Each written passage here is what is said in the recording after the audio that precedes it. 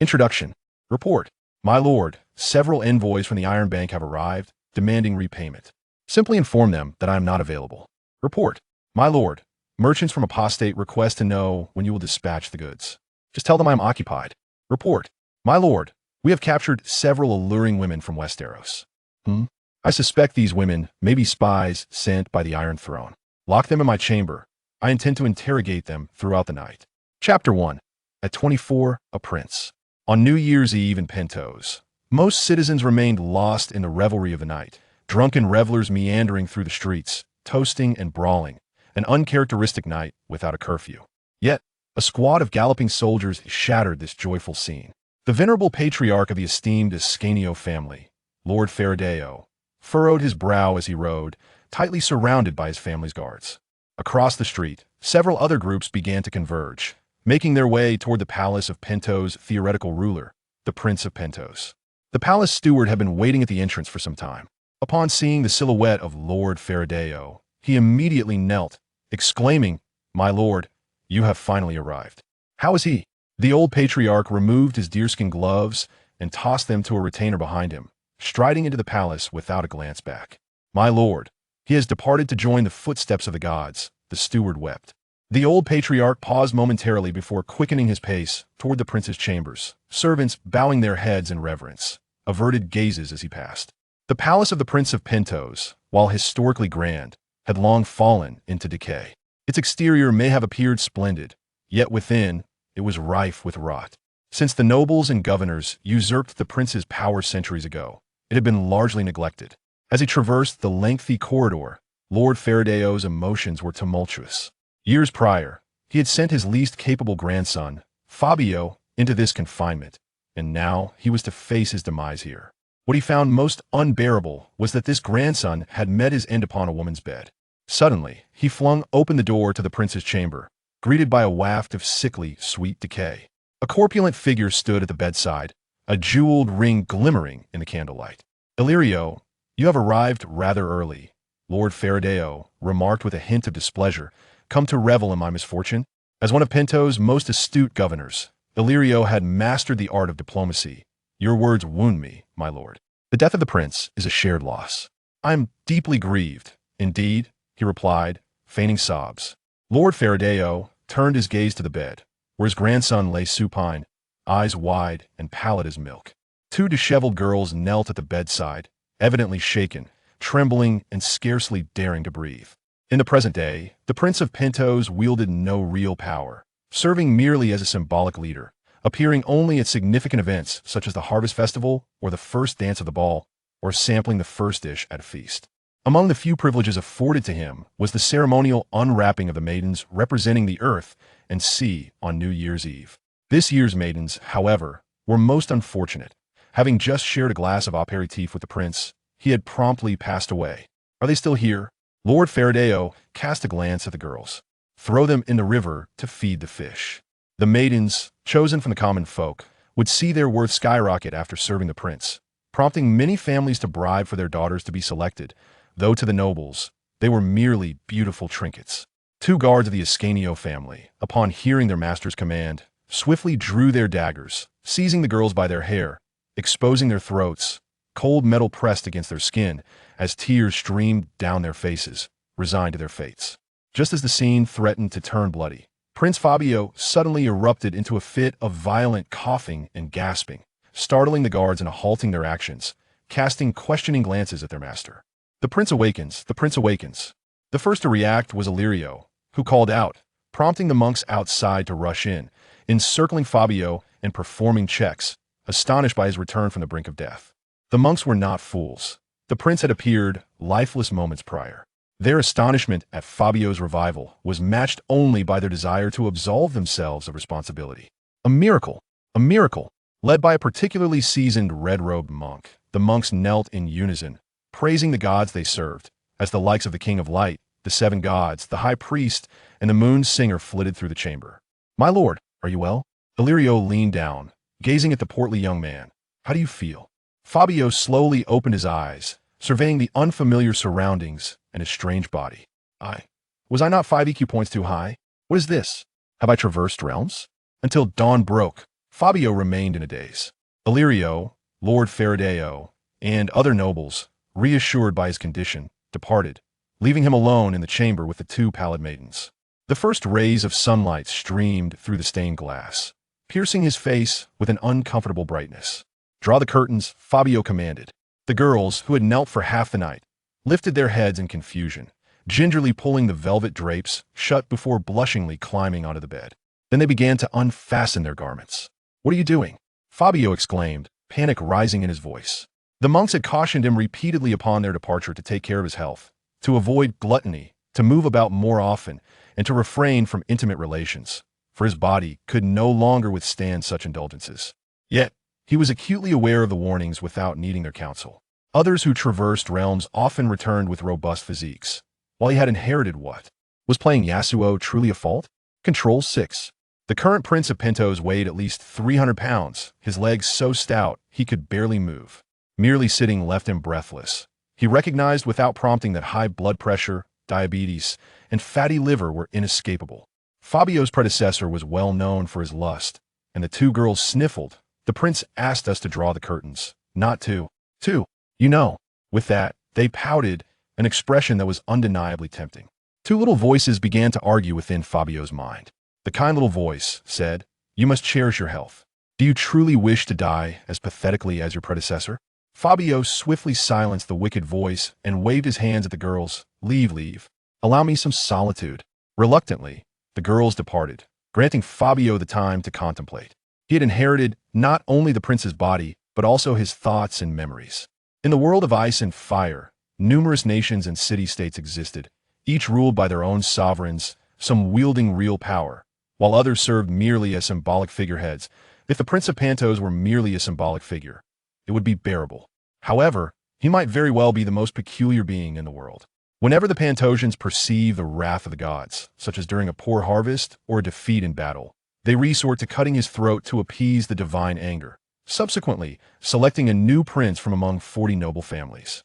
The process of electing a new prince generally involves the nobles drawing lots, after which they designate a member of their family to assume the princely role. This hardly resembles ruling. It is, in fact, shouldering an immense burden.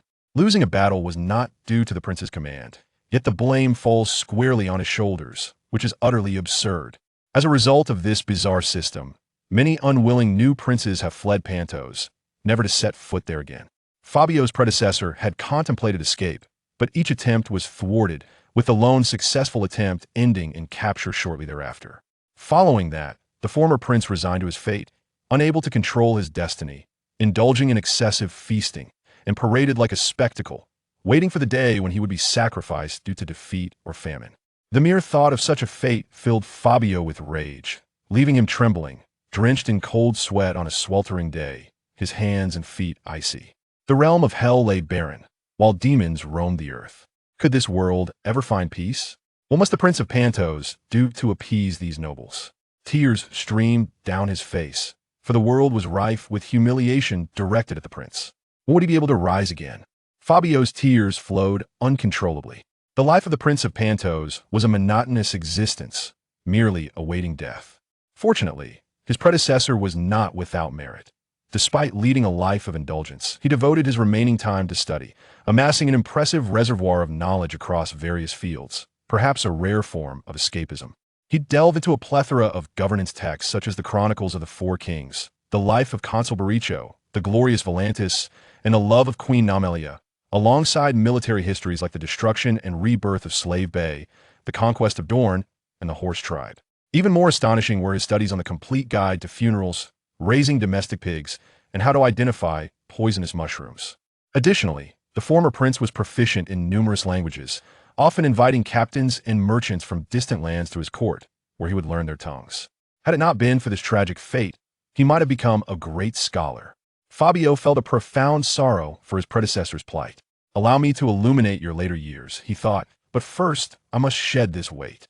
With great difficulty, he climbed out of bed, feeling as if he had descended a level. His chin sagged to his chest, his abdomen protruding, and his belly drooped toward his backside. He could endure no longer.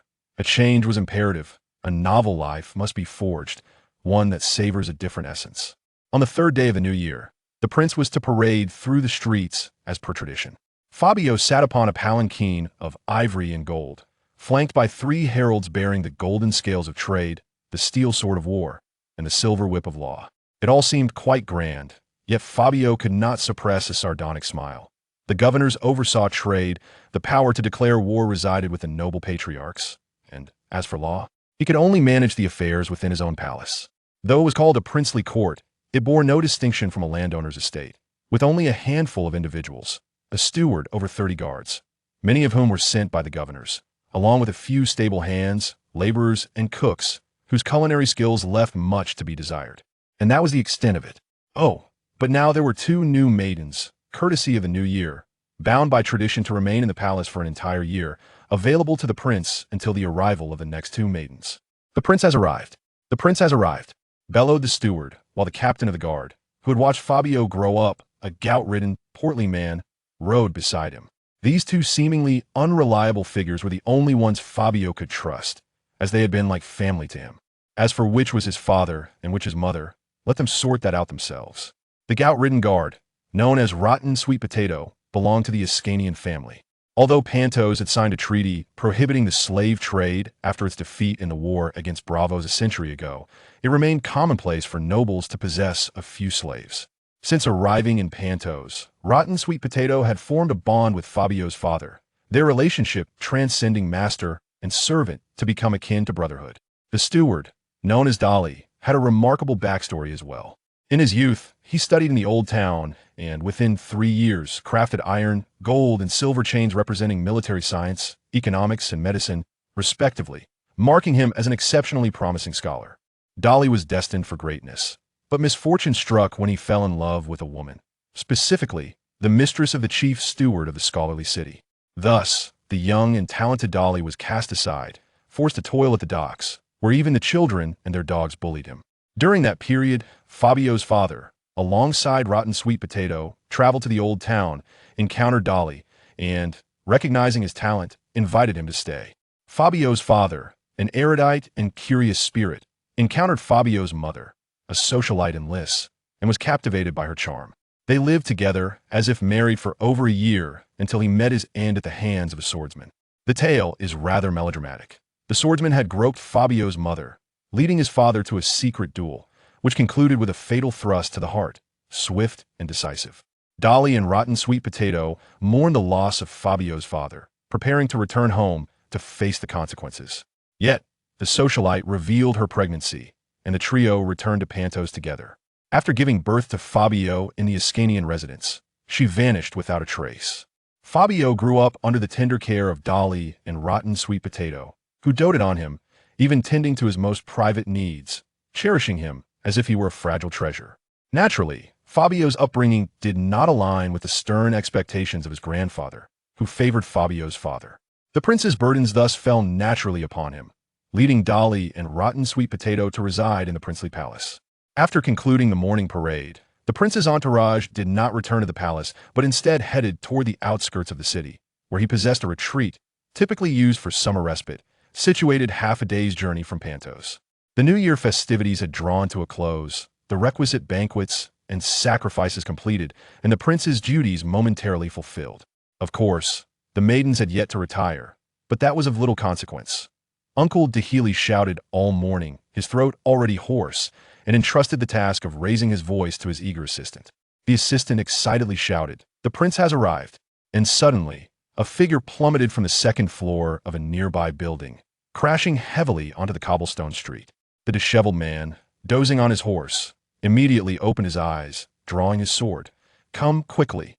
Protect the prince." The nearby crowd remained unresponsive, save for a small kitten that angrily mewed at him. Fabio felt a pang of sorrow. Indeed, once rendered useless, one becomes expendable. The figure that had fallen from above lifted his head in confusion, still clutching a chicken leg in his mouth. He rolled over and sat cross-legged on the ground, continuing to indulge in his meal. He appeared to be a boy, with a fair complexion and long, jet-black hair cascading casually over his shoulders. At his age, he could be considered quite robust. Fabio turned to glance at a sign that read, "Fragrant Temptation." This was a brothel. As if to confirm Fabio's impression, a flamboyantly dressed madam emerged, leading several burly men. Upon seeing Fabio's entourage, she paused momentarily before quickly donning a smile. Ah, is Prince Fabio? It has been quite some time since your last visit. What? When did I ever come here? By the way, what is the situation with this person? Fabio pointed at the boy gnawing on the chicken leg. Why are you hitting him? The madam, sensing an opportunity for dialogue, knelt before Fabio, exclaiming, Your Highness, please help us. This boy ordered 2 girls and spent the entire night with them, not to mention consuming 2 barrels of Atlantis wine. We thought he was some nobleman dressed in silk and furs, but in reality, he has no money to pay. Is it not a grave moral failing? She even displayed her clothing to Fabio, likely intending to offer it as compensation. The long robe, seemingly white, was adorned with countless black eyes, making Fabio shudder. Such a moral deficiency, a son without a father. Indeed, what a disgraceful character. The surrounding onlookers began to murmur in agreement, a rare moment of consensus among the populace of Pentos. The boy, having finished his chicken leg, retorted, How can you tarnish my reputation without cause? It was those 2 sisters who expressed their affection for me. I'm merely obliged. What reputation? The wine cannot possibly claim to like you. Someone shouted from the crowd. The boy's face flushed crimson, veins bulging on his forehead as he protested. I was merely seeking a drink of water. They dragged me in and forced wine upon me. As a priest of the blind god, I am a proponent of civility and decorum. His subsequent remarks, illumination amidst darkness, and all things are equal in the eyes of the blind, resulted in laughter among the crowd, filling the establishment with a lively atmosphere. Noticing the growing crowd, Fabio grew anxious about returning to the palace. How much does he owe? I'll pay it, and have his clothes cleaned and sent to the palace. Oh dear, we cannot allow His Highness to bear such expenses. The madam's face brightened with a calculated grin. It totals 12 gold pieces. The hand raised in the air trembled slightly. 12 gold pieces could sustain a typical family of 5 for half a year. What had this boy done in one night? Is it really that expensive? Uncle de Healy furrowed his brow. Fabio, known for his lack of concern for money, interjected.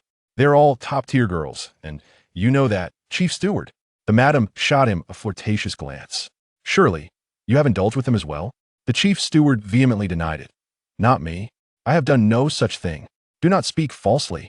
This money was deducted from the living expenses allocated to the prince's palace by the governors, a secret that must remain hidden.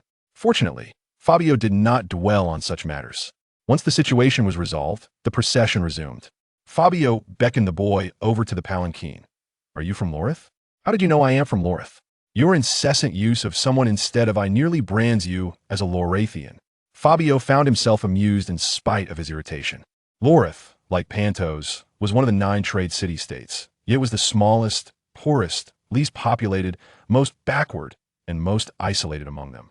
Despite boasting a vast fleet of fishing boats, the Lorathians seldom constructed warships, rendering their military strength quite feeble. The locals rarely ventured beyond Lorith. Lorith was founded by the priests of the blind god Bosi, who fled the oppression of the Valerian Free Fortress to establish a new Lorith on the northernmost island of Essos, one of the 9 trade city-states.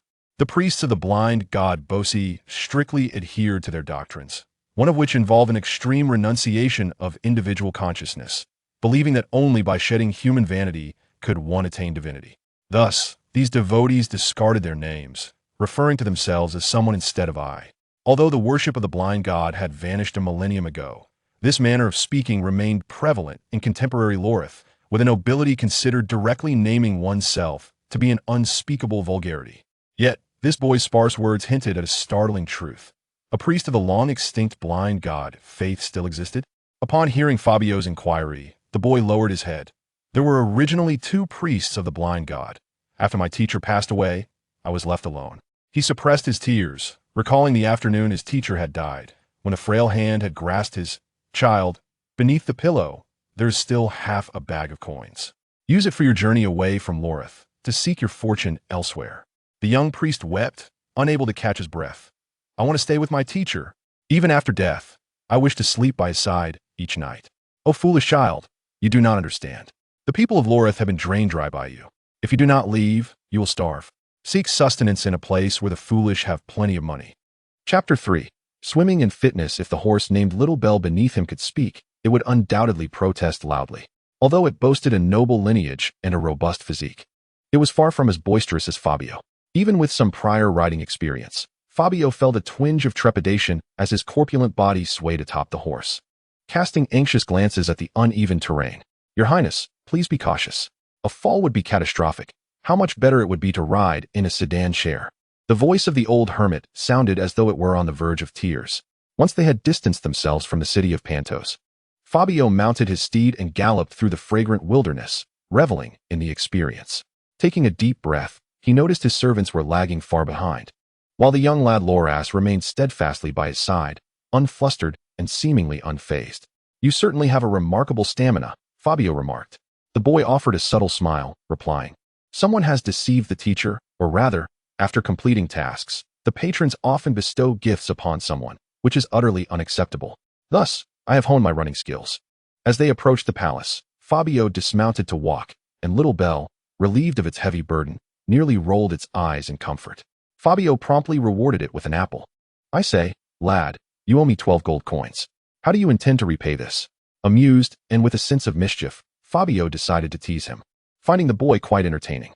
"Someone serves you, much like I serve the teacher," the boy replied. "Stop, stop," Fabio interrupted. "Refrain from using someone incessantly. It is quite discomforting. From now on, refer to me as I. I shall deduct 1 gold coin from your debt. How does that sound?" The boy bit his lip, his expression shifting dramatically, before ultimately adopting the gravest tone his youthful countenance could muster. "This is the very creed upon which we Loras depend for survival. It is the unwavering faith of the blind priests." What followed was the heartfelt exclamation from the only blind priest in the world. "I need more money." "Very well. 2 gold coins will suffice," Fabio conceded, unwilling to quibble over such trifles. "By the way, what is your name?" "Your Highness may simply call me Blind One. In ancient times, we were reverently referred to as the blind, but now, as belief in Bosi has waned, neighbors simply call us blind. The teacher calls me Old Blind One, and I am now Little Blind One. I am the last remaining. So there is no need to distinguish between the great and the small. In ancient times, to become a blind monk, one had to have their eyes pierced. But that is no longer necessary." Fabio engaged in conversation with the blind boy for quite some time until the other servants finally arrived. In the distance, he spotted the rotund figure of the gluttonous man seated barefoot in his sedan chair, mumbling incessantly. "Is the gout acting up again? Have you been indulging in seafood once more?" Fabio discerned instantly that the man was indeed unwell. Alas, the wretched sweet potato glanced up with a hint of guilt, exclaiming, "I merely took a tiny bite." To which Fabio retorted, "That minuscule morsel could fill an entire bowl. Your discomfort is your own concern."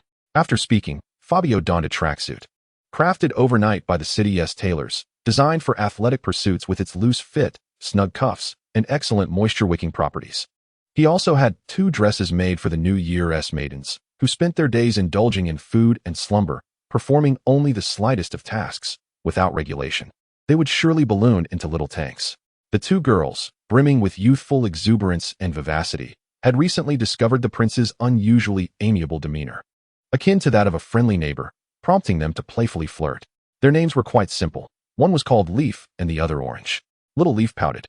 "Truth be told, being a bit plump isn't so bad. Our parents always say that chubby girls are fortunate. One must live for oneself," Fabio declared, casting aside this seemingly nonsensical remark as he took off running with his long, sturdy legs. He intended to reside in the palace for an entire month, prompting the servants to tidy up the accommodations and prepare provisions, while the wretched sweet potato sat there, sulking with its foul feet. Perhaps due to the throngs of people in Pentos, the nights in the prince's palace were always murky, while the palace in the wilderness boasted fresh air, uplifting the spirits. Fabio dedicated the entire afternoon to his training regimen, and as dusk approached, he commenced his final swimming session in the nearby lake. Dismissing the other servants and summoning only his trusted confidants and the blind man to grill meat by the water's edge. The blind man's presence was due to his exceptional grilling skills. Fabio had previously intended to impart his past experiences from a humble barbecue stall. Yet the blind man's midday grilling had nearly caused the sweet potato to swallow its own tongue. "Your Highness, the fish is ready. Dinner awaits," the blind man joyfully called from the shore. Fabio took a bite, savoring the perfectly charred exterior and tender interior, with an exquisite blend of spices. "Your skills are commendable. How about you cook for me regularly?" The blind man beamed with joy at the praise. "Really, Your Highness? That would be splendid. My teacher always said that while everyone else might starve, a cook will never go hungry." He would be delighted to hear this, he added, shedding a few tears. This decision was not made lightly. The current matron of the kitchen was appointed by one of the governors, and if Fabio sought to seize power, he must replace those around him with loyal allies, particularly in matters of sustenance. The blind man, being a Laurasian with no deep roots in Pentos, had no choice but to follow Fabio. From now on, do not call me your highness. Refer to me as the great king, understood? The blind man nodded vigorously, oblivious to the implications, while old Master Dahiri raised his head, questioning, Fabio, what do you mean by this? Alongside the sweet potato, they would privately address Fabio by his name, a sign of intimacy that Fabio wholeheartedly accepted. You inquire, has there ever been a prince, throughout the ages, who dared to defy the shackles that bind him? A sudden pang gripped Dahili's heart. Ever since Fabio was chosen as prince, they had diligently avoided this topic. Although they were painfully aware that misfortune would inevitably befall Fabio, they cherished each day as it came. Today, Fabio's initiative to broach the subject took him completely by surprise. Indeed, there have been those who attempted, yet they all met with failure, did they not? In frustration, Fabio flung aside a fishbone. Xiaoya, do you recall the first thing I said to you today? Xiaoya hastily discarded the bone from her mouth. You said my posterior is quite appealing. Not that one. Fabio retorted. That was, oh, I remember now. You said that a person's life should be lived for oneself. Yes, one must live for oneself. That day, when I nearly perished, awakening felt akin to being reborn. At this, he struggled to suppress the urge to scratch his nose, a sign of his inner turmoil. I refuse to accept this aimless fate any longer. I shall rise in rebellion. Even if I fail, even if I perish, I shall do so without regret. My destiny is not entwined with yours. Even should I be sacrificed, you both may return to my grandfather's side and live comfortably in the next life. Yet, I require your assistance. I need you both to stand with me until the very end. Will you? He extended his hand. As he spoke with increasing fervor, he truly began to embody the role of the king of Pentos. His voice dripped with gravity, yet emanated an unyielding resolve. The two girls, startled by the intensity of his gaze, huddled together, unsure of how to respond. A rough, large hand enveloped theirs. I have long awaited this day. Boomed the face of a scruffy fellow, his bald head shimmering under the twilight like a guiding beacon. Following him was Chief Dahili, who said nothing, yet his gaze unequivocally conveyed his intent. To the surprise of all three, a frail hand also joined in, as the youthful and vibrant face of a blind man leaned forward. Though I know not what the king speaks of, I too wish to partake. If we succeed, can we offset the remaining 10 gold? The gloom that had settled since his arrival in this world lifted instantaneously, and Fabio burst into joyous laughter.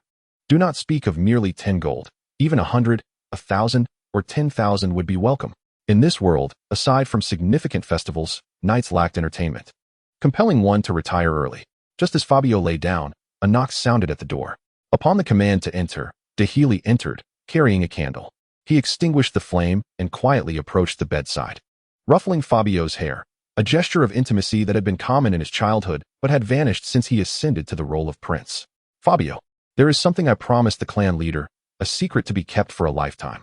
However, your words today reveal that you have matured, and you have the right to know what it is.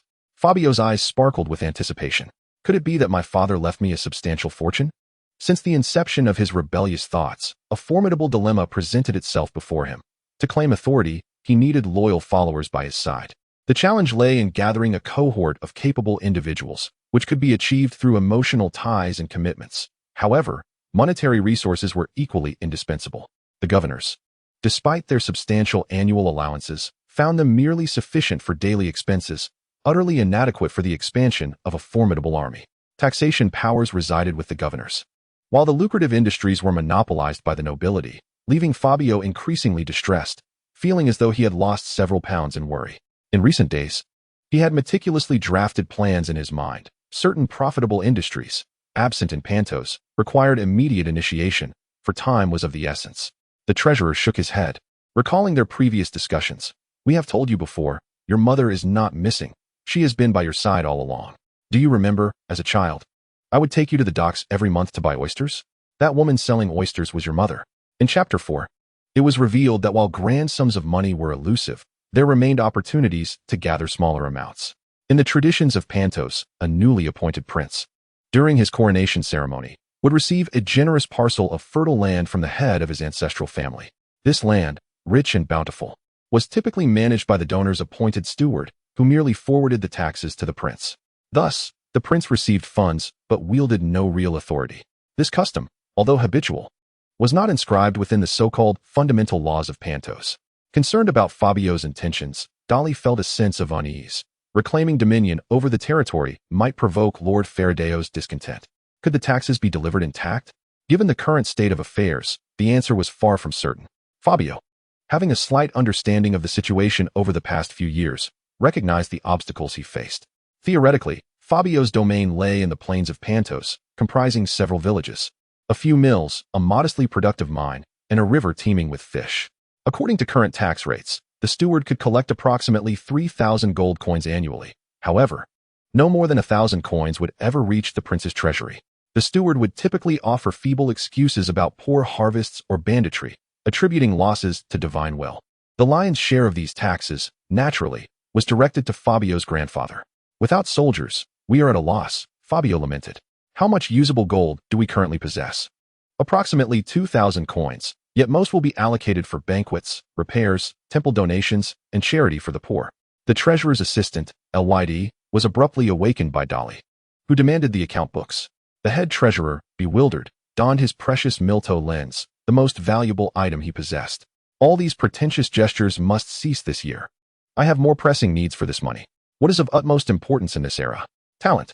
He gazed longingly towards the distant east, where a realm of golden legends awaited him. These matters fall squarely within the prince's purview. Should they cease, it would likely incite controversy. Are you certain you wish to proceed? The chief steward hastily scribbled in the ledger, suggesting, do not speak directly. Find an excuse. Perhaps a robbery or an offering to the gods. Having uttered this, Fabio yawned widely, for the exertions of the day had left him utterly fatigued. He drowsily buried himself in his pillow, murmuring, when the wretched sweet potato awakens tomorrow morning, have him and the blind man come to me. The sweet potato's gout flared up quickly, yet he recovered just as swiftly, appearing lively in Fabio's chamber at the break of dawn, accompanied by the blind man, who bore a tray of fine wheat bread and a jug of clear water. Fabio's meticulously crafted breakfast for weight loss. Sweet potato, I wish for you to procure a few individuals from Estabo. I have prepared a list for you. You are more familiar with the area, and I hope you can make the trip. The sweet potato glanced at the list with keen interest, nodding. But I cannot read. What have you written? It consists of the names of several slaves, Fabio replied, only to notice the blind man stretching his neck from afar, silently murmuring to himself. Can you read? Yes, indeed. Although it is somewhat difficult to discern. This revelation astonished Fabio immensely. In such an age of ignorance, literacy was an exceedingly rare and precious skill, accessible only to a select few wealthy nobles and high-ranking clerics. He had assumed the blind man was merely a charlatan masquerading under the guise of ancient wisdom, but it appeared he possessed genuine abilities. The sweet potato's gaze shifted as he regarded the young man. Fabio understood the sentiment well. A page densely filled with text could evoke a profound sense of awe in those who could not read, regardless of their station. Then please read it, Fabio urged, handing the parchment to the blind man. The latter quickly set down the tray, rubbed his hands against his garment, and respectfully accepted the parchment. For someone like him, who had learned to write upon the sands, such material was indeed valuable. After all, the hide of a single adult sheep could yield only 2 large sheets of parchment and 4 smaller ones, not accounting for losses during production. As an untainted servant of the Immaculates, the slave named me, also known as Misson, along with her 2 brothers, Pentos and Loras, bore names that, while of a common lineage, had diverged in style over millennia, making it understandable that the blind man might struggle to comprehend them. So, you seek to purchase a few Immaculates? The sweet potato's expression suddenly turned grave. The minimum number of Immaculates available for sale is in the hundreds. Setting that aside, this girl seems promising. She clearly possesses a name, thus her brothers should be easier to locate. He gestured toward a name on the paper. Are you referring to the female slave? The blind man quickly turned the parchment around, assisting him. The king may not fully comprehend that the purity ones change their names daily prior to sale, a practice intended to extinguish their emotions.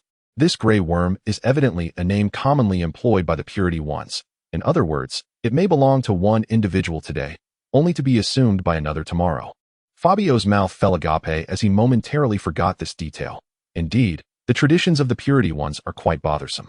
What is it about this individual that has captured your attention so? Surely, he must possess some distinctive traits. The rotten sweet potato tucked the letter into his bosom and expressed his thoughts. He appeared remarkably composed, exuding an air of reliability. with an unremarkable stature that was easy to overlook. Fabio meticulously recalled the image of the gray worm. The rotten watermelon-esque face twitched slightly. Such individuals are ubiquitous in a stable. Slave masters employ every conceivable method to train the purity ones. Aside from their skin color, everything else can be altered to be indistinguishable. The mere thought of their training methods sends shivers down my spine. By the way, what is my role in this visit? Is there a difference? Indeed, there is a significant distinction. If I were to attend as a royal envoy, I would undoubtedly be permitted to make my own selections, making the process considerably easier. Fabio nodded, stroking his chin in contemplation. Acquiring 100 purity ones would not pose a problem. With an agreed price of roughly 1,000 gold coins, this formidable infantry would undoubtedly assist him in reclaiming his power. He clenched his teeth. Go to Dali and procure 1,000. No, make it 1,200 gold coins. I must select the very best. I will go to the docks today to board a ship bound for Apasta, accompanied by Dali's assistant. Each purity one is the finest, yet each is also the most tragic. A hint of sorrow appeared on the rotten sweet potato-esque face, seemingly ensnared in memories of his time training in Apasta. The rotten sweet potato accepted the task, and the blind man stood quietly to the side, awaiting Fabio's completion of breakfast. The kitchen overseer, a corpulent woman named Maishi, was sent by Governor Odilo, and she had served 3 princes, including Fabio. Recently, as she approached menopause, her temper had become increasingly volatile, often echoing her wrath throughout the palace over trivial matters, whether it was the scurrying of mice or the cats chasing them. Furthermore, as the longest-serving member of the kitchen, she wielded considerable authority, often bullying those beneath her. In the past, Fabio was too timid to confront her, but he was no longer the same. Did Maishi say anything when I appointed you to manage the kitchen? The blind man seemed somewhat bashful. Nothing. All is well. That cannot be true. Show me your hands.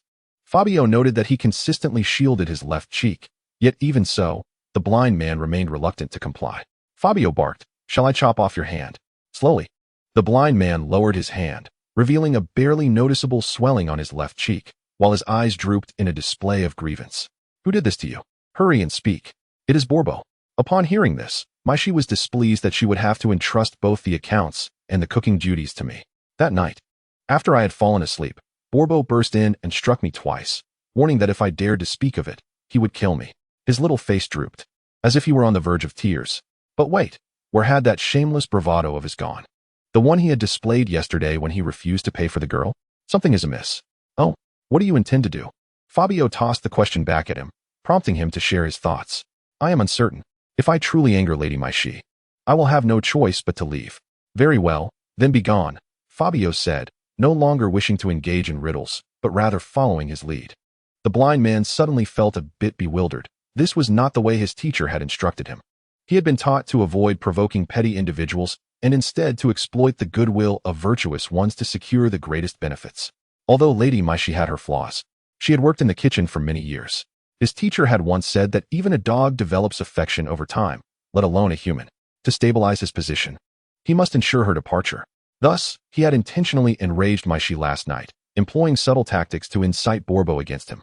The frail old man could hardly withstand 2 of his blows. He had merely stood there to be struck, resulting in only minor swelling on his face. He feared Fabio would overlook this, even going so far as to feign a cover-up to draw attention. However, the subsequent developments had not unfolded as he had hoped. As the blind man gathered his belongings and approached the palace gates, he found Fabio already stretching with 2 maidens. The young girls mimicked his movements, giggling at his antics. Each step felt interminable for the blind man, knowing that once he crossed that threshold, there would be no return. Teacher, you have truly put me in a difficult position. He abruptly turned around and knelt before Fabio, startling the 2 girls. My lord, I shall never dare again. Fabio looked down at him imperiously. Never. Ever attempt to outsmart me, do you understand? Chapter 5. A sister arrives from afar. What did you say? Repeat that. Are you certain? After a rigorous half-month training regime and a sensible diet, Fabio's excess weight had noticeably diminished, rendering his physique more proportionate, if not entirely slim. Just as he completed the first phase of his weight loss plan, Dali brought him a startling revelation. Indeed, His Majesty King Viserys of the Targaryen dynasty and Princess Daenerys had arrived in Pentos, now preparing to visit the residence of the governor of Illyrio. Fatigued to the point of collapse, Fabio leapt up in astonishment. During his conversation with Dali, he had learned that it was now the 14th year of Robert Baratheon's reign. Fabio was unsure of the exact timeline, only knowing that the Prime Minister remained Lord John Arryn, indicating that they had yet to reach the familiar onset of the Ice and Fire saga, but it was certainly not far off. The arrival of Viserys and Daenerys clearly signaled to Fabio that the commencement of events was merely 6 months away. You foolish creatures remain in place. I shall make my escape. After the Targaryen family was ousted from the Iron Throne by the noble lords, only the siblings Viserys and Daenerys were smuggled to Braavos by the loyal Ser Willem Darry, where they remained under his protection until his demise. However, upon exhausting their funds, the remaining servants swiftly expelled the siblings, forcing them to wander as guests among the free cities. Yet, the fervor of these hosts soon waned, and the siblings were compelled to sell their possessions for survival. When Viserys parted with his mother's crown, he was soon dubbed the Beggar King. Arriving in Pentos, it is likely that the siblings encountered disdain elsewhere, prompting their desperate search for refuge. Very well, let us alter our course and return to the city. Fabio has a keen understanding of the intentions of the rotund Illyrio. He is the sort who could pluck a feather from a flying goose. And he shall surely seek to sell Daenerys for a handsome price. Are we not proceeding to your domain? The very thought causes Dahili to perspire with anxiety. Such sudden changes in plans can be quite vexing. Ever since Fabio learned that his mother had been observing him from afar over the years, he found himself compelled to make the journey to Pentos merely to catch a glimpse of her, only to feel the overwhelming urge to visit her upon returning home. He yearned for her to see him healthy and vibrant. Upon completing the first phase of his weight loss regimen, he resolved to visit his own territory. A mother's love is indeed profound and immutable. Even if he is not her biological son, he feels the urgency to compensate her affection. Nevertheless, the appearance of the Targaryen siblings necessitated a change of plans for Fabio. Blind man, Borbo, ride swiftly with me back to the city. Dahili, you and the others may proceed at a measured pace. Fabio, unable to contain his eagerness to return alongside the servants, mounted his horse and departed ahead. Little Belle, noticing Fabio's approach, nervously retreated a couple of steps, but as Fabio leapt onto the steed's back, it tilted its head in confusion. This is all for you. To lighten your burden, you ungrateful creature, Fabio muttered under his breath as he spurred the horse onward. After the previous guidance from Fabio, the blind man had become much more compliant, striving to coexist harmoniously with everyone. For instance, he had devised his own methods for dealing with the groom, Borbo. Indeed, I witnessed it clearly. I saw the street prince's wife enter the private room with the harvest prince and the Grand Maester. Shortly thereafter, enchanting sounds emerged from within. The blind man and Borbo rode side by side, exchanging boisterous tales. Old Borbo's nostrils flared as wide as the old mare beneath him, eagerly urging. And then? What happened next? The street prince's wife later entangled herself with several young sailors. Oh, how scandalous this woman is. The blind man's tone was neither hurried nor concealed, drawing Borbo in with gradual intrigue. As the three of them returned to the city, the carriage of the Targaryen siblings glided slowly along the broad streets of Pentos, with the two of them seated alongside Illyrio in the canopy-covered vehicle. Your Majesty, this is a newly poured wine. Please indulge, Illyrio said, presenting a goblet to Viserys. Viserys felt a wave of contentment wash over him. Being addressed as Your Majesty was a delight, and he relished the chilled wine, his lips curling into a charming smile, or so he believed it to be. I must inquire, esteemed governor, as this is our first visit to Pentos, are there any delightful or intriguing places to explore? Today, Your Majesty, you must rest after your journey. I have arranged a banquet at my humble abode, where several governors and noble leaders will be in attendance. They have long admired your and the princess's beauty. I implore you to grant them this opportunity, Illyrio added, rubbing his hands together with a jovial demeanor. Then I shall certainly grant them this chance. Viserys laughed boisterously, ha ha ha ha, in contrast to her brother's exuberance. Daenerys appeared pensive, gently parting the carriage curtain to observe the bustling streets outside, striving to imprint the city's essence in her memory. She was uncertain how long she and her brother would reside here, 1 month? A year? Each time they arrived in a new locale, the local rulers initially welcomed them due to Viserys' claim to the title of ruler of Westeros. Yet, it was not long before they discerned that this title bore little advantage for the siblings, leading to a gradual neglect of their presence, first in terms of hospitality, then in tone, until the situation deteriorated to the point where her brother could no longer endure it and left. Daenerys did not believe her brother was oblivious to this reality. Rather, he was ensnared in a web of false pretenses to shield himself from the ensuing pain. Life had begun to drive him to madness. She brushed her fingers against the delicate flesh on the inside of her arm, a lingering memory from their time in Lys when her brother had erupted in fury at the Lord Steward. Unable to confront the steward directly, He had vented his anger by shattering all the plates, subsequently turning his ire upon himself. Daenerys had always silently forgiven her brother, understanding the burdens he bore. Regardless of the circumstances, he had strived to nurture her into adulthood, which she recognized as her duty. Noticing Daenerys's contemplative expression, Illyrio shifted closer. "Your Highness, is there anything amiss?" "No, no. Everything is splendid," she replied, offering a polite smile, all appearing quite natural. After a brief nap in the quarters Illyrio had prepared for her, Daenerys was awakened by her brother's voice. "My dear sister, rise and shine." Viserys gently pulled the still sleeping Daenerys from the bed, his kindness particularly evident when he was in good spirits. She could only hope that such days would linger a while longer. With a sharp snap of his fingers, the elder summoned several servants who promptly entered. "You must bathe and change, adorning yourself splendidly. We shall host numerous guests this evening." The sun descended slowly, its golden rays trailing before Fabio. Borbo, having overstepped with his lewd antics, faced retribution in the form of a small pit, resulting in his horse sustaining a broken leg, necessitating his stay to care for it. Thus, only Fabio and the blind man rushed into the city, the gusts of wind stirring a cacophony of gasps, along with the fluttering skirts of young maidens. As they turned down familiar streets, they were greeted by the sight of Illyrio's grand residence. Though not particularly opulent, it exuded a rustic charm. With an entrance so vast it could easily accommodate 3 Fabios from the past, and now nearly 5. In the distance, Fabio spotted his grandfather, Fabio, accompanied by several uncles. As they entered through the grand portal, intended to rein in his steed, Fabio was suddenly compelled to abandon this thought, charging through the entrance instead.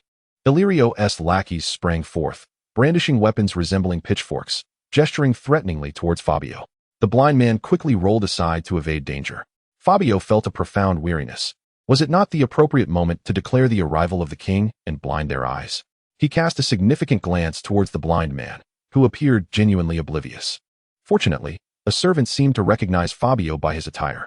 It was then that Fabio finally discerned his grandson, barely recognizable in his gaunt state. "Greetings, chief of the Ascanes," Fabio said, flicking his whip dismissively and dismounting, striding away, leaving Fabio bemused.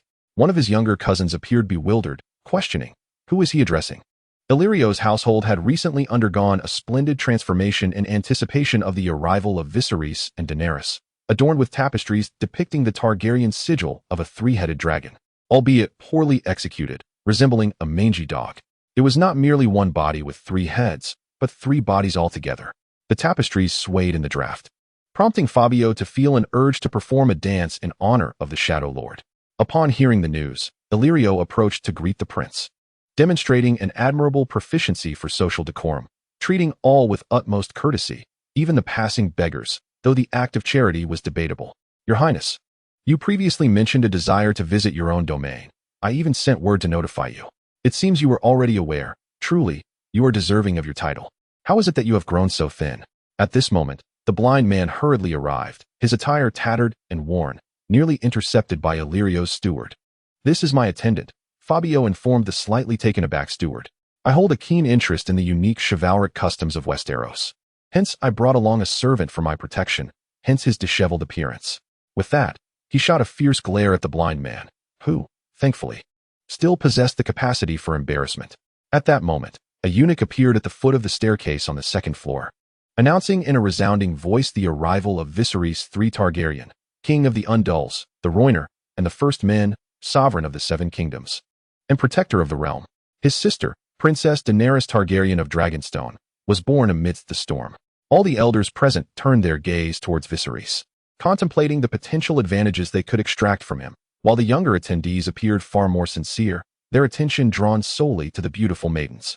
To be fair, Fabio's 2 attendants, Leaf and Orange, were indeed quite lovely, yet when juxtaposed with Daenerys, they resembled nothing more than ordinary village girls. In fact, they seemed to embody the essence of simple rustic maidens. Even with some mental preparation, Fabio was still taken aback by Daenerys's beauty. Her pale lavender eyes stood out against her fair complexion, akin to 2 violets adorning a blanket of pristine snow. Her graceful neck resembled that of a swan, and she donned a flowing gown of purple, embellished with black and red gemstones that perfectly complemented her eyes. Her long, white hair cascaded casually down her back, while a large crimson gem adorned her forehead, enhancing her already radiant presence. However, there was a slight disadvantage. She was rather petite and somewhat slender, after all. She was merely in her teens, still possessing ample room for growth.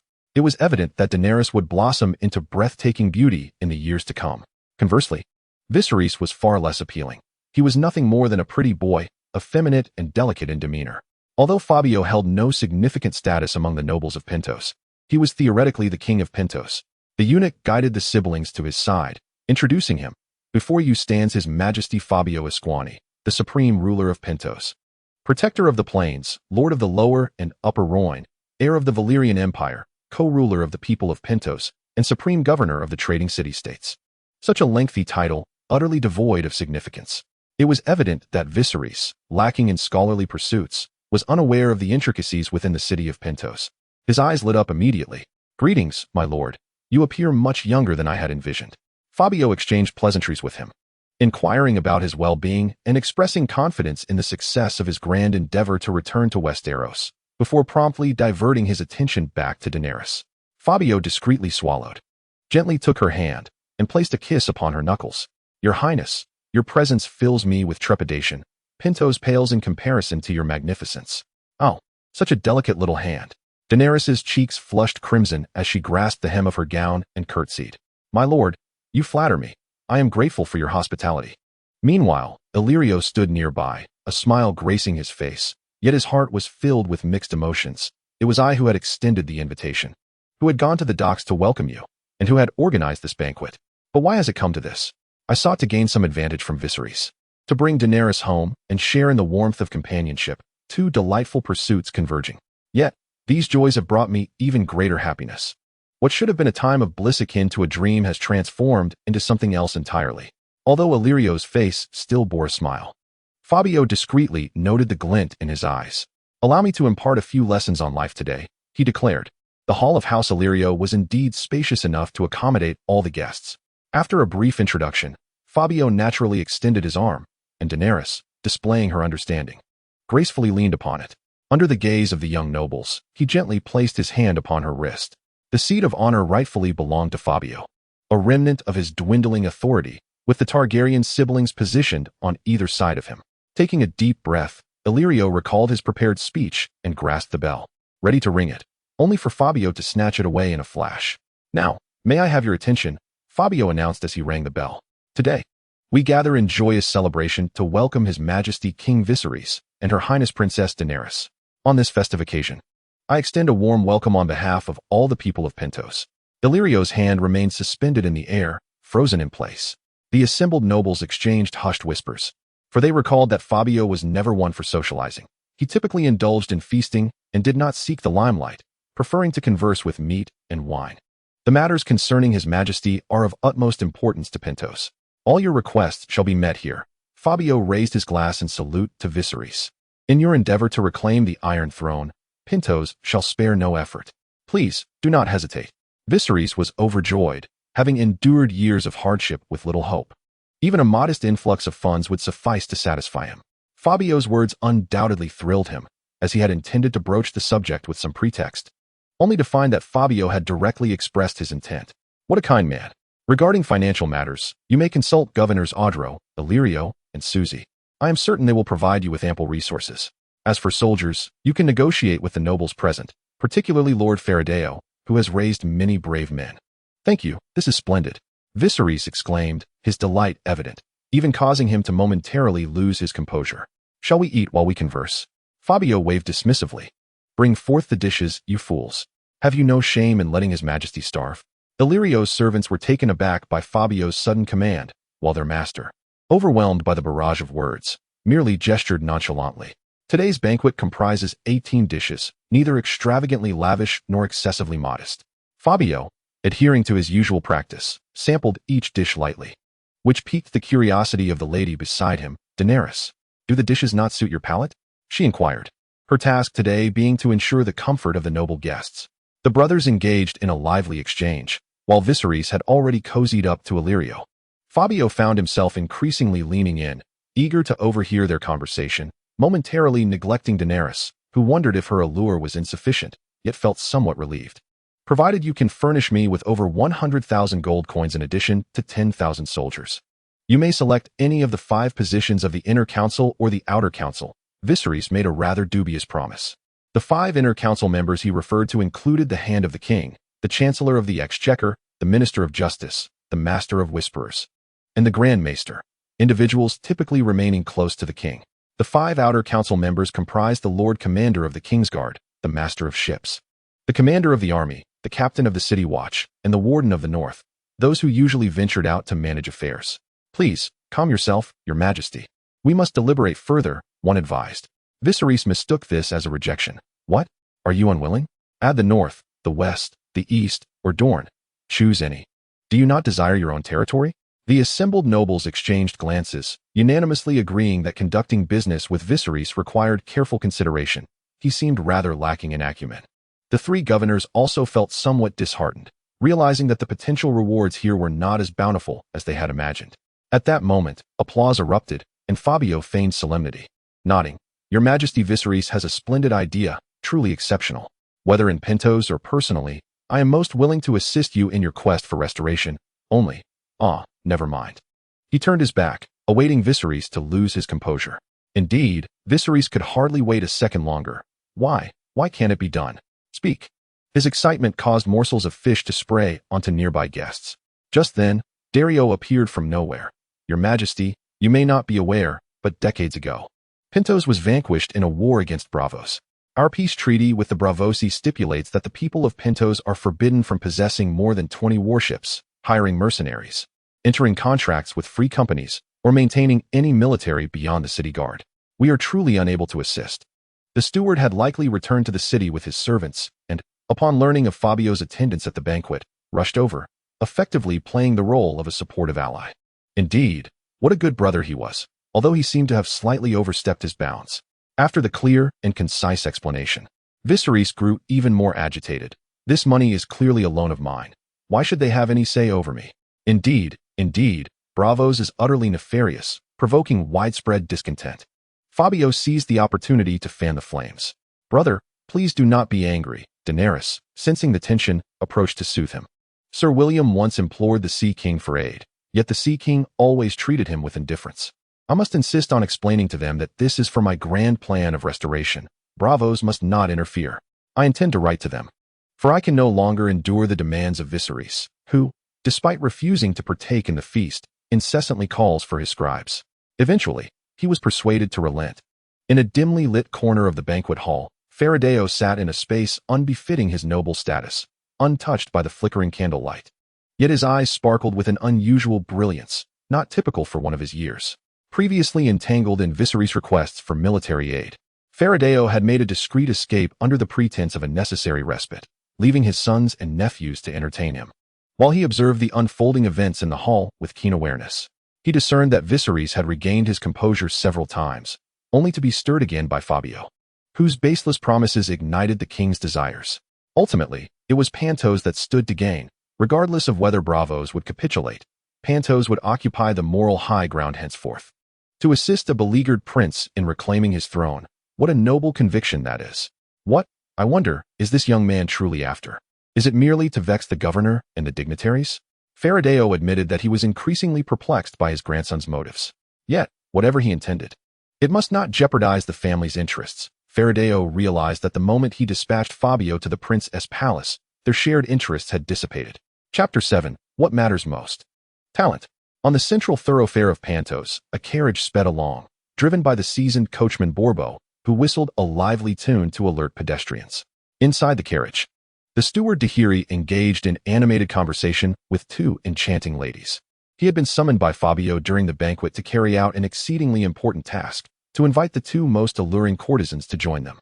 The day the blind man encountered them marked a delightful night that cost him 12 gold coins, an amount sufficient to sustain a modest household with 2 additional coins, particularly since the feast was catered, devoid of any discounts or bonuses. Perhaps these 2 maidens were adorned with gold. Your client tonight is His Majesty Viserys. You must attend to him with utmost care, the steward instructed. The 2 social butterflies fanned themselves with delicate paper fans, their expressions rife with impatience. Steward, you jest. What lady cannot be won over? You hurriedly pulled us away without allowing us to prepare properly. Our mother would be displeased, and we have esteemed guests to entertain. With that, The ladies dismissed him from the carriage and began to tidy their appearances with the assistance of their maids.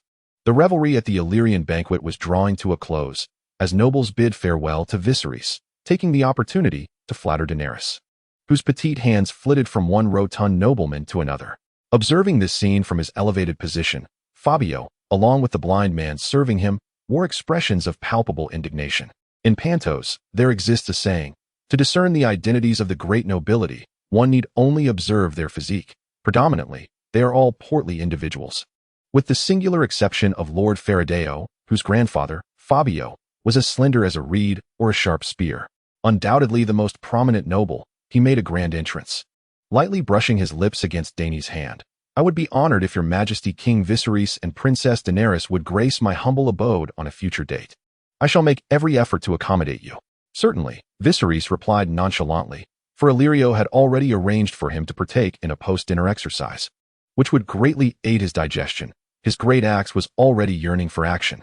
Fabio, with a serene smile, watched them, suddenly catching a glimpse of his grandfather's departure, resembling a ravenous wolf ensconced in the shadows, flanked by his eager descendants. My prince, Lord Illyrio, and I have matters to attend to, he remarked, noting the hurried demeanor of Viserys, which made Fabio feel a wave of nausea. Such an anxious little cub, were it not for your sister's safety, I would not go to such lengths. Yet, despite this effade, Fabio felt a pang of urgency himself. He hoped Dockley would not falter. Please wait. Fabio raised 2 glasses of wine. I hold the late King Aegon in high esteem. Let us toast in his honor. Viserys drank heartily. And let us also raise a glass to Queen Rila, who embodied maternal grace. Fabio took 2 more glasses from the hands of a blind man. Are you ever going to stop? Viserys silently cursed, forcing a smile as he drained his glass. To the reign of King Jaehaerys II, under whose leadership the Targaryen family's renown spread far and wide. I propose we toast to all the Targaryen kings of yore. Viserys, quick-witted, countered the proposal adeptly. Indeed, yet there are other heroes worthy of our reverence. This round, let us also toast to Sir Willem Darry. My king, we have arrived, Dockley announced, breathless, still grasping 2 flamboyant courtesans, who had finally made their entrance. Apologies for the interruption, Sir Willem, you need not make an appearance. Close the door, let the ladies in. The 2 courtesans, as instructed by Dockley, sauntered slowly towards Viserys, who wore a curious expression. Your Majesty, shall we engage in some delightful games? However, the location for our games must be designated by us sisters. They held fluffy little fans, their sparkling eyes twinkling beneath delicate lashes, stirring an intrigue within Viserys' heart. In the end, all that remained for Illyrio were empty wine barrels and gnawed bones. Mounted upon his steed, Fabio finally exhaled a long breath of relief. He had successfully brought the future Queen of Dragons to his side, no longer fearing her falling victim to the treacherous hands of Illyrio. Though she appeared small in his eyes at present, he would nurture her in time. For now, the priority remained Viserys, a beggar king who sought alms wherever he roamed. Yet his titles were no mere effade. There was much to be gained by associating with him. Upon returning to the palace after a month, Fabio was filled with a sense of nostalgia. The place still bore its unappealing visage. He was indifferent to the surroundings, yet he feared that Viserys might be displeased. However, it seemed he was overthinking, as Viserys eagerly requested a chamber from Darry and hastily retreated inside with a courtesan, while Daenerys blushed and excused herself, expressing her fatigue from the day and her desire to rest early. What a charming young lady, Fabio mused, licking his lips, almost wagging his tail at her departing figure. Suddenly, a rotund face descended from above, 2 bushy eyebrows writhing atop a smooth forehead. Where have you been? When did you return? The rotund figure, known as the rotten sweet potato, reappeared beside Fabio after a month's absence, though he was no longer clad in armor, but donned an elaborate pink robe, topped with a headscarf of myriad colors. In the free trade city, the more colors in one's attire, the greater their status. Simply put, it indicated wealth. I returned this afternoon. Upon hearing you were attending a banquet, I waited here in the palace. Let us have a proper discussion. How many did you procure? The 2 strolled into the study, where it was evident that, despite Fabio's absence, the place had been meticulously cleaned. He poured a glass of chilled wine for the rotten sweet potato, who gulped it down. According to the customs of the Apostarians, I acquired 100 unsullied, along with the girl you requested, and an additional dwarf slave they threw in as a bonus, making a total of 102. The others have been arranged at your estate, and I brought back those you specifically named. Most of the unsullied are fine, but that girl named Miss Sandy cost me a hefty 100 gold pieces. Oh, has my golden legend arrived? Fabio exclaimed, leaping up. Quick, take me to see her. The newly acquired slaves were temporarily stationed in the kitchen, their evening meal gradually cooling, yet no one dared to partake. An overwhelming sense of confusion enveloped them. Unsullied had spent their entire lives in relentless training, never contemplating their future. The youngest, Miss Sandii, suddenly burst into tears, finding the atmosphere far colder than Astapor. Without her brothers by her side, she felt utterly lost. Eat up. Who knows when the next meal will come, Miss Sandii's brother urged. During their training in Astapor, the slave masters often subjected them to hunger drills, so when food was available, they learned to replenish their energy at once. Although such days had drifted into the past after being sold, he still clung to that mentality. The recently returned blind man sat in a corner, equally forlorn. If you won't eat, I can pack it away, it's good meat. The kitchen door burst open, and the Unsullied instinctively stood, bowing their heads and murmuring, Master, call me king, do you understand? Fabio addressed them in the language of the slave bay. Who is the Grey Worm? Step forward. Grey Worm was the name the little people used when departing Astapor. A robust Unsullied stepped forth. Indeed, he was strong and possessed a resolute gaze, exuding an air of reliability. However, his appearance differed vastly from Fabio's imagination of a Grey Worm. The Grey Worm before him possessed large eyes as blue as the sky after the rain, with platinum blonde curls closely cropped to his scalp. Though his skin appeared rough, it retained a certain pallor. This was indeed a descendant of Valyria. I had warned you, but this lad is quite formidable. Purchasing him was a wise decision. Based on your descriptions, I also acquired this fellow. The gaze of the wretched watermelon darted toward a figure standing in the corner, tall and lean, exuding an air of seriousness, his expression reminiscent of one who has been owed debts. I shall now proclaim my first decree. Henceforth, you shall no longer be slaves. You may use your true names. Except for the Mizan brothers, the other two young innocents remained unmoved. In response to the master's words, we have no names, unless the master permits. Then allow me to bestow upon you names, Fabio declared cheerfully, pointing at the tall and lean innocent. From this day forth, you shall be called Grey Worm. The newly christened Grey Worm knelt in acquiescence, while the other Valyrian descendant also knelt, awaiting the title that would accompany him for a lifetime. Grey Worm, Grey Worm.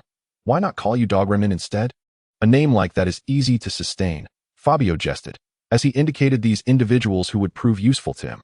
Initially, Fabio believed the kitchen housed only Grey Worm, Dog Remnant, Mizan Low, Mizan Dur, Mizan Die, along with a blind man clearing plates. Suddenly, a dwarf clad in a ludicrous costume sprang from beneath the table. Who is he? Why have you brought a jester? On the day I departed, while visiting the slave trader Krosnai's estate, his jester set his robe ablaze during a banquet with a fiery trick. Krosnai was furious and ordered his men to behead him. I felt pity for the fellow and requested to buy him. Krosnai simply gifted him to me. It is said this was not his first instance of igniting someone else's robe with fire. The wretched sweet potato burst into laughter. You should have seen it. He had no idea how to conjure forth such a terrifying flame, which suddenly exploded in the hall, leaving many people covered in soot, one servant's head even bursting open. Fabio's mind was struck as if by lightning. He had not intended to unleash such power so soon. This was unmistakably black powder. Chapter 8. The battle-hardened feudal warrior at the entrance of Pentos Bank. A group of mercenaries adorned with flamboyant tattoos and wrapped in bandages squatted or lounged, teasing the women who passed by. First, a young maiden appeared, prompting a chorus of whistles. Observing the girl's bashful demeanor, the mercenaries erupted in laughter. Next came her mother, and the whistling diminished by half, as a few of the mercenaries exchanged flirtatious glances with the middle-aged woman. Finally, the grandmother arrived, and the whistling ceased entirely, leading the group to discuss their work summary for the day and the future direction of their team's development. The captain of the mercenary group had concluded his business and limped down the high steps, his emotions a whirlwind as he approached a burly middle-aged man half squatting in the corner. The man had dark skin and a thick mane of hair, despite his receding hairline. He appeared robust and formidable. Yora, this is your commission, the mercenary captain declared, tossing a bag of gold coins into Yora Mormont's arms. Yora Mormont, once the lord of Bear Island and a vassal of Eddard Stark, had squandered his savings to maintain the lavish lifestyle of his second wife, Lynesse Hightower. In a bid to keep her by his side, he committed the grave sin of selling poachers from his lands into slavery. When this transgression was uncovered, Eddard Stark mercilessly sentenced Yora to death. Before the executioners could reach him, Yora fled the north with his wife to Lys. However, without any means of income. Lynesse ultimately became another man's mistress, and Yura recognized that it was not love that bound her to him. The city's nights were resplendent, yet devoid of her company, and she moved on to another's embrace. From that moment forth, Yura began to navigate the free trade city-states, often questioning how a lord from Bear Island found himself as a mercenary. This particular day marked his return to collect his final reward after completing a mission with the mercenary band. As he prepared to depart, it was evident that the captain held deep feelings for him, his large, muscular frame reddening at the thought of parting. "Yura, have you truly made your decision?" the captain implored, reluctant to let him go. "We will meet again. I hope not as enemies," Yura replied with a wry smile, shaking the coin pouch. "Why is there so much? It is the commission for 3 men, a decision made by my brothers and me. Without you, we would not have completed the mission. Some of us might not have returned," the captain said, his voice thick with emotion as he grasped Yura's large hand. "You are the finest warrior I have ever known. Wisdom and strength, intellect and muscle coexist within you. I shall never forget that night when we nearly froze to death. You stripped off your clothes to cover us both and kept me warm with your body." Yura's forehead dampened with cold sweat. "Let us not speak of this. You promised to forget. You must forget." The mercenaries, armed with swords and blades, slowly departed from Pentos to undertake their next mission. Yura stood on the street, watching their silhouettes against the setting sun, silently waving goodbye. "Farewell, my friends. May fortune favor your arms." For over a decade, Yura traversed the continent of Essos, even spending years among the Dothraki. Even the proud horse lords, who typically held disdain for outsiders, had to concede that he was a rare and admirable man. Pentos, as a trade hub, was familiar to him, brimming with a diverse array of people, and he found the charming locals to be quite delightful. Jola traversed the somewhat familiar streets, his pace gradually quickening with a sense of urgency. Even the weight of his armor could not hinder him from darting through the alleys like a gust of wind. Soon, he would reach his destination. A grand sign announced that he had arrived. Temptation. Fragrance. However, before he could cross the threshold, he was met with the raucous shouts of the madam. "Who is it? Who has taken them away? I still have esteemed guests to entertain. If Lord Illyrian cannot find them, I shall be flayed, and then I shall flay you all." "Hurry and search," a despondent attendant replied. "It was Overseer Dahiri who took them away. We could not stop him, nor would we dare to." Upon noticing Jola entering, the madam's heavily powdered face instantly transformed into a radiant smile. "Ah, my lord, you have arrived. Please, come in, let us serve you some wine." The uncelebrated warrior from the north was soon drawn to a bench by several young ladies, as the madam cheerfully remarked, "Enjoy yourself, my lord. Should you require anything, do not hesitate to call me." Jola stammered, halting the madam. "Is there anyone here from the north?" "The girl from the north?" The madam sighed. "That ungrateful one has married and has not returned to visit me. What can I expect? After all, feelings have developed. Do you have any other girls from the north?" Jola eagerly craned his neck, disregarding the disappointment of the other departing young women. As the premier establishment of Pentos' entertainment industry, the alluring fragrance naturally attracted the world's finest workers. The legendary girls from the north, with their uniquely rosy cheeks and ample waists, captivated Jola's gaze from afar. "Good day to you, sir. I heard you specifically requested me.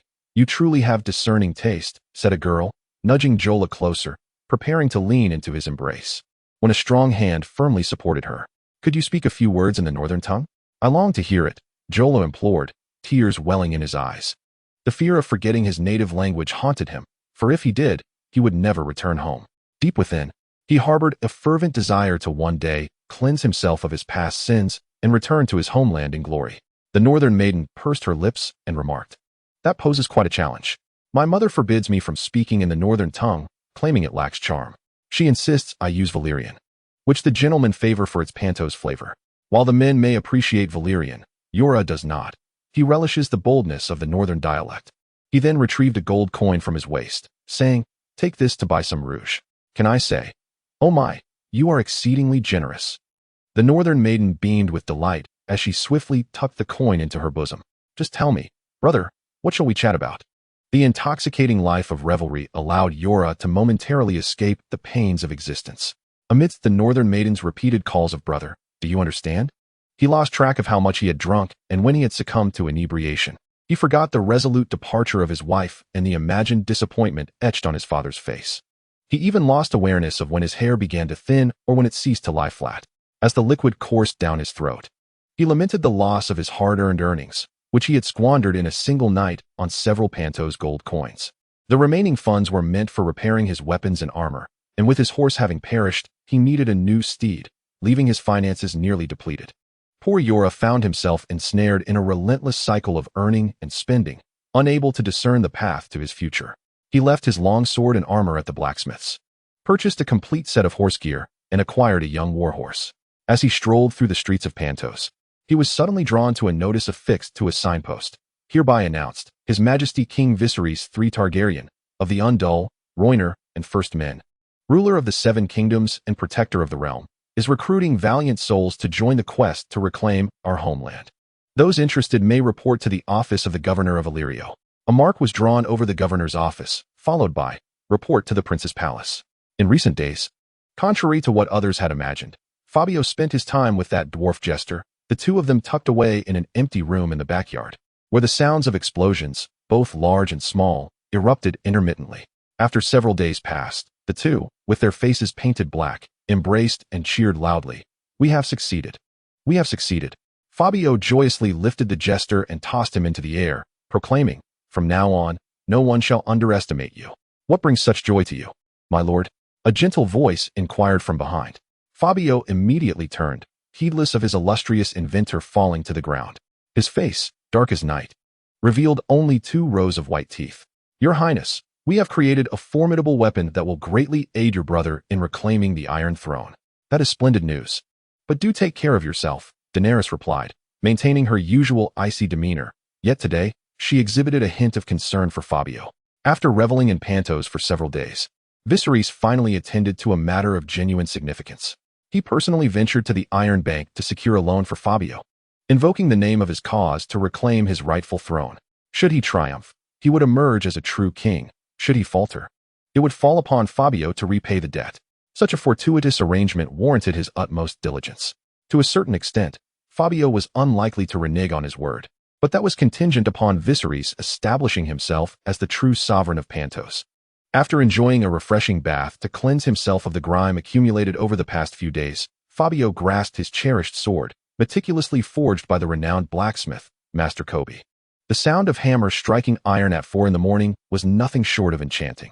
He sought out the diminutive jester, leading him into a small chapel within the prince's palace. The blind man, already clad in his ceremonial robe of the god of blindness, had been waiting there for quite some time. After reciting a series of incomprehensible prayers, Fabio rested the sword upon the jester's shoulder, declaring, You have accomplished this monumental task.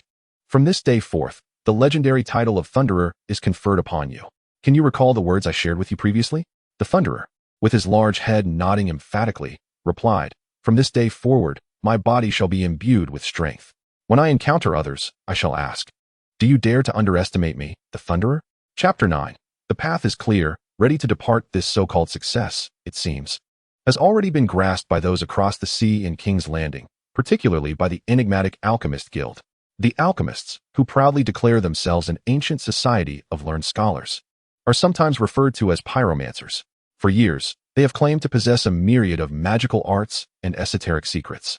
In its heyday, the Alchemist Guild was renowned, with tales suggesting that at the zenith of their power, alchemists could transmute metals and conjure fire creatures. Nonetheless, various indications in more recent times suggest that their might persists. Yet the only secret they seem capable of wielding is the wildfire. Even though this technique has been known for many years, the infamous Mad King Ares had a short-lived prime minister who was also an alchemist.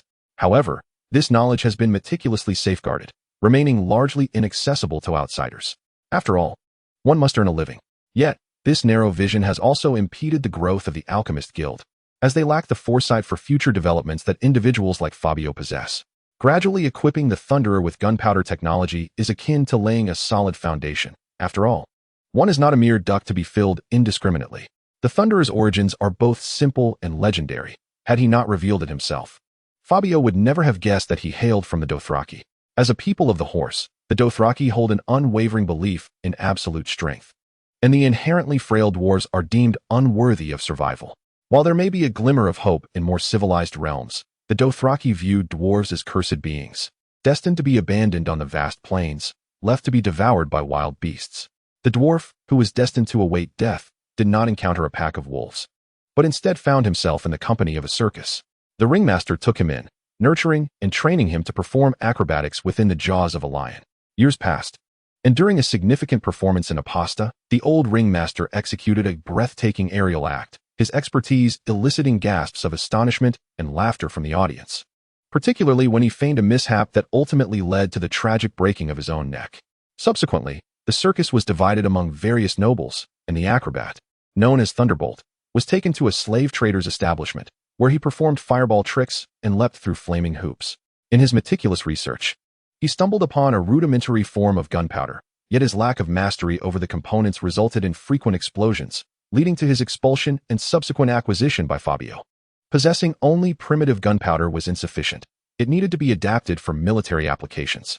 Fabio resolved to find a secluded location in the deep mountains of the Velvet Hills for Thunderbolt, hiring a cadre of deaf-mutes to assist him in secrecy. Meanwhile, another endeavor that Fabio had decided to undertake lay before him. Previously, while residing in his estate, he had arranged for numerous individuals to gather tree bark. The free trade city-states required an abundance of merchant vessels, resulting in a surplus of timber. After stripping the bark, it was piled outside, where a handful of copper coins could procure a large bundle, useful for kindling fires. However, this material burned too quickly, primarily serving as tinder for the impoverished. Fabio procured several carts of tree bark from the shipyard, soaking it for over 20 days before rallying all hands at the estate to pound it into a pulp. This pulp was then combined with wood ash and simmered overnight, after which it was evenly spread across the calm surface of the water, striving for uniformity suitable for writing. The next step involved baking, evaporating all moisture, and cutting it for use. Yet, when this creation was presented to Fabio, he felt a pang of disappointment. As he gently lifted a goose quill, the moment the tip grazed the paper, the ink bled uncontrollably, marring a large section.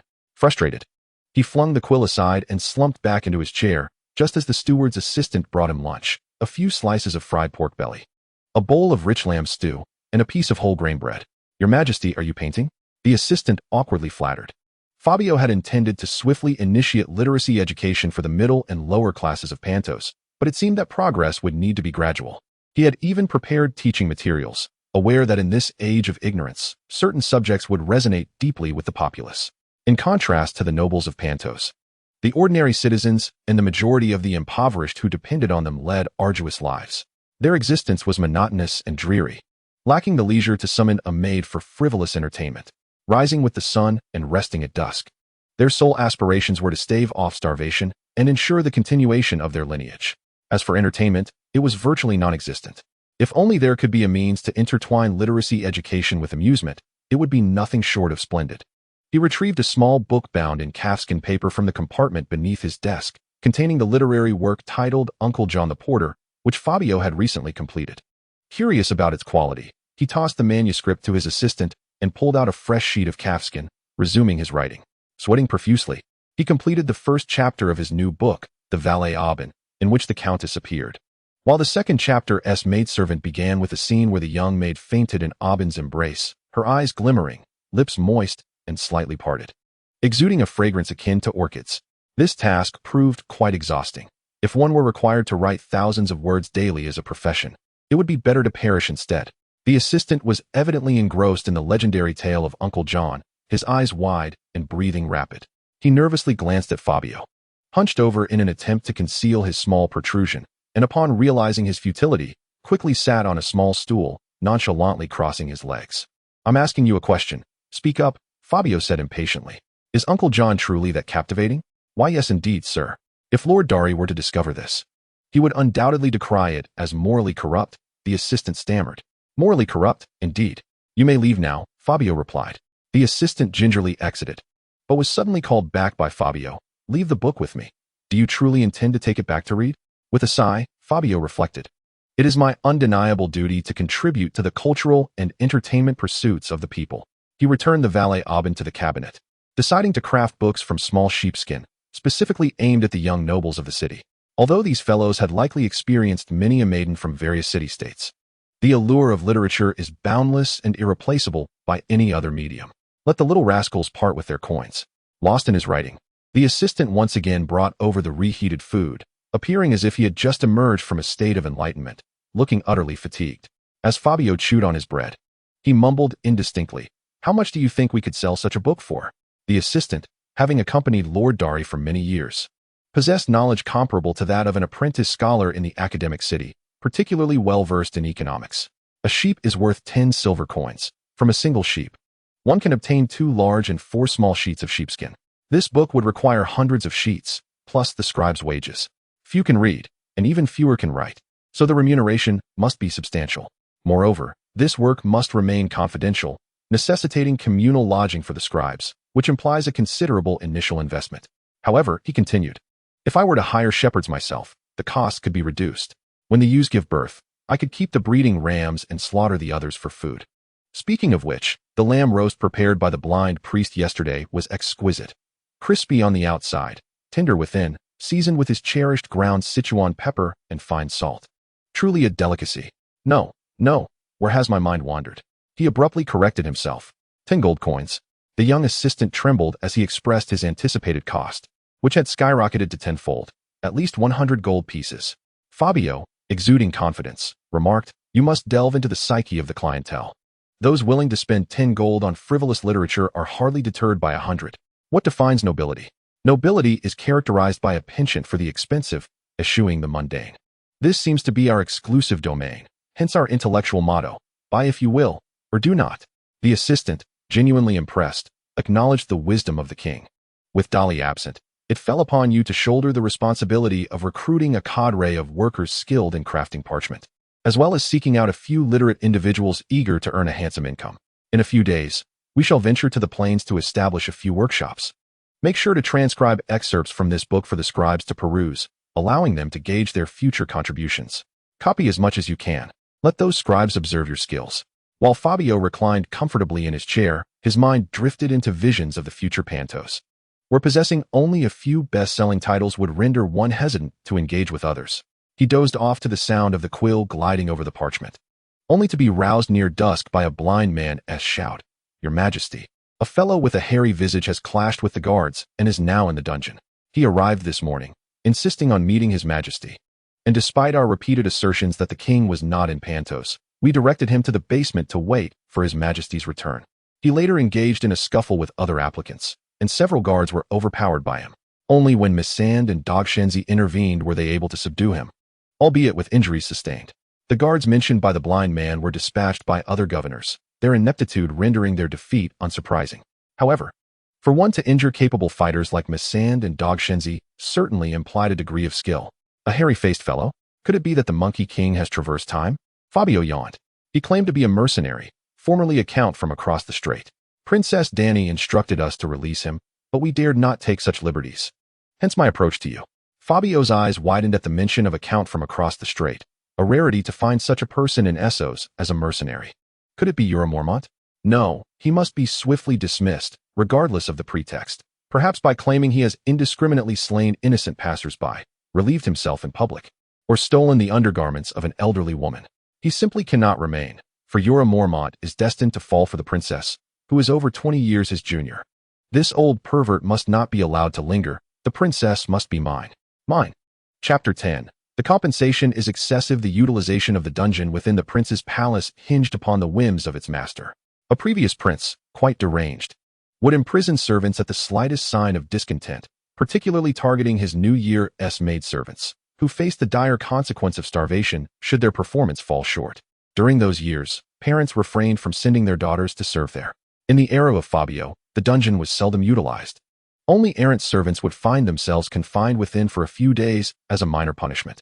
For instance, upon Fabio's return from his estate, both Borbo and the blind man were incarcerated for an entire night, sharing a single blanket in a display of camaraderie. When Fabio hastened to the entrance of the dungeon, he was met with a shocking sight of blood upon the floor. What transpired here? Who was wounded? Oh, it's nothing, the blind man explained from behind. Dogsheng's nose was merely struck, resulting in a nosebleed. However, the dungeon lay desolate. Not a soul was present, not even Mormont, let alone a single hair. That fellow was taken away by Princess Daenerys. I suggested waiting for the king's judgment, and she even lashed the little man with a whip, a disgruntled guard lamented. Fabio cast a sidelong glance at the guard, who seemed quite fortunate indeed. At that moment, Daenerys was in her chamber, engaged in needlework, accompanied by Little Leaf and Orange. Though far from home, she refused to forsake the traditional crafts of womanhood. She was crafting a woolen tunic for her brother. who had recently found renewed hope in his endeavors, and his happiness brought her joy in return. Her smiles had become more frequent of late. Just as she finished embroidering the dragon's wings of the Targaryen sigil onto the sweater, she heard a commotion outside. After sending Orange to investigate, she learned of the recent influx of individuals seeking her brother's support. Individuals of all sorts, including an accountant incapable of calculating figures beyond 4 digits, a dog breeder who could discern gender by scent alone, a carpenter whose reputation was marred after damaging a door and failing to find a partner, and a blacksmith being pursued for damaging another's armor. What a motley crew. Even a young girl like her could discern their unreliability. Yet today, a genuine knight, anointed with holy oil and a lord to boot, had arrived to pledge allegiance to her brother, a prospect that would surely delight him. Daenerys promptly set about liberating him. Fortunately, her status as a princess deterred the guards from challenging her, and she successfully extricated the nobleman. Now, this Sir Jorah Mormont sat despondently on the floor, blood streaming from his head due to a scuffle, while Little Leaf and Orange busied themselves with bandaging his wounds. Outside, shouts could be heard, and in a heartbeat, Fabio burst in like a whirlwind. He immediately spotted the dejected Sir Jorah, who indeed matched Fabio's expectations, tall and robust, with a formidable physique that suggested he was not to be trifled with. The thought of this man potentially harboring ill intentions towards his future bride ignited a fury within Fabio. Were it not for his own inability to best him in combat, he would have surely taught him a lesson. "My king, you have arrived," Daenerys greeted, her usual aloofness replaced by a radiant smile as she approached. "This is Sir Jorah Mormont. He has come to seek my brother's aid and had a slight disagreement with your subordinate. I trust you will not take offense," she added, entwining her arm with Fabio's and leaning closer to him. "Ah, an appeal for leniency, is it? A ploy of charm, perhaps? Indeed, I am susceptible to such tactics. Please, do amplify your efforts." Inhaling the refreshing fragrance of Dany's hair, Fabio gently nodded. "Since the princess has spoken, it shall be done. However, I have heard a rather troubling tale." He leaned closer to Dany, whispering in her ear, "It seems Sir Jorah has recently sought the company of a woman without offering any payment. You understand what that implies, do you not?" Dany's cherubic face flushed a deep crimson. "I have a slight understanding. My brother frequents such establishments, and men often behave in this manner. My brother insists it is quite normal." Yet, despite her words, her gaze towards Jorah had shifted, now tinged with something far more critical. But he did not merely neglect to pay. He also assaulted the poor girl, leaving her nursing her wounds for an entire month. Fabio's indignation grew as he spoke. To strike a woman, what kind of true knight does such a thing? It is utterly unacceptable. At this juncture, Dany's countenance paled, her eyes reflecting a blend of fear and disdain as she regarded Jorah. Yet he is still a lord, after all. Fabio, sensing that he had said enough, continued, "Perhaps it would be best to expedite his arrival at my domain, allowing him to commence his duties in training soldiers for His Majesty, King Viserys." Dany obediently nodded in agreement. Recently, the unfortunate Sweet Potato had departed with all the Unsullied, save for Dog and Missandei, towards Fabio's territory, intent on reclaiming administrative control there. Their ostensible purpose was to muster troops for the campaign against the Iron Throne, though the true intent served Fabio's interests. Those societal drifters seeking refuge with Viserys were also brought to the village by Sweet Potato. For the time being, the area remained under the management of Falardayer's subordinates, allowing these individuals to partake in meals, as the royal household was short on provisions. Poor Jorah had been dismissed after a confrontation with Dog and Missandei, without having been offered even a morsel of food. Accompanying Jorah out the door was the young assistant, Lyd, who had spent the afternoon transcribing passages from Uncle John the Gatekeeper, which he tucked into his coat. He mounted his ever-reliable donkey, untroubled by traffic, and made his way through the winding streets to the humble quarter just outside the city walls, where his teacher's home resided. His mentor, Mr. Ethan, and Master Dolly had once been inseparable friends, but both fell for the same woman. They had agreed to suppress their feelings to preserve their camaraderie, yet the following day, while Dolly was away on business, Ethan seized the opportunity to court and ultimately marry that very woman, making her Lyd's stepmother. Lyd knocked on the door with familiar ease, and a vibrant girl clad in an apron answered, her face lighting up with a smile upon seeing him. "You have arrived.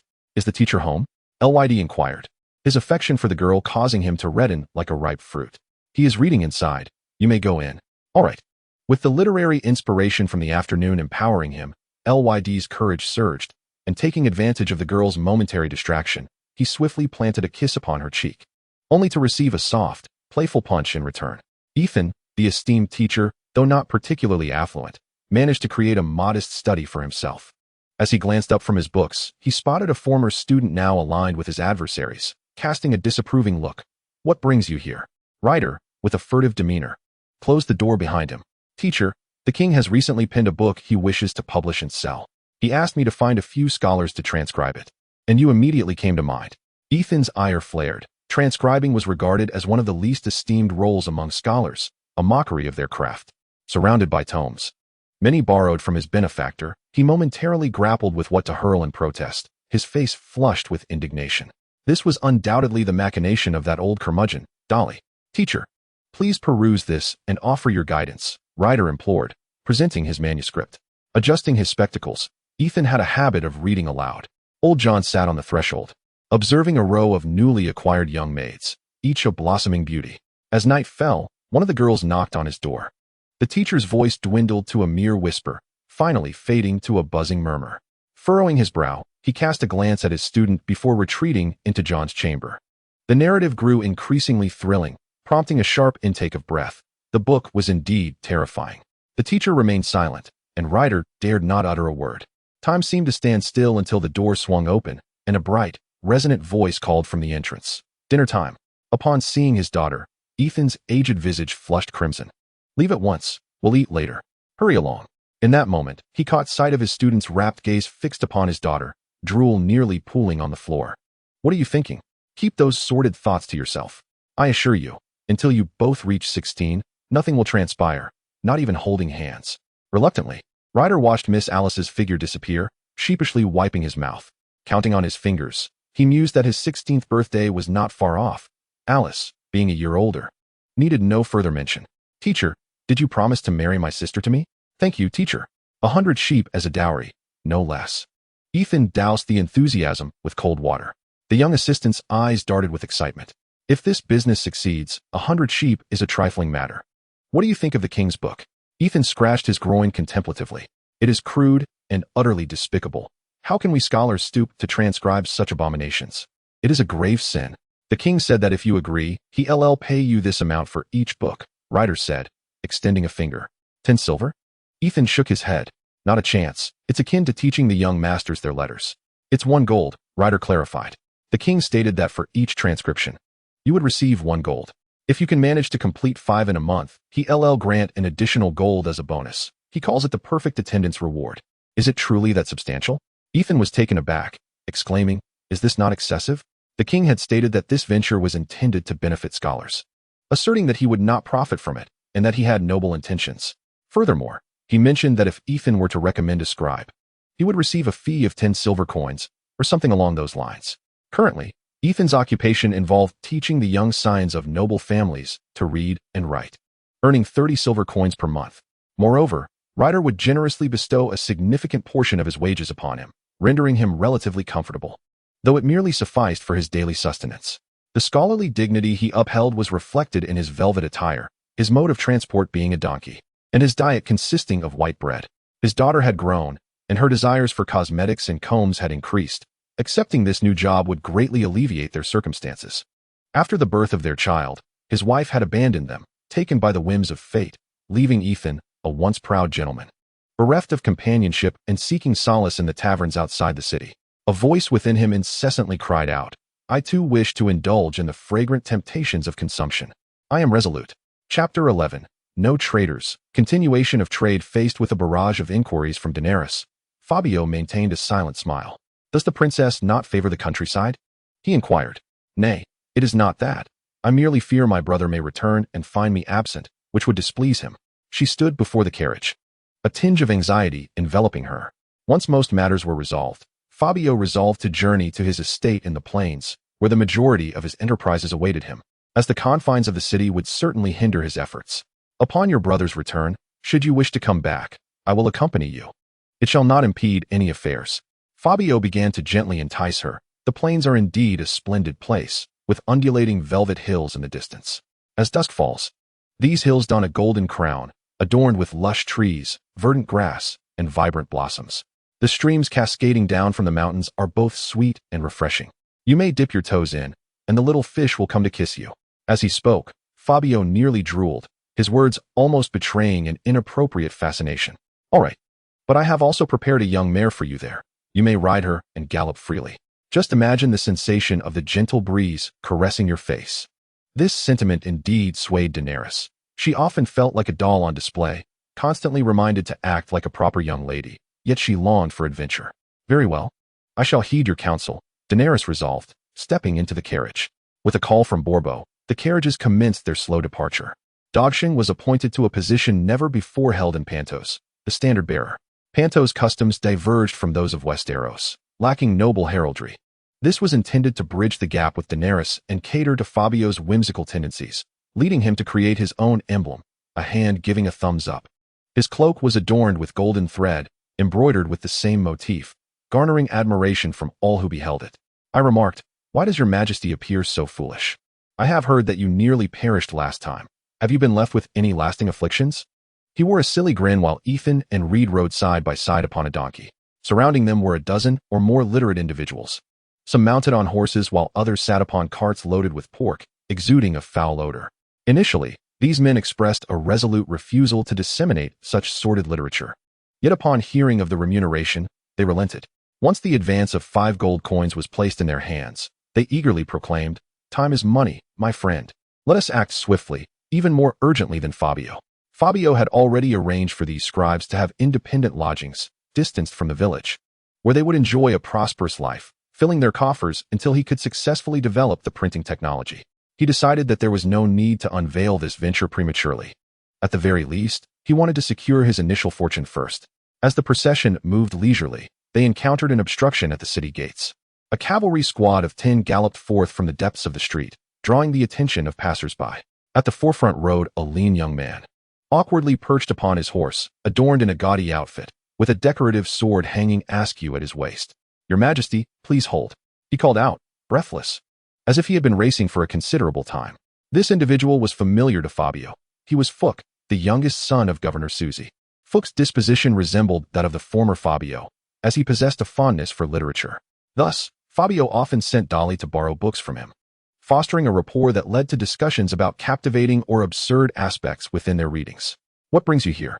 Fook struggled to control his mount, nearly being thrown off due to his abrupt halting, only to be caught by a nearby guard, thus avoiding a humiliating fall in the street.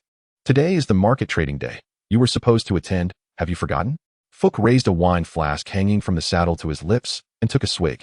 Panting heavily, "I went to the palace to invite you, only to learn that you intended to leave the city." Fabio slapped his forehead in realization. He had indeed forgotten. The term market trading day was a euphemism among the nobles, signifying the slave trade. Although Pentos laws had theoretically abolished the slave trade, the authorities in Braavos turned a blind eye as long as the scale remained modest. The first trade after the new year required the presence of a prince, albeit merely for attendance. With no other option, Fabio called over Reed, instructing, "Take the others ahead. I shall join you shortly. You two, dog and blind man, accompany me." He turned to his 2 personal bodyguards. This year's inaugural noble slave trading would occur aboard Governor Suzy's merchant ship, which would set sail from Pentos Bay to the Narrow Sea, also to honor the dignity of the Sea King of Braavos. The 2 young men rode abreast, engaging in conversation that swiftly transitioned to the impending trading event. "This year's offerings are rather extraordinary. Lord Odello has procured a peculiar creature from Iban, entirely covered in fur, while my father's subordinates have brought forth a being with 3 noses, reportedly discovered in Materis. An old captain from Nas Island has also introduced a remarkably beautiful hermaphrodite, rumored to have captured the heart of Lord Ladora's grandson, who is resolutely determined to acquire this individual. Are there no ordinary individuals among them? Indeed, there is one." Fook animatedly remarked that the owner of an arena is preparing to divest his assets, auctioning off all his gladiators, reportedly at a very low price, merely 20 gold pieces, akin to a windfall. The price of 20 gold for a gladiator is indeed a bargain. These beings are born for slaughter. Although they are twice as costly as the innocents, in one-on-one combat, they are formidable contenders. It can be said that in a duel, the innocents have little chance of escaping unscathed, yet in formations, gladiators are not their match, for they have never relied on comrades. The once bustling docks have been cleared to create a thoroughfare exclusively for the aristocrats participating in the transaction. It is evident to all present what kind of dealings are taking place, yet no one dares to speak of it. A group of brawny men emerges from a distant corner, their wrists bound together by ropes. Some appear listless, while others are exuberant. For certain individuals, changing masters is of little consequence, as it is all about fighting and killing, after all. Among them, one gladiator stands out remarkably, a stout man with brown skin, incessantly tugging at the ropes binding him, exclaiming, "Bevos is hungry, Bevos wants to eat." Fabio's eyes instantly sparkled with interest. Chapter 12. Over 20 gladiators unanimously approved. Governor Susie's subordinates command over 20 merchant vessels, primarily engaged in trade along the southern coast of Essos. The largest among them bears the straightforward name of the Governor Susi, a ship constructed during his father's tenure as governor. The late governor named the ship after himself, yet before it could embark on its maiden voyage, he passed away. The dutiful Susie vowed before her father's sickbed that his merchant ship would forever sail, and the very next day, she renamed it in her own honor. Fabio took a deep breath, filled with filial piety, evoking sorrow in listeners and tears in onlookers. Today's auction primarily features young nobility from various aristocratic families, with none of the patriarchs in attendance. However, several governors are present as the rotund merchant vessel glides out to sea amidst the calls of the auctioneer. Today's auction is not as formal as Fabio had anticipated. Most of the slaves set to be sold are tethered with ropes or chains to iron rings, allowing prospective buyers to inspect them one by one. The nobility primarily occupy the deck, indulging in food or observing those exotic individuals of interest, such as the hermaphrodites and three-headed beings. Before long, he found Bavoros, who, along with his fellow gladiators, was confined in a makeshift room converted from a crew cabin. Each individual was locked in a peculiar iron cage, and Bavoros himself was relentlessly pounding on the bars with his large, furry hands, emitting beastly roars that echoed through the chamber. Each bellow earned him a lash, causing the passing servants to steer clear, some too frightened to confront such a menacing figure. Up close, Bavoros's imposing physique was astonishing. He stood at least 6'3", his robust form formidable, with arms thicker than most men's waists. Just as he remembered, his chest and abdomen were marred by numerous scars. Hunger gnawed at Bavoros, and his incessant cries for sustenance reverberated painfully in the ears of those nearby.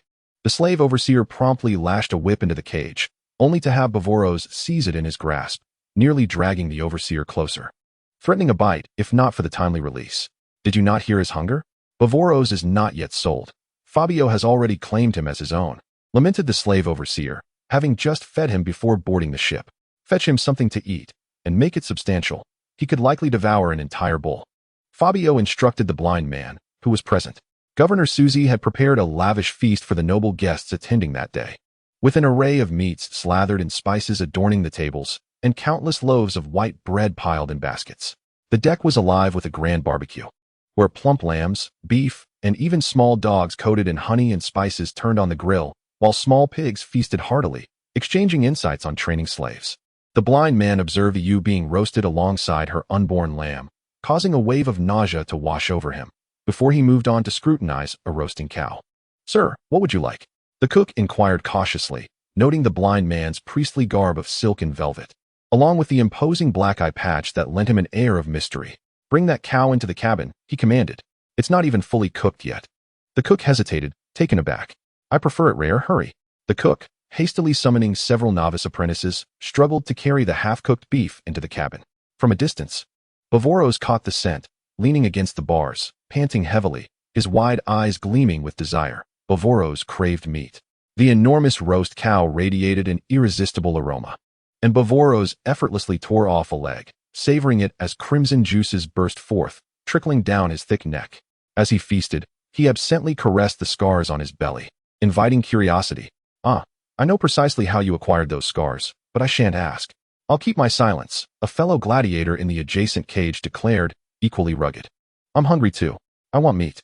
Bavoros, tearing off a large chunk of beef, tossed it towards him, an act that greatly enhanced Fabio's admiration for him. Bevos resembles a beast, both in appearance and demeanor. When hungry, he is unwelcoming, yet his mood brightens with the presence of food. Fabio, disregarding the warnings of the slave overseer, boldly sat beside the cage and inquired, "Is it delicious?" "Indeed, it is delightful. If only there were meat to savor every day." Bevos replied with a simple smile. "Go ahead and eat, don't hold back. After all, it's not his property. It would be splendid to deplete Governor Susi's resources." At that moment, the blind man and the dog brought over barrels of wine, each containing approximately 5 liters. Bevos and the other gladiators, leaning against the railing, indulged in the wine heartily. If only there were a woman here, one gladiator joyfully remarked, garnering unanimous agreement from his companions. Fabio, with a clever spark of inspiration, proposed, "How about this? From now on, follow my lead, and you'll have meat to eat and wine to drink daily. However, when it comes to women, you'll have to pursue them yourselves. You are all such valiant heroes. Winning over a woman should be a trivial endeavor." This sentiment resonated deeply with the gladiators, as they considered the essential respect afforded to them a rare luxury. They roared in excitement, except for one older gladiator who remained surprisingly composed. "My lord, we are not the ones to decide whom we belong to. You have to come prepared with sufficient funds." "But I have no money," Fabio lamented, raising his hands in surrender. "Perhaps we should break free. Unfortunately, my curved blade has been confiscated," Bevos stated bluntly. "I do have an idea, though it may pose some difficulties for you all," Fabio confessed, feeling a twinge of guilt. His proposal, albeit morally questionable, elicited furrowed brows from the gladiators, even causing Bevos to frown. The elder gladiator spoke first. "My lord, will you truly fulfill your promise of providing wine and meat, ensuring our comfort? Forgive my impertinence. But do you have a daughter?" "I do not yet have a wife." Fabio scratched his nose, bemused that such inquiries typically came from distant relatives. "Then you must have a mother. Are you willing to pledge your mother's life?" "I swear on my mother's life, and in the name of my long-deceased father, that I shall not only be your master, but also your friend. Trust me, I possess many admirable qualities, though I am temporarily without wealth." "I find that hard to believe. How can a master lack money?" one gladiator interjected. "I find it plausible," the older gladiator countered. However, others seemed poised to voice their dissent. "I do not care for your opinions. I care for mine," the elder gladiator asserted, growing increasingly animated. "Thus, it shall be as I say." Chapter 13, he was quick to respond. Governor Suzy is the eldest among the governors, already in his 80s. His children, born in his youth, succumbed to misfortune in their early years, and it was not until he reached his 50s that he managed to raise 3 adult sons, with Fuchs being the youngest. Fabio was engaged in earnest conversation with the gladiators about the preparations and important matters ahead, and everyone listened intently until Fuchs approached him, exclaiming, "Why are you still here? The auction is about to commence, and everyone is waiting for you." "I quite enjoy conversing with these gladiators," Fabio replied with a chuckle, making his way from the hold to the deck. On the deck, a splendidly adorned high chair designated for the prince awaited him. As Governor Suzy observed him taking his seat, he began to speak at length, flanked by his 3 sons standing behind him. The former governor rambled on with a myriad of inconsequential remarks, nearly lulling Fabio to sleep. When his winded voice finally ceased, a palpable jolt of awareness surged through the audience. "Is he done? Finally finished?" exclaimed a young nobleman, sitting up with a start. "No, my lord. He has merely fallen asleep," replied Governor Suzy's steward apologetically, after several servants hoisted the old governor along with his chair away. The governor's eldest son announced the commencement of the auction. In his youth, this son had rebelled and left home to become a mercenary, bearing a prominent scar across his face resembling a caterpillar, projecting a distinctly menacing demeanor. He embodied the mercenary's archetype, favoring action over words.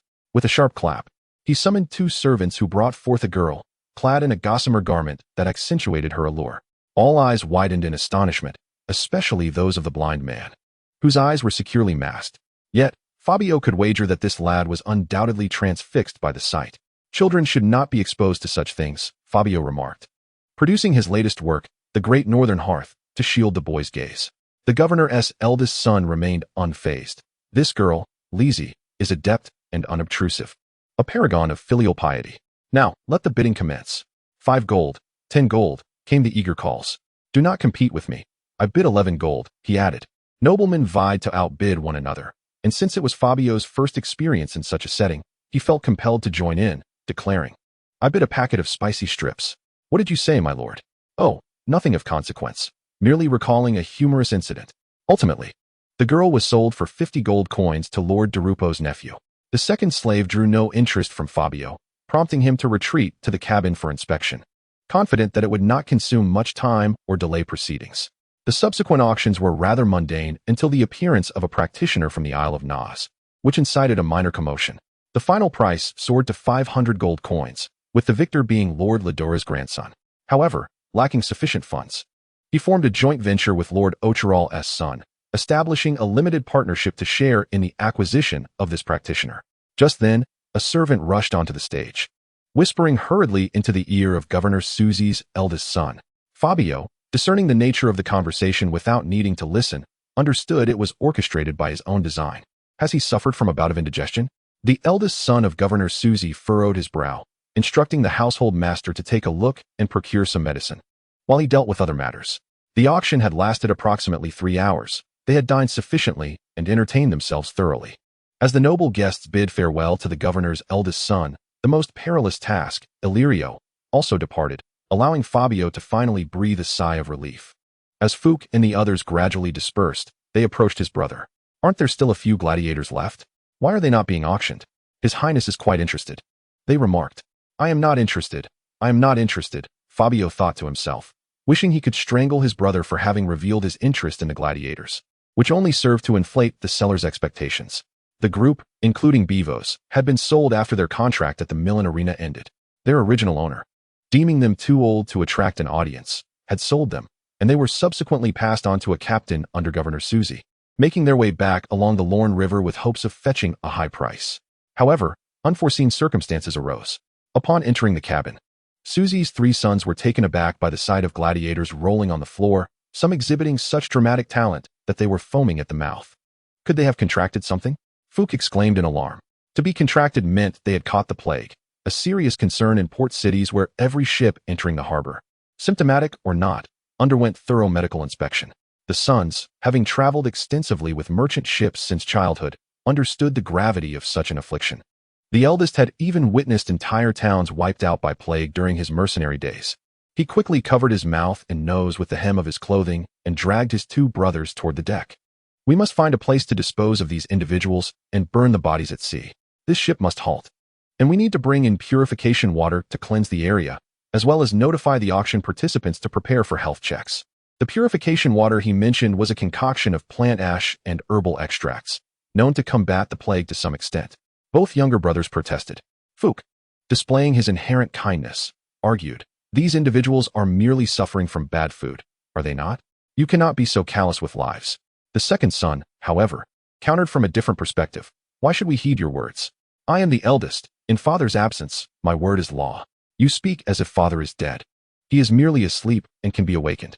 Father is old and cannot be abruptly disturbed. You fool. The brothers bickered fiercely, leaving Fook caught between their conflicting arguments, enduring a verbal onslaught from both sides. Witnessing this scene, Fabio felt a surge of emotion, nearly moved to tears. His original plan had been for the gladiators to feign illness to dissuade buyers, allowing him to purchase them at a lower price. However, he had never anticipated that this brotherly squabble would leave him empty-handed. Do not fight, do not fight, Fabio interjected, stepping into the cabin just in time to suppress the latter part of his sentence. These funds are to be considered as my acquisition of them. Their fate now rests upon destiny. I have brought them to the outskirts, seeking a desolate area for their treatment. Whether they survive now depends solely on their own resilience. It is not an easy endeavor for you to conduct business, so let these funds merely serve as a means to recoup your investment. At the appropriate moment, Fabio produced a pouch of coins, the sound of which rang melodiously in the air. Chapter 14. Matters in the watermelon field. Do you truly not require my assistance? Fuku expressed a hint of concern. Perhaps it is best if you refrain from accompanying us. After all, you are a prince. Allow your subordinates to manage this. Return to your duties. I shall handle the remainder. Fabio felt a peculiar sense of warmth. Fuku genuinely regarded him as a friend, rather than a mere superfluous prince. Do take care. Fuku leapt back onto the small boat to evade the densely populated areas. Fuku's elder brother had arranged for a small vessel to transport them to the southern part of Pentos Bay, a locale sparsely inhabited by the workers of a shipyard. Fabio stood on the shore, watching as the boat carrying Fuku faded into the distance. Turning, he waved his hand, prompting the gladiators to shed their previous disheveled appearance, springing to life with vigor, while the 2 who had performed so convincingly remained in a state of distress, still retching. Enough of the charade, Bivos kicked at them. I certainly do not wish to vomit. There seems to be a genuine issue with this meat. The 2 were in a pitiful state, weak and helpless, resembling piglets awaiting slaughter. Enough, enough, let us carry them on horseback. We shall walk together, Fabio said, exasperated. The other gladiators expressed their reluctance, while Bivos and another particularly robust warrior each hoisted one of the ailing ones onto their shoulders. The original plan was to reach his territory by nightfall. It now appeared he would have to spend the night in his own palace. Fabio began to contemplate how to employ these gladiators, who had come to him empty-handed. It was evident that training soldiers was out of the question. These individuals were seasoned fighters in the arena, utterly ignorant of military tactics. They would likely only know how to charge and kill. Fabio had long since resolved to reclaim the authority rightfully belonging to the prince. He would not naively assume that the aristocrats and governors would comply willingly. A fierce battle was inevitable. The gladiators would best serve as auxiliaries to the pure-hearted officers, acting as vanguard shock troops in the assault. Their presence would also invigorate the newly recruited soldiers. He was certainly not under the illusion that the young farmers would train effectively. Previously, Rotten Sweet Potato had suggested he hire mercenaries for combat, a proposal that Fabio and Dolly had promptly dismissed. Fabio was averse to external involvement in civil strife, while Dolly believed that mercenary groups often colluded with the aristocracy. They would, in turn, receive Fabio's gold while simultaneously alerting the nobles and governors of their plans. Even if they fulfilled their obligations, they would inevitably succumb to uncontrollable pillaging and destruction, a scenario detrimental to Fabio's impending rule. However, all of this requires funds. As the days pass, Dahili is expected to return soon. His journey to Bravo's Iron Bank alongside Viserys will undoubtedly yield some financial assistance. After all, his princely title holds value, albeit only a modicum. What he seeks is not a mere pittance, but rather a substantial fortune. 1 or 2,000 is utterly insufficient. He requires a considerable amount. For now, he can only pray that Dahili possesses the eloquence to charm and persuade, while hoping Viserys can keep his tongue in check and avoid any unforeseen complications. This group of muscular warriors, spurred on by Fabio, moved at a steady pace, ensuring they would reach their palace before nightfall. Just as their hunger grew unbearable, a sprawling watermelon patch appeared before them. Not only the gladiators, but even Fabio felt his mouth water. After a long day, he had only nibbled on a few bites of cake and was now ravenous. "My lord," Dog Shengzi remarked, "the gladiators can hardly move. Perhaps we should take a break." Oddly enough, Dog Shengzi did not resemble the traditional Unsullied, who typically bore solemn expressions and resorted to their spears and blades to resolve matters. He was remarkably astute, adept at reading the room, which is precisely why Fabio kept him close. The likes of Grey Worm and Missandei were rather dull, lacking in wit. Engaging with them was often tedious, and they were oblivious to the punchlines of even the simplest jokes. "Then let us rest," Fabio replied, and as he finished speaking, Bavoros tossed his comrade aside and leaped into the watermelon field to pluck some fruit. The other gladiators followed suit, the patch buzzing with excitement as they raced each other. Bavoros was the first to seize a large watermelon, cracking it against his ample belly and burying his head within to devour it voraciously. Dog Shengzi used his small knife to slice the watermelon into chunks and arrange them in a line. Fabio took a delicate bite, pondering, "I wonder to whom this land belongs." Plucking someone else's watermelons is indeed a crime. If Dahili or the rotting potato were present, they would instantly recognize this land as belonging to the Othrua family. According to the laws of Pentos, harvesting crops without the owner's permission constitutes theft, punishable by the loss of a hand. Of course, nobles are exempt from such consequences. A noble lord may indulge in a few bites of watermelon as a matter of courtesy. This is quite inappropriate, Fabio mused. The Prince of Pentos must uphold his dignity. He retrieved a gold coin from his pocket and tossed it onto the ridge. "This should absolve us of any wrongdoing. We have paid." The coin gleamed under the setting sun, radiating an enticing glow, drawing the gaze of a blind man who twisted his neck at an unusual angle to catch a glimpse of its arc. "1 gold coin, how much can we eat?" he mused, only managing to catch a fleeting glance at the gladiators and the heaps of watermelon rinds that nearly formed a small mountain, forcing him to swallow the mouthful he had just bitten into.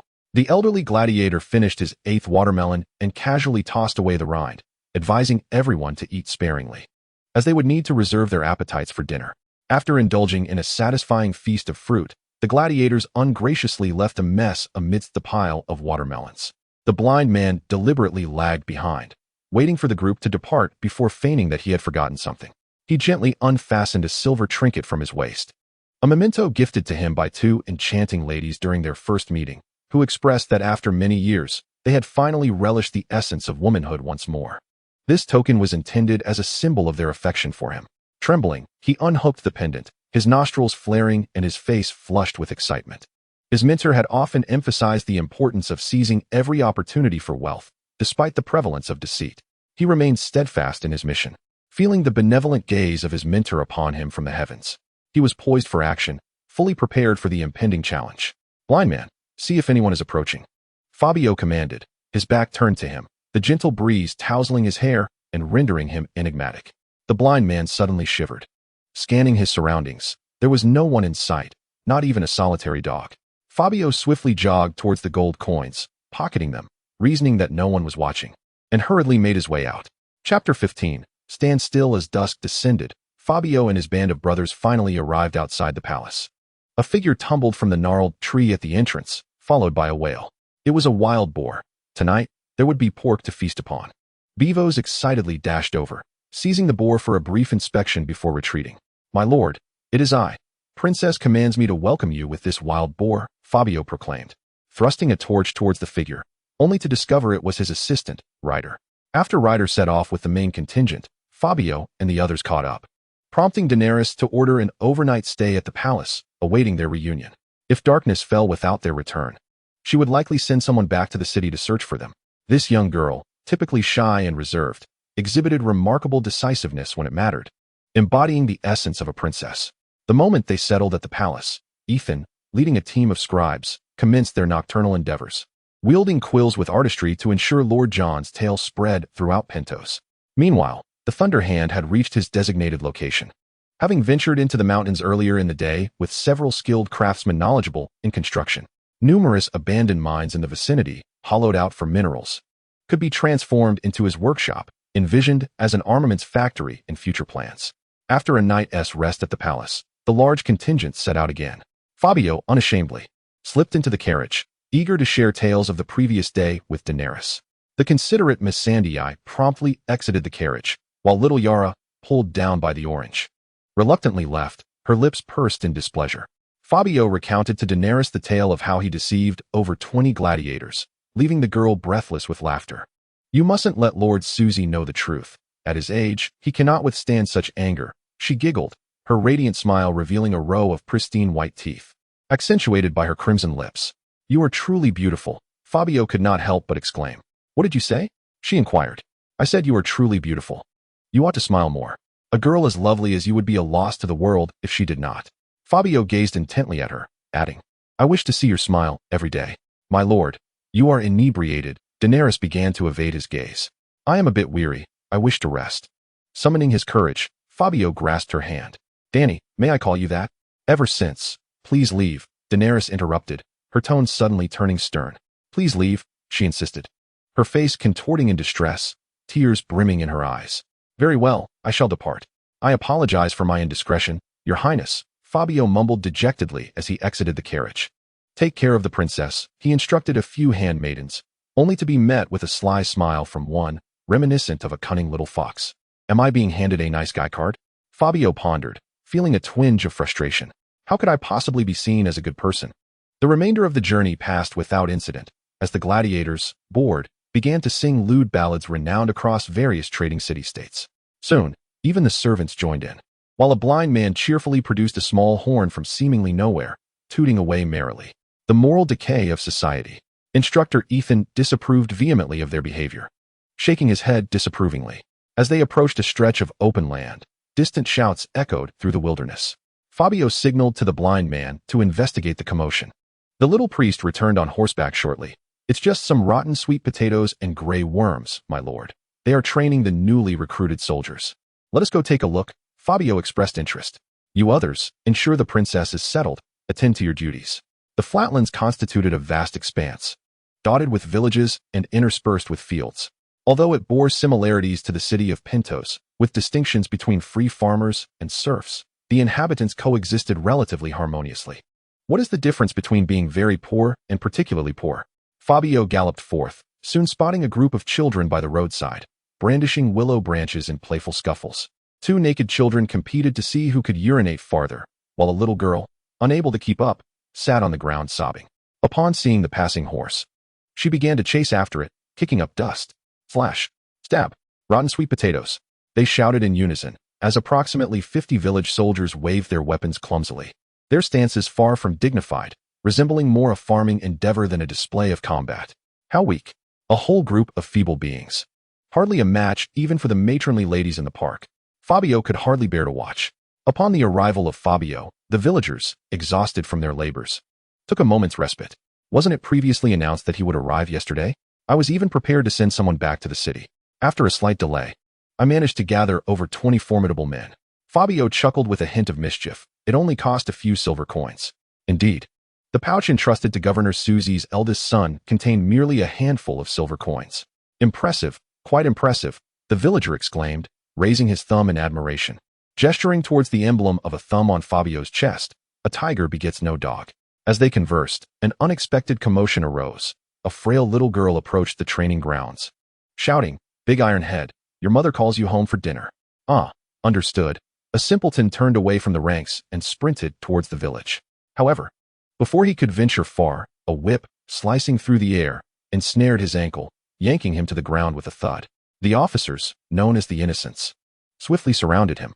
With a face as grim as a death mask, Grey Bug approached, without a dismissal order, ignoring the officers, acting independently, disrupting formations. Multiple offenses warrant 50 lashes.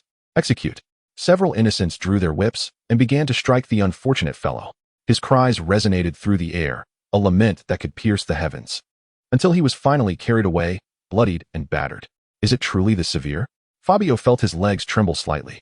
There was no alternative. One must employ severe measures. For these individuals were rather dim-witted. The villager began recounting recent events.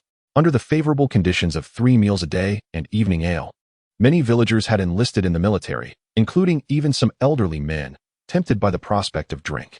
After managing to dissuade them with the excuse of their unsuitability due to age, training finally commenced. It was entirely normal for them to struggle with distinguishing left from right. And neither the villager nor the innocents naively believed these farmers possessed much intellect. However, failing to stand in place for even a single meal's duration was truly excessive. They stumbled and fumbled as if bewitched. During team exercises with training weapons, they hesitated to advance, and upon the officers' commands, they fled in tears like frightened children. Grey Bug continued to bellow. Due to his earlier actions, tonight's dinner is cancelled. You shall find your own means. As officers, we must be stern. It is essential to cultivate good soldiers, and as their leader, the task of winning their hearts falls upon you. The villager, having spent much time with Dolly, too began to harbor a certain cunning. Chapter 16. Sisters, do not duck.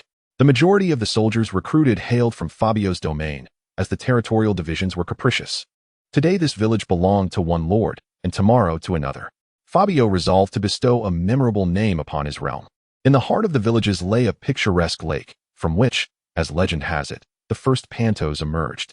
According to legend, a beautiful princess of Valeria passed through this region and found the weather excessively arid. The ancestor of Pentos emerged from the lake and asked, "Why not take a refreshing dip in the water?" The princess replied, "This lake is too filthy. It would ruin my delicate skin." Infuriated by such insolence towards his home, the ancestor of Pentos retorted, "Sister, today I shall ensure you are properly moistened." With that, he kicked the princess into the lake, and from that day forth, the two lived an unabashed life together. Henceforth, the territory would be known as the Pool Ditch. This time, approximately 300 soldiers were recruited, divided into 5 groups, each led by an officer for training. About half of the soldiers hailed from the Pool Ditch, while the remainder were from the lands of other lords. After a full day of training, they could not return home, but had to rest in makeshift shelters. A local soldier had erred and was collectively punished by being denied dinner, leaving the local troops to eat at home while those from other villages faced hunger. Suddenly, a resounding horn sounded, prompting the soldiers to rush out of their quarters instinctively. It was a command for an emergency assembly. Upon exiting, they beheld a row of handcarts entering, laden with freshly slaughtered lambs, blood dripping steadily from the wooden carts. The officers were ready to feast, but the sheer number of sheep was overwhelming, which was the soldiers' first thought. They swallowed hard, beginning to unload the lambs. Starving themselves yet tasked with carrying meat for others only heightened their hunger, but they dared not voice their complaints, for fear of punishment. At that moment, a figure rode in, waving his hands dramatically. "These are gifts from the king. Today His Majesty invites all soldiers to a meat feast. Send a few of you to summon your comrades from home." The soldiers outside enjoyed roasted lamb, while Fabio and Reed huddled together, calculating, how many sheep are left? Too many, far too many. Enough for the soldiers to feast for several days. Excellent. Intensify the training, and let them sweat out all the food. More sweat in peace means less blood in war. Fabio instructed the guard at the door. In recent days, to support Master Ethan's transcription work, a large number of sheep had been procured. The sheepskins were sent to the workshop to be processed into parchment, and the wool was used to create garments. Indeed, every part of the sheep was valuable, and all expenses were accounted for in the budget. Fabio strolled slowly to the balcony, where from the second floor he could clearly see the soldiers gathered in the training ground, feasting on lamb and drinking ale. Suddenly, they erupted in joyous shouts, their voices resonating through the air. "They are saluting you," declared Dogshanksy. "It is time for your entrance," added the guard. When Fabio arrived, the barbecue celebration was already well underway. He warmly approached each soldier, patting their shoulders, inquiring about their harvests, and joining them in hearty libations. The blind man, feeling a surge of enthusiasm, seized the grill to resume his old profession, calling out as he cooked, "Come, everyone. Children grow quickly after eating, old ladies run swiftly. Men become robust, and women become radiant." Fabio, lost in a haze of inebriation, could not recall how much he had consumed throughout the night. He dutifully toasted with every patron who raised a glass to him. The world around him appeared inverted, and through the fog, he envisioned himself wielding the supreme authority of Pentos, with Daenerys nestled in his embrace, playfully chiding, "Oh, my king, you are so wicked." Meanwhile, his father looked down from the heavens with a benevolent gaze, as if to say, "My son, you truly outshine me." Eventually, it was the blind man and Dogshunger who lifted him back to his bed. In a muddled state, he was awakened in the dead of night by a series of loud knocks at the door. "Who is it? What is happening?" Fabio wondered, alarmed by the nocturnal disturbance. "My king, it is I," came a delicate voice from outside. "It is Xiaoli, your favorite neck to kiss. Have you forgotten? I have come to serve you. Go away. You foul woman. I was here first," protested another voice. "My king, it is Xiaolu. I have not forgotten the postures you taught me. My king, it is me too. Oh, who just tugged my hair? My king, it is I. I have missed you so dearly." These women were once courtesans who had served Fabio for a year before marrying and starting families of their own. Yet, when the king was nearby, they felt compelled to come and attend to him. It was their lifelong duty. Hearing of Fabio's arrival, these former courtesans adorned themselves anew, transported by their husbands or fathers in donkey carts. "Ah, no need. You all may return home. I wish to rest." Fabio's voice trembled, for Daenerys was just upstairs, and he feared what she might think if she knew. The moment was critical for his romantic pursuits. "My king, please open the door. If we fail to serve you properly, we shall be scolded." It was strange, for despite Fabio's lack of power, he was regarded as incredibly esteemed by these farmers. The mere fact that their wives could share a bed with him was something they could boast about to others. What kind of logic was this? Was the hat comfortable? "My king, if you do not open the door, we shall break it down." Following this, a profound silence enveloped the air, leaving Fabio to wonder if they had departed. But the next moment, the door was violently thrust open, sending dust cascading from the ceiling. "Sisters, put in some effort." Someone began to chant. "I cannot provoke them. I cannot provoke them. Can I not hide?" Fortunately, Fabio resided on the second floor. He knotted the sheets together and climbed out the window, feeling a rush of relief upon landing. His attendants resided in a large house beside the stable, and Fabio stealthily crept inside, where Gladiator Brother and his bodyguard snored soundly on the communal bed, accompanied by a pungent odor of feet. Holding his nose, Fabio contemplated retreating just as the women broke into his second-floor quarters. "Where's my king?" "The king has fled," one woman exclaimed, peering out the window. Fabio quickly recoiled, drawing back his neck. "Forget it. I shall endure. It is far better than being subjected to the whims of others. I can hardly withstand any more turmoil, for I am here to attend to serious matters." Bavos sprawled comfortably in a starfish position, while Ryder assumed a Tai Chi stance beside him. The exceptionally gifted blind man arranged himself in a square formation. What is so remarkable about that? Fabio suddenly kicked him, pinching his nose as he gradually succumbed to slumber. Chapter 17. Persuasion, Physics. Daenerys, burdened by her thoughts, stirred the breakfast on her plate, the bacon congealing into grease. With a sudden shove, she sent the plate away. "Clear it all away. What is so special about a princess? As if anyone craves to serve you. If you don't want to eat, so be it. Look at your gaunt appearance. The king would hardly find you appealing." Little Yi, serving beside her, silently cursed her in her heart, but maintained a smile on her face. "Yes, your highness." Daenerys leaped from her bed, her bare feet touching the carpet, and leaning against the balcony railing, inhaled deeply. "By the way, why was it so noisy last night?" "I am not certain, my lady," Little Yi replied softly. "I shall not tell you. Beg me to do so." Unfortunately, Daenerys had no desire to engage in a battle of wits with Little Yi. She gathered her nightgown and sat upon a chair, resting her head on the railing as Fabio's words echoed in her mind. "You are truly beautiful. Such a lovely girl as you. If you do not smile, would be a loss to the entire world. I wish to see your smile every day. Such forthright declarations of affection were foreign to her, strikingly direct and filled with desire, causing her heart to race. She regretted having pushed Fabio from the carriage. Upon realizing the potential for something between them, Daenerys recognized how handsome and captivating he was. If only he had persisted a little longer.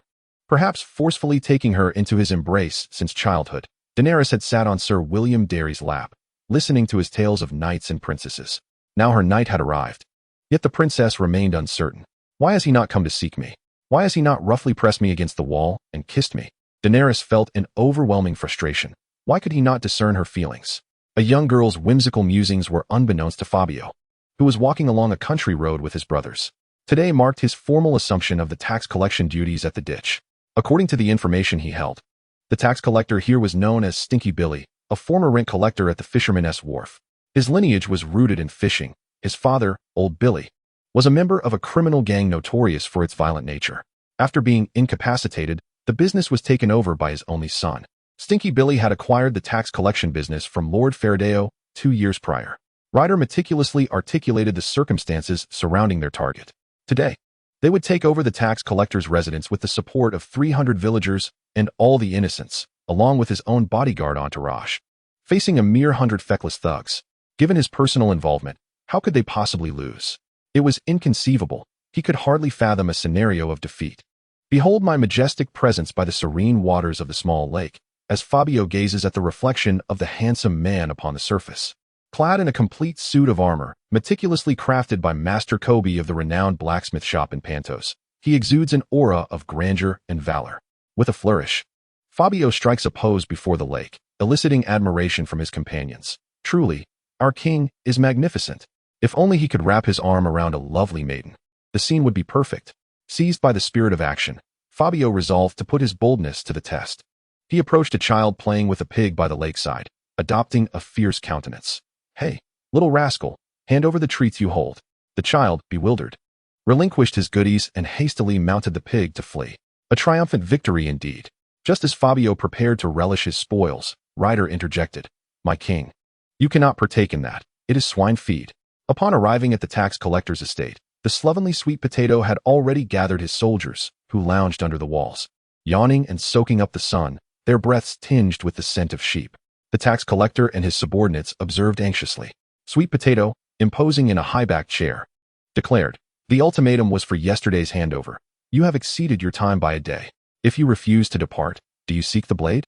The rancid Billy, draped in a mink coat that exuded a foul odor detectable from a distance, retorted, "I care not. Unless I see the king, I shall not leave. With my soldiers. A mere spit from each could drown you," Sweet Potato threatened. "Do you truly consider them soldiers?" Billy scoffed. "These wretches would soil themselves at the sound of my footfall." To validate his claim, he approached the soldiers. "Do you dare to lord it over me? Begone." As he stomped his foot, a few soldiers visibly recoiled, though not to the extent of soiling themselves. "By heavens, so many sheep have perished in your belly." Sweet Potato fumed. "Make a note of those names. When this is over, they shall receive 10 lashes." Amidst the ruckus in the courtyard, Fabio smiled faintly, as a thunderclap heralded the grand entrance of the regal king. "Did you not receive the notice? This domain is now under my command, with no ties to you or my grandfather." Fabio intended to recline with his legs crossed upon the table, yet the cumbersome armor rendered such an act impossible. He was obliged to sit upright, appearing almost as if reprimanded, losing some of his commanding presence. A miscalculation indeed. "You are the king?" Billy squinted, scrutinizing Fabio. "Is this for real? I thought kings were portly. Do you not recognize your sovereign?" Fabio brandished Beowulf's great scimitar. "Are you familiar with this blade?" His companions skillfully advanced, flexing their robust arms, their chests rippling and their bellies swaying. The pungent and odorous Billy immediately lost his imposing demeanor, even appearing to shrink in stature. "My lord, I purchased this position for 1,000 gold coins, with a 10-year contract. After just 2 years, you wish to cast me aside? Such unreasonable treatment is intolerable. If you seek justice, take it up with Farajuo. That 1,000 gold was meant for him, not for me. If you feel wronged, go speak to your master." He bellowed. "Show him out." At his command, the brothers sprang into action, with Beavos leading the charge as he yanked the foul-smelling Billy from his chair. Upon witnessing the fray, Billy's gang of ruffians brandished their makeshift weapons and rushed forward, only to be swiftly subdued by the brothers and the purists. The soldiers, seeing the tide turn in their favor, joined in to pummel the fallen foes. Bivos sent one small thug flying with his substantial girth, then proceeded to rain down blows upon him. Brothers, let us practice our skills. Work up an appetite for a hearty dinner tonight. Be gentle, don't kill him. Fabio remarked as he and Ryder entered the tax office, needing to inspect the accounts and ensure the existing gold coins were sufficient.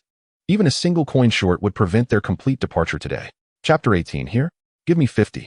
After spending most of the afternoon, Fabio and Ryder reconciled the estate's accounts, meticulously recording the previous year's expenditures. The majority of the revenue was allocated to Faraggio, a small portion to Fabio, while the remainder was designated for village repairs, as well as the purchase of seeds and tools. However, Billy had managed to earn a modest profit in these endeavors, particularly from the mill and his small grove, which had become a veritable cash cow. He had even leased out the basic woodland to several hunters and beekeepers. Among the records was a name that bore no direct relation to Fabio, yet it stirred a vague recollection within him. This individual was the son of an old porter from the Faraggio family, who had not served the Ascanis but instead moved outside the city. He would occasionally return to visit his father, but after the old man passed away over a decade ago, he had not returned since. Confused, Fabio carried the account book into the courtyard, where the ruffians had been banished, leaving only the aggrieved tax collector Billy squatting in a corner, surrounded by a group of watchful brothers. He pulled aside a rotten sweet potato. Do you remember this person? I recall he was the son of Quickleg. How did he end up here as a merchant of mountain goods?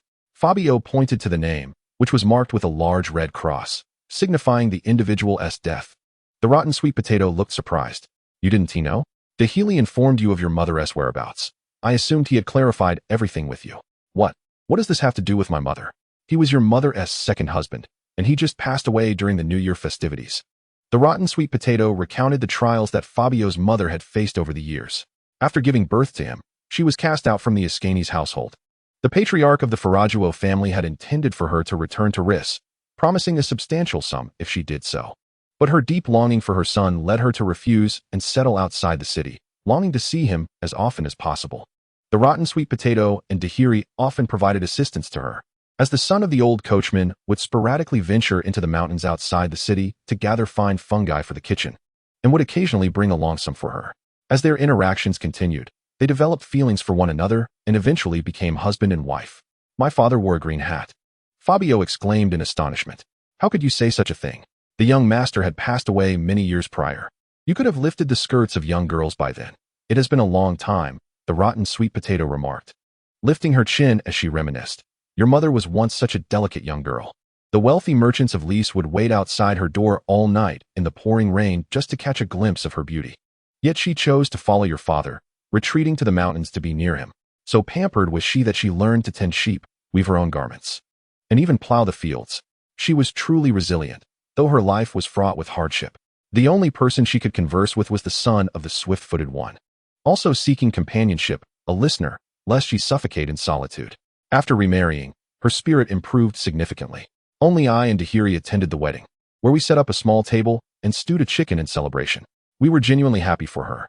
Suddenly, tears streamed down Fabio's face. Hearing that his mother had lost her husband once more, he longed to spread his wings and fly to her side. Where does she live? I must go visit her immediately and bring her back to live with us. Fabio had wished to see his mother for a long time, but had been delayed by a tangled web of trivial matters. Now, everything else seemed inconsequential. Near the Little Lorne River, not far from the city of Gedjuo.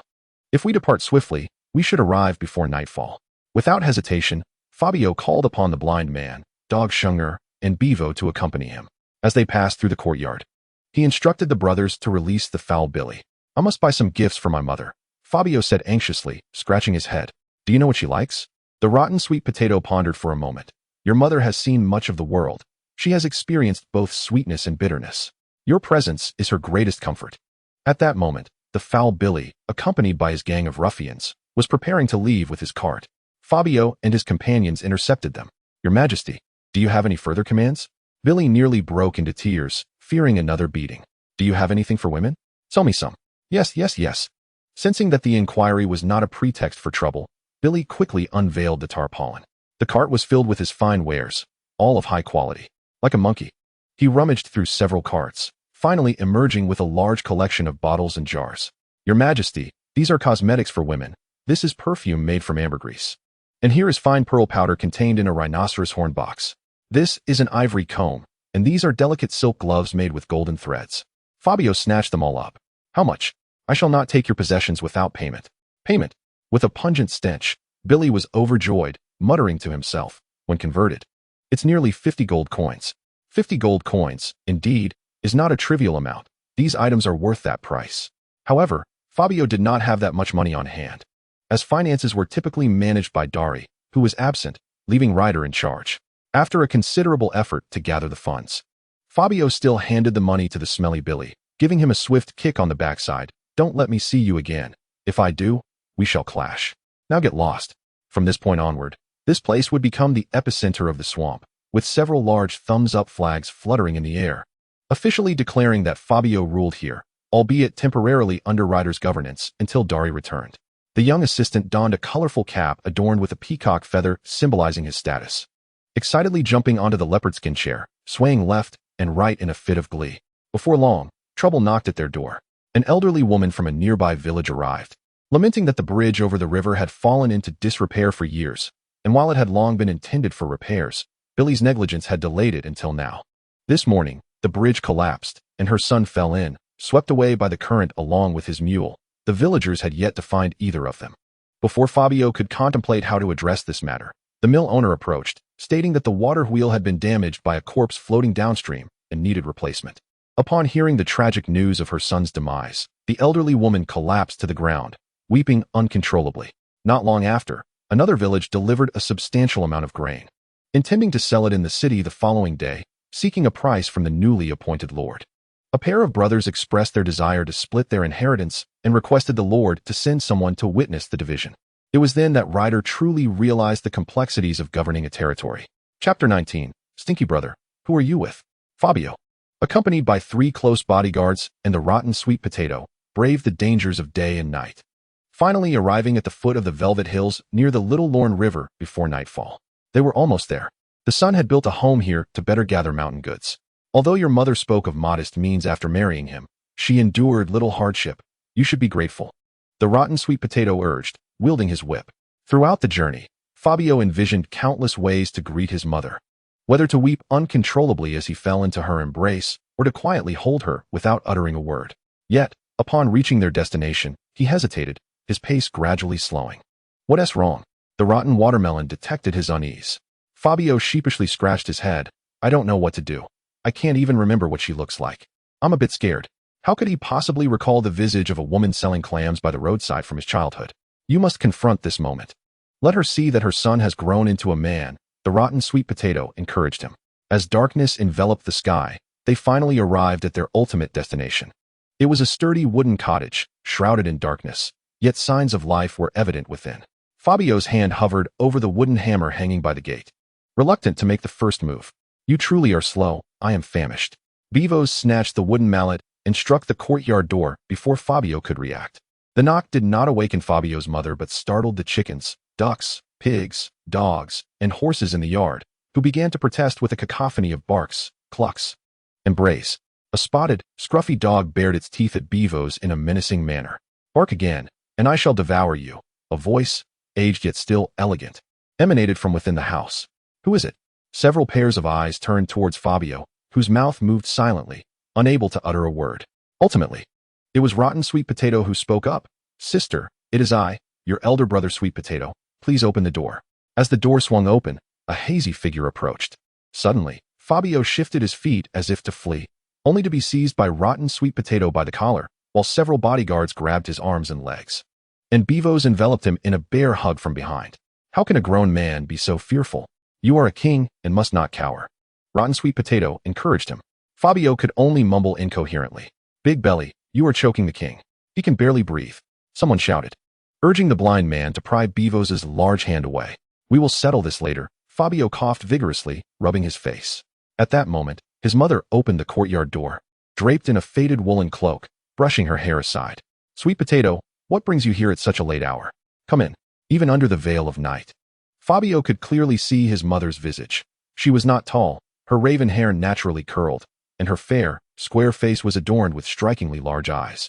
With even the faintest crow's feet failing to diminish her beauty, it was quite understandable with his striking looks. It was only natural for his mother to possess a similar charm. Who are these people? His mother inquired. Rotten Sweet Potato pulled Fabio closer. And for the first time in over 20 years, mother and son stood so near. Tears suddenly streamed from his mother's eyes as she recognized her son. Gazing in disbelief at the scene, her hand reaching out to touch Fabio, only to retract midway in shock. Mother, Fabio whispered, taking her hand in his. She abruptly enveloped him in a tight embrace, weeping uncontrollably. Little Tiger Head, my dear Little Tiger Head. Little Tiger Head? Is that your childhood name, bestowed by your father? Rotten Sweet Potato remarked from behind. It is cold outside. Let us go inside to talk, he added, noting the significant temperature fluctuation in Pentos, which could easily lead to illness. Once inside, Fabio's mother busied herself. Please, have a seat, she said, bringing over several chairs. Upon noticing the exquisite velvet garments Fabio wore, she hurriedly wiped them down with a burlap cloth. You must be hungry. I will prepare a meal. Please wait a moment, she said, bustling about the fireplace, only to discover a lack of firewood. Grabbing an axe, she prepared to venture into the yard to chop some, frequently glancing back at Fabio, as if fearing he might suddenly vanish. Madam, let us proceed. You have spoken with the king. The blind man snatched the axe and led Beavos into the courtyard. As they walked, Beavos inquired whether they could slay the dog for a meal. When Fabio encountered his mother, he was filled with a torrent of words, yet upon facing her, he found himself at a loss. His mother simply wiped away her tears, gazing at him as if she could never behold him enough. Mother, you have suffered greatly over the years, Fabio remarked, unsure of what to say. Settling for a vague expression. My dear child, you too have endured hardships. Hardships? Where have I suffered? I have relished life's pleasures. Feeling invigorated, he retorted. Hand in hand, mother and son exchanged fragmented conversations under the flickering candlelight, where she remained as beautiful as ever, though her hands had grown coarse from toil. Fabio's spirits were notably low. Suddenly, a commotion erupted at the entrance. Your brother, Pighead, has returned, his mother explained to Fabio. He is often absent, and I never know when he will come back. Brother? When did I gain a brother? Fabio questioned. He is your half-brother, and he can be quite a rascal. I have often contemplated giving him a good thrashing. The blind man interjected. Fabio's younger brother was 7 years his junior. Upon entering the courtyard, he clamored for food, his eyes widening at the sight of the blind man chopping wood and Beavos preparing to slaughter a chicken. The guard dog, sensing Beavos' intent, had long since vanished. Andrews, where have you been these days? His mother asked with concern. Why do you care? Hurry and prepare a meal. I intend to accompany my brother into the city to seek fortune. I refuse to remain in this impoverished backwater any longer, his younger brother replied curtly. A cacophony of neighing horses and voices erupted from the courtyard, gradually fading into the distance. Fabio rushed to the backyard, where he found his brother tugging at a fiery red steed. Their mother, in a state of distress, cried out, This is the only possession your father left behind. Where do you intend to take it? I shall give the horse to my brother, so I may gain favor in his eyes, Andrew replied impatiently, shoving their mother to the ground. She likely struck a small stone, leaving her unable to rise immediately. The blind man hastily assisted her, while Fabio walked past, placing a hand on his younger brother's shoulder. Who are you? Andrew frowned, turning to face him. Fabio responded with a resounding slap. Your father is dead, and I am your brother. Who are you? My father never struck me. Do you dare to? Andrew protested, clutching his swollen cheek. I shall not shy away from a scuffle, even with a mere child, Fabio retorted, rolling up his sleeves. Today, I shall impart some life lessons to you. The ruckus in the backyard attracted the blind man and Beavos, the latter still clutching the bloodied knife used for the chicken. Andrew, upon sighting, felt a wave of despair wash over him.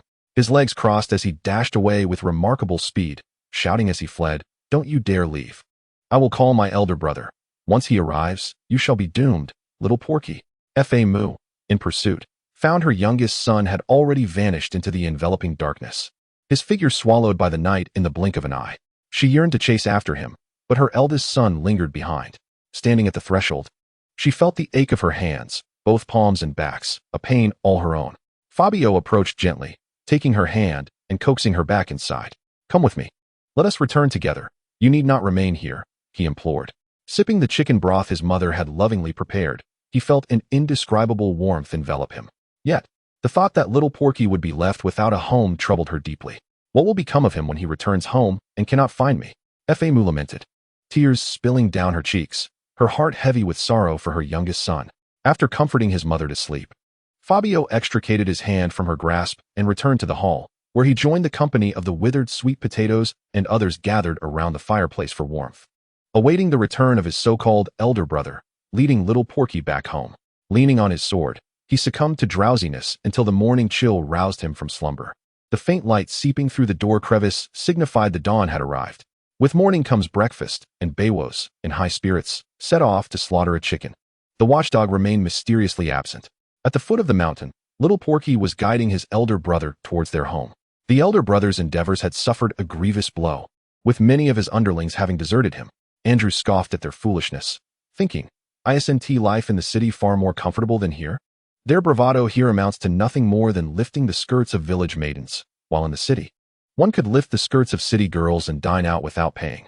Brother, just ahead, Andrew pointed, that horse was left by our father. Its lineage is most esteemed. The scoundrel who heard I intended to take it beat me mercilessly, even after I asserted I belonged to you. He only struck harder, declaring that even if you came, he would not relent. Stinking Billy had been stripped of his lucrative position yesterday and had endured a beating, now seeking a place to vent his frustration. The acquisition of a fine horse was a timely reprieve.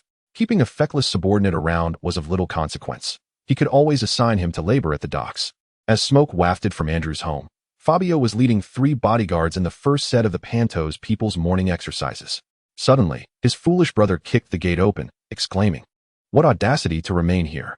My elder brother is coming. Prepare to meet your demise." He looked eagerly at his almighty brother, only to see him trembling visibly. Fabio, with a cheerful demeanor, approached Stinking Billy. What a serendipitous encounter. You are little Porky's elder brother? Surely, you recall what I told you yesterday. You said every time we meet, you would strike me. Billy covered his face in despair. You did not see me. You did not see me.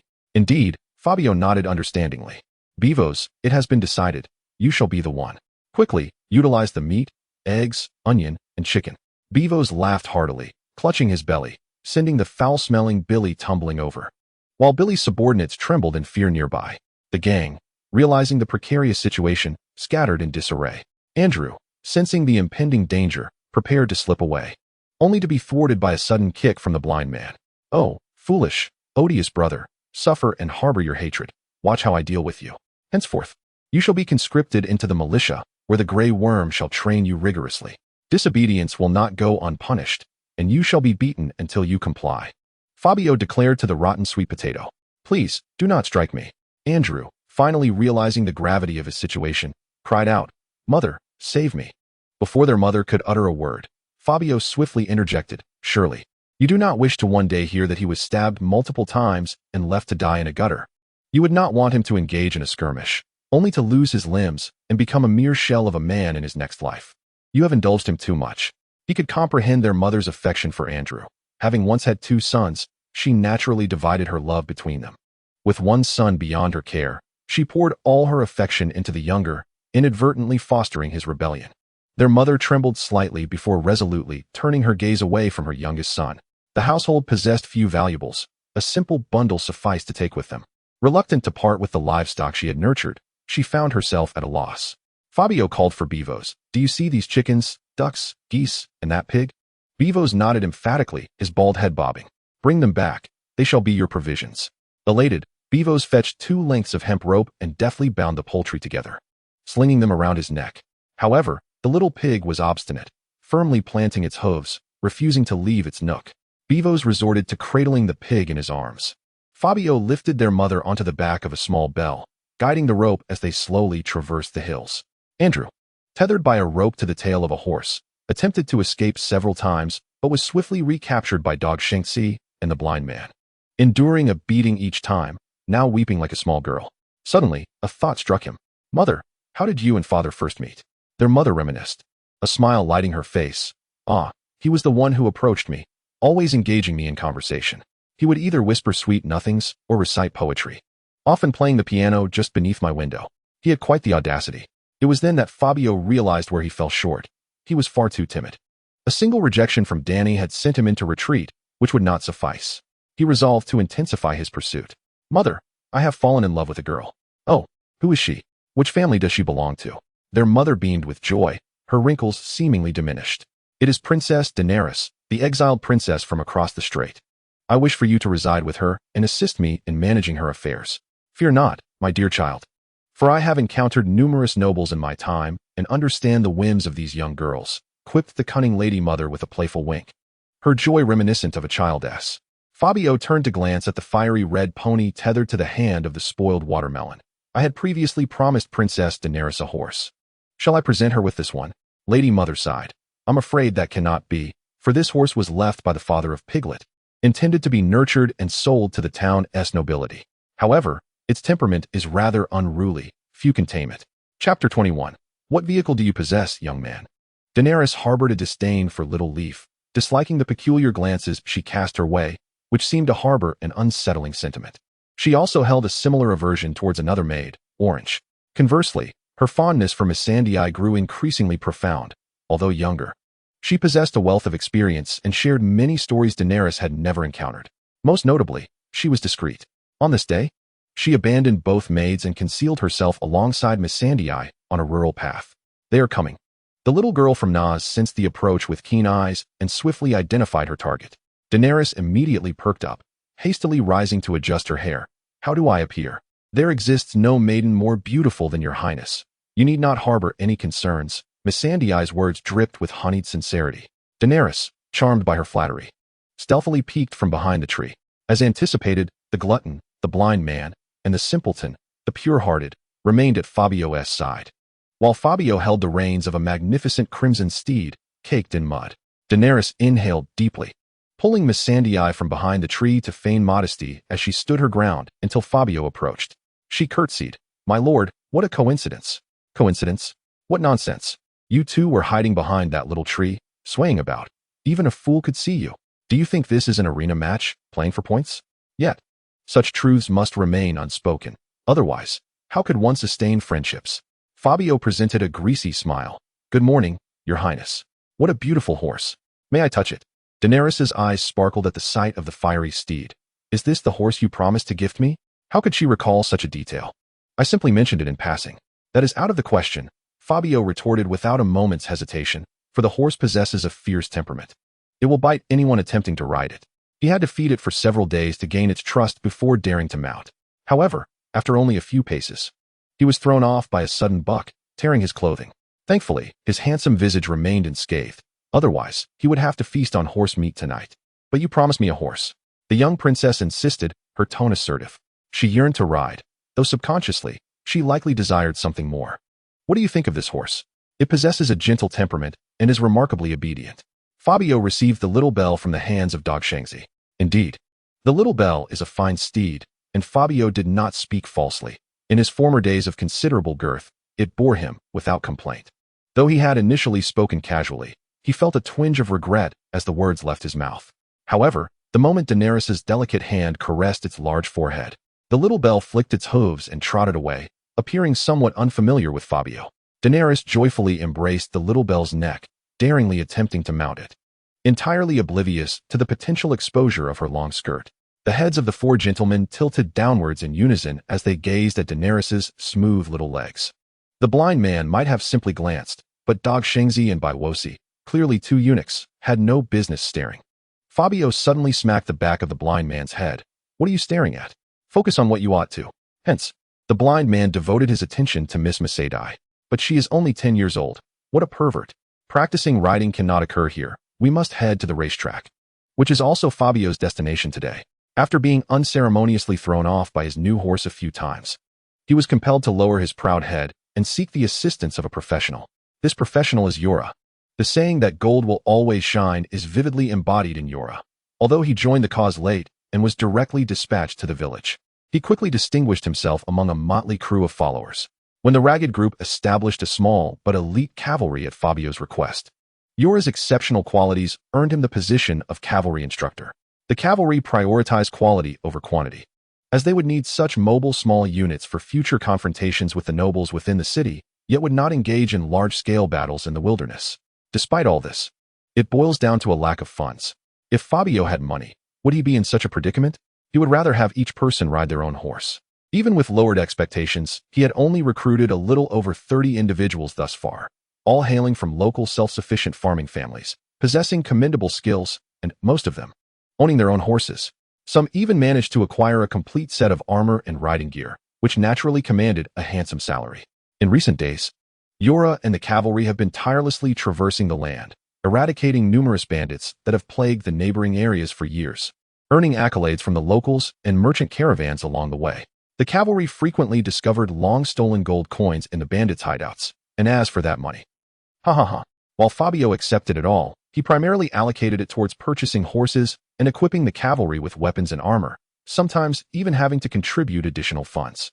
Nevertheless, the morale of the young cavalrymen remains high, their heads held high wherever they go.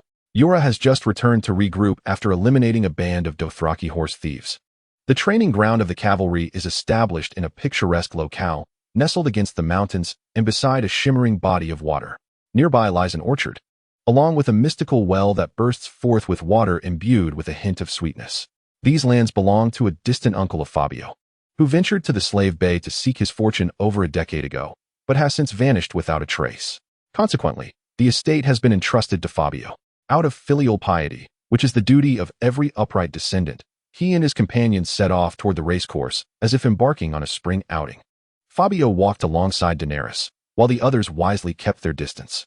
Dogs Hit, with his usual clumsiness, attempted to catch up but was pulled back by the blind man. "Your Highness, I trust you have acclimated well to your residence here? Has my mother treated you kindly?" It has been nearly a week since Fabio brought his mother back, and he made it a point to visit her daily, also taking the opportunity to see Daenerys, thereby expressing the long-suppressed filial devotion he harbored. From his observations, she and his mother appeared to be getting along well. They often ventured out for picnics with the servants, sharing laughter and joy.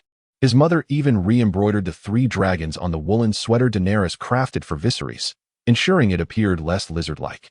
"I have a pleasant rapport with the lady. Daenerys even regards my mother somewhat as her own," Fabio noted, though the princess's pride prevented her from voicing such sentiments openly. If Queen Rila were aware of her daughter's feelings, it would surely sadden her spirit. Through his mother, Daenerys learned of the trials faced by the duo over the years and harbored a deep envy for Fabio's reunion with his mother after so long. Yet, these thoughts remained unspoken. Daenerys deftly shifted the conversation, inquiring, "My king, have you named this horse?" With a smile, Fabio affectionately stroked the fiery steed. "This one? Its name is 86. Before they reached the racecourse, a thunderous cheer erupted from within, where the cavalry, resplendent in their finery, had formed a circle, obscuring the happenings inside. What could possibly be the cause of such excitement? Daenerys joyfully lifted her skirts and made her way toward the racecourse to investigate. However, upon her arrival at the entrance, she was halted by 2 guards. Flustered and uncertain, she stood aside, unable to discern the situation. It was only when Fabio joined her that he noticed the 2 young guards appearing somewhat embarrassed, avoiding eye contact with Daenerys. They spoke in hushed tones, "Your Majesty, Lord Yura forbids women from entering the barracks. We are powerless in this matter." "What?" Fabio exclaimed. "Speak up. Are you starving, young lad?" He cupped his ear. The guards raised their voices slightly, yet it seemed Daenerys still could not comprehend. Fabio bounded to her side, urging, "Louder, louder, I cannot hear." "It is prohibited for women to enter the barracks," the guards reluctantly reiterated. "Who issued this prohibition? Who commanded it?" "It was Lord Yura." "Oh, it is Sir Yura, then," Fabio repeated, ensuring Daenerys grasped the situation clearly. "Truly, fortune has favored me. Despite your disdain for this great bear, the only one truly concerned for you is I, the king." Daenerys's delicate visage flushed with a hint of displeasure, and though she parted her lips, no words escaped. It was only after the guard's explanations that Fabio comprehended the recent events. A certain cavalryman had brought a lady into their midst, and while he sought wine, another man had taken advantage of her.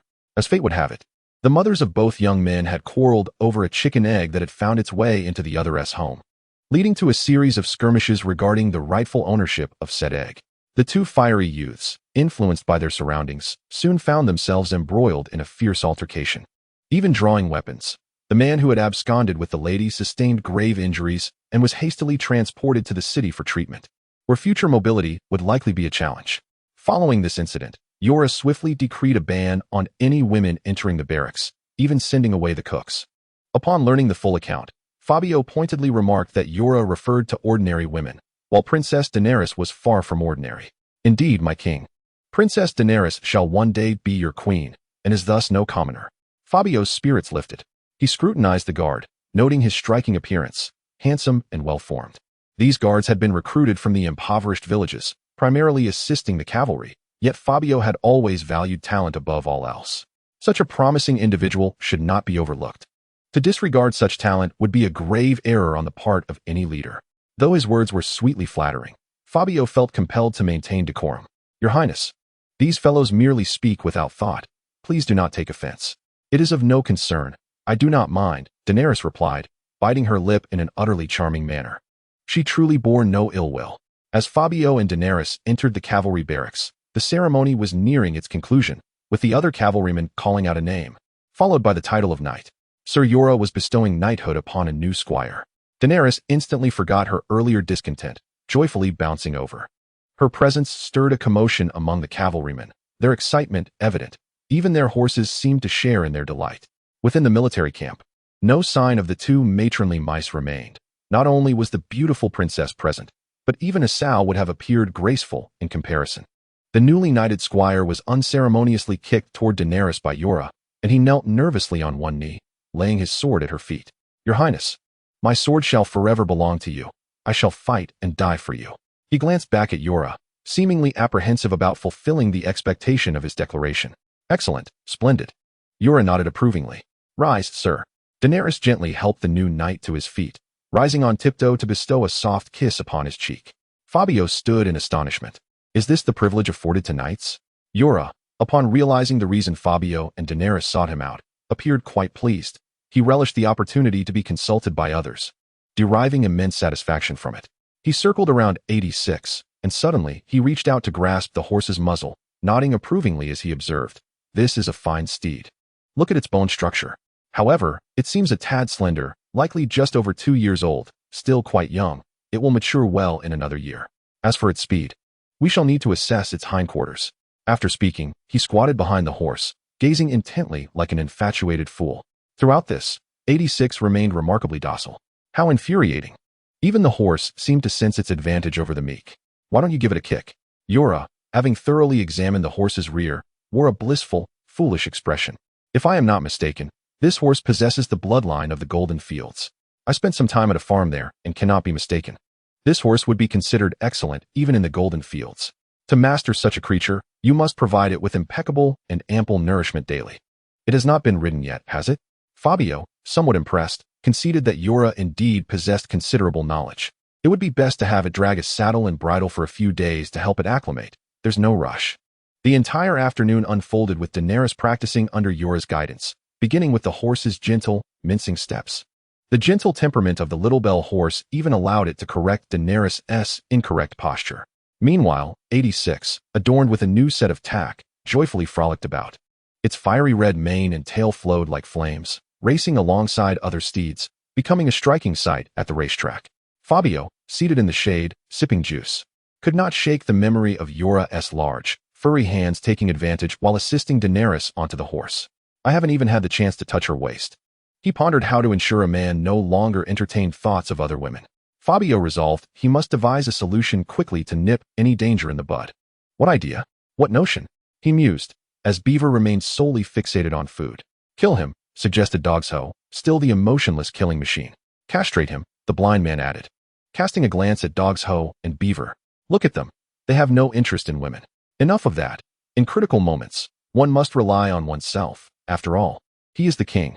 Leaning back in his chair, with arms behind his head, Fabio gazed at the sky, a youthful, radiant smile illuminating his mind. Isn't Jorah still single? Perhaps he should seek a considerate lady to tie him down. Moreover, he already has an excellent candidate in mind. Chapter 23. An abundance of wealth beyond comprehension. Xiaya stood nervously before Fabio, her feet together and her gaze cast downward, yet she was irresistibly drawn to his unique charm. As their eyes met, she immediately averted her gaze, blushing. Please, take a seat. Do not stand on ceremony with this king. She felt somewhat bashful, recalling how early that morning, Daenerys had scampered off who knows where. Recently, the lady has taken on the role of director in a women's federation, frequently gathering a group of women from the village to engage in needlework. It is evident that the king has come specifically to seek her out. As dusk approaches, a warm glow filters through the curtains, casting a soft light on Fabio's handsome face, enchanting to Xiaya. He is such a remarkable man, standing out like a firefly in the dark, vibrant and exceptional. His melancholic gaze, the stubble on his chin, his beguiling demeanor. and the glass of meticulously crafted lime wine in his hand all betray his true essence. Since narrowly escaping death, Fabio has dedicated himself to physical fitness, distancing himself from the allure of women. Now, after more than 2 months, his physique has transformed, exuding an air of gallantry. Could it be that the king desires him? Is this the reason for his visit at such an hour? The thought quickens Xiaoya's breath. Yet this is the study. Could he possibly harbor such inclinations? Xiaoya, I have a request. Fabio is about to voice his intentions. Xiaoya's body trembles slightly. Your Majesty, I promise you, I have awaited this day for so long. Where does your mind wander? Fabio recalls that he has not confided this matter to anyone. Are you engaged? Before being sent to the palace, maidens are often courted by matchmakers, which leads many to marry immediately after leaving the palace, as suitors eagerly await outside. This remark brings immense joy to Xiaoya, as it suggests the king wishes to keep her close. She is not naive enough to believe the king would marry her. Yet she would be content to be his lover. No, I haven't. Xiaoya laughs joyfully, grateful that her mother was dissatisfied with the bride price, which has delayed any news until now. Fabio feels a wave of relief. Although Yura is old enough to be Xiaoya's father and possesses a somewhat intimidating demeanor, he is quite amiable and treats women with great courtesy, doffing his hat whenever he encounters village women, which has only made his hair sparser. Furthermore, with his deep affection for his wife, only to be ruthlessly discarded after being financially drained, Fabio feels a twinge of sympathy for him. He deserves a better woman. But Daenerys is absolutely out of the question. She belongs to the king. Thus, Fabio prepares to propose the idea of marrying Xiaoya to Yura Mormont. He once served a noble lord, and when Prince Viserys returns to King's Landing, Yura will regain his status as lord, and you shall be the lady of the house. At which point, even the governors will pay you their respects.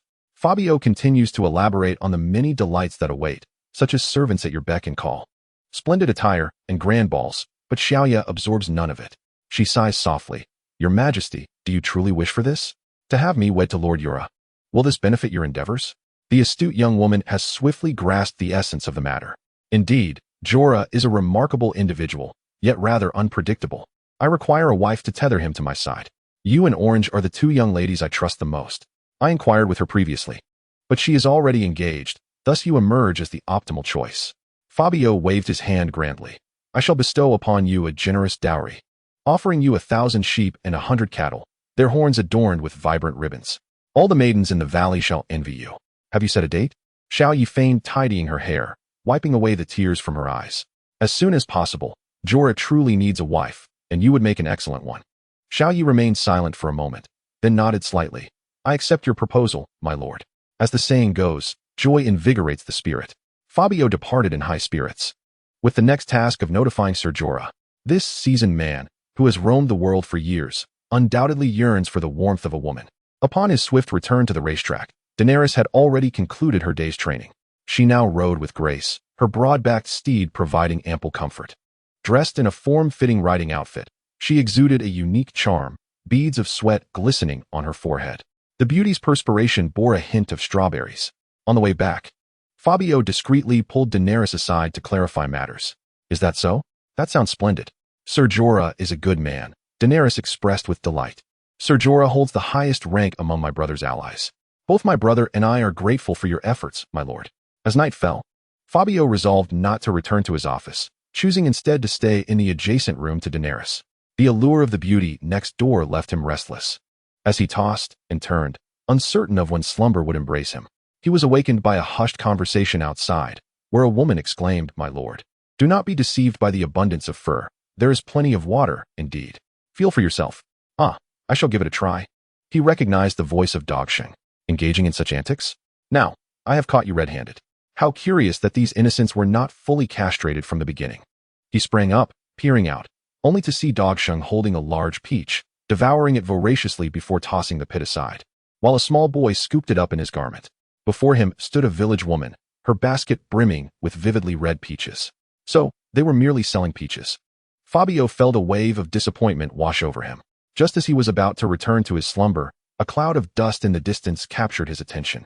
A swift horse galloped towards the courtyard, and whether due to the rider's poor skill or the horse's obstinacy, it crashed through the courtyard gate, heading straight for the small boy. The peach vendor, witnessing the imminent danger to her child, screamed in terror, her voice echoing loudly enough to awaken even the deepest sleepers in the vicinity. Dogshing reached out just in time, rescuing the boy. Are you in such a hurry to meet your fate? Fabio leaned out of the window, hurling curses at the rider below. The horse gradually came to a halt, collapsing to the ground in a daze, frothing at the mouth, while the rider tumbled off. As Fabio hurried downstairs, the rider, aided by Dogshing C, was sipping water in small gulps, slowly regaining his composure. My lord, Chief Dahili will soon return. The ship is expected to arrive in 7 days. He instructed you to bring more men to retrieve the gold. How much gold? How much gold? Fabio grasped the rider's collar, his anxious saliva splattering the man's face. 500,000. 500,000 gold. Chapter 24. The child unlawfully operates the heavy vehicle during this period. Fabio had undertaken countless studies, pinpointing numerous locations, with the addresses of various factories and workshops etched in his mind and on his map.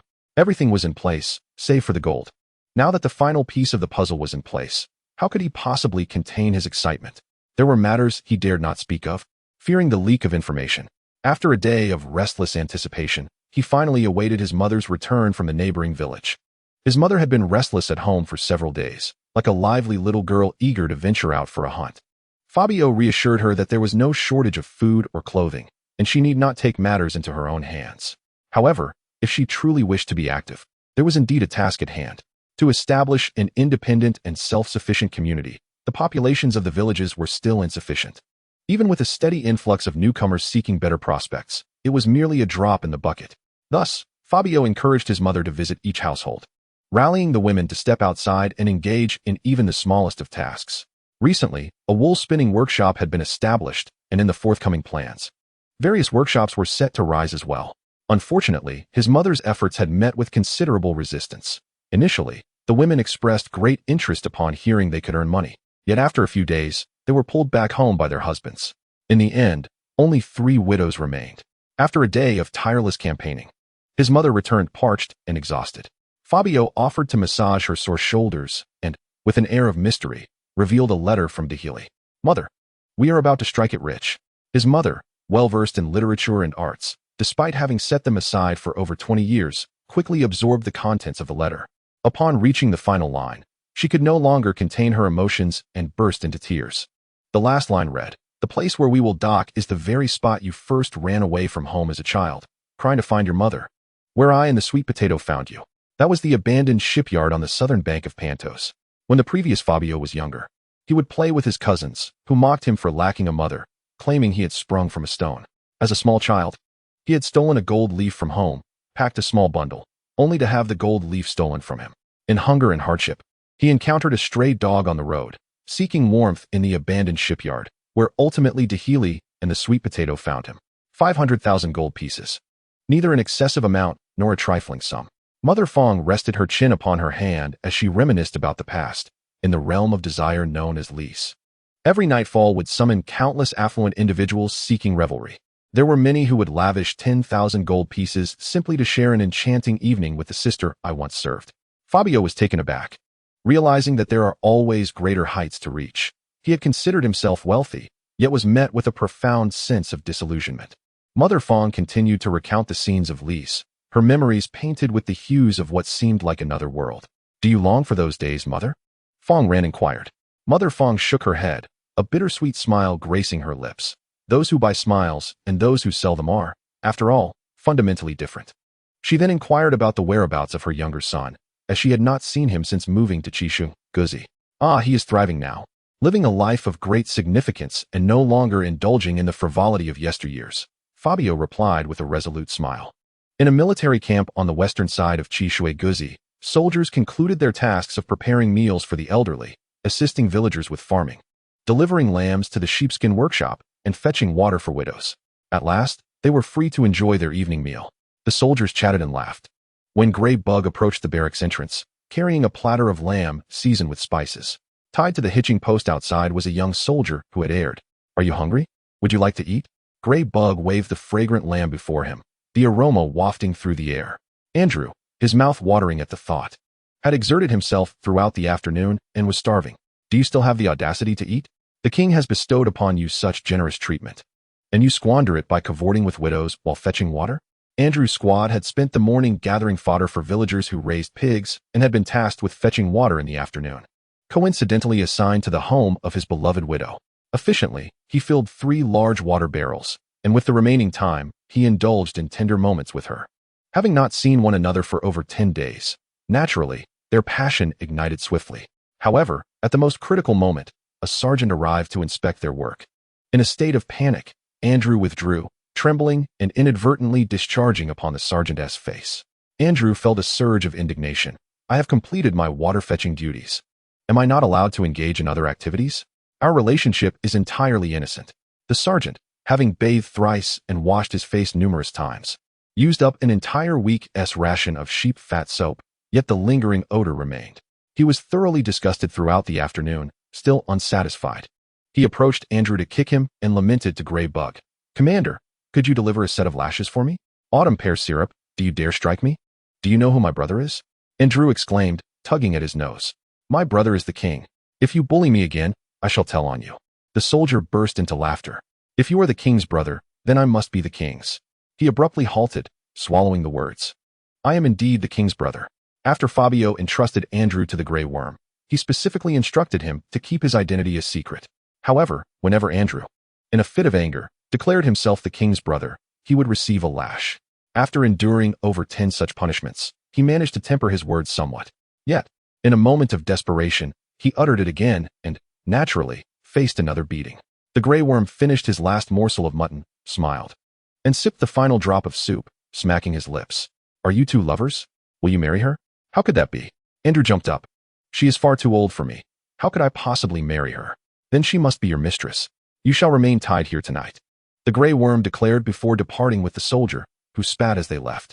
Alone in this vast world, Andrew was left with only an old horse for company. Thank goodness for you.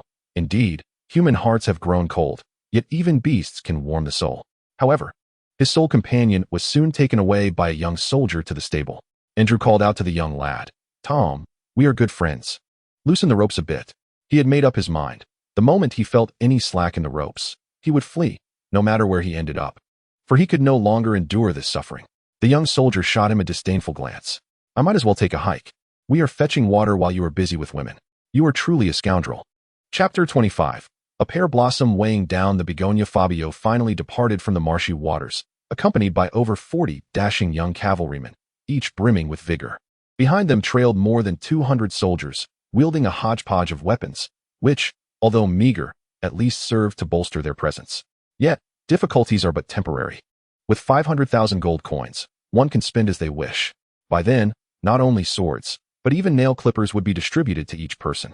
Sir Yura, the cavalry instructor, newly wed, bore a joyful countenance, though he appeared more balding, a clear sign of indulgence.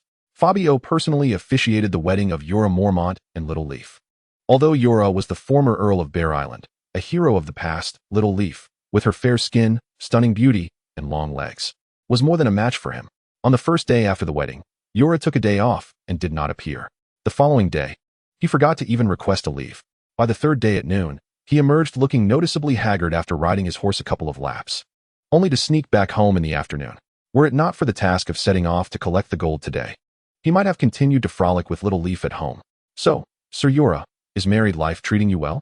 Fabio observed Yura's appearance, which was filled with joy, though dark circles had formed under his eyes.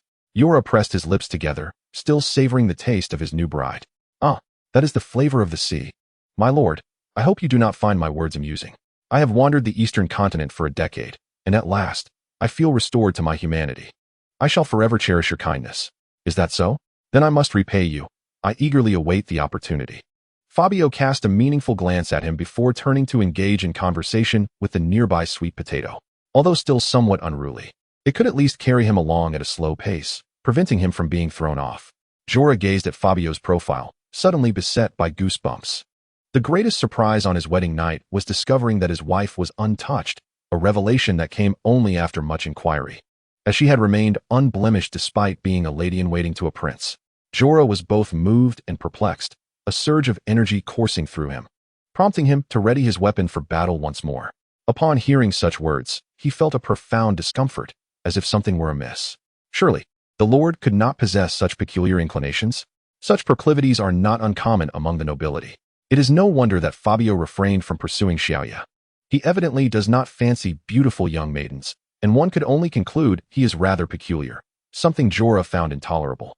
The more he pondered, the more unsettled he became, a shiver running down his spine. Yet, for the sake of his future endeavors, his family's happiness, and the beauty of his new bride, Sir Dacian believed he could make a small sacrifice. Fabio remained blissfully unaware of Jorah's thoughts, and had he known, he might have been sickened.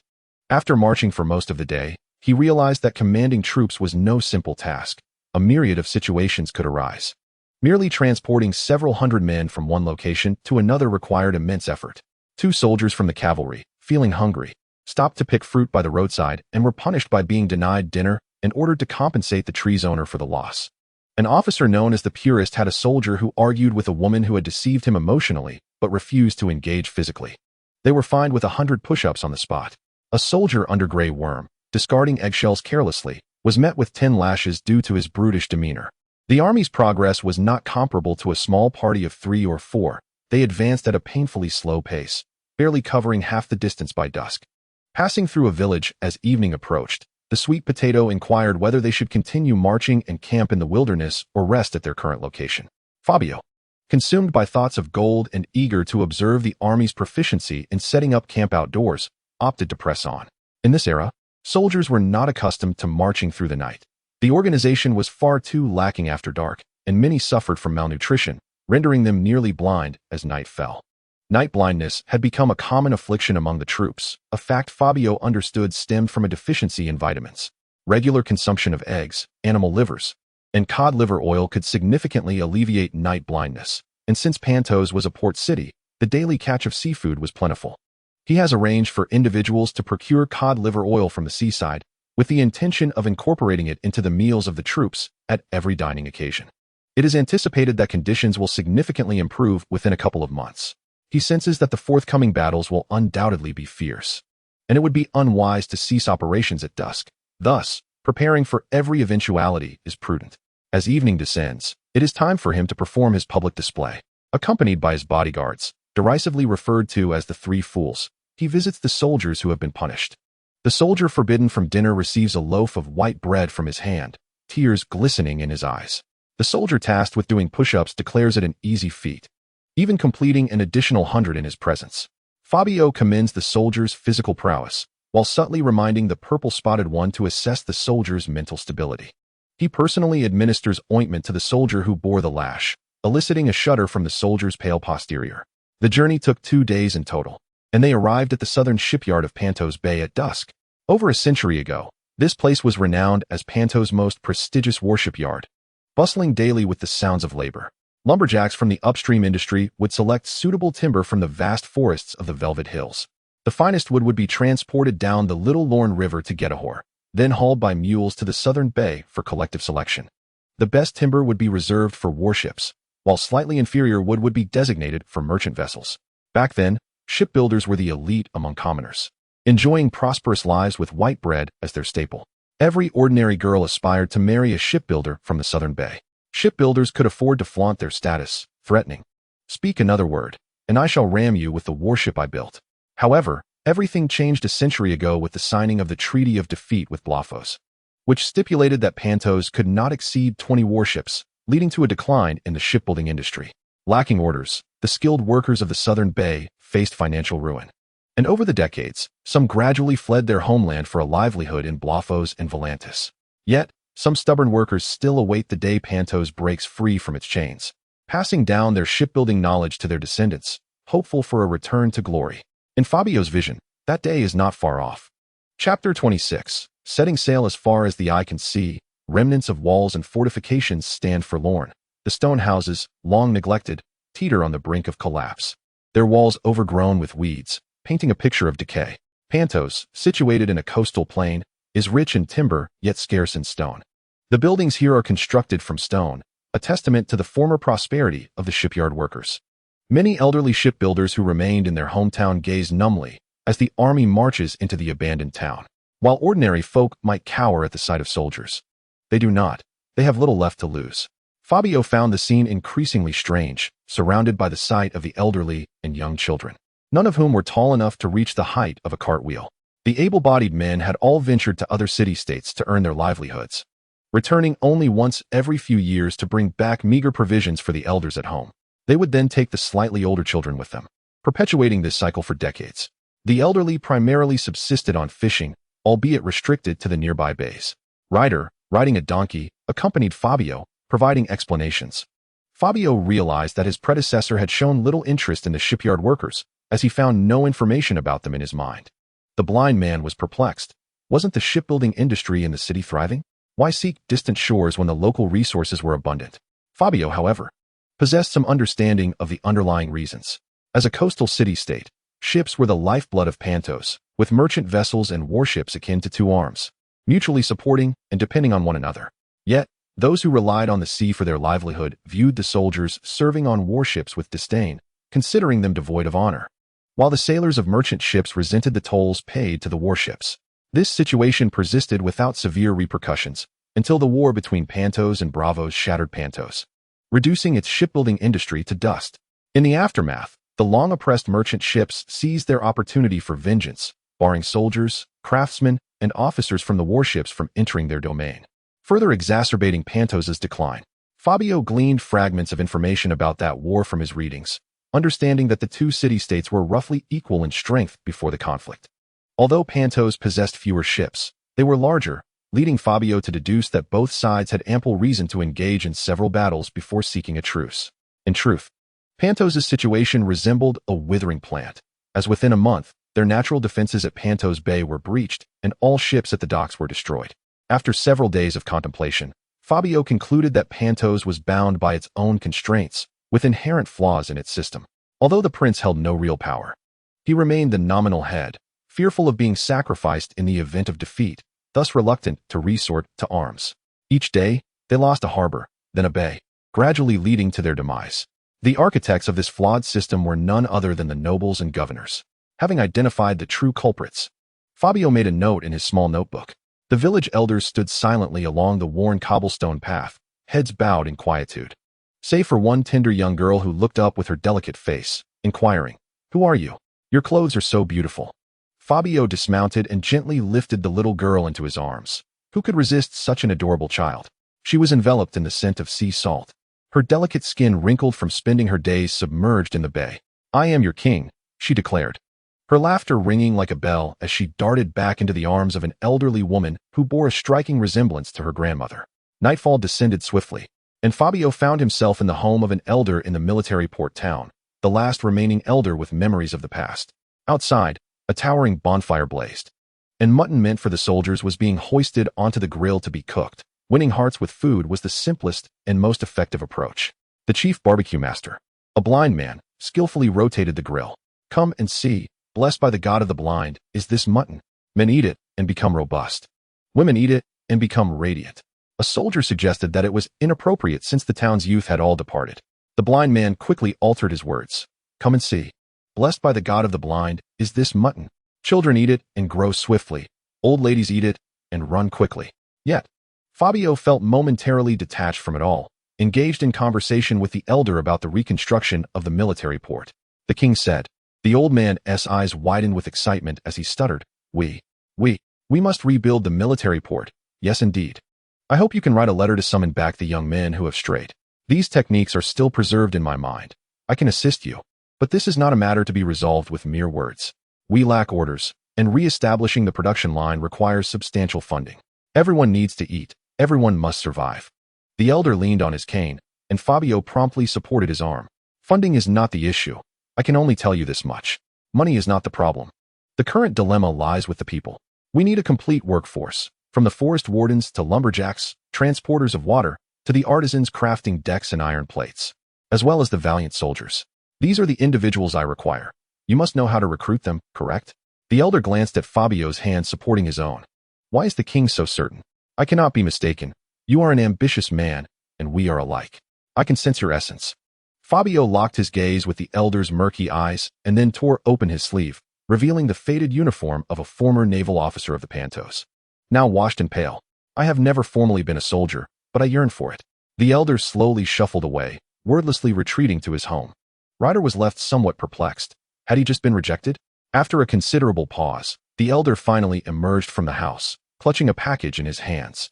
A century has elapsed without a single prince gracing this place. Some princes harbor remorse, while others remain indifferent. My lord, your presence instills in me a glimmer of hope. I beseech you not to let us down, nor to betray him. The parcel is wrapped in exquisite velvet, its violet hue faintly discernible in the flickering torchlight. The elder meticulously unravels the layers of the package, ultimately revealing a ghastly white skull. The inquisitive rider let out a shriek, only to receive a sharp slap from Fabio. Who is this? Tears clouded the elder's eyes as he spoke of Pentos' last naval commander. Before his demise, he left a final wish, to witness the warships once again unfurl their sails upon the Pentos Bay and the narrow sea. Chapter 27. The eastern wind arrives. Fabio ascended the lighthouse, peering through his telescope at the sea for several hours, his eyes nearly straining to blindness. Yet the ships remained elusive. Time was swiftly approaching noon. The refreshing sea breeze caressed him, yet he was consumed by impatience, his body drenched in sweat. The once bustling lookout towers of the naval port lay in ruins, their staircases crumbled to the point where only cats could ascend, having long since become the abode of seabirds.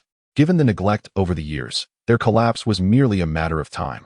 The current makeshift lookout tower, however, had been recently refurbished by Fabio's aging naval commander upon his return home.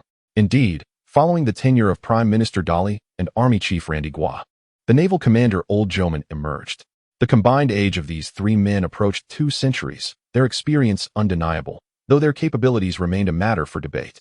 At this moment, a distant dark spot gradually emerged upon the water, and Fabio let out an exclamation of excitement, for the distance rendered it indistinct. After approximately half an hour, he finally discerned a tall flag of the oceanic giant fluttering atop the ship's main mast, an emblem of Bravos. The golden key flag representing the Iron Vault and the 3-headed dragon banner of House Targaryen adorned the shorter masts on either side. Dali, with his gold, had arrived punctually.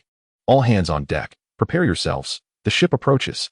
Meanwhile, Bevos and his companions remained sprawled upon a large rock, deep in slumber, their snores echoing throughout the military port town.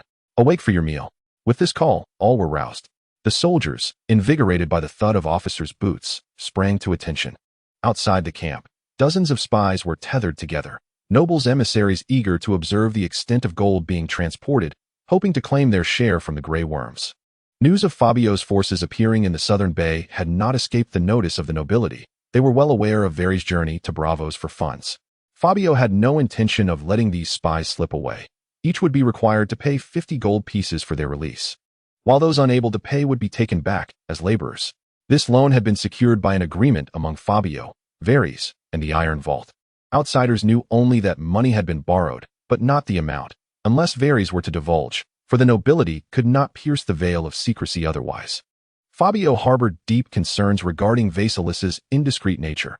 It was only a matter of time before the nobles would uncover the truth. However, he was unable to silence his lips, resigning himself to fate. Yet, every day he managed to maintain the ruse was a small victory. As the saying goes, a horse dies running towards the mountain, and today, Fabio learned that waiting for the sea was no less arduous. The gold-laden ship had long since appeared through the telescope, yet it remained stubbornly adrift, unable to reach the shore.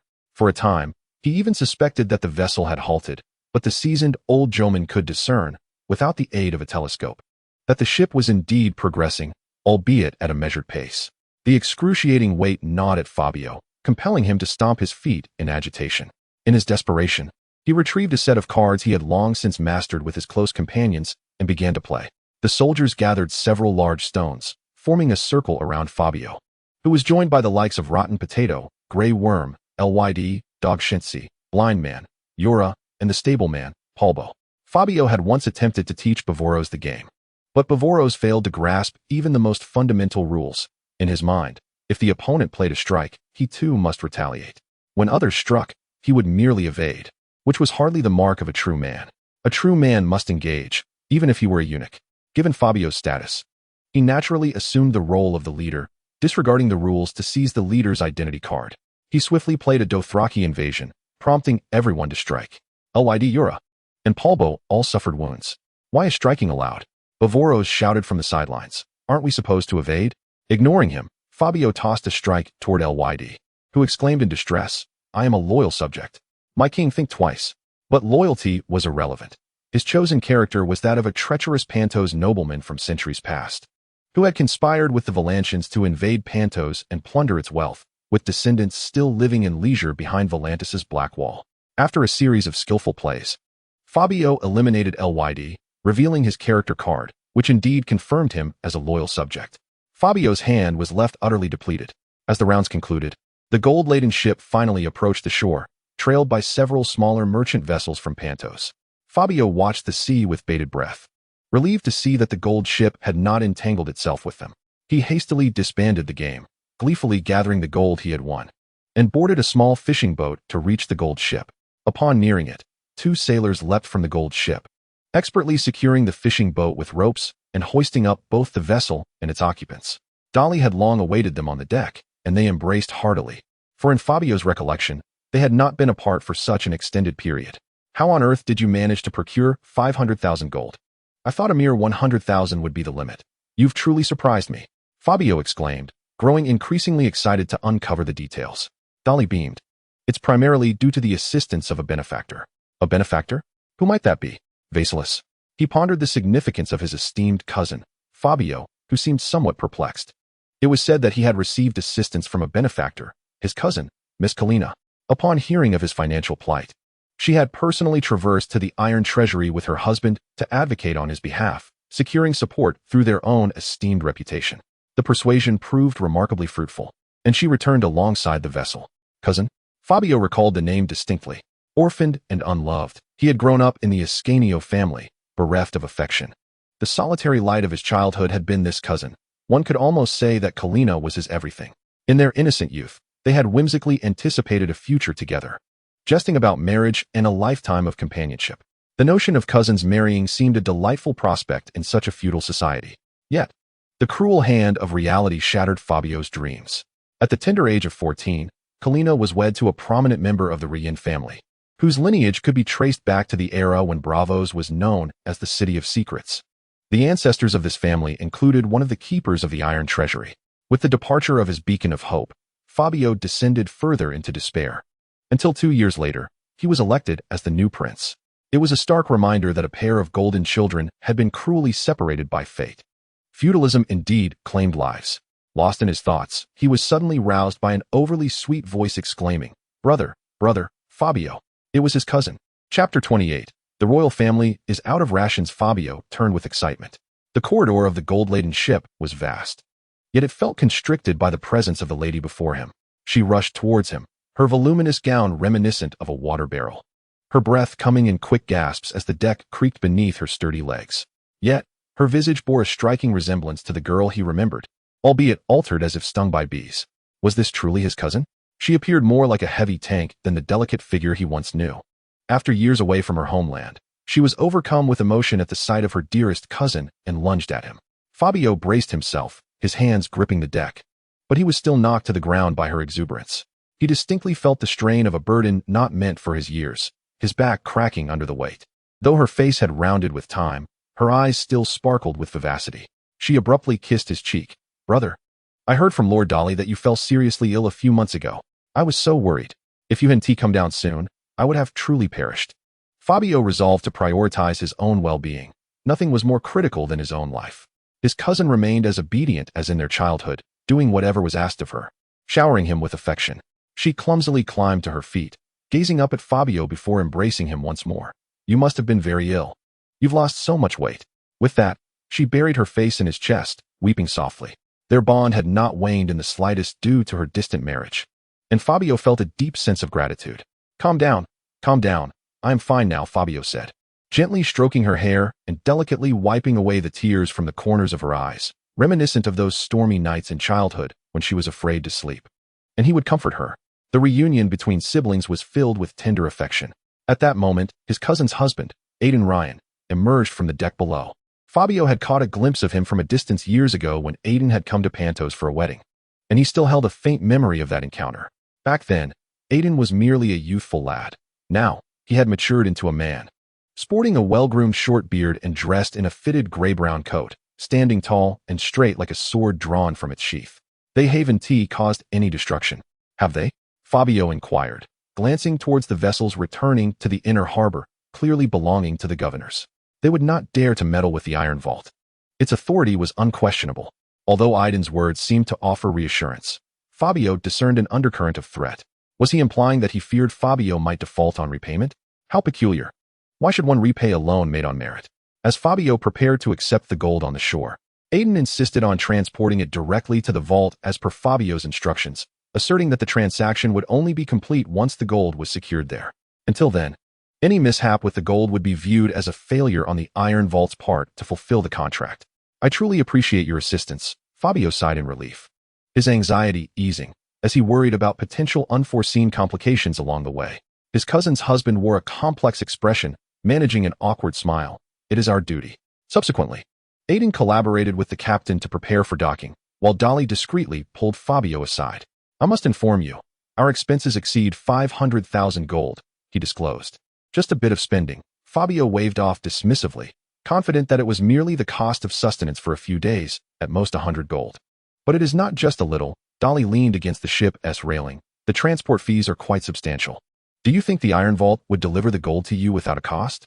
Fabio felt his heart sink, realizing that Aiden was a businessman through and through, wholly indifferent to familial ties. If mere kinship equated to friendship, then he would have friends scattered across the globe. How much? Fabio's voice trembled. So many? Dolly held up a hand. 500? Dolly shook his head. Could it be 5,000? What have you done? Fabio demanded, knowing that while he might not be able to contend with others, he was adept at taking down the old man, gripping Dolly's collar tightly. Before heading to Bravos, Fabio had instructed Dolly to procure a woman from there, someone of utmost importance, who would be invaluable to him, though not without a degree of risk. Tahiri shook his head vigorously, insisting, I have not, do not speak recklessly. All this money has been spent for rightful purposes. He began to tally the expenses for Fabio on his fingers. The woman you asked me to bring, I paid 100 gold to redeem her. Her daughter, though young and just beginning her career, is a renowned courtesan, costing me 500 gold. Do not look at me so askance. You know how much one must pay to secure such a prize. All right, that totals 600 gold, but 5,000 gold is required. He presented gifts to the Sea King valued at nearly 2,000 gold, while the various nobles contributed approximately another 2,000 gold. Fabio felt a deep sense of melancholy. If someone were to offer 2,000 gold to the nobles of Pentos, he would be fortunate to receive even a bag of dried fish in return. Despite sharing the same crown, the disparity was staggering. Moreover, His Highness Viserys indulged in feasting, gambling, and other vices along the way, spending roughly another 1,000 gold. He had even attracted a few willing young ladies in Bravos, who, upon hearing they could become the king's lovers, were overjoyed to the point of losing their bearings. Tahiri wiped the drool from the corner of his mouth, saying, he has hardly left his chamber on this journey. He is likely still asleep. Fabio conceded. This money was indeed indispensable, and the expenditures seemed quite reasonable. Only 5,000. That is hardly excessive. A king cannot be constrained by trifles. Little tiger, did you not hear me mention the transportation fees? Tahiri waved his hand in front of Fabio's eyes. Transport alone costs 50,000. Ensuring the gold arrives safely at its destination, without us needing to worry along the way. Fabio felt dizzy. The borrowed money had suddenly diminished by a tenth. Tahiri seemed unwilling to relent. The 50,000 for transport does not even include the crew's wages and provisions. Furthermore, there are the captain's fees, the rental of the gold transport ship, and should the first mate fall ill or perish en route, or if the sailor falls into the sea, likely to meet his demise, we must compensate their widows, which will amount to about 1,000 gold. Fabio's complexion grew increasingly pale, prompting concern from Tahiri. Shall I continue? Please do. Along the way, we encountered pirates from the Stairs Isles, resulting in the loss of 3 mercenaries. Although we are not obliged to compensate for that, it is customary to offer a small token of goodwill. Additionally, the Iron Vault will provide us with security personnel, whose wages we will also need to cover. Chapter 29.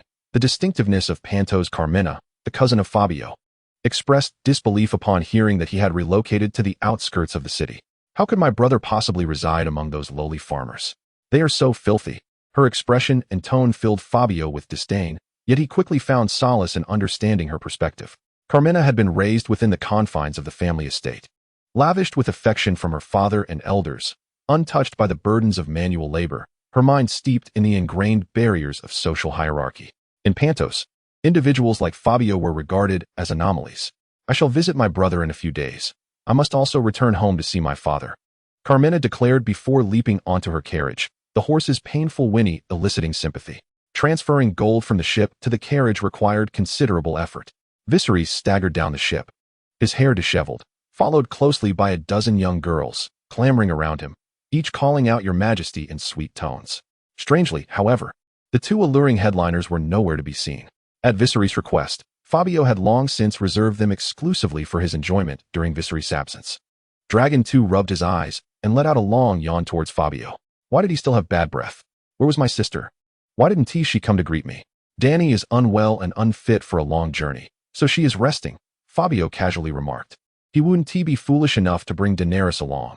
If Viserys wanted to return to the city and take his sister with him, Fabio could not prevent that. Daenerys was quite dependent on her only family member. Despite Dragon 2's shortcomings, he was still her brother and the one who had raised her. Oh, she is still at the palace? In that case, I shall return to the city, he mumbled, groggily climbing into the carriage. Fabio quickly called for his coachman, Borbo, instructing him to take Viserys back to the princess palace. Watching the carriage fade into the distance, Fabio felt a pang of guilt. I never said Daenerys was at the princess palace. That was your own interpretation, so you cannot blame me. The group of girls brought back from Bravos cried out, urging their king to take them along. Yet Viserys seemed to have forgotten the fleeting affections of the past few nights and continued to urge Borbo to drive faster. The girls wept and lamented, and Fabio, exasperated, shouted, "Blind man, go fetch some carts to haul them all back to the village." But the ever-present blind man was nowhere to be found at that moment. In the basement of an abandoned house in the port town, the blind man clutched his clothing tightly. Two sisters, do we really have to again? This is the third time. The two alluring headliners disregarded his protests and overwhelmed him, saying, "Little brother, we've missed you so much. This time we intend to feast." The sultry melodies soon filled the entire basement once more.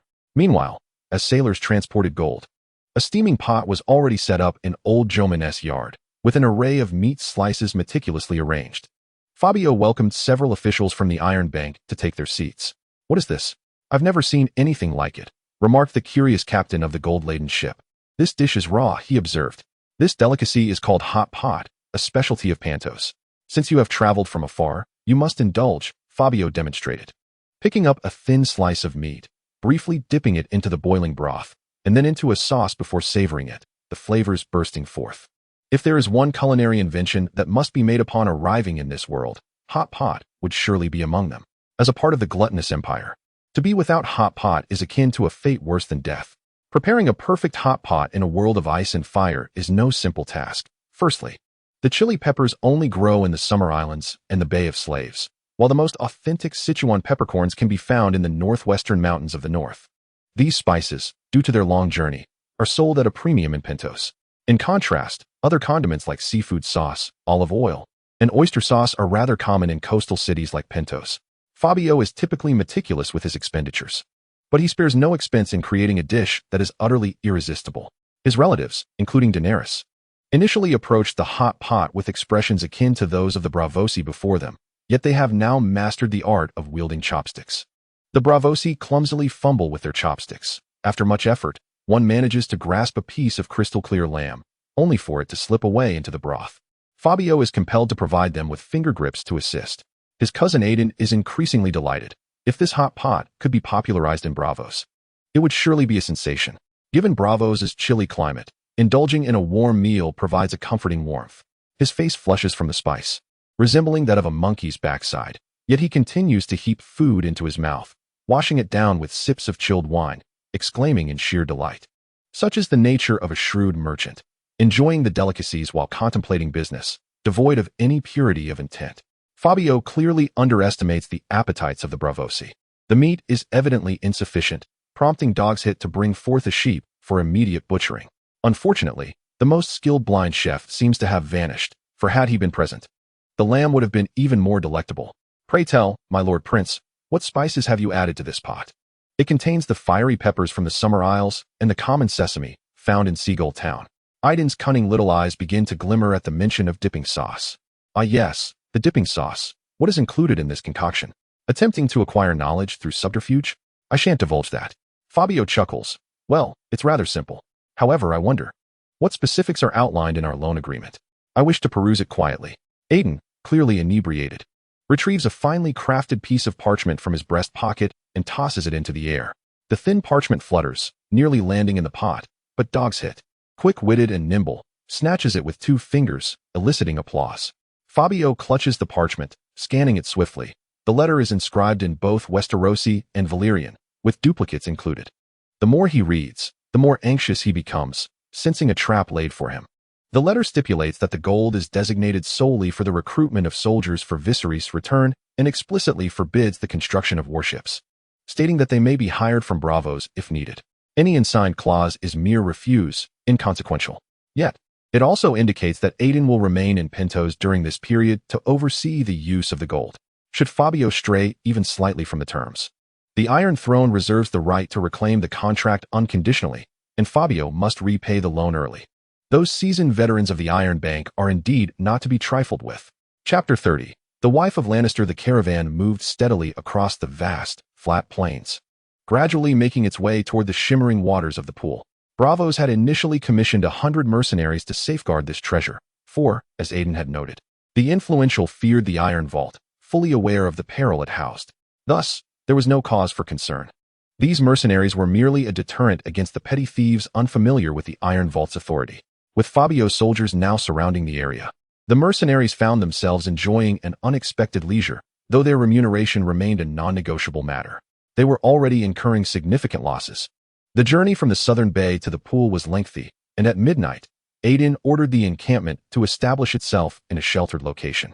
The gold was secured at the center, encircled by the core officials of the Iron Vault, followed by the mercenaries, and finally, Fabio's soldiers at the periphery.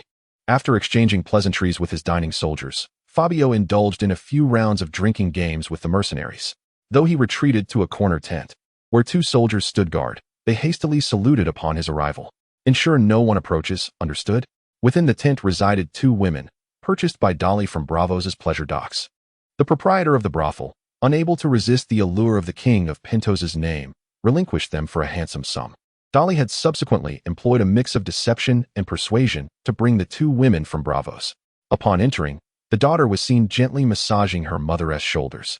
Having endured a treacherous sea journey lasting over 2 weeks, a feat arduous even for the most robust men, let alone for 2 delicate women, they appeared utterly fatigued, eyes closed in slumber. Just as the guard was about to announce Fabio's presence, he gestured for silence. He approached the mother and daughter on tiptoe, scrutinizing them closely. The mother, with her lustrous black hair, though not conventionally beautiful, possessed a certain refinement. In contrast, her daughter was a striking vision. Her golden locks cascading gracefully over her shoulders, her long eyelashes fluttering gently, her features exquisite and graceful, reminiscent of a noble maiden. Despite her youth, she was undeniably a burgeoning beauty. Fabio felt a growing confidence in his assessment. At that moment, the daughter, Lana, blinked and opened her verdant eyes, inadvertently stirring her mother awake. The 2 women, startled, hastily knelt before him. "Your greetings, my lord," the mother murmured, her head bowed, exuding an air of caution. "Tonight, are we to serve you?" Lana's cheeks flushed crimson, although she was no stranger to the ways of the world. It was her first experience assisting her mother in entertaining guests. They had traveled great distances from Bravos, and she knew the kind of diversions expected. "Child, you may step outside. Your mother and I have matters to discuss." The inquiries Fabio intended to make bore little relevance to the girl. All the pertinent information resided within her mother's mind. Perhaps she was reluctant to revisit those memories, yet circumstances left her no choice. The mother bestowed upon her daughter an encouraging glance as Lana, lifting her skirt, exited the tent. The 2 guards were left spellbound, their eyes wide with astonishment, akin to stallions captivated by a scent and led astray. What a pitiful sight. Once the tent was devoid of others. Fabio gently raised the chin of the sailor's wife, saying, "Do not be afraid of what I am about to disclose. We are trained courtesans, unafraid of any circumstance." The sailor's wife chuckled melodiously. Be it a noble lord or a sailor just disembarked, they all crave the company of women and must pay for it. "Dear lady, you are mistaken. We do indeed have men who seek the company of women without recompense." Fabio sat down in an attempt to ease the tense atmosphere. "What I wish to inquire about is your husband." The sailor's wife languidly leaned into his embrace. "Which husband do you mean? However, I am aware of who my next husband shall be." Her movements were deft, revealing her seasoned experience. Fabio sprang up from his chair, knowing that if Danny found out, it would spell trouble. "I am not here to flirt with you. I seek the identity of your true husband," he insisted, gazing down at her. "The father of Lana. Tell me, who is he?" "I do not know." She fervently shook her head. "He is dead. I cannot even recall his name, merely a fleeting encounter. Are you certain, Tessa? Fabio was eager to cut through the veils of her evasion. The sailor's wife suddenly froze, disbelief washing over her features as her breath quickened. How do you know? How could you? Her reaction confirmed his suspicions. Indeed, she was Tessa, the wife of Tyrion. In Fabio's scheming, a journey to Westeros was inevitable, where he would seize the opportunity to lure the imp to Pentos. With her husband and child within his grasp, surely Tyrion would be overwhelmed with gratitude, bowing before him in reverence. Should he refuse, he could cast her to the dogs, leaving her to mourn in solitude. Oh, the thrill of villainy was intoxicating. The power felt exhilarating, as if everything lay within his control. Yet, as Fabio reveled in his lofty dreams, Tessa suddenly knelt before him, pleading, "My lord, I swear I have not seen Tyrion again. He knows nothing of his child. I have kept this secret. Please, I implore you, do not take my life." She clung desperately to Fabio's leg, exclaiming, "Lord Tywin, I beg you, spare me. Let me raise my child. I will do anything, allow anyone to take my place." Tessa broke down in tears, her cries escalating as she tore at her clothing, trembling violently and her lips quivering uncontrollably. Outside, Lana heard her mother's anguished wails, bursting in like a golden whirlwind, wrapping her arms around her mother and thrusting her fingers into her mouth. Tessa, in a frenzy, bit down on her daughter's fingers, swiftly drawing blood from the delicate flesh. This must be madness, Fabio thought, taken aback. It appeared he had acted too hastily. The proficient healer, Dolly, soon entered the tent, administering a few drops of elixir to Tessa, who swiftly calmed and fell into slumber under her daughter's soothing presence. The lurking figure of the rotten sweet potato cast a meaningful glance at Fabio, questioning his impatience. What could be the reason for such haste? Suddenly, Fabio comprehended the implication. Do not speak nonsense. Unexpectedly, after a grave illness, her tastes had changed. How could you entertain such thoughts? That woman is of considerable age. The rotten sweet potato shook his head, remarking, "Such forcefulness is unbecoming. It tarnishes your dignity. You could not wash away the stains, even if you plunged into the yellow river." Nevertheless, Fabio meticulously retained the few words Tessa had uttered. Though brief, they bore significant weight. It appeared that she had fled under the duress of Tywin's threats, which were directed towards the child she carried. Thus, this child had existed even before Tywin commanded his soldiers to violate her. "O Tywin, how truly villainous you are." Chapter 31. The fear of the thief's gaze. Since the day Tessa fell ill, Dolly had been administering his concoction daily. After taking the medicine, she would sleep continuously, whether in the tent or the carriage, awakening with a vacant stare, yet thankfully, no further incidents occurred. The journey ahead was unimpeded. The underground vault for storing gold was constructed at the heart of the water channel. Previously, the rotten sweet potato had commanded the soldiers to work through the night to excavate the treasury, accessible solely via a vertical ladder.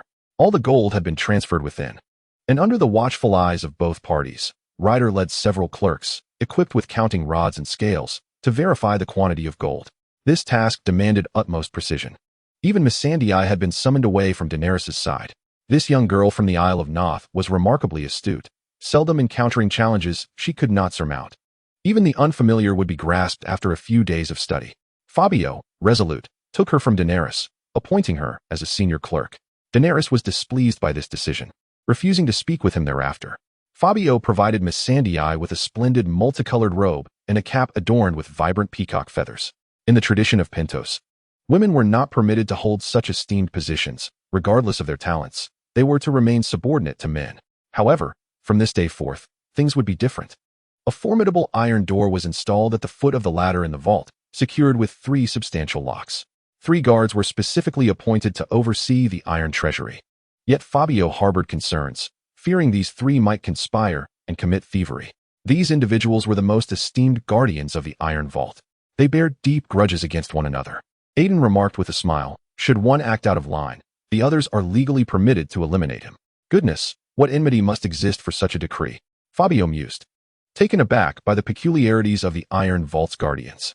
The gold has been meticulously counted. After deducting previous expenditures, a sum of 430,000 gold remains. According to the tax rate, Fabio will need to repay 550,000 gold in a year, resulting in a net income exceeding 100,000 from the treasury, a rather unscrupulous gain. The mercenary band, comprising over 100 members, disbanded on the spot due to disputes over unequal distribution of their earnings. subsequently flocking to the city of Pentos in search of revelry. Meanwhile, several officials from the treasury planned to take a couple of days to recuperate before boarding a ship back to Bravos, leaving Aiden alone to oversee the allocation of the gold. The return of Dolly brought a sigh of relief to Fabio. Although the young lad, Ryder, had performed admirably, his youth rendered him somewhat inexperienced in various matters. Ignoring Dolly's protests, Fabio immediately enlisted his help in distributing the gold, envisioning a multitude of workshops springing up in the coming days within the pool water channel. The two deliberated late into the night, contemplating strategies for attracting workers. Outside the city of Pentos, the slums were indeed teeming with idlers, yet their skills were insufficient. They could manage to assist the craftsmen, but lacked the proficiency of seasoned artisans, who predominantly resided within the city. A daunting dilemma loomed before him. He was reluctant to return to Pentos, fearing the clutches of the nobility and governors from whom he had just managed to escape. He had no desire to walk into the lion's den. However, his absence from the city hindered his ability to recruit skilled labor. For instance, the arsenal of weapons forged in the blacksmith shop was unfit for use without the craftsmanship of a master blacksmith. Despite numerous letters sent to Master Kobe, offering generous compensation for his assistance at the pool water channel, he had been met with polite refusals. A solution was imperative. Just as he contemplated further discussions with Dolly, he noticed the old steward dozing in a chair. Fabio gently lifted him and placed him in bed, tucking him in before leaning against the chair himself, succumbing to slumber. Before dawn the next day, he was roused by the incessant calls of a rotten sweet potato. The old sage appeared alarmed, exclaiming, "It's bad. You must come outside and see." At the newly constructed upper square of the pool water channel, 2 riders had arrived on orders from 3 governors to deliver a message to Fabio. The local residents emerged from their homes, encircling the riders, their faces etched with panic and murmurs of unease. Such scenarios were not uncommon in the annals of Pentos, and while the elderly were accustomed to such occurrences, it did not mean they were at ease with them. The message had been inscribed on a flag, smeared with the blood of animals. This heralded the arrival of war. "Your Highness," the riders declared, "the Dothraki have issued a threat of war against us. The governors request your presence at the palace for a military conference. They have been awaiting you for some time." The 2 riders handed Fabio a letter along with the bloodied flag. A military conference? More like a fundraising meeting. Each time the Dothraki issued a warning of war, the nobles of Pentos became as flustered as a flock of frightened chicks, hastily negotiating the distribution of wealth and land, as well as trade shares, believing that a hefty sum would suffice to deter the Dothraki from launching an assault on Pentos. Over time, it became apparent to all that Pentos was a soft target, easily manipulated. There were even instances where several factions, eager to assert their dominance over Pentos, resorted to mutual hostilities, issuing threats of war. Gradually, a tacit understanding emerged among them. Those factions that accepted tributes from Pentos would, in turn, safeguard it from external threats, establishing a fragile alliance. However, 2 years prior, the Council of Pentos had dispatched gifts and tributes to a few of the more powerful factions, which, by all accounts, should not have been the case given the brief span of time since. Although the Dothraki were known for their savagery, they were not foolish enough to engage in self-destructive actions. Moreover, the timing seemed too coincidental. Had they only just reclaimed their gold when war knocked at their door? Dorillion slept soundly through the night, awakening with a clearer mind, yet a sense of unease lingered within him. Something was amiss. A conspiracy was afoot. What should be done? Everyone began to voice their thoughts. After the commotion, even the most lethargic had gathered in the square, and Fabio urged collective brainstorming. Voices rose in a cacophony. "It's merely the Dothraki. We can engage them in battle. Our soldiers are in dire need of a bloody skirmish to hone their skills," Grey Worm asserted. The Unsullied, hailed as the finest infantry in the world, certainly possessed the capability, yet he seemed to overlook that his troops were primarily farmers by origin. "We must ascertain which faction issued the threat and prepare accordingly," suggested Raid. His counsel was met with dismay. "Our strength is insufficient to contend with any major faction." Yora and the others echoed in unison. "When shall we dine?" Beaver interjected with a pointed inquiry. Dorillion remained silent, contemplating. "Speak up," Fabio implored anxiously. The steward was typically decisive. "If war breaks out, the trade routes of the governor and the noble lords will be jeopardized. Once trade ceases, it is they who will suffer losses. Moreover, retreat to the city will be impossible. We must be prepared to counter any moves. I have an idea. Yet it requires some sacrifice." Chapter 32. To Pentos, where the designated sister shall enjoy her fruit juice. Within the grandest chamber of the prince's palace in Pentos, the assembly hall lay vast and serene. Its existence served a singular purpose, convening meetings away from the scrutiny that would accompany gatherings in any noble household. Fabio's recent maneuvers had not escaped the notice of the aristocracy. Governors and numerous old-fashioned noblemen convened here overnight, deliberating on how to confront the increasingly ambitious prince. The discussions left the middle-tier nobles fatigued, yet they continued to wait for the arrival of the principal figure. The sound of hurried footsteps echoed on the stairs as two young riders, clad in armor, approached with an air of contrition. "My lords, the prince insists on meeting outside the city and refuses to enter. How dare he?" Seated in the foremost position, Fabio was beset with confusion. Did he not fear the Dothraki? How audacious it was for him to command us. One of the riders murmured that he had fallen from his horse and injured his leg while riding outside the city, thus rendering him incapable of entering. Governor Odro, frustrated, struck the stack of heavy correspondence he was perusing towards the rider, asserting that he was merely deceiving a few naive children. The ever-amiable Illyrio interjected, suggesting, "My lords, why allow ourselves to be vexed? We have already spent a night here. It would be more beneficial to take a stroll." At the base of the walls outside Pentos, the most destitute of people resided, a place rife with chaos and filth. Mercenaries, thieves, courtesans, laborers, and every conceivable type of individual congregated here. Fabio awaited the governor and the nobles, for this was the venue he had chosen to convene a military council. He had summoned all the young cavalrymen, each equipped with spear, shield, and sword, forming a barrier to keep the onlookers at bay. Should the nobles make any untoward movements, they would be well positioned to protect Fabio, though he doubted their courage. His left leg was tightly wrapped in thick bandages, serving as his most convincing excuse for not entering the city. "When the governor and the nobles arrive, you must wail in agony, understand?" Dolly instructed. Yet the first arrival was neither the governor nor a noble, but rather Viserys. Furious as he rode a horse not procured from any nobleman, clutching a handkerchief to his mouth and nose. Before the horse had fully come to a halt, he leapt down, attempting a gallant dismount, but nearly stumbled into a puddle that appeared to be a concoction of rainwater, vegetable broth, and urine. Fortunately, Dogshing reacted swiftly and saved him from falling. "Fabio, where's my sister?" he inquired. "She is in town, happily engaged in embroidery with a group of women every day." Viserys seemed agitated, gulping down juice from the table with great fervor. "You must send for Dany immediately. I have found her a splendid match." Fabio felt a surge of anxiety. "What sort of match?" "There is a Dothraki named Khal, something like Drogo." "Yes, Khal Drogo. He seeks a bride of noble blood. If I marry my sister to him, he will assist me in reclaiming my throne. Then you can join forces with him, and together we shall march back to King's Landing." "Who informed you of this?" Fabio asked, puzzled. "It was Governor Illyrio. He is truly a benevolent man. Should I reclaim King's Landing, I shall reward him handsomely," Viserys proclaimed, his demeanor brimming with anticipation, as though the Iron Throne were already within his grasp. Fabio had calculated many outcomes, yet he had not anticipated Illyrio's cunning. His relationship with Daenerys had grown increasingly intimate over the past month, and the governors were certainly aware. Unbeknownst to him, he had been stabbed in the back. Illyrio, ever the astute governor, would not relent until he had extracted every last ounce of benefit from the beggar king. Subsequently, Viserys spoke of the ferocity of the Dothraki warriors, asserting that any who stood in their path would surely perish.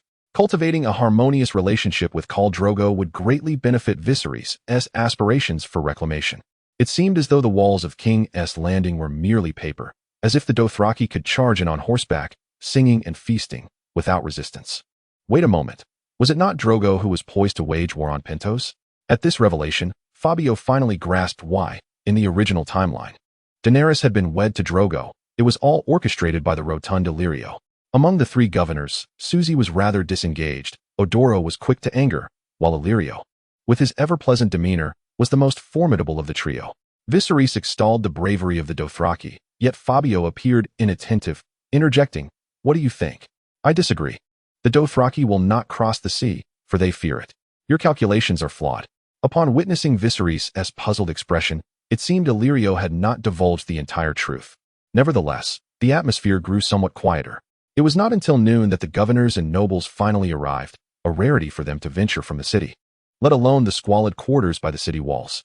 Truly, they were a collection of scheming old foxes, their thoughts akin to Fabio's, each accompanied by their family's private soldiers, ranging from a mere dozen to several hundred, creating an overwhelming throng outside the eastern gate. Fabio, atop a majestic steed, donned an elaborate headscarf that accentuated his tall stature. After a long separation, he approached with pointed remarks. These cavalrymen are quite impressive, all soldiers of His Highness, Viserys. I presume. This brief comment served to sow discord between the brother-in-law and the uncle. Viserys, preoccupied with devising a plan to persuade the Dothraki to cross the sea, found himself momentarily deterred by the headache such thoughts induced. It was his customary manner. He abruptly introduced Yora. This is Ser Yora, the Lord of Bear Island. A most loyal ally of mine. These cavalrymen are trained by him. Yora, having betrayed his former allegiance, engaged in jovial conversation with Fabio, referring to him with a casual familiarity. Little did he realize that his training skills were lacking, as his husband had seemingly defected, despite still being nominally under Viserys' command. After exchanging a few pleasantries, the assembly took their seats, while only Fabio reclined comfortably in a chair, for his legs were not cooperative. Illyrio, having conveyed the war threats received from Drogo's emissaries and discussed matters with the nobles, began summarizing the situation. As before, each noble family was required to contribute a certain proportion of gold, but thankfully, due to His Majesty Viserys' wisdom, a union would allow them to pay only half. Nonetheless, the sum remained substantial. Your Highness, you too must be generous with your purse this time, Illyrio stated. What if I choose not to part with my coin? Fabio replied absently. The governor Odro snorted. Do you wish to oppose the proposal of the council? I would indeed like to meet this Khal Drogo. And perhaps you gentlemen should lend your support by providing me with the gold you have prepared. Fabio began to observe the expressions on the faces of the noble governors. Chapter 33. Fabio will protect everyone in the hearts of the Pantosians. The Dothraki are an undeniable nightmare. Centuries of compromise have yielded nothing but complete subjugation to the Dothraki, where they seem willing to concede anything. As long as Pentos is preserved, they are ready to give whatever is demanded of them. The notion of defeat before battle is a sentiment that lurks deep within every Pantosian, and indeed, it can be said to embody the thoughts of the entire free trade city-state. This mentality has fostered symptoms akin to what Fabio experienced in his past life, reminiscent of Stockholm Syndrome. Should anyone dare to express a desire to confront the Dothraki, they would first face opposition from those around them. Those who oppose the Dothraki risk having their heads smashed, requiring no intervention from the Khals. When the once formidable nobles heard Fabio declare his intention to confront Drogo, they were thrown into a state of panic, as if Fabio were targeting them directly. The Dothraki are invincible, young prince. We do not know who instilled such thoughts in you, but it is exceedingly perilous, Illyrio remarked earnestly. Farad also uncharacteristically grew anxious. You cannot wager the lives of all Pantosians. We will not allow you to do so. If you insist, and if I do insist? Fabio laughed heartily. His laughter stemmed from an overestimation of the nobles and a misplaced reverence for his grandfather. He had always navigated the power center of Pentos with caution, weighing every move meticulously. Yet, now, a mere mention of a Dothraki's name had reduced them to a flock of quails. Outwardly submissive, yet inwardly aggressive. Fabio had finally discerned their true nature. Are you not afraid of the Dothraki? Come, let us engage in battle. Simply provide me with the tribute, he continued to taunt, mercilessly mocking the nobles. Raider began to wipe the cold sweat from his brow with a handkerchief. We cannot fight. We cannot fight. If warfare erupts, it will jeopardize our trade routes, and the losses would be substantial. Do not worry, my lord. If the sky falls, there will be someone tall to hold it up. Fabio declared triumphantly, rising to his feet, and then catching sight of the tall and robust Bavoris. Sit down. The ever-closed-eyed, enigmatic Governor Suzy coughed a few times before speaking. My lord prince, should the sword be drawn, the tribute we provide pales in comparison to the losses Pentos would incur.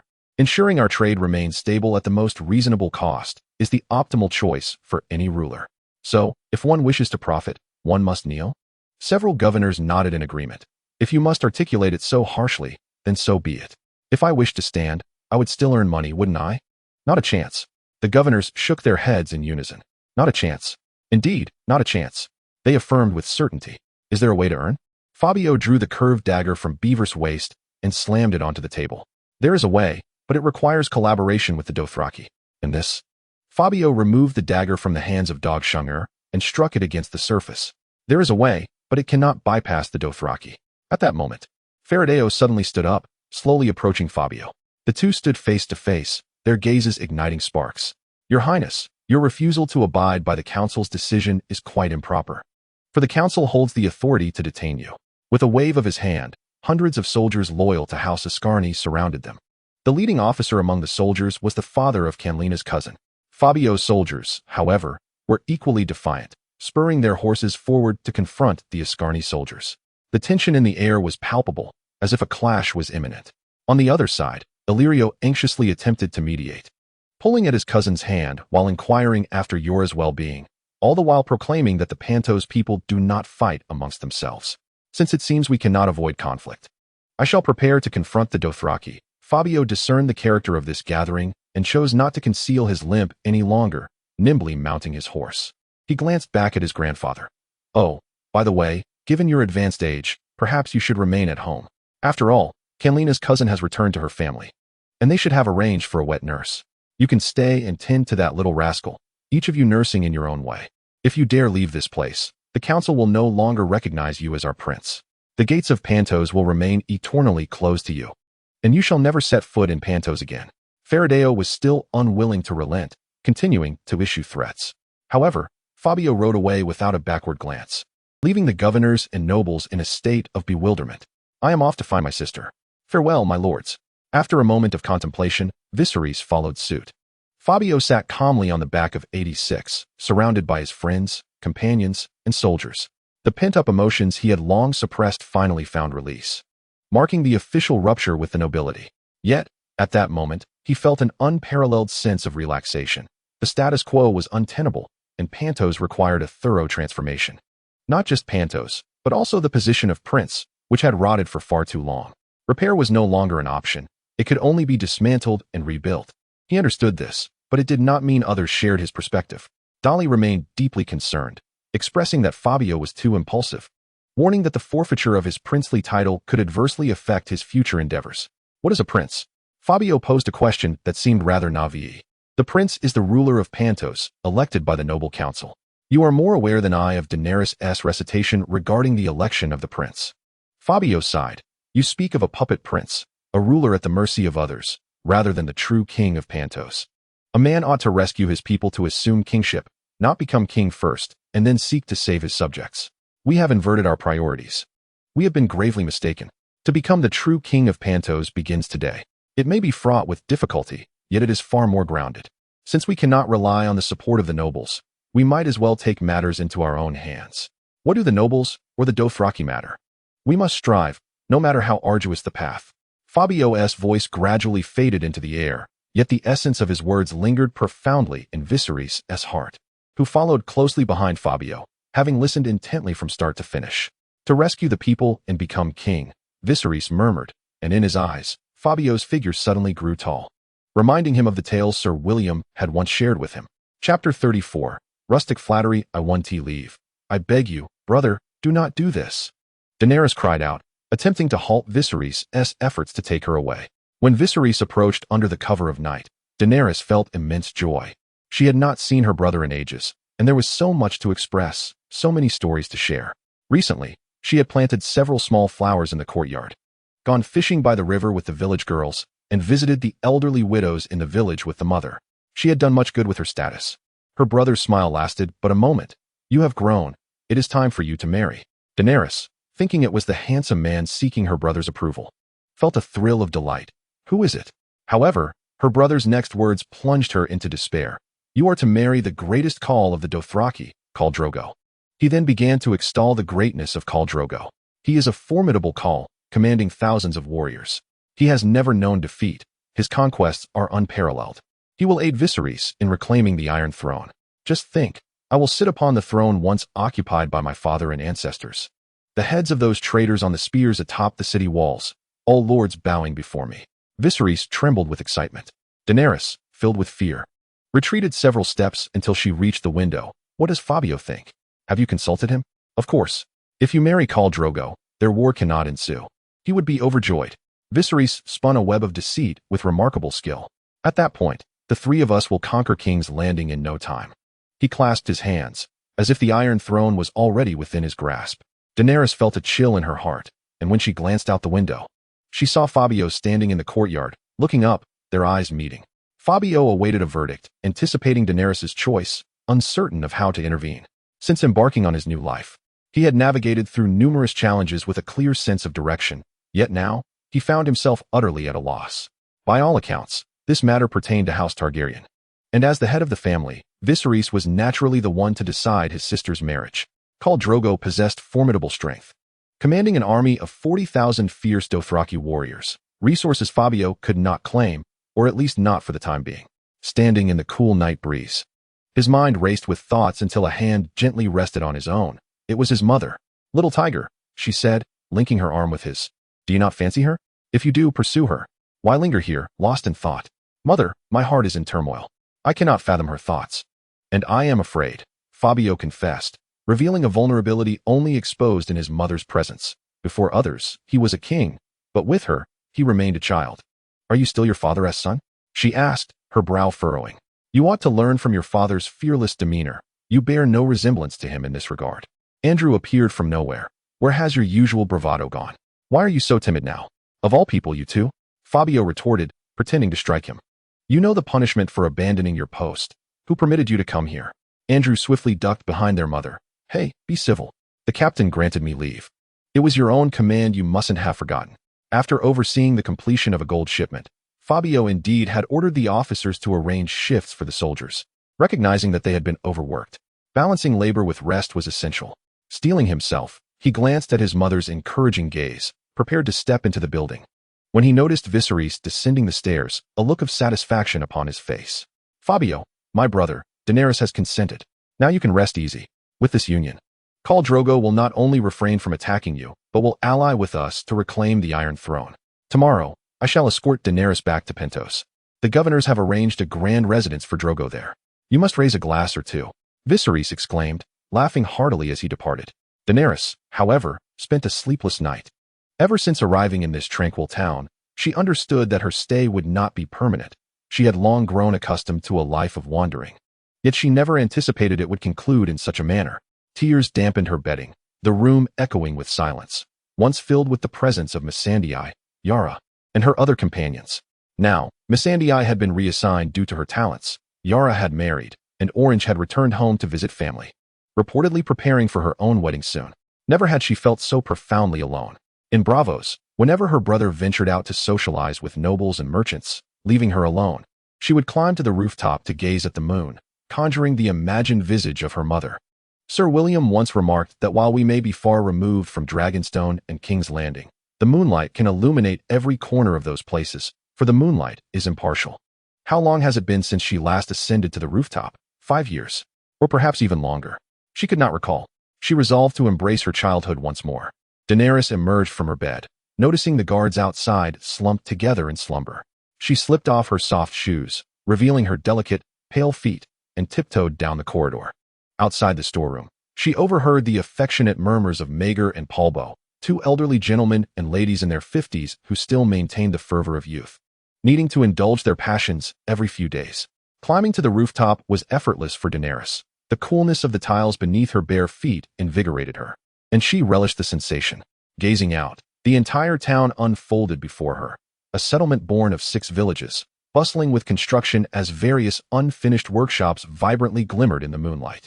She knew it would not be long before the workers rose to build and the soldiers prepared for their morning exercises. Just as people age and grow, so too does a city, and here it thrived like a young person blossoming. Much like herself, she adored this vibrant energy. A sudden sound of tiles clattering made Daenerys alert, and she nervously glanced in that direction, where a figure slowly emerged. Who could it be? An ordinary girl would have fled in fright, but she was no ordinary girl. She was the heir of the true dragon. Fabio approached, somewhat sheepishly, having found himself unable to sleep that night and inexplicably climbing to the rooftop, only to find his descent blocked by Maegor and Polbo. He had spent the night awkwardly listening to their amorous exchanges, which had been rather uncomfortable. "Why are you here?" Daenerys felt as though her private sanctuary had been intruded upon. "Because it's closer to you. I wanted to be near you, even if only for a second." Chapter 35. The cross-dressing gentleman Viserys watched as Daenerys, attended by several maidservants, climbed into the carriage. It was said she had cried throughout the night, her eyes swollen to the point of requiring a veil. Such a little girl who weeps incessantly can be quite bothersome, even if she is his own sister. Nevertheless, it was fortunate that she had heeded her brother's words, preparing to return to the city with him, and had agreed to wed Khal Drogo. Viserys, mounted on his grand stallion, felt a sense of delight and satisfaction that was indescribable. As the caravan gradually distanced itself, fading from Fabio's view, the onlookers collectively sighed and meandered back to the courtyard. In a discreet corner of the yard, a blind priest clad in a robe of the blind god hurried towards Fabio, exclaiming, "Has my brother departed?" He departed, leaving no trace behind. As he removed his hood, a beautiful visage emerged, framed by a pair of violet eyes that sparkled with life. Brother will eventually discover the truth. He will undoubtedly be furious. Whether he chooses to be angry or not is beyond my concern. The previous night's heartfelt conversation atop the rooftop had transformed Fabio and Daenerys, stripping away their pride and finally opening their hearts to one another. In a moment of serendipity, they shared a kiss. Once they descended from the rooftop, they approached Fabio's mother with a shy request for her guidance. She felt a surge of joy. Ever since her son had fallen gravely ill and withdrawn from women, she had harbored deep concerns. Even the village fool would clamor for a kiss from a pretty girl, yet her son seemed to have surpassed the fool in romantic pursuits. In response to her son's request, she recounted a tale from her past. Long ago, she had decided to elope with Fabio's father. But escaping from the watchful eyes of the brothel was no easy feat. After days of contemplation among her companions, they devised a clever plan. One day, as Fabio's father visited as usual and took a brief respite, she feigned an illness to the madam, claiming she needed to rest. Disguising herself in Dahili's attire, she successfully slipped away. To create a diversion, Fabio's father publicly declared a round of drinks on him. Amid the cheers for the evening's festivities, the plan to abduct his beloved was executed flawlessly. Thus, Fabio resolved to emulate this escape, employing a ruse akin to the tale of the Princess Switch.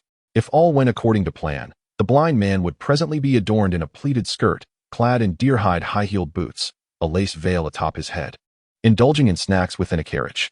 If he had the leisure, he might even retouch his makeup. Although the initial success brought relief, Fabio's mother harbored her own concerns. When she eloped with Fabio's father, they had fled to a remote village in the countryside, evading capture. However, she knew that Fabio could not simply vanish, for he had numerous holdings to attend to. She expressed her worries to her son, only to have Fabio burst into laughter. "Fear not. I shall inform the blind man of our next steps. He will manage it well." Alas, poor Daenerys shall henceforth be a missing person. As 2 languid days drifted by, Viserys returned to Pentos with his sister. During this time, his sister's spirits were low, her temperament temperamental. She scarcely dismounted from the carriage and refrained from conversing with others, even requiring her meals to be brought to her. Yet, Viserys was unfazed by her disposition. The sea breeze of Pentos tousled his somewhat handsome face. Though he lacked the striking allure of Fabio, before him lay the vast ocean, yet he knew that across the waters lay King's Landing, just beyond his sight. He fancied he could envision every blade of grass and tree there, pondering whether the great September of Baelor had grown more magnificent or if the Red Keep had become even more resplendent. Unlike his sister, Viserys was born in King's Landing and harbored a yearning to meet his end there someday. Tears suddenly welled in his eyes, reclaiming that frigid throne symbolized the entirety of his existence, the culmination of all his pursuits throughout his life. For the Iron Throne to once again belong to House Targaryen, he would willingly sacrifice his very life, not to mention the happiness of his sister. The carriage arrived before the grand residence the governors had constructed for Fabio, where Daenerys would await her husband for the time being. As for when Drogo would arrive, or how the war in Pentos would unfold, they were yet to be informed by several governors. "Dany, we have arrived. It is time to disembark." He gently parted the carriage curtain, only to be met by a pair of slightly oversized saws that abruptly sent him tumbling to the ground. Viserys struggled to rise, only to have a foot pressed against his face. All he could see was his sister sprinting away with unusual speed, swiftly turning the corner and vanishing into the vast throng of people. In Illyrio's abode, an extraordinary guest appeared, adorned with gleaming bronze skin and a lengthy whip adorned with several bells, while a Dothraki curved blade at his waist gleamed menacingly. "Please inform Drogo that Pentos has prepared a bride for him, and kindly request that he administer a slight lesson to our enemies." After gesturing over a map for some time, the Dothraki man understood well, responding in somewhat halting High Valyrian. "We will enter from here, and then it will be a massacre, is that right?" Expertise is essential. The Dothraki envoy's pronunciation in his specialized field was remarkably fluent. Illyrio smiled with satisfaction. "Indeed. He is our common foe. Only by eliminating him can our collaboration flourish perfectly." As the enemy commenced their actions, Fabio naturally would not lag behind.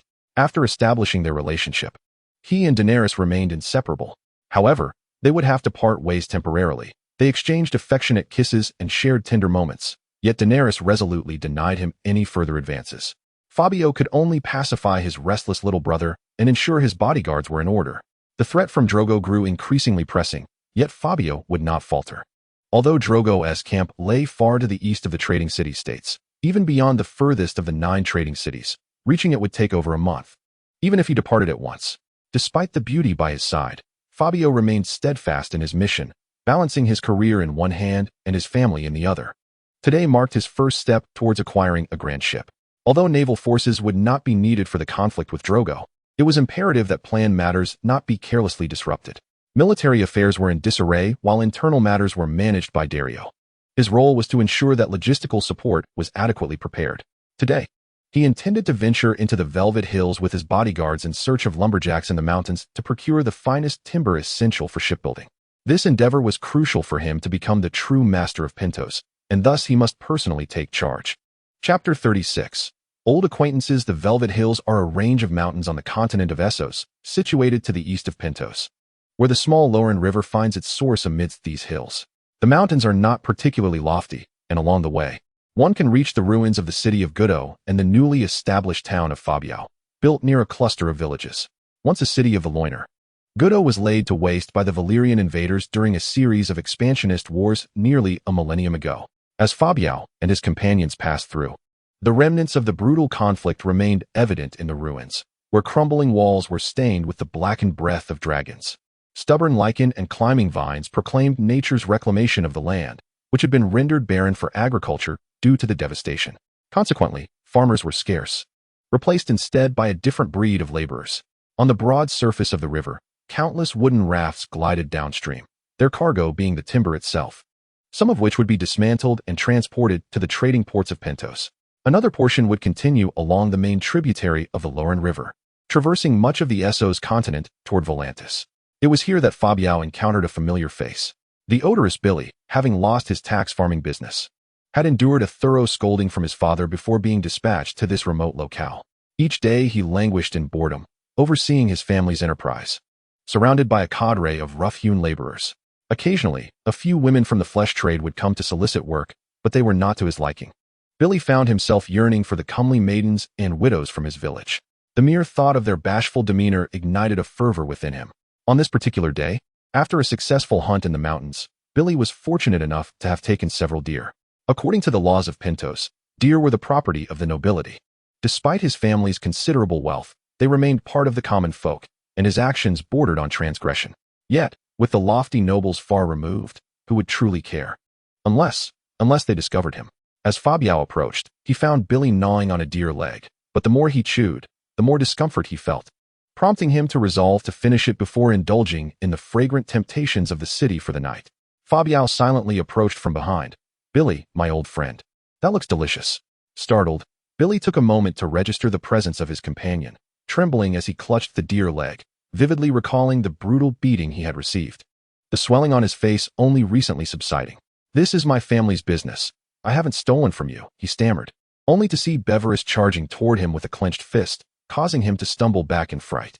However, Beverus was merely eyeing the deer leg in Billy's grasp. With a shout, all the members of the bodyguard rushed into the dwelling, seizing Billy's roasted venison for themselves. They shamelessly inquired, "Is there any wine?" The leader, upon hearing that someone was seeking the boss, gathered the woodworkers outside, cautiously peeking in. "Boss, is there something you need?" "No, nothing at all, just a few friends visiting. Please step outside and close the door." "Oh, so the boss will call for us if needed." Billy, with his hands clasped behind his back and chin slightly raised, assumed an air of a recluse. Once his subordinates departed, he immediately adopted a servile demeanor, pouring wine for Fabio. "Great king. Feel free to express your wishes while you are here." "Oh, you still acknowledge me as your great king?" Fabio mocked with a grin. Just days prior, as he was leaving the town, news had arrived from Pentos City. According to the decree of the Pentos Governor's Noble Council, following the sudden demise of Prince Fabio, the council would soon elect a new prince. In other words, the current Fabio was, in a legal sense, already deceased, and all legal agreements concerning him would be nullified. Even the loan from the Iron Treasury would need to be repaid due to his passing. With Dolly holding sway in the town, he and Aiden could engage in endless negotiations. This matter would not be resolved in just a few months, and the longer it dragged on, the better. While the timber from the mountains was indeed valuable, It required transport, and the key lay in controlling the transportation routes. Mastering these routes would enable one to tightly grasp both upstream and downstream industries. Fabio understood that one cannot amass all benefits alone. It is wiser to enlist existing personnel for his own use, saving both time and effort. The woodworkers had numerous bosses, but Fabio was particularly interested in Billy due to his father, Old Billy. Old Billy was a prominent gang leader in Pentos City with an extensive network. Since he could not wield power in the city himself, it was more advantageous to collaborate with them for some disruption. Certain matters required a discreet hand. I ask you, in this business, how much tax must be paid, or is it merely a matter of financial dealings? Such matters are rather delicate, replied Bivos, straining as he forcefully struck the deer bone, inadvertently splitting the table in two. 20%, young Billy declared with remarkable swiftness, his eyes reflecting sincerity. Oh, is that all? Ryder, well-versed in taxation, noted that such lucrative ventures, aside from paying workers a modest wage, were incredibly profitable. Thus, 20% was indeed not excessive. Young Billy had intended to withhold more, but it was evident that Fabio had astute advisors. Wiping the sweat from his brow, he continued, there are other factors. I can only profit from the goods transported downstream to Volantis, while the trade to Pentos and Bravos has been taken over by the governors, who have significantly lowered the prices. How much? Stop dawdling. Fabio gestured for Bivos to strike the bone once more. A dozen small copper ingots were gathered together as Lade whispered softly. The market price in the city's trading port is 10 silver coins per ingot, while transportation to Bravos costs 50. Such exorbitance? Fabio was taken aback. The profit margins were exceedingly generous. Merely transporting the ingots to the city's trading port incurs a price differential of several multiples, and once shipped to Bravos, accounting for the depreciation and maintenance of the merchant vessels, as well as the crew's wages, the profits could reach astronomical heights. A small cargo ship could carry hundreds of ingots, while a larger vessel could accommodate nearly 1,000. 100-fold profit on each ingot translates to an astounding sum, rounding up to 100 million. This opportunity must be seized. Why bother with selling trivial items or woolen garments when such lucrative ventures await? Here's the deal. I'll procure your goods, and we'll set the tax rate at 5%. What do you think? Billy narrowed his eyes. Your Majesty, while you may have the authority, I cannot make that decision alone. There are numerous timber merchants involved, and a price war would lead to mutual destruction. Fabio leaned in closer. Have you ever heard of industrial subsidies? Chapter 37. Cheers to Billy. That evening, young Billy returned to the city as planned. The madam, swaying her hips along the street, beamed with delight upon seeing him pass, for she adored such wealthy patrons. However, young Billy, in a departure from his usual demeanor, rode straight past the enticing establishment without a glance. He understood the importance of prioritizing certain matters over others, or perhaps softening his approach. The residential areas of Pentos were meticulously divided. Nobles resided in the aristocratic district adjacent to the prince's palace, while affluent merchants occupied the neighboring gentry quarter. These two locales were the most comfortable, boasting picturesque scenery, with numerous islets dotting the nearby sea, ensuring a tranquil atmosphere devoid of passing vessels. The splendid mansions of Pentos were typically constructed here. Yet, within the fishermen's district of the commoners, there stood a distinct building, tall and imposing, yet lacking in ornate decorations. Its courtyard cluttered with drying fish. Such a structure would surely invite ridicule from the nobility. The proprietor, Old Billy, though long since retired from public affairs, retained an esteemed reputation from his youth. Young Billy rode directly home, entering his father's study, only to find it empty, immediately deducing his father's whereabouts. Old Billy, now blessed with both wealth and renown, maintained the daily ritual of fish slaughtering, believing one must never forget their roots and always remember their origins. Upon seeing his son return, Old Billy was somewhat taken aback. What brings you back to see your old man today? Have the ladies at the brothel lost their charm? I'm more alluring than those girls. Father, something grave has occurred. Shoo, lower your voice. Wait until I finish my work. His eyes remained fixed, deftly wielding a fish filleting knife as he went about his task. Approaching 80, Old Billy had once faced despair after losing 2 sons and 2 daughters to illness before they reached adulthood. However, at the age of 50, his new young wife had miraculously borne him another son. Old Billy, born from humble beginnings, naturally raised his children with a mix of discipline and force. Young Billy, the last of his lineage, was cherished as his father's prized possession, inheriting the affection that would have been bestowed upon his deceased siblings. Consequently, he endured a far greater amount of punishment than other children, and in the face of his father's commands, he dared not retort. Fishing was a laborious task, Old Billy, bare-chested, revealed a physique of robust muscles that belied his age, his body enveloped in a warm sheen of sweat. After meticulously preparing a basin full of the most common coastal tuna, he finally exhaled a sigh of relief. Wiping his brow with a hot towel handed to him by his ninth wife, while savoring a small sip of spiced wine. "Speak up, what troubles you now?" Young Billy, burdened with unexpressed thoughts, divulged everything regarding Fabio's insistence on entering the timber trade and collaborating with them. It seemed the recent rumors held truth. This young man truly intended to oppose the governor and the nobility. Youth is indeed a double-edged sword, old Billy mused, shaking his head. An astute man like old Billy was well aware that the news of Fabio's demise was fabricated and possessed a keen understanding of the prevailing circumstances. Lately, whispers from the outskirts of the town suggested that someone had unearthed gold from the plains, prompting a throng of idle dreamers to venture forth in hopes of fortune. Allegedly, after laboring for an extended period with no success, they had inadvertently stimulated the local economy, with blacksmiths profiting from the tools required for gold mining. As nights grew colder, the woolen workshops flourished, producing soft, warm bedding that quickly became popular. Life necessitates sustenance, and thus, bakeries experienced a surge in business, leading to prosperity for millers and farmers alike.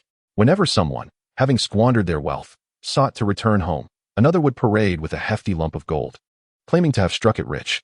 Then, a benevolent soul would offer a glimmer of hope, lending money to those aspiring to fortune. The fervent cries of certainty regarding the existence of gold echoed, urging the hopeful to dig deeper. Thus, these individuals found themselves ensnared in a trap. When the time came to repay their debts, they were reassured. No worries. Come to town for work. The wages are as good as in the city. Old Billy, seasoned by decades of experience, could discern the puppeteer behind this scheme. It was truly unscrupulous to deceive the impoverished, reminiscent of his own youthful naivety. Turning his gaze to his ineffectual son, who acted without thought, he felt a pang of frustration. Old Billy did not directly answer his son's question. "Do you know how our family amassed its wealth?" "Yes, you were once favored by your godfather, who, having no heirs, entrusted his business to you in his old age." With the aid of his cane, old Billy slowly rose, shuffling to the courtyard to embrace the refreshing evening breeze. "Do you truly believe he could not sire a son?" Young Billy's mouth fell agape in astonishment. Could it be? Indeed, there was no mistake. Old Billy's murky eyes suddenly transformed into those of a seasoned hunter, fixated upon his prey, sending shivers down young Billy's spine. The opportunities bestowed by the gods are equal for all. It is merely a question of whether one can seize them. I toiled for over a decade, and it was not until the age of 25 that I managed to save enough to marry my first wife. Had it not been for that fateful incident, I might still be a decrepit fishmonger at the harbor, enduring hunger and hardship. That old fellow attended my wedding, a significant presence among the fishermen, and I felt immensely honored to treat him as a distinguished guest, even kneeling to toast him. To my astonishment, he expelled my guests and, before my very eyes, violated my newlywed wife. Young Billy had heard whispers of this event, but had never dared to inquire about it from his father. Now, hearing his father's admission, he feigned surprise, though he felt no genuine astonishment. What happened next? The woman and I wept bitterly through the night, and by dawn, I delivered her to that old man's estate, swearing fealty to him as a father figure. The old man, filled with shame, readily acquiesced and bestowed upon me a significant sum of gold, an opportunity indeed. Young Billy suddenly grinned mischievously. Am I to send my wife to a prince? Old Billy dismissed his son's jest. That old man had 3 sons. One perished at sea, another fell victim to bandits, and the last succumbed to dysentery. Do you think their deaths were mere coincidence? Although he was slow to realize, he was already too late. The harbor, under my stewardship, no longer belonged to him. Should he uncover this truth, he would be the next to perish. Despite his subsequent attempts to take concubines, his efforts were rendered futile by the triviality of their monthly allowances. This was the second opportunity. Then, is this the third opportunity? Young Billy seemed to grasp the situation. Chapter 38. Ensuring a middleman profits. Having received his father's directive, young Billy felt a sense of assurance. Early that morning, old Billy personally embarked to discuss a new timber revenue-sharing contract with the head of the commercial port. The foreman at the port was an old acquaintance of his father's, so it was unlikely that complications would arise. Before returning to the waterworks, young Billy had several crucial tasks to attend to. The first task was to enrich the spiritual lives of the lower and middle classes within Pentos City. The local rascals, upon hearing that grandfather Billy intended to introduce them to a new business venture, abandoned all else. Those who had been eating set down their bowls. Those who had been disciplining children laid down their sticks, and those who had been indulging with their wives hastily withdrew, rushing to Billy's residence. With his father absent, young Billy assumed the role of the household leader, reclining in a chair with his legs crossed, enjoying a pinch of snuff. Just as he contemplated summoning a delicate maid to massage his shoulders, he caught sight of his wife, holding their child at the second-floor window, glaring at him intently. He quickly straightened up, adopting a posture of decorum. As the rascals arrived in droves, Billy waved his hand grandly.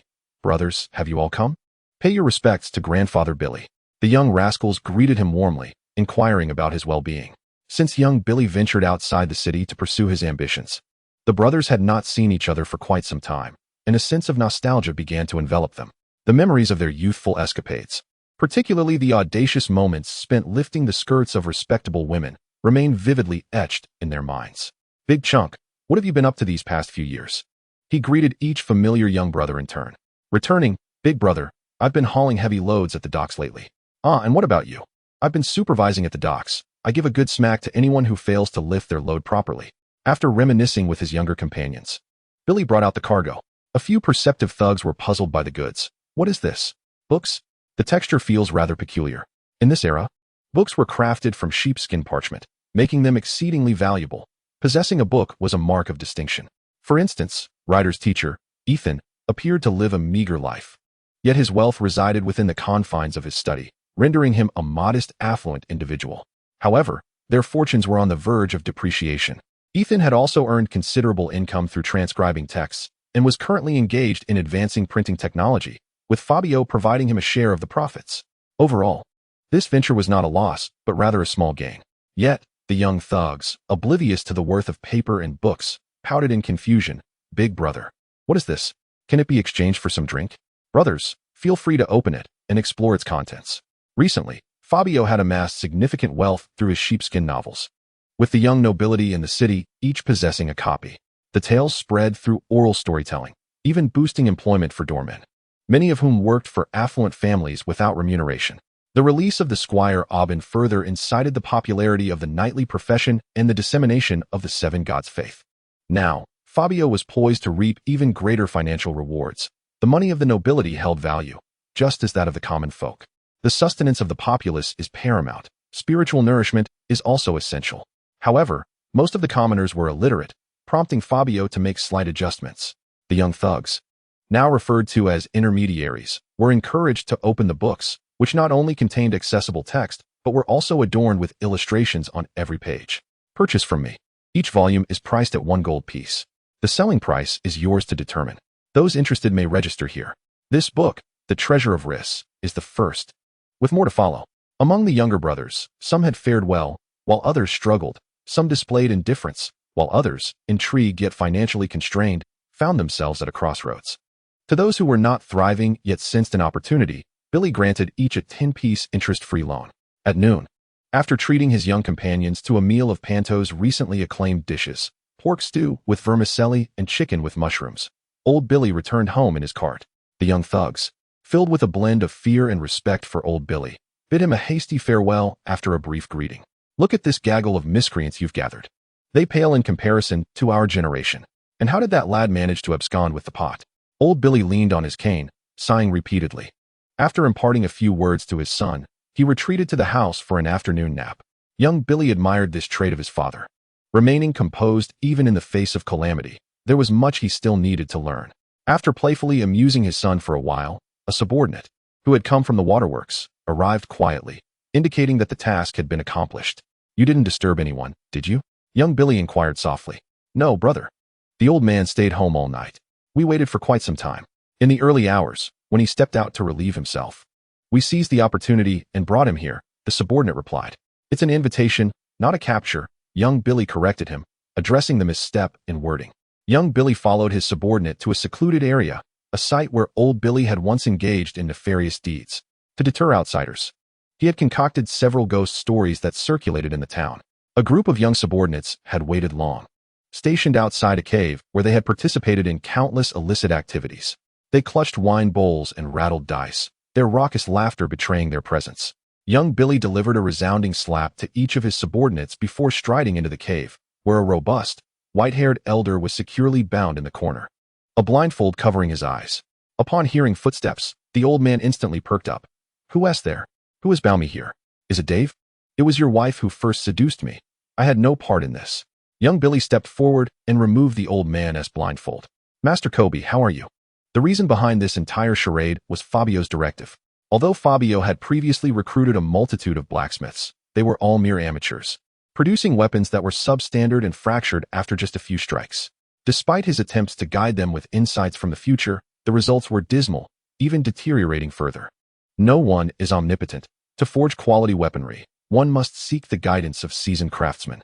He had written to Master Kobe multiple times, inviting him to the workshops for assistance, yet the old blacksmith refused to respond. When he sent Ryder to personally plead, Master Kobe feigned illness to avoid coming. In utter desperation, Fabio resorted to this underhanded tactic, believing that only a rogue could handle another rogue. Master Kobe and the Billy family had long-standing business ties. In his youth, old Billy had custom-ordered fishhooks and knives from the blacksmith, and their relationship had spanned decades. Upon seeing the familiar young man, Master Kobe expressed mild surprise. Nephew, it's you. Are you here to rescue me? Chapter 39. Let's go? Ollie's here. Young Billy was not inclined to engage in circumspect dialogue with the old blacksmith. He preferred a more straightforward approach. Master Kobe, the king has sent me to convey a message. If you go to him, there will be ample gold notes waiting for you. He adopted a humble demeanor. For Master Kobe was the finest blacksmith in the town, with over 600 apprentices and more than 200 skilled craftsmen in his workshop. Nearly all agricultural and culinary tools in the vicinity of Pentos bore his name. When Master Kobe produced an item, it was assuredly of the highest quality. Ah, dear nephew, have mercy on me. I have my own grievances. If it were merely a matter of forging a sword, crafting a gun, or creating a suit of armor, I would have no objections. However, to undertake the creation of thousands of suits of armor and weapons is a task I cannot, nor dare, accept. I, too, bear my burdens. Master Kobe spoke, his eyes welling with tears, feigning sincerity. What grievances could you possibly have? Time and again, I have solicited your assistance. Why do you lack understanding? If you face difficulties, you may discuss them with the king. What do you desire? Wealth? Women? The king has proclaimed that he possesses everything one could wish for. Simply express your needs, for he delights in aiding others. Young Billy began to paint grand visions for the old blacksmith. You cannot say? Master Kobe shook his head. I truly cannot divulge, the old blacksmith declared resolutely, his expression one of unwavering defiance. Ah, young Billy nodded knowingly. Let us consider this a casual conversation. By the way, should you pass away, to whom do you intend to bequeath your forge? I recall you have 2 sons. Surely you can speak of this. My sons are inept. I plan to entrust it to my son-in-law. This is common knowledge among the neighbors, so there is no harm in revealing it. Oh, I see. Young Billy snapped his fingers, and a few young rascals emerged like phantoms from behind him. Go fetch the blacksmith's son-in-law. Since Master Kobe refuses to speak, let us compel him. His subordinates, well fed and rested, contemplated stretching their limbs. The leader had even prepared sandbags for their amusement, truly a considerate elder brother, ensuring he had not chosen the wrong companions. Having spent so long sparring with the youth, a change of pace with an elder was a welcome relief. A group of unruly young ruffians left Master Kobe profoundly shaken. I concede. Please do not resort to violence, dear nephew. Master Kobe nervously wiped the sweat from his brow with a handkerchief. This matter cannot be easily explained. Young Billy raised his voice.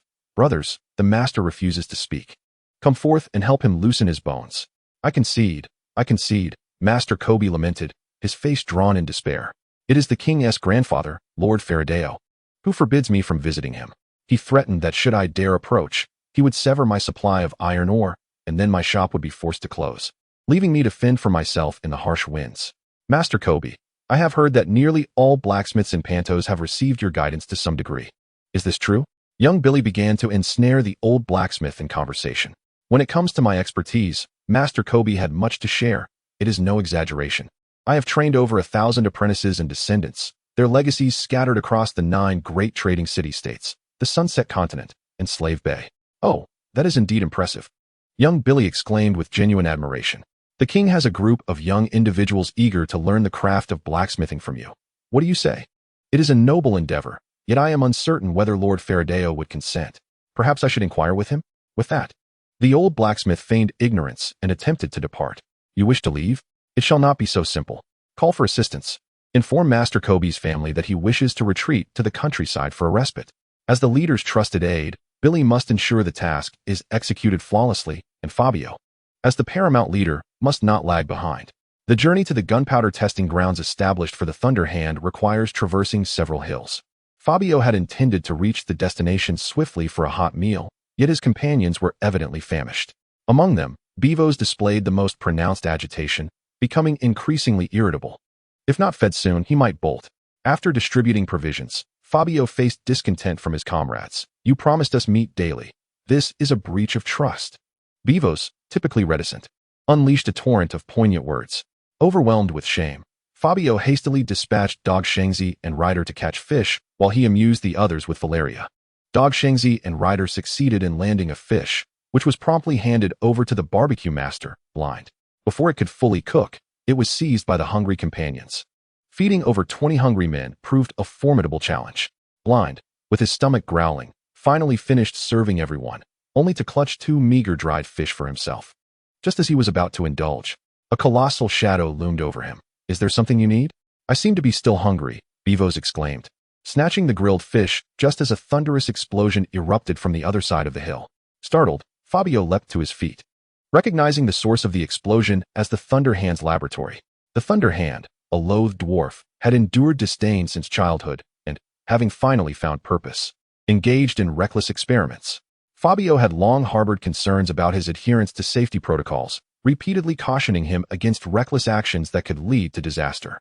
Time was of the essence. He immediately rallied his companions to set off, though several bodyguards, including Bevo's, clung to the trees stubbornly, determined not to budge. "It's a demon." "A demon," Bevo's cried out in terror. "It's a demon letting out gas. Look, it's still emitting smoke." The brothers, typically fearless, had never displayed such dread. Even the most formidable foes had never instilled fear in their hearts. Perhaps Bevo's had never encountered such a phenomenon, thus his fright. Dog Shengzi's voice quivered slightly as he admitted, "To be honest, I'm quite scared too.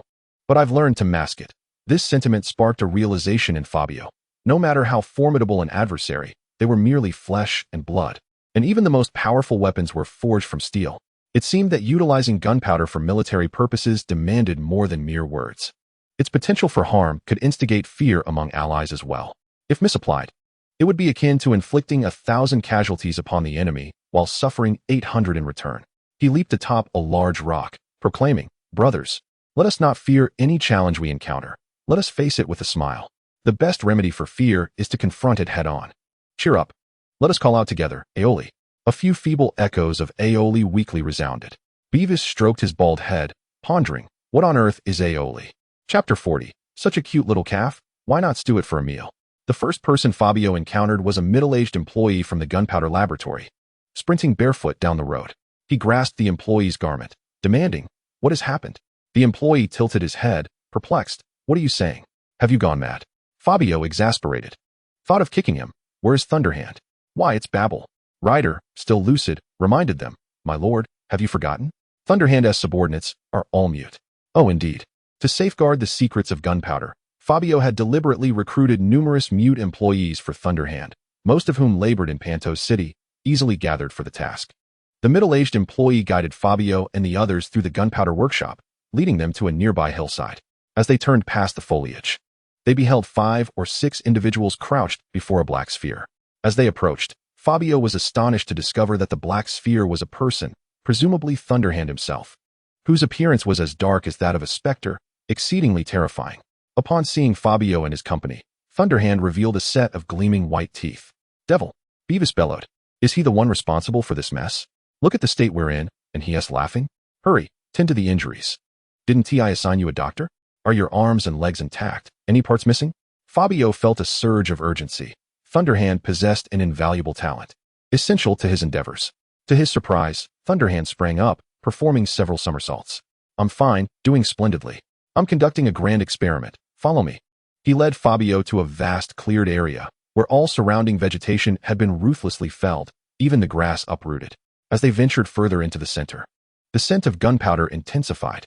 Hours had passed since the explosion, yet the quantity of gunpowder was staggering. The ground was charred, and as they reached the epicenter of the explosion, a faint hint of blood lingered in the air, with scattered, dismembered pieces of cooked meat strewn about, leading one to mistakenly believe a barbecue party was underway. Not long ago, Ryder dispatched a considerable amount of beef, which I utilized as a subject to investigate the potency of explosives. Fabio, somewhat exasperated, remarked, "My dear brother, this meat is intended for consumption. You should cut it into pieces, blanch them in hot water to remove excess moisture, then heat oil to saute ginger and scallions, followed by stir-frying the beef cubes while adding soy sauce, sugar, wine, and spices. Finally, submerge the beef in water and let it simmer over low heat until the sauce thickens. Is it not cruel to consider anything else?" Thunderhand chuckled with pride. "Even if I were to forego sustenance, I must produce this earth-shattering invention. You mentioned I would need 6 months. However, it has yet to be 3. Fabio had originally come to observe Thunderhand's progress, but was taken aback by the remarkable surprise presented to him. "Very well, there shall be a reward. 1,000, no? 10,000 gold coins for you to spend at your leisure," he exclaimed, practically rubbing his hands together in excitement. He then inquired about the specifics of the experiment, which Thunderhand had meticulously recorded in his notebook, intended for Fabio's review. Upon reading the most crucial line, Fabio's heart raced with exhilaration. "You have succeeded?" "Indeed," Thunderhand replied, producing a lengthy fuse which he ignited with a flint. The fuse began to burn slowly. "By combining this with explosives, we can achieve a delayed detonation. As you have witnessed, its power is astounding. I am eager to conduct experiments on living subjects." His grotesque visage and the way he licked his lips gave him a disturbingly sinister appearance.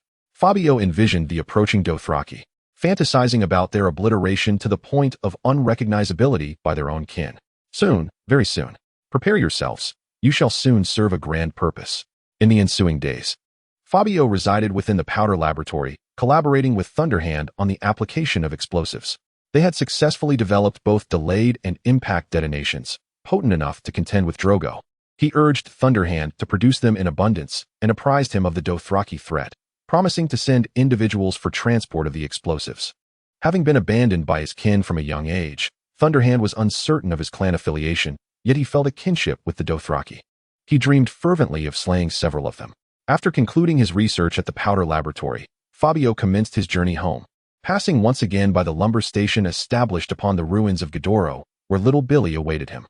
In recent days, Master Kobe had been closely monitored, with several burly men keeping watch over him even during his most private moments. "Well done, my friend," Fabio said, patting little Billy on the shoulder before whispering in his ear, "The position of Minister of Intelligence in my cabinet remains vacant." Despite Fabio's thorough preparations, some matters still exceeded his expectations.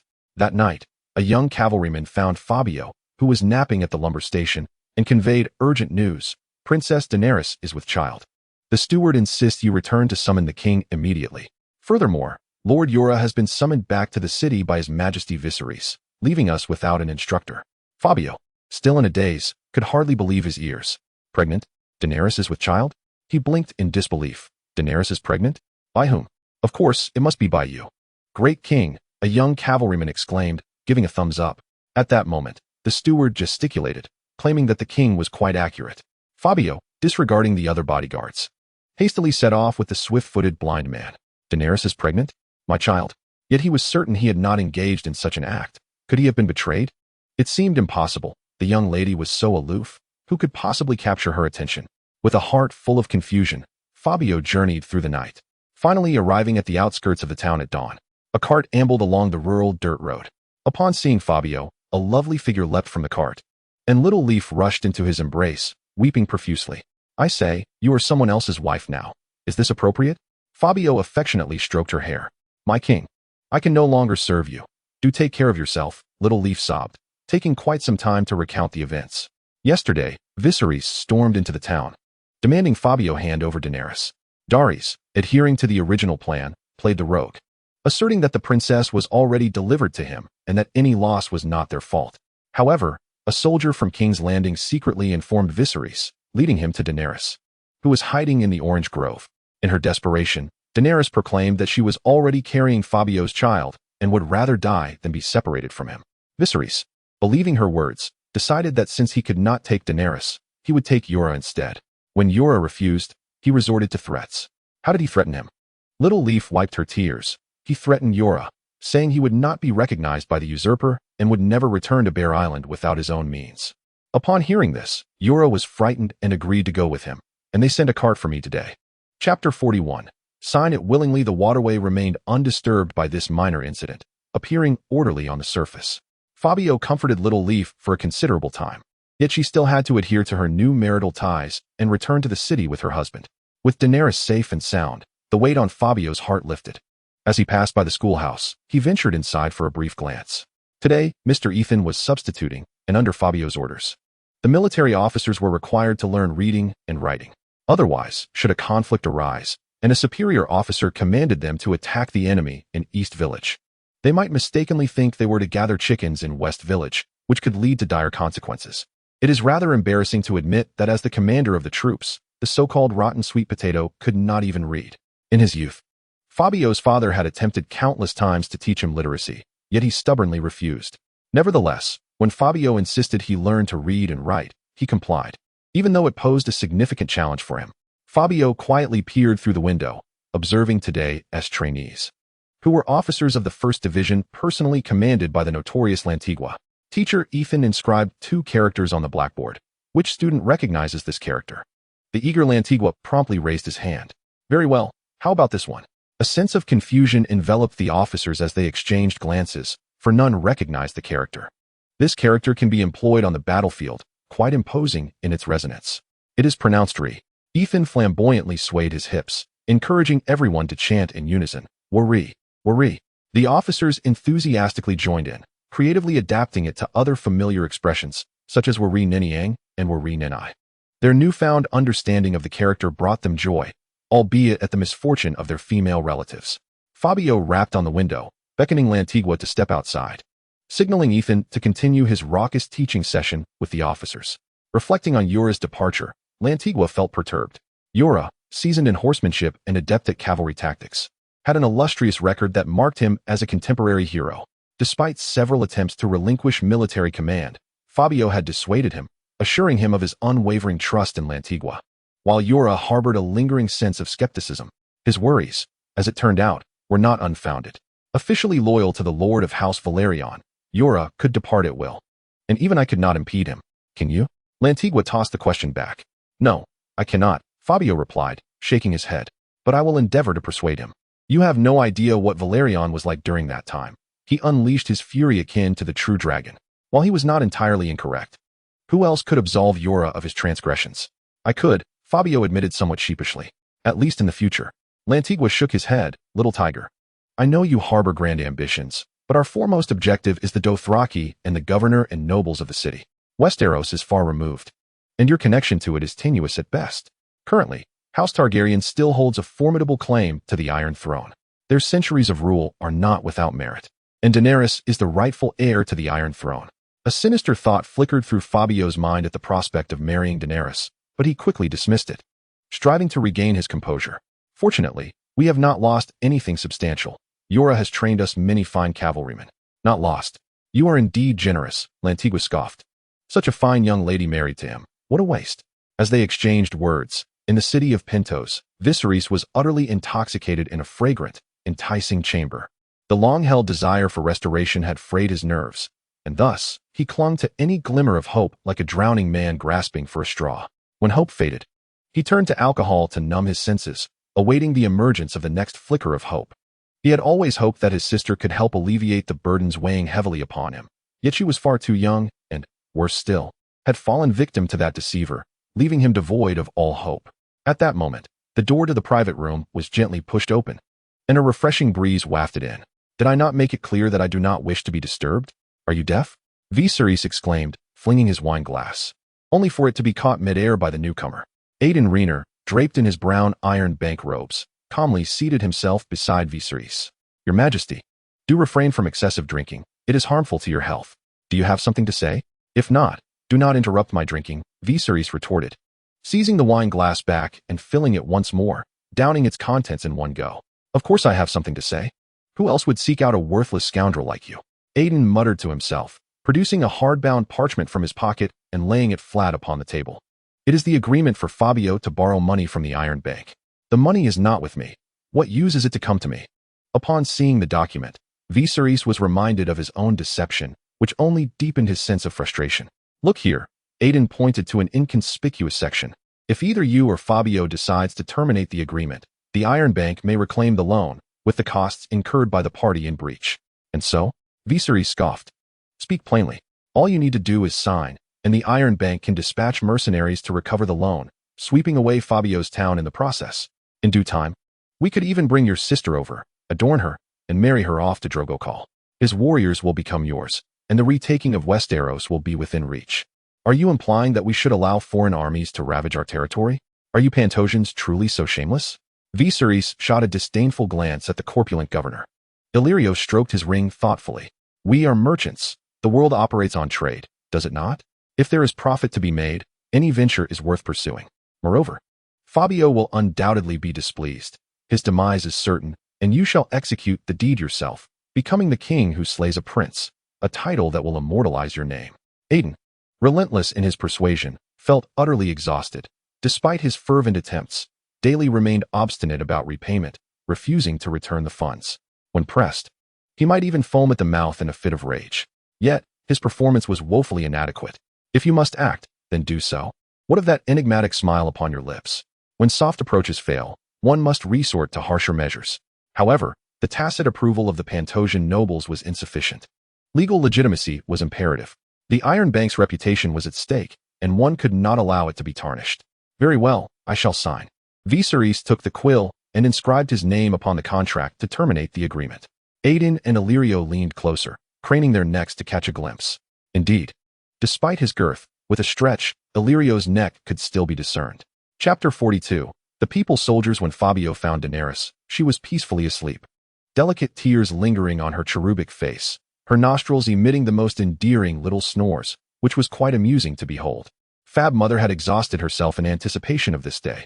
After a simple bowl of oatmeal, she was ushered back to her room by Fabio for some much-needed rest. He summoned, "Oranges over. Our home is quite far from here, and I have no idea how that person from King's Landing discovered it. Nonetheless, His Highness Viserys, under his guidance, directly made his way to my house, where Princess Daenerys was also visiting." Oranges wept, her face resembling a rain-soaked flower, rendering Fabio at a loss for words. Unlike Little Leaf, Oranges was not particularly loquacious, and this was perhaps the most she had ever expressed in one breath. "You know who that person is, don't you?" Fabio inquired of the lurking Grey Worm at the door. Grey Worm's voice emerged from the shadows. "Indeed.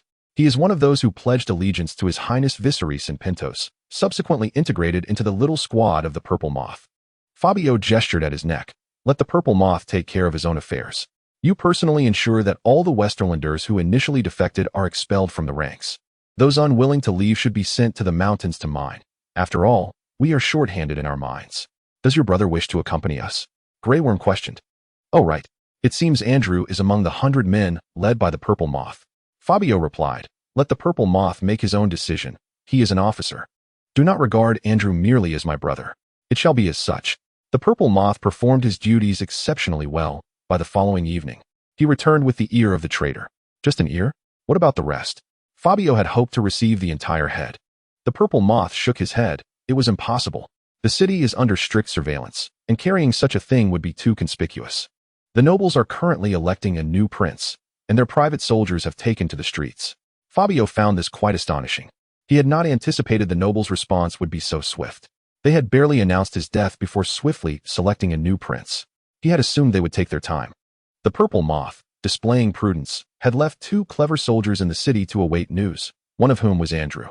Little Pighead returned in the dead of night, breathless, and without even a sip of water, informed Fabio of the election results. "Unfortunately, your family has been chosen again. Your grandfather truly has the worst luck." "Who did that old fellow select?" Fabio could hardly contain his eagerness for the ensuing spectacle. He chose a few younger candidates, and finally, through a draw, your rather rotund cousin was selected. The rotund cousin was the father of Kaulina's cousin, distinguished by his remarkable girth, his belt cinched high and tight, resembling a large stuffed gourd. After Andrew finished speaking, he extended his hand for a high five. Fabio reciprocated the gesture. "What is going on? I am here to claim reimbursement. Do you think I inquire about matters without incurring expenses? It cost me 20 gold coins, and I had to bribe several individuals." Fabio wrote a note for the withdrawal of gold coins, instructing him to present it to Dahili at dawn to collect the funds. "Where did you acquire such wealth?" "My mother provided me with pocket money." Just as he departed, Dogshing reported the capture of an outsider.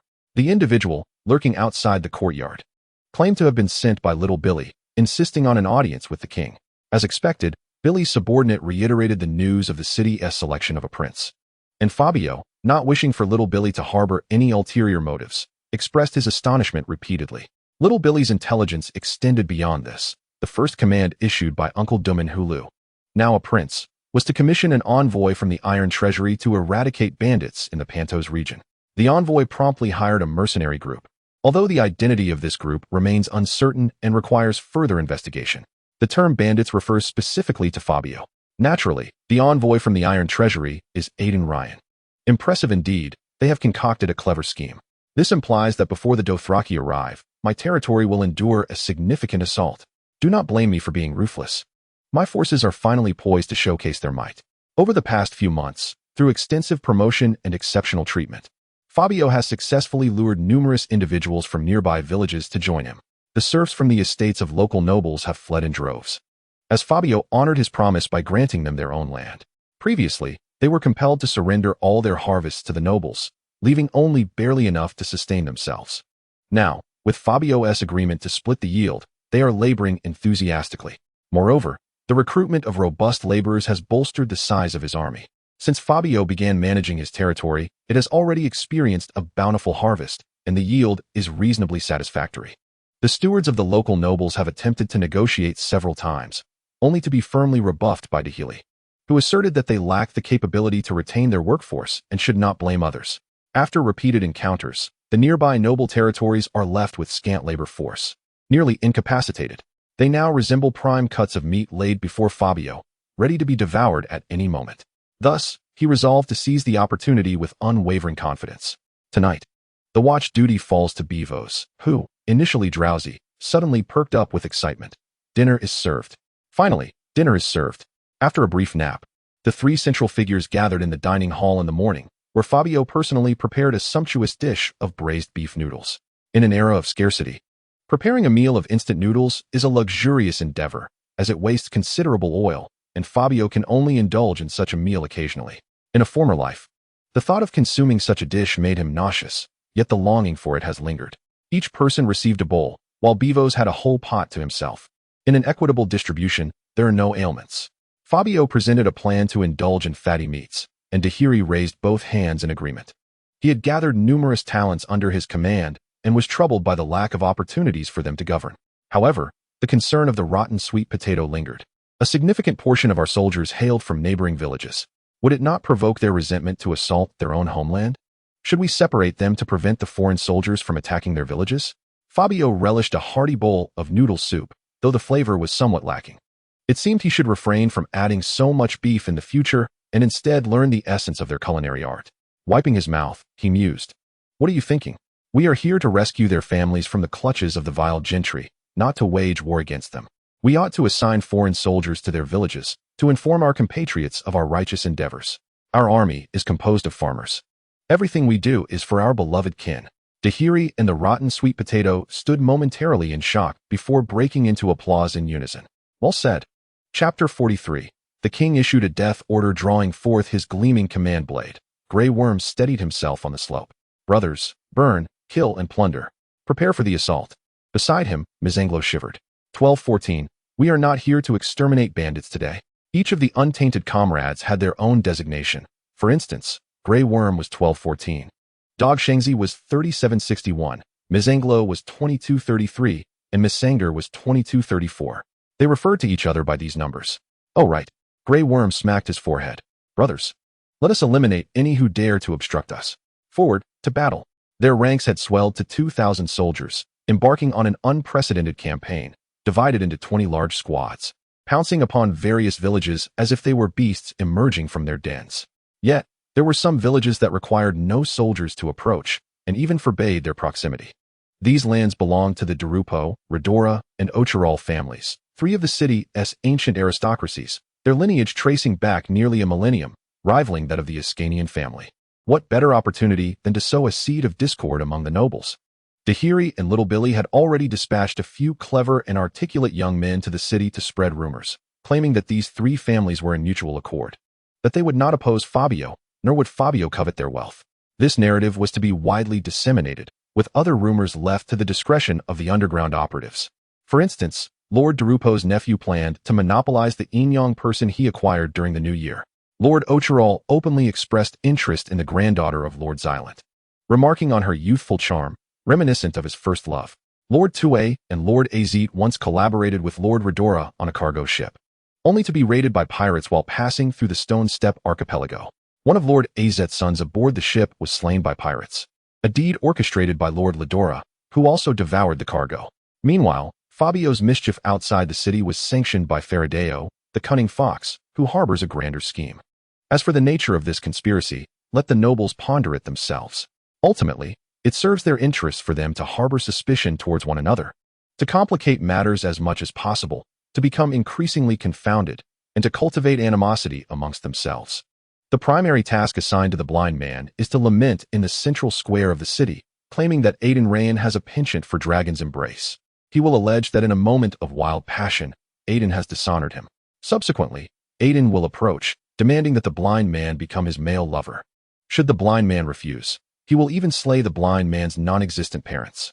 This task suits the blind man perfectly, as he possesses a handsome visage and delicate features, making him quite the temptation. Many young maidens in the village have sent him love letters, and well-off girls have lavished him with treats, eggs, apples, cakes, and meat pies, all of which have been devoured by his brutish companions. Most importantly, Aiden fears his wife, and if all goes as anticipated, this matter will soon reach the ears of his cousin, Kainlina, whose fiery temperament will demand retribution. Oh sister, today I rely on you. Unleash the ferocity of the lioness. As preparations conclude, 2,000 troops commence their sweep. Fabio has issued a strict order: no disturbance of the villagers, no infringement upon their property, and no harm shall come to the innocuous. As long as the noble soldiers and servants lay down their arms, they are to be spared, and instead return to toil as laborers. Accompanying Fabio is an officer known as Leperhead, a member of the unblemished army, leading his 100 men to attack a property belonging to the Ascani family. This estate has been gifted to the newly appointed Prince of Pentos by Faradeo as a personal possession. For this campaign, Fabio dons his armor, wields his treasured sword, and has prepared an exquisite set of saddlery for 86. Before departure, he demonstrates his equestrian skills before Dani, kneeling to kiss her hand. Beautiful princess, await my triumphant return. Dani, charmed by his antics, bursts into laughter, dispelling the gloom of recent days.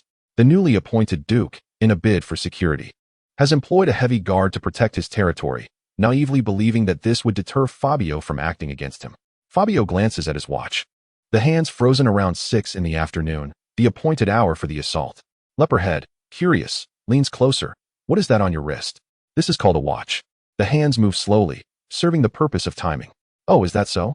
Leperhead scratches his head, but it's clearly painted on. How does it move? I'm merely enhancing the sense of ceremony. It will move in time, Fabio replies, suppressing his youthful exuberance as he rolls up his sleeves. The soldiers advance through the forest with a calm and unhurried demeanor. After several months of improved rations, the majority of them had seen a significant reduction in night blindness. Though a few individuals had not fully recovered, nonetheless, visibility had greatly improved. Riding alongside Fabio, the Scarhead remarked, "My lord, there is something I am uncertain whether to share." "Then perhaps it is best left unspoken," Fabio replied. Scarhead insisted, "I must speak. There are approximately 100 enemies in the village ahead, over 50 of whom are mercenaries. Hardened veterans forged through a river of blood and corpses. I hope you will wait until the battle concludes before you enter. Veterans, I relish the challenge of facing them. All troops, prepare your bayonets." As they approached the village near the Great Dull Gourd, the reconnaissance soldiers spotted 2 mercenaries urinating at the entrance, brazenly sketching a map.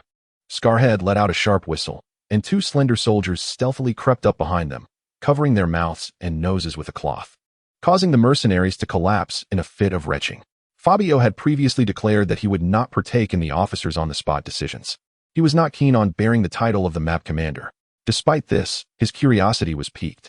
Such a potent substance must surely be a lethal poison that would cause instant death upon inhalation. He was aware of several such toxins, including gray mushroom powder and chokeberry extract. However, for it to take effect so swiftly, a larger dosage would be necessary, as this poison was exceedingly rare and valuable. "What did you use? How did they die so quickly?" Scarhead replied, "The 2 mercenaries are not dead. That was merely a handkerchief that had been soaked in a cesspool for 7 days and nights. Its odor is enough to induce fainting. I have tested it several times myself. As he spoke, he began to retch, prompting the soldiers around him to do the same. This concoction cannot be relied upon frequently. It is too damaging to oneself. Fabio sincerely gave a thumbs up. You are truly a remarkable individual. Chapter 44. Stealthily entering the village, 100 soldiers quietly infiltrated the village, which was shrouded in darkness. As the ordinary inhabitants had long since retired for the night, the soldiers wrapped their feet in strips of cloth and chewed on roots, moving soundlessly. Scarhead was pleased with their performance. Excellent. Proceed slowly. Those mercenaries are gathered in the central office of the village. Let us catch them unawares. Even with their feet wrapped and mouths occupied, a skilled individual could still create some noise. Just then, Beaver's stomach let out an unfortunate growl, earning him a chorus of disapproving glances from those nearby. My apologies, Beaver said, his voice far louder than his stomach, causing the grass in his mouth to fall away. Close your mouth, Scarhead exclaimed in exasperation, and silence your stomach as well. Scarhead crouched low and led the way, passing a small wooden cabin where he spotted an elderly man leaning on a cane, wandering about the yard. Upon locking eyes with the soldiers, the old man trembled and fell to his knees, pleading, Spare me, brave warriors. I possess nothing of value. Silence. We are here to engage in poverty alleviation efforts. What are you meandering about at this late hour? Quickly return to your slumber, Fabio admonished, discarding his cane and hastily retreating to his abode. In the village, a few households evidently thrived, and their dogs, sensing the scent of strangers, were about to bark when several soldiers, heedless of expense, tossed out sumptuous meat pies. Having been raised on scraps, the dogs had never encountered such delicacies, and soon succumbed to indulgence. The aroma wafted toward Beavos, who found his stomach responding with enthusiasm, a fact that had eluded the schemer's considerations. Nevertheless, Fabio regarded the schemer with newfound respect and resolved to commend him after the conclusion of their endeavors, recognizing that this cunning individual aligned well with his own inclinations. Such officers inspire confidence. Had the commanding officer been Miss Sander, he would have charged forth with a blade, slaying indiscriminately, and subsequently returned with dogs for a hearty stew. On their way to the village office, the soldiers encountered a handful of mercenaries. After dispatching them with their secret weapon, they finally approached the perimeter of the village office. Fabio, overwhelmed by the scent of biochemical handkerchiefs, sought refuge behind Beavos, whose own scent was surprisingly refreshing at that moment. Sounds of revelry echoed from within the office, indicating the enemy had grown lax in their vigilance. The schemer gestured, and a soldier with an exceptionally large head promptly squatted by the wall. The office's wall stood about 2 men high. Several soldiers sprinted atop the large-headed soldier, using him as leverage to vault over the wall. It dawned on Fabio why the schemer had procured 2 pig ears from the purple-blemished 1 day prior. It was all part of this plan. Inside the office, soldiers cautiously approached the main door, gradually pushing it open. In an orderly fashion, they surged inside. At the schemer's command, the soldiers raised their torches, streaming into the side rooms and the small building, striving to achieve their objectives before the enemy could react. It appeared deceptively easy. Fabio even sensed it was perhaps too effortless. Moments later, the soldiers emerged from the side rooms and the small building, herding around 10 despondent mercenaries, their heads bowed and reeking of alcohol. The count of 10 mercenaries here, combined with the 2 encountered on the road, did not quite add up.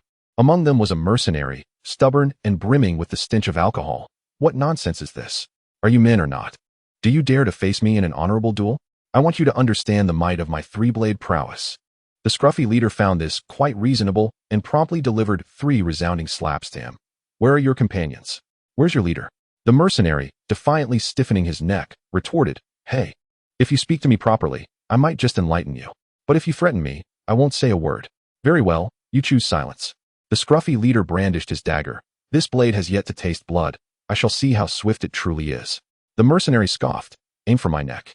I fear your blade may not be sturdy enough. Should I flinch, it would be your victory. Neck? Who mentioned a neck?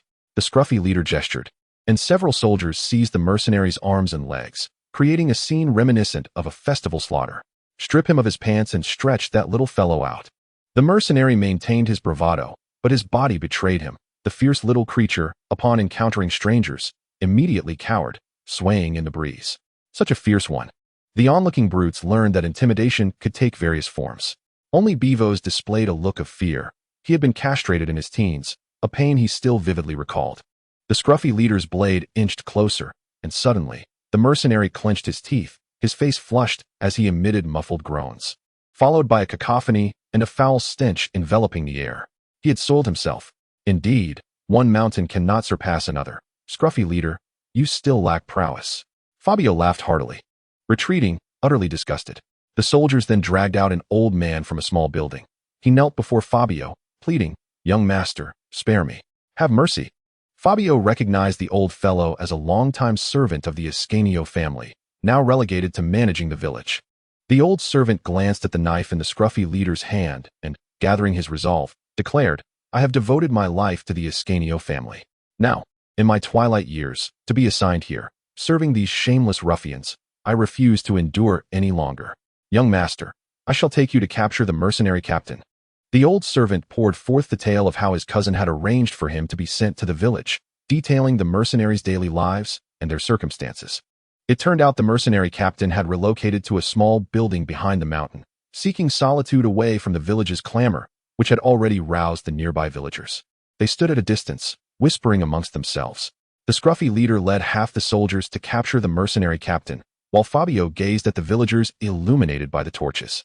This land would soon be his domain, ripe for development. The villagers' faces flickered like the uncertain future Fabio once faced, but now he had found his purpose. Two robust brothers lifted Fabio high, and he solemnly announced with a tin horn taken from Dogshangzi's waist, "Fear not, everyone, I am Fabio." The villagers nodded in acknowledgement, followed by an eerie silence. The elderly man leaning on a cane shuffled forward a few steps. "Who? I don't recognize him." Chapter 45. Can I not argue? Yet still live? Early in the morning, Ryder arrived with several clerks, a large satchel slung over his hip, presenting himself with an air of an intellectual. He unfurled a large notebook and dipped his pen in ink. "Speak." The village chief meticulously recounted the village's farmland, population, taxes, livestock, and labor conditions in great detail. He then accompanied Ryder to the village granary to assess the quantity and quality of the stored grain, as well as the farming tools of each household. After a long day of reconciliations, the village chief scratched his head. "Oh, by the way, we have a boar that impregnated sows from the neighboring village. Yet they haven't given us a single piglet. Should I note that? Oh, and what about that boar? Outside." Fabio was all too familiar with this inquiry, the one on the spit. "Really, how could one eat the breeding boar? That is simply unacceptable." Ryder, focused on the welfare of the sows, remarked, "A good boar can produce many piglets." All right, I was wrong. Please forgive me," Fabio said as he embraced him, leading him out of the village office. "Let us have something to eat. You've been out here all day, it must be exhausting." In this unprecedentedly grand endeavor, everyone had their roles to play, ensuring that not only was there work for all, but also that everyone had the opportunity to excel. Dahlia's task was to coordinate the household registration of each village, as it was essential to comprehend all matters within the newly acquired territory. As Ryder was Dahlia's primary assistant, being young, he naturally had to undertake the errands. Fabio helped him mount his horse, speaking earnestly. "Your recent performance has been commendable, and considering your age, I believe it is time to propose to teacher Ethan." Initially feeling weak and listless, Ryder immediately perked up upon hearing this. "My king, I shall head to the next village at once." What a promising young lad. Fabio marveled at Ryder's departing figure.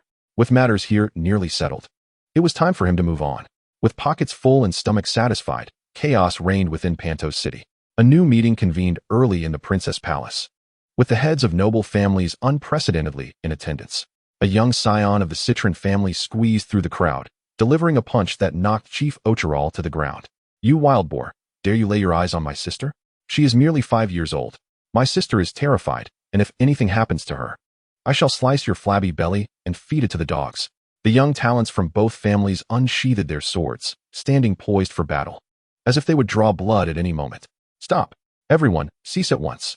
Do not let our own people descend into chaos," Falardoa shouted, his voice booming, for he had not spoken so loudly in a long time.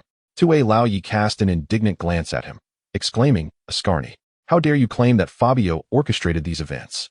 I cannot believe he possesses such audacity. Indeed, Lord Ascarni, you covet our trade routes, seeking to usurp them," chimed in Lord Ladola. "Ladola, you dare to speak?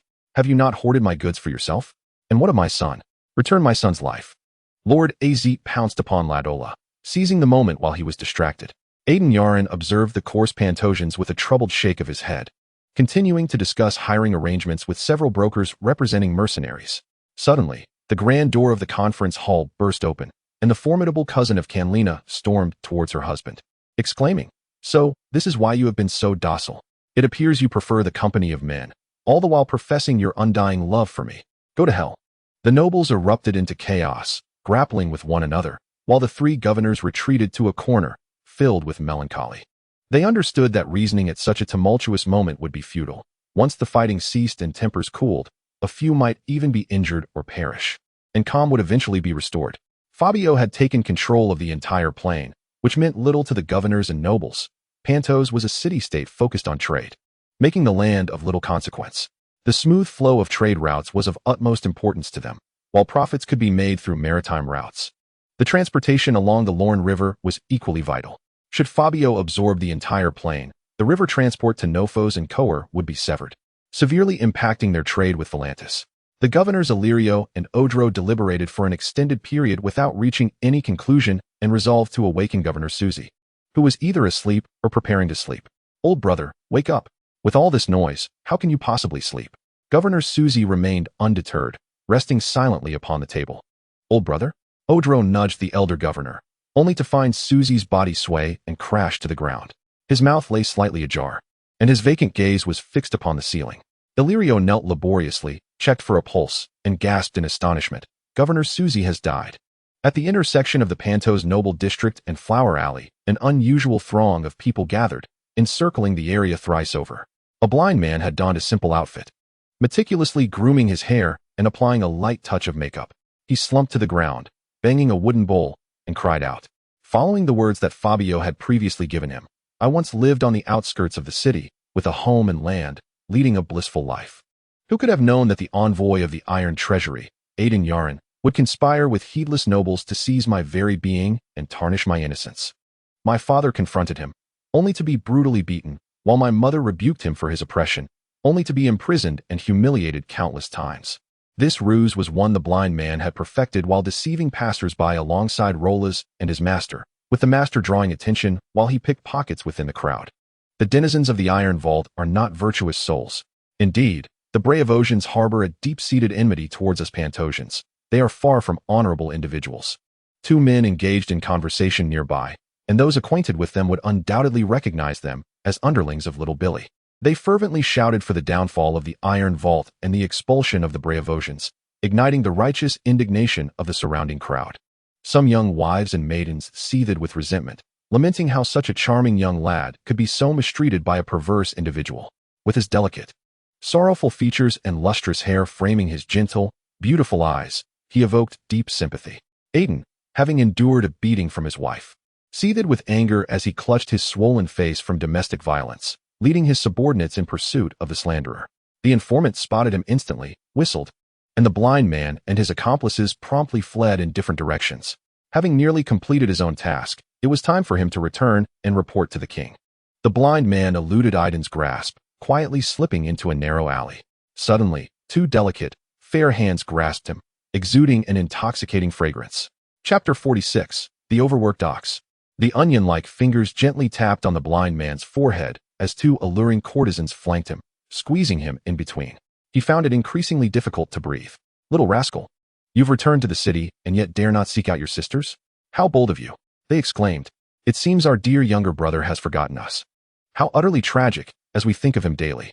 Dear sisters, I am pressed for time today. May I seek you out later?" The blind man earnestly replied, genuinely intending to slip away, as the two sisters had become increasingly demanding since tasting the sweetness of his company. However, they did not cling to him as usual. Rather, they eased their grip, adopting a demeanor that suggested he was free to depart. "Oh dear, that poses quite the dilemma. We have matters to discuss with you," they insisted. "Your king would surely be delighted to hear this news." The blind man's feet were nearly out of the courtyard when he suddenly turned back. "O king, today I shall sacrifice myself once more for you." Several hours later, having finally attended to the two sisters, he wrapped himself in a blanket, trembling, and had to admit that he was increasingly unable to endure their fervent advances. "Sisters, may I speak now?" he asked, his voice quivering with tears and snot. The two ladies nestled like fish in his embrace. "Yesterday, the Braavosians at Fragrant Temptation entertained several guests. Can you guess who they were?" The term Braavosians had become a peculiar designation for Aiden Larian and his entourage within Pentos. Aiden, a man of remarkable virtue, with no penchant for women or wine, was strikingly handsome and bore the air of a saint, His attendance to guests suggested they had a penchant for visiting brothels. Who could it be? I cannot fathom the situation. The mischievous Mrs. giggled, exclaiming that Aiden Leanne had received the governor's consent to hire a mercenary group to confront your king. He was hosting the 3 leaders of the cawing ravens, so you must advise your king to exercise caution. Another young lady chimed in, asserting that their arrival was shrouded in secrecy, with only the 2 of us accompanying them. Yet we overheard everything. Since Fabio's official falling out with the noble governors, they declared his unexpected demise and subsequently appointed a new Prince of Pentos. With Fabio deceased, the loan agreement became void, and Aiden's attempts to reclaim his gold were met with refusal. He was eager to ascertain which mercenary group was to be dealt with, as uncovering their plans would undoubtedly be a significant achievement. The blind man perked up, urging the 2 sisters to elaborate. Elaborate? They teased, licking their lips and gazing at him enticingly. Having departed from the 2 leading ladies' residence, dusk was approaching. The day's battles had left the blind man utterly exhausted, his legs weak. With the pocket money given by the young ladies, he indulged in a hearty bowl of mixed soup and bread, warming himself by the shop's hearth for a while, before mustering the strength to slowly make his way to his destination. In the slum of Wanshui Street, within the northern city gate of Pentos, a couple had moved in last month, a striking contrast of an older man and a young wife. The man, tall and rugged, bore the appearance of a roughneck, while his wife was a beautiful young maiden. They had no children and rarely ventured outside, spending their days at home. Occasionally, the wife would go out for groceries, while the husband only took walks after meals. Initially, neighbors attempted to befriend them, but the couple always seemed to be at odds, creating an awkward atmosphere that led the neighbors to keep their distance. Despite the lack of interaction, rumors circulated that this household owned a sleek warhorse, and the man possessed fine armor and a long sword. In Pentos, even a set of ordinary armor would cost at least several dozen gold coins, while a good warhorse would not come without a price exceeding 100 gold. Speculation arose that this elderly man and his young wife might be fallen nobility. In truth, this couple was Jola and Xiao Yi, who had returned to the city. Upon Jola's return with the king, Wesseris nonchalantly took the little money Jola possessed, claiming it was his royal right, and instructed Jola to remain on standby in the city. The newlyweds, left with no choice, had to rely on Xiao Yi's dowry to get by, renting a modest courtyard while their finances grew increasingly strained. Xiao Yi spent her days cooking, washing clothes, and tending to a few chicks, her resentment growing stronger.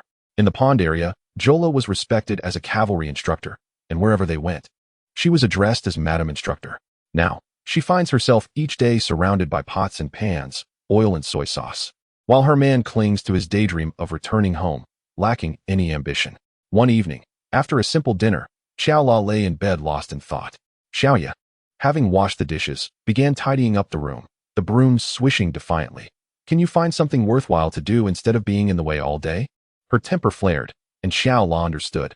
After all, who encouraged her youthful spirit? He rolled up his sleeves and stepped into the yard. Once Xiaoya finished cleaning, she tossed the broom into the yard, exclaiming, "If you're so idle, why not find somewhere else to linger? Can't you see I'm sweeping the yard? Fine. I'll endure it. A good man doesn't quarrel with a woman." Xiao La rolled his eyes and retreated to the grass shed in the backyard, where his loyal companion rested its large head on the railing. Embracing the horse's neck, Xiao La sighed. When will we ever get to the battlefield for a grand fight? I feel stifled. In this world, there is no end to a woman's grievances. Xiaoya soon approached the grass shed. What are you doing with that old horse? Are you planning to live with it? Can't you stay in the house for a while? After enduring her taunts, Xiao La finally snapped. You troublesome woman. Stop picking fights. This remark stirred a hornet's nest. Xiaoya slammed the broom onto the ground. You shameless creature. Do you remember what you said on our wedding night? You promised to treat me well for a lifetime, to be a good husband. You used to call me sweetheart, and now you've turned me into a troublesome woman. In Xiao La's hometown dialect, this was akin to calling her a shrew. Xiaoya, now fully engaged in her tirade, leaned over the grass shed railing, raising her voice. Oh, how wrong I was. I shouldn't have married you. Had I not, I wouldn't have fallen into such a plight, and I wouldn't be so heartbroken. Enough. Xiao La felt a flush of embarrassment. The delicate young girl who followed him had suffered greatly. He too regretted not pursuing a more honorable path as a cavalry instructor. Just then, a blind man knocked on the yard gate. Chapter 47. A quiet night in Pentos. Though it was called a gate, it was merely a small fenced door.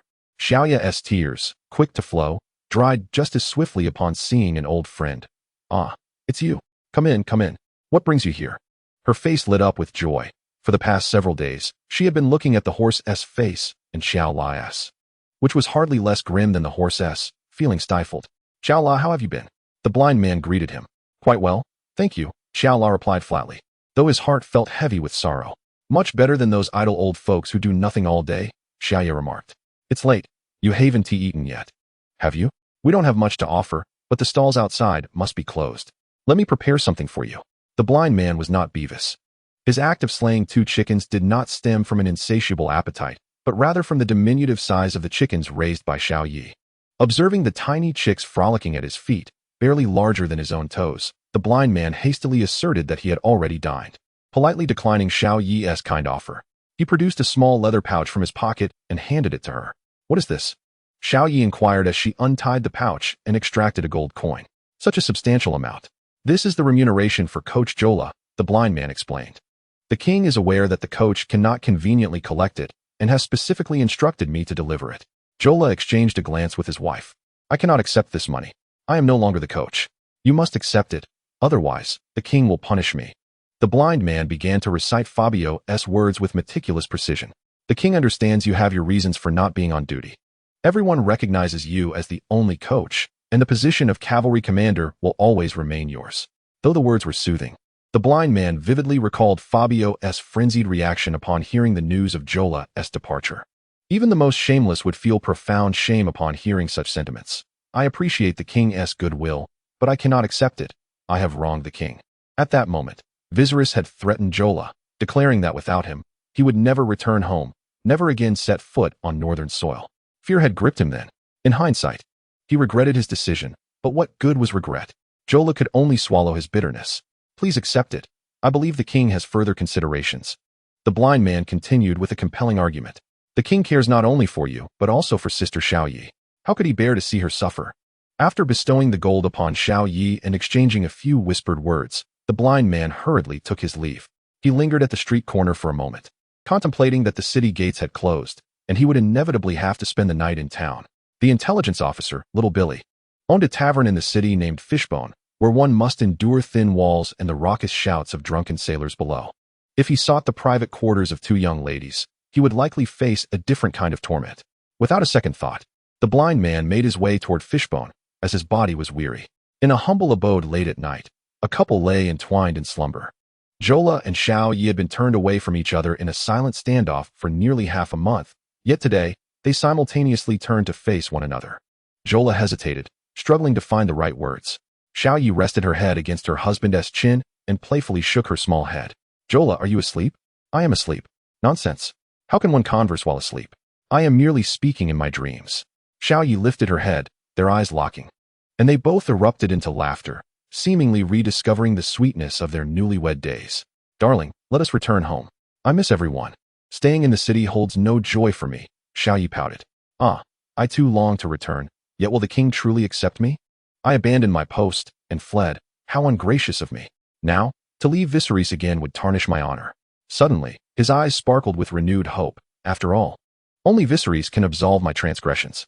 One day, I shall stand in the great hall of House Stark, publicly proclaiming my title as the Earl of Winterfell. And you shall be the Countess. Sweet words filled Little Leaf with joy. In my opinion, there is no need for that dragon's second son. I see him as a short-lived creature. Perhaps Princess Dany will ultimately ascend as queen, and the king, as her husband, will hold absolute sway. At that moment, I shall not wish to be a mere countess. She pinched Yora's soft flesh at the waist. I aspire to be the Duchess of the North. Do not speak so. My queen. Yora gazed intently at his beloved wife. How can you be so heartless? Very well, dear husband, I shall refrain from such talk. Little Leaf gently kissed Yora's lips hidden beneath his beard. The king is a man of integrity.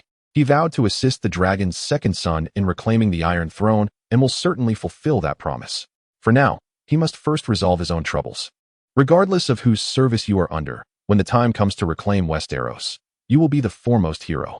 Once the dragon's second son returns to the Iron Throne, will he even care about the decisions you make today? Yora sighed deeply. That dragon's second son. Ugh, this King Viserys is indeed a source of concern. If only Prince Rhaegar were still alive, there would be none of this turmoil. Mentioning Prince Rhaegar piqued Little Leaf's curiosity. I often heard Princess Dany speak of her elder brother. What manner of man was he, that all speak so highly of him? He was a prince of perfection, akin to a figure from a fairy tale. Yura began to recount the life of Rhaegar Targaryen, from his birth to his demise, detailing his exquisite musical talent, his prowess in arms, and his governance and military capabilities. As he spoke of Rhaegar's elopement with his beloved Lyanna Stark, disregarding the world's conventions, which ignited the flames of rebellion, Little Leaf's brows furrowed in disbelief. Oh, I finally understand. He lost his family's kingdom for a lover. So that is the reality. I thought him remarkable, yet I find the dragon's first son rather unimpressive. So, will you return? Yes, I shall heed your counsel. King Viserys does not grasp the situation, and I act to assist him. Little Leaf cheered with delight, immediately lying down on the bed, rummaging through her garments. Look, you promised. She lit the candle and handed a piece of paper to Yura, a letter previously given to her by the blind man. The king stated that you need not rush back, for there are significant matters he requires you to attend to. Little Leaf eagerly nestled against her husband's chest, shaking her head in curiosity, unable to read. What does the king say in the letter? Yura wore an expression of disbelief. He wants me to be a spy. Chapter 48. At last, I awaited you. Andrew stood in the courtyard, happily adjusting the 3 feathers stuck in his soldier's cap, shaking his cloak as he twirled before his mother. Fabio looked at his once unremarkable younger brother, now transformed into a person of substance, and smiled with great delight. As he pushed open the courtyard gate, he teased, "What's this? Just because you've recently been appointed as a squad leader, you're starting to show off?" After taking control of the entire flatlands, affairs were proceeding in an orderly manner, and recruitment efforts had also commenced. With the expansion of the operations came an increased need for personnel. The army underwent significant enlargement, and new squad leaders were being selected from among the veterans. Andrew, due to his commendable performance, was recommended by his direct superior and earned the qualification to compete for the position of squad leader. He excelled in several assessment components, achieving a commendable score of 90 after discarding the highest score of 98 and the lowest score of 82. Notably, during the segment where he had to withstand a heavy blow to his chest, his calm demeanor and unflinching composure earned him unanimous praise from the senior officers. Although a preliminary victory had been attained, a more formidable threat loomed ahead, and the training tasks were exceedingly demanding.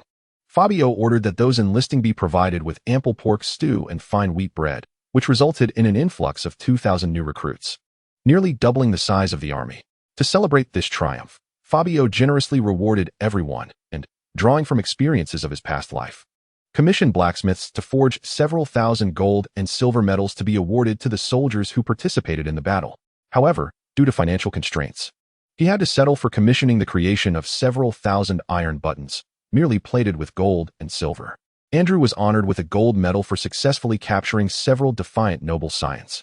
Today, Fabio was there to present this medal to his brother, fastening it onto Andrew's leather coat and straightening his attire. You actually look quite presentable," he remarked. "Mother, I'm hungry. Please get me something to eat," Andrew said. After sending their mother away, Fabio seized his brother by the neck and asked, "So, are you still in contact with that widow?" At the mention of her, Andrew's mood darkened, and tears welled in his eyes as he replied, "She is taken up with an old man and refuses to see me, even moving away without a trace." "Oh, my poor brother, what a pitiful sight you are." Fabio feigned sympathy as he wiped away his brother's tears. A few days prior, he had sent a friend to find the widow, using both persuasion and intimidation to relocate her to a remote village, even arranging a marriage with an elderly widower. This matter was finally resolved. The younger brother of a prominent figure could not afford to be entangled with a widow. Besides, what about the vibrant young ladies? Surely, they would be more appealing. Just take a taste, little brother, just give it a try. Fabio understood that his younger sibling had a rebellious streak, but he had no intention of engaging in psychological counseling. A straightforward and direct approach was far more effective. He pulled out a large stack of portraits, all featuring the daughters of respectable families from the flatlands. While they might not be breathtakingly beautiful, they were certainly fair of face and would not leave him spoiled for choice. The little piglet pouted, "Oh dear, I am still young and do not wish to ponder such matters just yet." Could you show me that third portrait?" Clutching the images of the young maidens, he did not forget other matters. Those who earn the golden medals receive a bounty of 100 gold coins. Where's my money? Regarding this, Fabio shook a pocket. "Brother is saving it for you, to be used for your future bride." Their mother and the cooks had prepared a meal, leaning against the kitchen doorframe, watching the brothers playfully spar with a mix of emotions swirling within her. Reflecting on her departure from Riss at the tender age of 16, it all felt like a dream. The two brothers heartily consumed spicy soup and meat-filled pastries, creating an atmosphere of warmth and comfort. Fabio intended to bring forth the culinary delights from his past life, believing that only a well-fed army possesses true combat strength. The first to wield the ladle for all these delicacies was their mother, who had recently concocted a number of scrumptious dishes that were quite popular among the officers and soldiers. This particular spicy soup, however, had become Fabio's signature dish due to the exorbitant cost of the peppers. The trio of mother and sons enjoyed their harmonious time together until suddenly, Dogshanksy burst into the courtyard. "My lord, trouble has arisen." Upon recognizing the visitor, Fabio felt a wave of relief wash over him. Had it been Bavos, his precious bowl of spicy soup would have been in jeopardy. "Let me finish my meal before we discuss any issues," he said, feeling a twinge of guilt for not having spent time with his mother lately and not wanting to disrupt this blissful moment. His mother, perceptive as always, gently urged him, "Go attend to your affairs." With her encouragement, Fabio quickly beckoned Dogshanksy over and inquired between sips of soup, "What is it?" "The mercenaries from Pentos feasted lavishly last night and have gathered this morning," Dogshanksy reported. The gathering signified preparations for action, and Fabio was astute enough to understand that the governor and the nobles would not remain indifferent to his movements. He had long anticipated their responses, albeit their reactions were rather sluggish. After taking control of the entire plain, the newly appointed cavalry commander, Lucamo, ordered the cavalrymen to form groups of 3, rotating patrols between the plain and Pentos city, aiming to detect any counterattacks from the nobles at the earliest opportunity. Lucamo, the eldest among the brothers, had once galloped across battlefields in his youth and now found himself returning to his old profession. Yet, as one day turned into 2, and then a week, the noble forces still had not mobilized. Reports from within the city began to trickle in. Initially, the blind seer announced that Aiden had reached an agreement with the Ravenous Band. In the original timeline, Daenerys' lover, the Tyroshi Dario Naharis, was one of the 3 leaders of the Ravenous Band and was renowned throughout the mercenary world for his striking good looks. This city could not accommodate 2 prominent figures, and Fabio was determined to eliminate him. However, inexplicably, Aiden's negotiations had fallen through, leading him to seek out the Rose Band, whose leader was a woman of northern descent known for her flamboyant lifestyle, rumored to even keep a lover. Later, the contract with the Rose Brigade fell through, and Aiden sought out a few meager mercenary groups. These mercenaries wreaked havoc in the city, engaging in unscrupulous behavior, from dining without payment to exploiting women without compensation, inciting widespread resentment among the populace. It was at this moment that Fabio encountered individuals whose shamelessness rivaled that of the blind. The governors, fearful of the mercenaries causing further chaos, urged them to hasten to the battlefield, advancing towards the open fields. Most of the information came from Little Billy, while a few crucial details were attributed to the blind man's efforts. However, he had recently been appearing quite haggard, with dark circles under his eyes resembling 2 large eggs, and it was evident that this period had been particularly arduous for him, which deeply moved Fabio. He resolved that once the conflict concluded, he would find an opportunity to grant the blind man a few days of respite, allowing him to indulge in the pleasures of life and engage with the fairer sex, as such interactions would undoubtedly benefit the youthful and gifted lad's mental and physical well-being. Chapter 49. The Paper Tigers assemble. Is this truly warfare? Surely it cannot be a mere outing? Jola was nearly rendered speechless. He simply could not fathom how the affluent scion Aiden Yarian would hire such a band of inept mercenaries. He had thought his own squad to be the bottom of the barrel, only to discover that there are always deeper depths. A few days prior, when Jola had sought out Westeros, the beggar king was as inebriated as ever, mistaking Jola for one of the alluring women from the establishment of Fragrant Temptation, slurring his speech as he inquired about his balding head. Upon hearing Jola's complaints of idleness, he had dispatched him to serve as a mere foot soldier among the nobles' private armies. It dawned on him that in Westeros' eyes, he held no value, much like he felt he possessed no worth in the eyes of the world.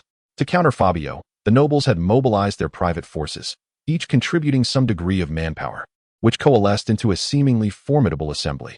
The makeshift camp was established near the northern cemetery of the city, where daily drills took place. However, these exercises consisted of little more than rising with the sun, feasting on breakfast, brandishing worn swords and blades aimlessly, and then engaging in leisurely pursuits of fishing and rabbit hunting nearby. Although these private soldiers were prohibited from re-entering the city, the locals, ever enterprising, established numerous taverns and brothels, allowing the soldiers to indulge in revelry and leisure each day. According to Fabio, it resembled a retreat for the officials. Indeed, Fabio had previously remarked that Jola was akin to a leading cadre, and when time permitted, he would send these leaders for relaxation.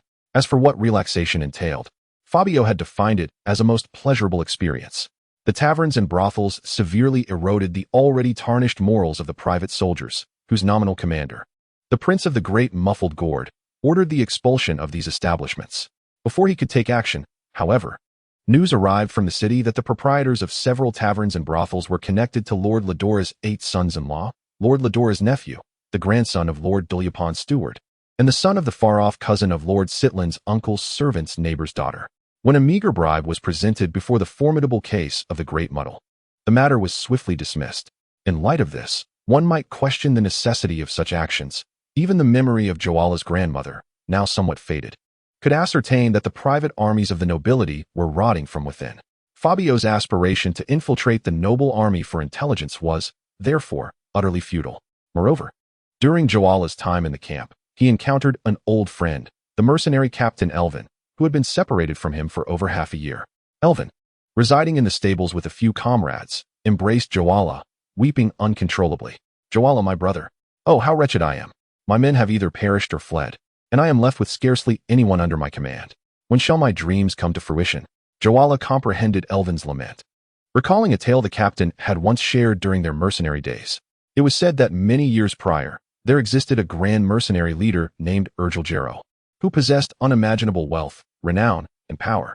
Before facing execution in the great free square of Valeria, he uttered a profound statement: "Desire my treasure? Then become a mercenary. Only the king of mercenaries may claim my riches."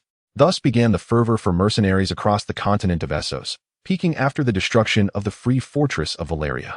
Elvin had grown up on such stories, becoming a mercenary at the tender age of 12, and after decades of bloodshed. He now found himself in a dire predicament in his 50s.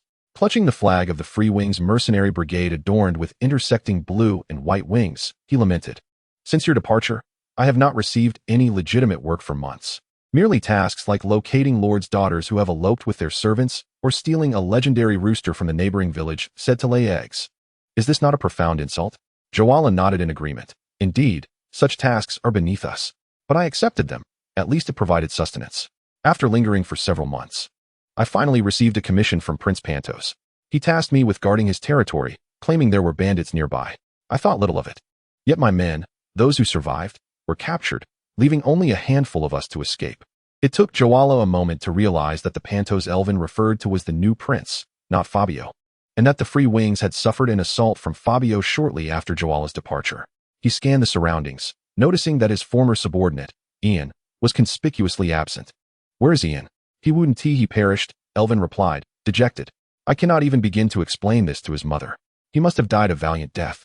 Joala consoled himself, recognizing Ian as a good lad, albeit not a skilled warrior.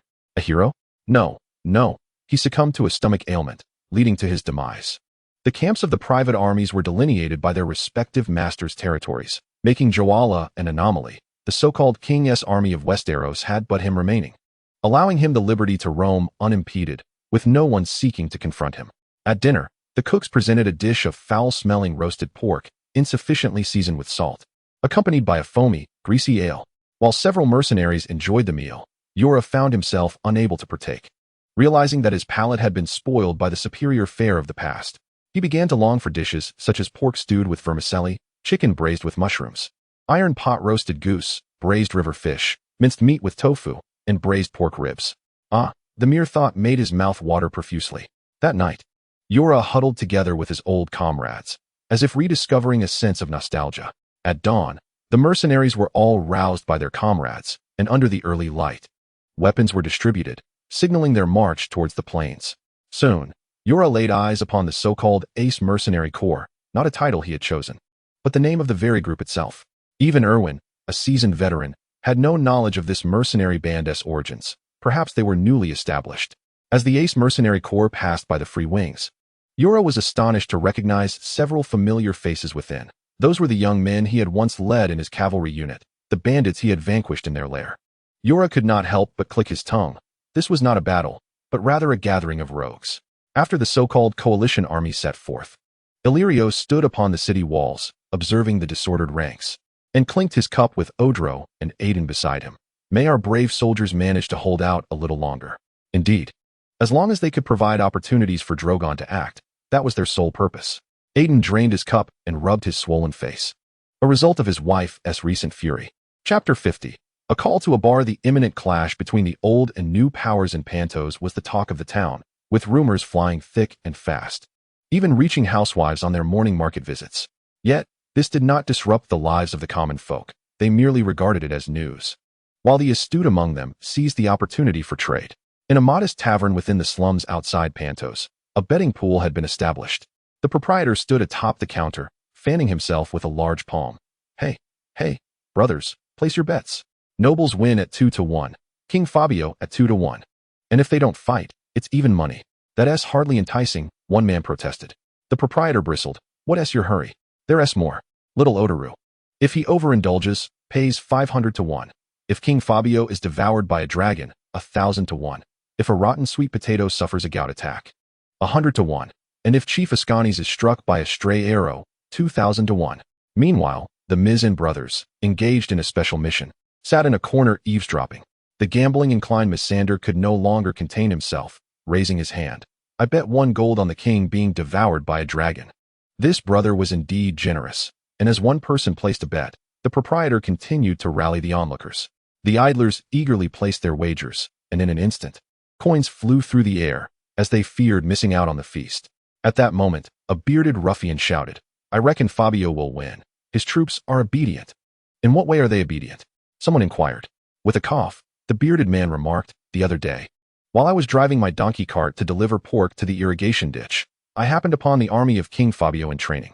As I passed by, one of the soldiers approached and took a whiff of my pork, exclaiming, Goodness! You won't believe what happened next. Those soldiers began to uproot the weeds. What was that phrase again? All right. Orders must be followed and prohibitions must be observed. How impressive. King Fabio is destined for victory. But why did the soldier shout goodness? Is there something wrong with your pork? Nonsense. The bearded man retorted, It's because my pork is simply exquisite that he exclaimed that. The shopkeeper was displeased. What nonsense are you spouting? Are you placing bets or not? Stop causing a ruckus. The gamblers shouted in unison, Bet, bet, bet. Ah, that's the spirit. The shopkeeper beamed, his face lighting up. Last time, the bets were on Shelton's son, Leonard's son, and Rajesh's son, all vying for Howard's daughter. In the end, old Stewart wagered his entire fortune and made a handsome profit. Gentlemen, take a chance. A donkey may become a steed. A voice inquired, Is that true? It seems we haven't seen old Stewart in ages. He made a fortune and emptied my pockets. Moved to the city. The shopkeeper lamented, feigning sorrow. Indeed. Old Stewart has ingratiated himself with Lord Busker and now commands several officers. Betting here is a sure thing. The shopkeeper's son began to build the excitement. Someone exclaimed, An officer? Then today is the day to strike against King Fabio. It appeared that old Stewart was poised to profit once more. Nonsense. King Fabio must win. The bearded butcher shouted again. He still owes me for the pork. A dissenting voice challenged. I believe your pork debts are delusions. Another jeered. Noblemen may be fierce warriors, but King Fabio is nothing to fear.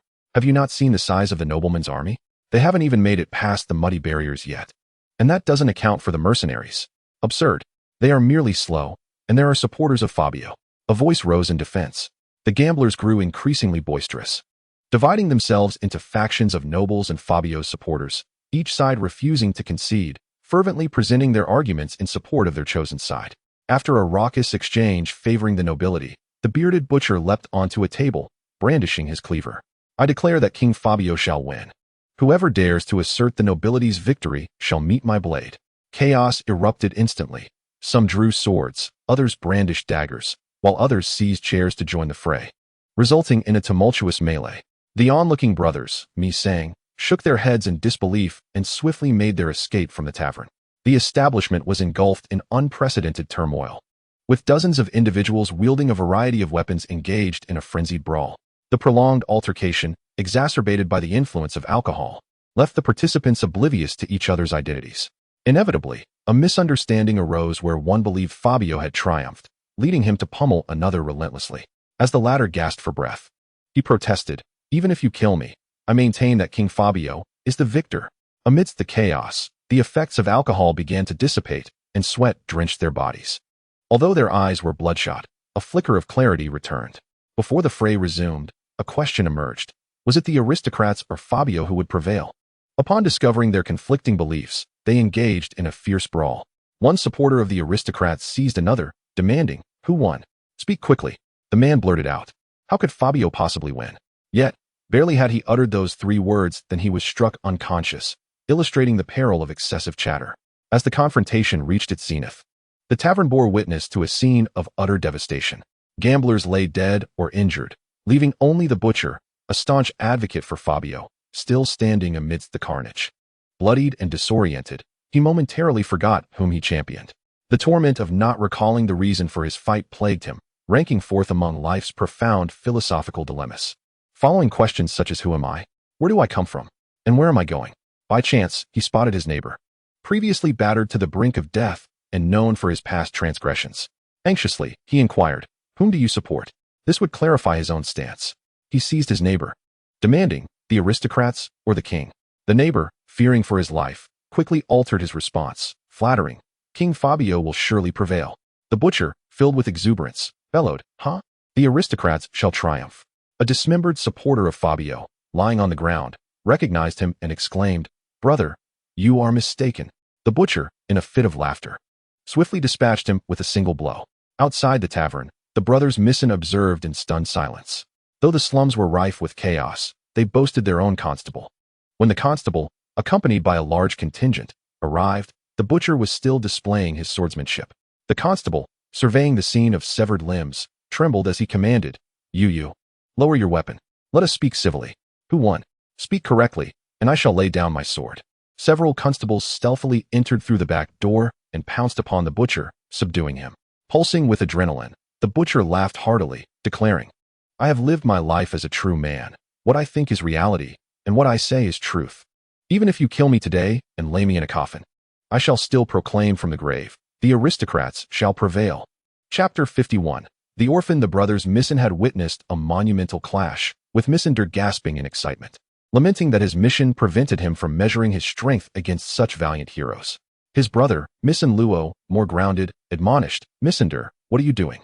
We are here to gather intelligence on the enemy, not to gamble." The brothers had been removed from the command list the night before due to a blunder involving spoiled sweet potatoes, along with the entire battalion, which incited outrage among the soldiers eager for glory. Others presumed the pair had erred to warrant such punishment. Yet only the brothers understood they had been assigned to protect shipbuilders at the naval port of Southern Bay, with ample funds and a cadre of seasoned workers. The naval shipyard gradually resumed its operations. Initially, Aiding used this as a pretext to admonish Fabio for violating the contract by constructing warships. However, Fabio adamantly insisted that these vessels were merely merchant ships. "What we are creating is not a warship in the sense understood by you Braavosians, nor in the manner perceived by the Valyrians. Although they may appear different from ordinary merchant vessels, they are indeed enhancements upon conventional merchant ships. They are, after all, merchant vessels." As the first warship remained incomplete, tensions escalated, prompting Fabio to fear that the nobles would shamelessly target the Southern Bay's naval base. Consequently, he dispatched the Misson brothers, accompanied by their troops, to provide protection. Should an attack occur, it was imperative to safeguard the shipbuilders' safety. As the old adage wisely states, to lose men and preserve ships is preferable to losing both. Regrettably, after much effort, not a single warship had been completed. Only the keel had been laid. Observing that the noble coalition was advancing toward open ground, the Misson brothers concluded that the Southern Bay was temporarily safe and decided to unveil the second piece of advice they had received before departing, which contained the king's clever stratagem. The brothers exchanged glances, contemplating the dubious nature of their actions. In stark contrast to the noble coalition, Fabio's forces assembled with remarkable swiftness. Upon reaching a picturesque and serene locale on the outskirts of the city, he commanded his 1,000-strong contingent to halt. This site served as the traditional burial ground for the Pentos nobility after their demise. Holding a bouquet of daisies, Fabio climbed to a grave situated halfway up the slope, accompanied by Dolly and his mother. The gravestone, crafted from azure marble, glistened after a rain shower the previous night, reflecting the faces of the three.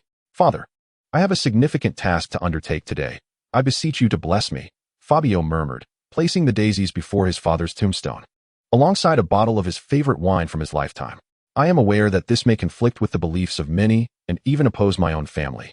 But for the sake of my ideals, and, more importantly, for the people of Pentos, I must proceed. I hope you can forgive me."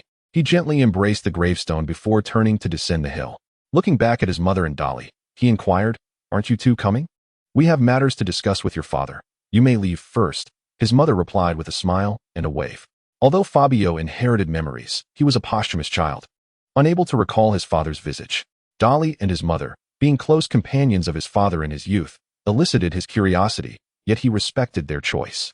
As he observed his son's handsome silhouette growing distant, his mother turned to gaze at her husband's gravestone. Dolly, today, we shall clarify everything here, speak to Kos, and be unequivocal. How much longer must you endure? What is there to say? I do not wish to speak. The steward's gaze began to falter. Tears welled in her eyes as she pointed to her husband's grave. Why do you hesitate to express how deeply you love me? During our first encounter in Lisbon, we were irresistibly drawn to one another. That evening, we shared a romantic rendezvous atop the rooftop, only for Kos to forcibly take me away. You stood there, resembling a child caught in wrongdoing, too afraid to utter a word, fabricating tales of my love for his father to deceive Fabio. Fabio, in need of a perfect father to uphold his beliefs, must not be informed of the situation. Suddenly, Dolly erupted with emotion. Moreover, Kos is of noble lineage, able to provide you with a life of privilege, while I am but a discarded wretch expelled from the academia. What can I possibly offer? This is not my fault. Mother blinked back tears, vehemently asserting, very well, this is not your fault. I chose to be with him for your sake, and I admit Kos has treated me well. Yet this short-lived man left me with a child before departing from this world. After I was cast aside, why did you not seek me out? Dolly found himself at a loss for words. He had been too timid to confront the widow of his master. Later, Andrew's father professed his affection for me and vowed to care for me. In the dead of night, I sought you out, standing before you unclothed, declaring that as long as you desired me, I would not marry. Yet, you fled once again, proving to be less than a sweet potato. I perceived you as a mere eunuch. On that day, you were indeed clad in socks, and Dolly bit his lip, his face contorted in anguish. This time, you dare not speak, do you? You intend to retreat yet again. Mother waited in silence, a gentle breeze tousling her hair, while Fabio stood at the foot of the hill, foolishly waving at them. Dolly clenched his fists, his legs buckling as he knelt before the grave of an old friend. Kos, I must express my true feelings, Mother encouraged him. I wish to marry Lise. I shall care for her well. I hope you do not mind and can grant your blessing. Atop the hill, the two souls connected across the realms of existence. While below, the troops encountered a commotion as they brought forth a flamboyant young man. Fabio, the newcomer exclaimed, his face weathered and excitement palpable. Fuck. Upon seeing his only male friend from the past, Fabio was equally thrilled, rushing to embrace him tightly before snapping his fingers. Lock him up. Beverus effortlessly scooped Fuck into a princess carry, prompting the diminutive Fuck to cry out in distress. Hey, do not harm me. Fabio, do you not wish to hear why I sought you? Fabio ignored him. Hey, my father has passed away. My father is dead. Fuck exclaimed anxiously. Was it not your mother who died? Fabio feigned surprise, already aware of the news. Fuck's mother had passed away a year prior, during which the former Fabio had sent Dolly to offer condolences. It was at that funeral that Susie developed her penchant for slumber. It is my father who has died. I am now an orphan. Fuck wept, his nose reddening as he lay in Beverus's embrace like a foolish little princess, pounding his chest in frustration. Oh, speak louder. What is it you claim to be? I said, I am now an orphan. Alas, my second brother has slain our elder sibling, seizing both the family fortune and my sister-in-law. He even seeks to take my life. Fortunately, I managed to escape swiftly. Fabio is equally distraught. So you have come here merely to speak? Chapter 52. One short, the affairs of Governor Susie are rather straightforward. After the demise of the elder governor, Fuch's elder brother inherited the entirety of the estate, an act that incited resentment in the second brother. At the funeral of Governor Susie, an inexplicable quarrel erupted between Fuch's elder and second brothers in the back hall, and that very night, Fuch's elder brother tragically succumbed to his injuries. When Fuch, in the midst of slumber, received a summons from his second brother to discuss matters, he seized the opportunity to escape while changing his garments. For the past few days, he has been wandering outside the city, evading the relentless pursuit of his brother's minions by masquerading as a dung collector, thereby ensuring that others kept their distance, and he narrowly avoided capture. What ailment afflicts your second brother? Why would he wish to kill his own sibling? To uncover the truth of a matter, one must delve deep and unravel the threads. Among Governor Susie's 3 sons, the eldest exhibited the most promise. He experienced both the comforts and hardships of life, witnessing both the splendor and the suffering of the world.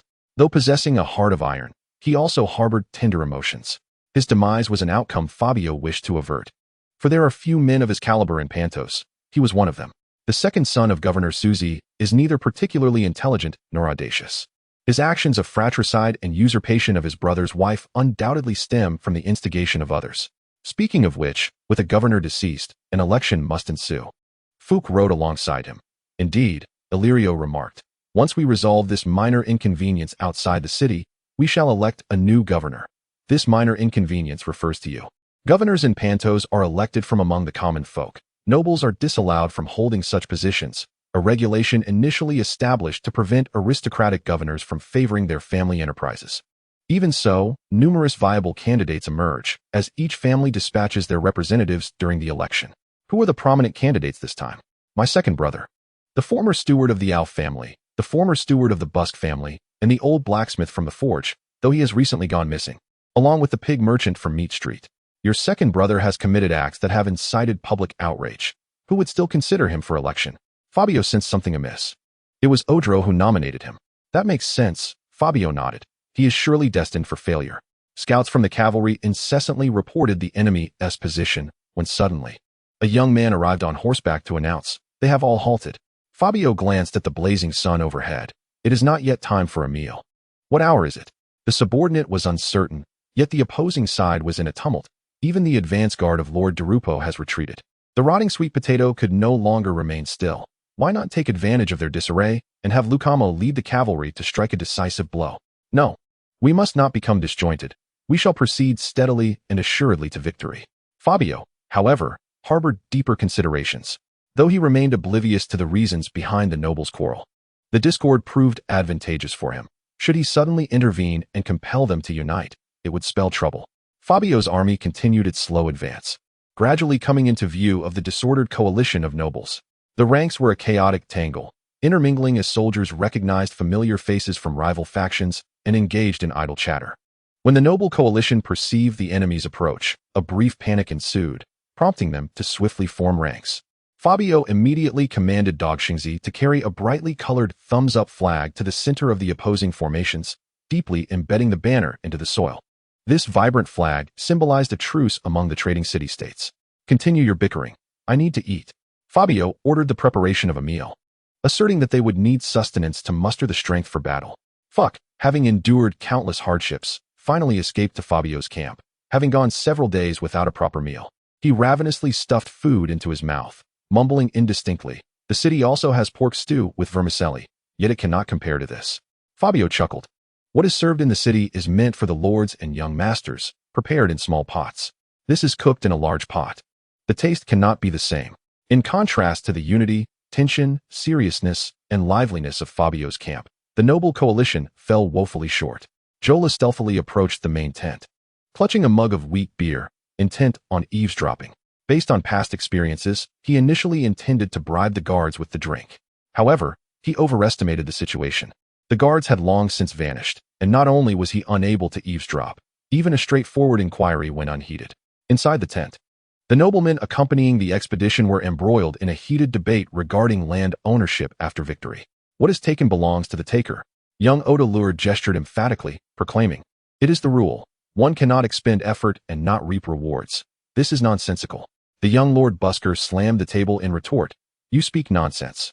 Fabio has not even touched your territory. Is this a prearranged scheme between your family and him to deceive us all? Nobles whose territories had been annexed by Fabio vocally accused the families of Duru Pa, La Duo La, and Otalur. The newly appointed prince, a rather ineffectual figure, attempted to mediate. Please, everyone, do not quarrel. Let us not damage our rapport. You are nothing but a farce, whether we acknowledge you as prince or not. After the battle, Fabio remains the prince, while you should just return home, they retorted. In frustration, the prince withdrew to the sidelines. Odalur spat in disdain. If we cannot negotiate favorably, perhaps we should return home instead. With that, he signaled to gather their forces to depart, threatening the noble coalition's tenuous unity at the mere sight of Fabio. A small nobleman proposed, why don't we offer Fabio some money to persuade him to surrender? Jola, eavesdropping outside, nearly stumbled in disbelief. Offer money for a surrender? Did this fellow possess any sense? To his astonishment, the proposal garnered considerable support among the gathered nobles. Indeed, how laborious our efforts have been. Why not simply offer him money? After all, we are not short of funds. These young nobles have never experienced a true war. To them, the conflict merely revolves around the threat posed by the Dothraki. This notion that money can resolve their issues has become deeply entrenched in their minds. Once the youths have concluded their quarrel, it is time for the elders to take the stage. As the foremost elder among the nobility, Farajuo should naturally accept the position of the coalition commander. However, rumors circulate that Fabio's actions are orchestrated by him.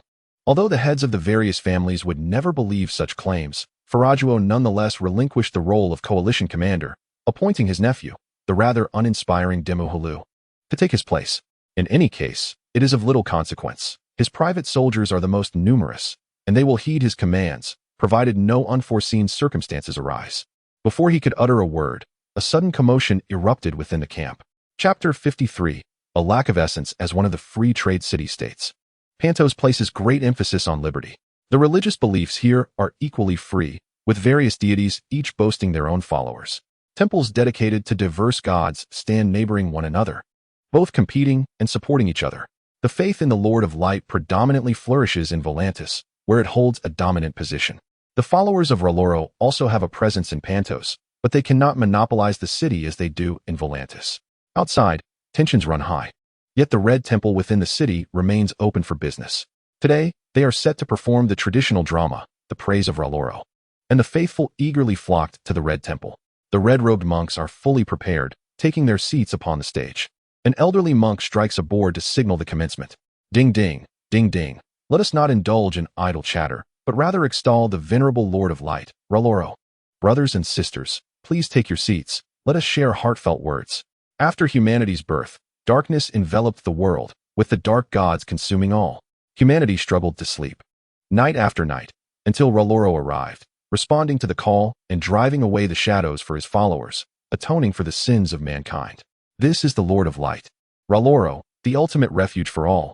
We must not question his will. The congregation applauds. Bravo. Let us have another verse. The old monk takes a sip from his cup, and with a flourish of his sleeve, a fireball erupts, elevating the atmosphere to its zenith. Ding ding, ding ding. Let us not indulge in idle chatter, but rather extol the venerable Lord of Light, R'hlloro. Lady Anna, do not weep. Reveal your woes, for R'hlloro shall take charge on your behalf. I am but a humble woman from the outskirts of the city, rising early to till the fields and weaving by night. Alas, the cruel god of cold has enslaved me, ravaging my home. On this day, a red comet streaked across the sky, heralding R'hlloro's decree upon the world. He liberated Lady Anna from the clutches of the cold god, striving to restore her home, and thus the people came to recognize the wondrous nature of the red god, passing down praises through generations. The faithful, entranced by the performance, were enraptured, save for one octogenarian seated at the front, who appeared dissatisfied. Shaking her head vigorously, "It lacks essence, it lacks essence." "Grandmother, what is amiss?" inquired the robust Kalina, who seemed to dwarf 8 elderly women combined. Today, she accompanied her grandmother, the matriarch of the Ascanian family, to enjoy a theatrical performance, while also providing support to her husband's family. The current king of the Narrow Sea, Ferrago and Talaran, is on the brink of death, after which a new king must be elected. The king is the true sovereign of the city-state, and thus, the heads of various families aspire to ascend the throne. There is a significant likelihood that Tormo of the Frege family will be crowned as the new king following the old king's demise. However, Aidenrien's father is also vying for the position. He is not only gathering noble families and influential merchants and captains within Bravos, but is also seeking external allies. As a member of the Ascanian family, though not the most favored, yet the most portly, Kainina must alleviate the burdens of her husband's family. She is acutely aware that securing the head of the family's approval necessitates winning over the most revered matriarch. Thus, she has been shamelessly following her grandmother around for the past few days, trailing her wherever she goes. Outside the city, fierce battles rage on, while within, revelry and merriment abound, an apt reflection of the saying that the dance goes on and the horses run free. To Kainina, the turmoil outside is merely a whimsical folly of her cousin Fabio, who should be brought back to fulfill his duties as prince. As for his ragtag followers, she finds them unworthy of her concern. The matriarch harbors little affection for her great-granddaughter, unable to comprehend her intentions, and mutters her discontent. "What did you say, great-grandmother?" "I said you stepped on my foot," the matriarch exclaimed, rapping her cane lightly. "This song of light is tedious. It pales in comparison to the joys of home. I long to hear once more the melodies of my homeland." The Ascanian matriarch hails from Volantis, the heart of the faith of the Red God. Growing up, she was immersed in the Volantine dialect sung by the Red Priests, and although she could no longer hear it after marrying into Pentos, her vivacious spirit was soon captivated by the exotic allure of her new surroundings. Yet, in her old age, she finds herself increasingly nostalgic for the intonations of her homeland, particularly lamenting that the Song of Light lacks the essence it once possessed. As the Red Priest sings with fervor, the matriarch, supported by her maid, slowly rises, prompting Kainina to stand as well. I need to relieve myself. Do you intend to watch me? The matriarch is nearly exasperated by her great-granddaughter's presence. The Ascanian matron makes her way to the courtyard, her murky eyes scanning the surroundings. Let us return home. This is utterly dull. Without Kainina's ample frame crowding her, the matriarch settled into the carriage, resting her weary limbs and drifting into slumber, where memories of her childhood home resurfaced. She recalled the peculiar little tricks performed on the city's founding day, and the handsome slave who always gazed at her. How striking he was. Yet he vanished without a trace before she wed. It is said that the reason for the handsome slave's disappearance was her father's fear that his daughter would resist marriage, leading him to take drastic measures. His actions proved effective, for the matriarch never returned to her homeland, and now, with her father long gone, she finds herself too frail and aged to endure the journey back. In a state of drowsiness, she was awakened by a maid, who looked at her with a face full of terror. "Mistress, it is dire," exclaimed the maid, lifting the curtain of the carriage. Outside, dense clusters of white birch trees whizzed by, accompanied by young lads racing alongside the carriage. The elderly lady, bewildered, commanded, "Stop. You are heading in the wrong direction." The carriage gradually came to a halt, and Miss Samlo leaned in, saying, "Mistress, I apologize, but my master requests your presence." "Oof, what a master." Turning his attention to an old woman, the lady scoffed, "What trouble has my son stirred up now? If he has matters to address, let him handle them himself. What use is there in abducting an old woman? This matter cannot be resolved without your intervention. My lord has no alternative but to rely on your esteemed self." Miss Samlo implored. "Your lord? You mean my great-grandson?" The matron's mind was still sharp. "Indeed, my lord has stated that his enemies are merely other nobles. He is solely concerned with his family. Alas, the clan leader disregards the bond of kinship, blinded by the sweet words of other nobles, leading to strife among kin." Miss Samlo spoke like a deceitful uncle charming a little girl, only lacking a lollipop in hand. The elderly lady, as a venerable elder, was not swayed by such tactics. Let the men resolve their own affairs. This matter does not involve a mere woman like me. Miss Samlo, adhering to the script, spoke of devotion to the family, asserting that Pentos could only be ruled by a single lineage, with true power eternally residing within the Ascanian family. Yet, the lady remained unmoved. As Miss Samlo exhausted his words and prepared to forcibly take her away, Missander shoved past his elder brother. "My lord also mentioned that he has a red-robed monk from Volantis, with the authentic Volantis drum, truly remarkable." Upon hearing this, the elderly lady immediately perked up, striking her cane atop Miss Samlo's head. "Then what are we waiting for? Quickly take me to listen." Chapter 54. The filial son of Pentos, the Missan brothers hurriedly transported the Ascanian matriarch toward the fray, as the true battleground began to stir. Fabio's soldiers, under the guidance of sergeants, quickly constructed cooking stations, while cooks raised dozens of large cauldrons before the two armies. A group of farmers wielding large fans fanned the air desperately, and the aroma instantly wafted between the two armies. Within the cauldrons simmered sumptuous dishes: lamb soup, braised duck, chicken with mushrooms, and tender ribs, all standard fare. The spices were liberally applied, as Fabio spared no expense for flavor, fearing that the enticing scent might not reach the opposing side. Among the noble coalition, the mercenaries feasted well, while the private soldiers mostly carried rations sufficient for a day, making the taste of their provisions unbearable. Jorah could hardly believe Fabio's clever maneuver, as he began to salivate. "Goodness, it seems they are dining better than the noble lords." Elvin's mouth watered profusely. At that moment, a group of soldiers emerged from Fabio's ranks, trumpets at their waists. Leading them was Ryder, who leaped onto a carriage and raised a grand brass trumpet. "Brothers across the way, come here to dine. There is meat at every meal, all the seasonings you desire, and wine with every dish." The noble coalition began to stir restlessly. What purpose do these antics serve? It was truly unamusing. One of the noble's overseers wiped the drool from the corner of his mouth and exclaimed, "Are we still fighting?" Jola cast a glance in his direction. Inwardly scoffing at his foolishness, the battle had already commenced. The skirmish was akin to a brawl among ruffians. predetermined in location and resolved simply by the number of survivors at its conclusion, utterly devoid of skill. In contrast, high-level combat requires meticulous preparation, often aimed at undermining the enemy's morale. Fabio, with his numerous large cauldrons, had caused the noble coalition's spirits to plummet. Around Jola, soldiers munched on dark bread and coarse biscuits, their noses twitching at the savory aromas wafting from the opposing side. The moment had arrived for action. Concealed behind a wagon, he shouted, "We too desire spiced meat. We too desire spiced meat." The noble overseers immediately tensed, demanding, "Who is it? Who is making this racket?" Jola swiftly shifted his position, just as another call for meat echoed from a different location, revealing a foolish private soldier from the nobility. "Why should those fellows have delicious food while we do not?" lamented the private, referring to the elite mercenaries next door. The mercenaries were not pleased. "What are you blathering about? What will you do if we retaliate?" The uproar outside grew intense, while the noblemen found themselves at a loss. The exasperated lord exclaimed, "Quickly, send the soldiers to engage. Do not allow the enemy to feast in peace, and bring back those cauldrons. The aroma is quite enticing." "Control your own private soldiers and keep them in check," Fabio advised, as the nobles, not lacking in wit, began to vacate the main tent. Their reactions were swift, and Fabio had a countermeasure ready. He commanded some of the soldiers with hearty appetites to indulge in the bountiful feasts. "Yes, eat heartily. Make noise with your mouths. The louder, the better." Wagons filled with ale were transported to the front lines of both factions. While excessive drinking might cloud one's senses, a modest amount before battle could indeed bolster courage, and he partook in a cup himself. The trumpet of reed blared incessantly. "Thanks to Lord Aiden for the ale, brothers. Eat and drink well."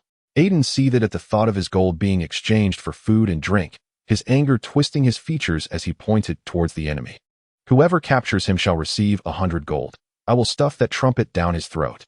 At that moment, the Misson brothers' wagon arrived tardily, having taken a long detour. By the time they entered Fabio's ranks, the sun was nearly setting. The matriarch of the Ascanian family anxiously clutched her Volantis stick, her eyes scanning the surroundings intently. The idea of inviting the elderly lady had originated from Fabio's whims, yet unexpectedly, the Misson brothers had managed to fulfill it. He hurried to greet her, assisting her from the carriage. "Great-grandmother, your presence is an honor. Your great-grandson has failed to greet you properly." The elderly lady seemed disinterested in him. "Where is the Volantis?" Most of Fabio's camp comprised locals from Pentos, and there were indeed a few Volantis among them.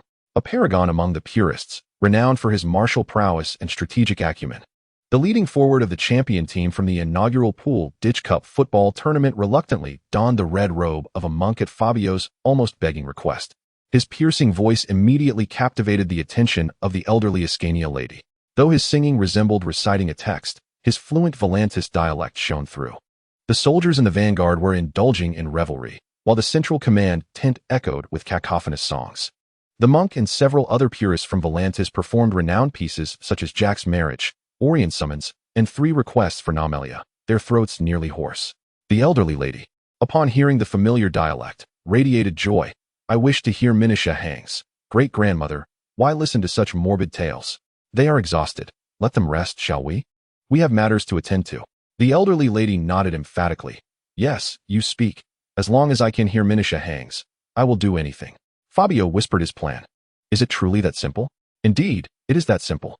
Fabio rubbed his hands together. "Just wait at the front lines, with a single word from great-grandmother. Those nobles will surrender without a fight, and Pentos will belong to our family." Dogshing swiftly carried the elderly lady, who had difficulty walking, to the forefront. "Fabio, my son, your grandson Fabio has proclaimed that it is time for the Ascanis of Pentos." A soldier peered out from behind his shield. "Grandmother, what brings you here?" "What did you just say?" The elderly lady's voice was frail, but she firmly stated, "The old matriarch has declared it is time for the Ascanis of Pentos. Please do not fall into the nobles' traps." Among the noble coalition, they stirred up trouble among the nobles, then the mercenaries, and once the mercenaries had their turn, the nobles would agitate once more. Several noble leaders confronted Fabio. "Why has your mother gone over there? What did she mean by that? Clarify it for us." At that moment, 2 reconnaissance cavalrymen approached from the east, bursting into the fray. Upon hearing the report, Illyrio doubled over in laughter. "Excellent. This is disastrous for Fabio." As the scouts detailed the situation, Fabio felt as if his head had been struck by a hammer. This was a calamity. The slightest oversight had led to this predicament. Chapter 55. The king's fury, the great-grandmother was escorted to another tent, her performance postponed for the time being. While officials of all ranks and officers gathered in the command tent, Fabio furrowed his brow, leaning over the table, scrutinizing the newly drawn map of Pentos and the surrounding regions. In the rear, Dahili was the last to arrive, finding the tent crowded with onlooking soldiers. It seemed something grave was afoot. Andrew was engaged in conversation with several familiar soldiers. "Silence! Return to your posts." Dahili barked angrily, noticing the chief steward had also arrived. Fabio gestured for the scout to continue. The Dothraki might breach the defenses at the Little Lorne River. A band of several hundred Dothraki cavalry was advancing towards the plains from the south, while their reinforcements were still maneuvering in the northern hills near the Lorne River. After indicating several points on the map, the scout stepped aside. Fabio waved his quill. "It matters not. If Steiner can cause some destruction, it will buy us time." Steiner, an old hunter summoned from the plains, was adept in horsemanship and cunning. When the Dothraki were poised to strike, the squash had arranged for him to observe Khal Drogo.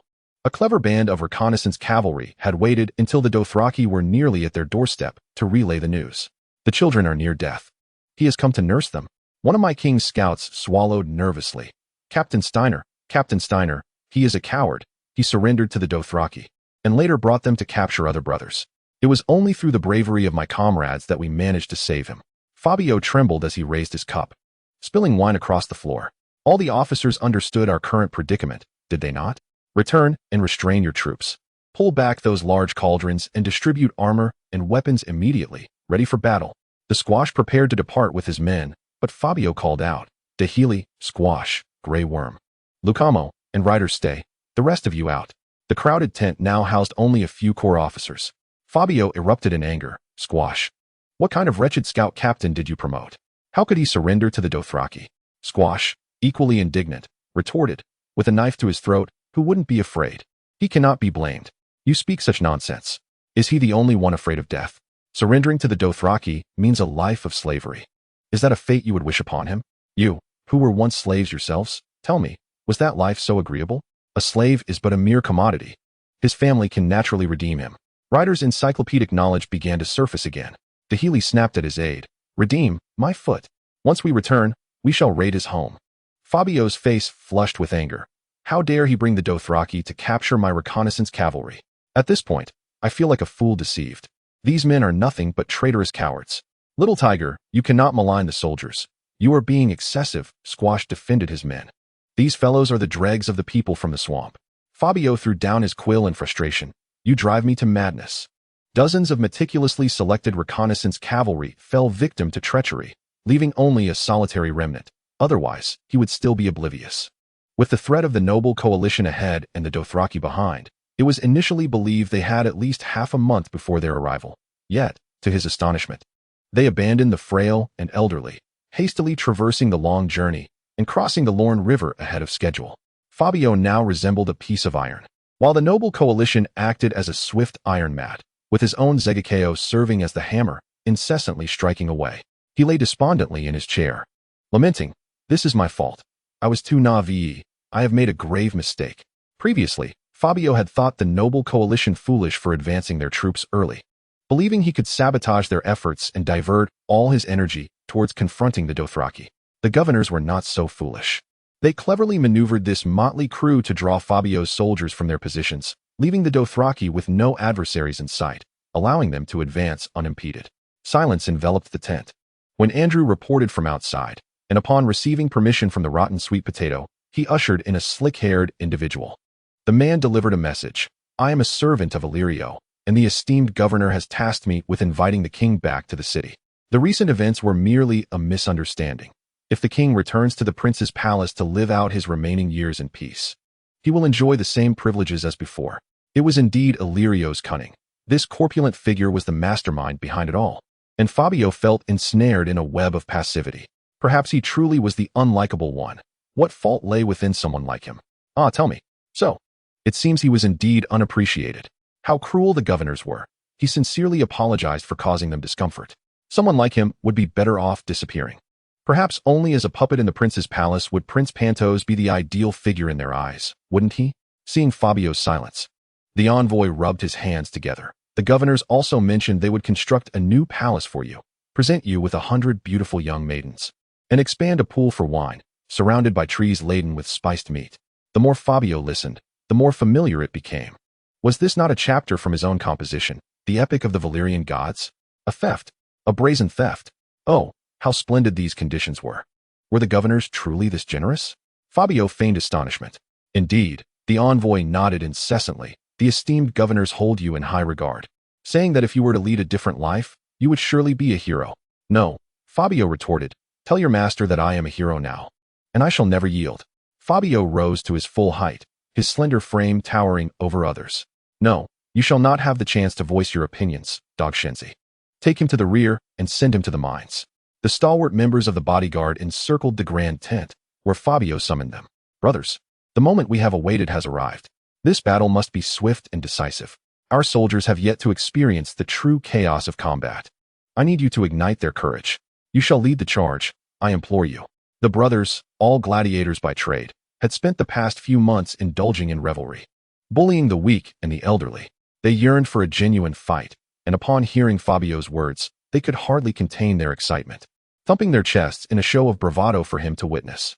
Chapter 56. Unconventional Tactics. There was little dissent among the core group regarding the assault on the noble coalition, save for the foolish writer, who failed to comprehend the gravity of their situation. Why do we not simply return? Our homes are in constant peril. Are you fearful that your wife might be taken? Fabio sighed. I share the same concern for mine. Dany was not yet the formidable queen she would become. She lacked dragons and would only be placed in jeopardy should she venture forth. Thus, she and the other women remained safely in the town, including Ryder's betrothed. Yet now, the Dothraki had launched a surprise assault, exposing them to the curved blades of the horse lords. As the direct leader, Dolly felt compelled to elucidate. Do you see the noble coalition across from us? If we retreat even a step, they will advance, and when they attack us in our withdrawal, the losses will be incalculable. We would be ensnared, unable to extricate ourselves. Then I shall take down the flag, said Rotten Sweet Potato, moving towards the colorful banner that signified a truce between the two armies. According to the rules of the Free Trade Castle, a flag must be lowered before hostilities commence. Fabio halted him. No, simply instruct Lucamo to prepare. His cavalry shall be the first to act. Is that wise? Dolly expressed his anxiety. This does not adhere to protocol. When the Dothraki slaughtered our men, they did not abide by such wretched conventions. They struck unexpectedly. Pentos prided itself as a descendant of the Valyrian freehold, considering itself civilized. Yet for centuries it had clung to its decaying traditions, resulting in a rigid approach to warfare. Before combat, the opposing commanders would exchange names, lineage, and details of their estates, servants, steeds, and wealth. The side at a disadvantage would acknowledge their folly in failing to recognize the might of their opponent. Then the battle would ensue. Fabio had long believed that Pentos' weakness stemmed from its antiquated civilization, and today he would personally bury that rot. A cavalry of hundreds, led stealthily by Deputy Commander Lucamo, concealed themselves within the ranks and then surged toward the enemy's right flank, where a handful of small noble households maintained private forces. They typically lack the resources to sustain such a multitude of mercenaries, most of whom are recruited in the prelude to battle from taverns and the streets. Their training is scant, their weaponry is abysmal, and their morale is nearly non-existent. They are on the brink of collapse at the slightest provocation. Before Lucamo departed, Fabio advised him to refrain from annihilating this group. It sufficed to instill fear and drive them back towards their formation, a sentiment Lucamo wholeheartedly endorsed. In the direct front and left flank of the noble coalition lay the private soldiers of several prominent families alongside mercenary bands, whose combat prowess was significantly superior. Their adversaries were the infantry trained for several months under Fabio's command, yet these men had never faced a true battlefield. Thus, Fabio integrated gladiators into their ranks to serve as exemplars of leadership. The nearby sundial began to shift subtly, barring unforeseen circumstances. The cavalry should have circumnavigated the entire left flank of the battlefield by now, yet the noble coalition appeared stagnant.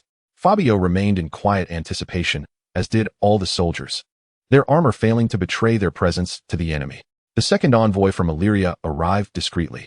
Upon his first glance, he beheld Fabio's soldiers arranged in formation under the guidance of their officers, weapons clutched tightly, thousands of them silent. This silence was not due to the soldiers' self-discipline. Rather, they had been provided with tough jerky, which they were now voraciously consuming. The officers and sergeants, preoccupied with issuing commands, had no jerky to chew on, nor was it particularly palatable. The soldiers' faces were concealed beneath leather masks, a suggestion from the Grey Worm. He argued that the reason the innocents donned visored helmets was to obscure their differences from one another and to instill fear in their foes through the veil of the unknown. Fabio concurred with his perspective on the terror of the unknown, yet he maintained that each individual possesses unique traits that should be acknowledged in times of peace, warranting the removal of masks. As the sun dipped low, a solitary hawk cried mournfully as it soared across the sky, a sight that nearly brought the envoy to his knees. Reminded of his mission, he steeled himself and approached Fabio. "Your Majesty," he proclaimed, "my master has conveyed that the recent events were merely a misunderstanding. If you return to the prince's palace and live the remainder of your days in peace, your treatment shall remain as it has always been." This same monotonous rhetoric had begun to wear on Fabio's ears, who replied with half-hearted responses, his gaze drifting to a grand oak nearby. Upon the oak perched a soldier with keen eyes, intently observing the movements of the noble coalition. A conspicuous red flag fluttered above, prompting Fabio to spring to his feet, the clanking of his armor echoing as he did so. "They're moving! They're moving!" exclaimed the excited voice of a rotten potato. The soldiers of the noble coalition's center began to stir restlessly, glancing towards their left flank in confusion, seeking clarity on the situation. Nearby, others were equally perplexed, while the nobles drew their whips to command their soldiers to remain in position and not to scatter. At last, the moment had arrived, and Fabio felt his blood surging within him. A sense of boundless ambition coursed through his veins, as images of illustrious heroes from his past life flashed before his mind. "The figures of Pentos are renowned. Let us seize the day." He exchanged knowing glances with his companions, the rascally sweet potato and the steadfast Dolly, and they nodded in unison. With a flourish, Fabio drew his sword, pointing it skyward. For centuries, the people of Pentos had passively endured the ravages of war, synonymous with vulnerability throughout Essos and beyond. But from this day forth, the world would hear the voice of Pentos. "Let the battle commence," he bellowed with fervor, as Dogshing raised a large thumb flag, which billowed atop the hillside, ensuring visibility for every soldier. Sweet Potato also unsheathed his dagger, urging the troops, "Advance! Advance! Advance!" A multitude of commands swirled through the air as officers began directing their units, each regiment marching forth in disciplined formation. The commotion on the right flank of the noble coalition grew increasingly pronounced, descending into palpable chaos. Meanwhile, soldiers in the front lines of the coalition scrambled to regroup, torn between the threat posed by Fabio's forces and the terrifying uncertainty on their right. Beads of cold sweat broke out on Fabio's brow, a sensation he had not experienced during the battle for Pingdi village. The rhythmic beating of drums resonated in his chest, quickening, drawing nearer. He could discern the faces of the enemy soldiers across the field. Chapter 57. The inevitable first time at the forefront of the noble coalition's line. A row of wooden shields reinforced with iron lay in wait, while jagged spears jutted through the gaps in disarray. Under the command of the purple scab, several skilled spear throwers surged ahead, channeling all their might to pierce the shields, their strength overwhelming the coalition's defenders. A few shields shattered instantly, revealing the soldiers behind. Leading the charge, Bevos raised his arm, deflecting the incoming spears with a sweeping motion, causing havoc among the coalition ranks. The breach was made, and Purple Scab's forces poured through. Fabio watched as Andrew, leading his small squad, swiftly joined the fray, positioning Purple Scab's men as the vanguard. Andrew's pivotal role was paramount. By now, nearly everyone was aware that he was Fabio's half-brother. Keeping him safely sheltered would surely invite whispers. Having emerged from the sorrow of losing his widow girlfriend, Andrew resolved to heed his brother's advice and seek a suitable companion. "Once this battle is over, I shall go on a date with her," he declared, oblivious to the gravity of his words, which incensed Fabio, who felt compelled to deliver a sharp rebuke. Behind the noble coalition's soldiers, Aiden erupted in frustration, exclaiming, "Fabio, you disregard the rules. What are we to do now?" He turned to the two governors, seeking guidance. "What to do? There is nothing to do." Illyrio wore an expression of complete mastery. "We have triumphed. Fabio's little game is at an end." As for these individuals, Odoro let out a hearty laugh. "These soldiers hail from noble families. Weakening them serves us greatly, and their demise would be most beneficial. Soon, Pentos shall be ours, and we shall wholeheartedly support your father's ascension to the throne of the sea. At that time, he will be the nominal leader of Pentos, albeit under our complete governance. This is indeed the best course of action." Aiden responded dismissively, yet he felt an unsettling disquiet. "By the way, my gold. Do ensure the Dothraki do not seize it." "Rest assured, young Aiden, Zargo cows shall not lay a finger on your gold," He has given his word. The collapse of the noble coalition was swift following the appearance of cavalry. Luca Mo led the charge, his sword cleaving through the ranks of lesser foes, causing the right flank of the noble forces to retreat in disarray. They surged forth like headless flies, crashing into their allies, indifferent to the lashes of the nobles' whips. Unwilling to face the cavalry's deadly blades, Fabio's troops breached the noble coalition's defenses, allowing an enemy soldier armed with a pitchfork to infiltrate. "My king, this head is yours," cried Zimo in delight. The young man with the pitchfork, surrounded by a throng of enemies, trembled and knelt, losing control of his weapon and wetting himself in fear. Fabio, brandishing his sword, rode forth and bellowed, "Get out of here, this is no place for you. Be gone." The lad, momentarily stunned, was then kicked away, scrambling to escape. Fabio seized the horn from Lade. "Pentos men do not fight Pentos men. Surrender without bloodshed." Across the battlefield, the call of Pentos men do not fight Pentos men echoed. Wherever Fabio went, the enemy fled in terror. Those unable to escape huddled together, awaiting surrender. By a supply cart, dozens of soldiers from the noble coalition gathered for a final stand, shouting, "We surrender, we surrender." "To hell with you," cried a soldier, as Fabio's men continued their relentless assault, striking down foes. As Grey Worm patrolled the battlefield, his whip lashed out, disarming a soldier and sending him sprawling. Only then did Fabio realize it was Andrew. "Do you not understand surrender? Remove his hat," Fabio demanded angrily. Andrew struggled to rise. "Tom is dead. They killed him."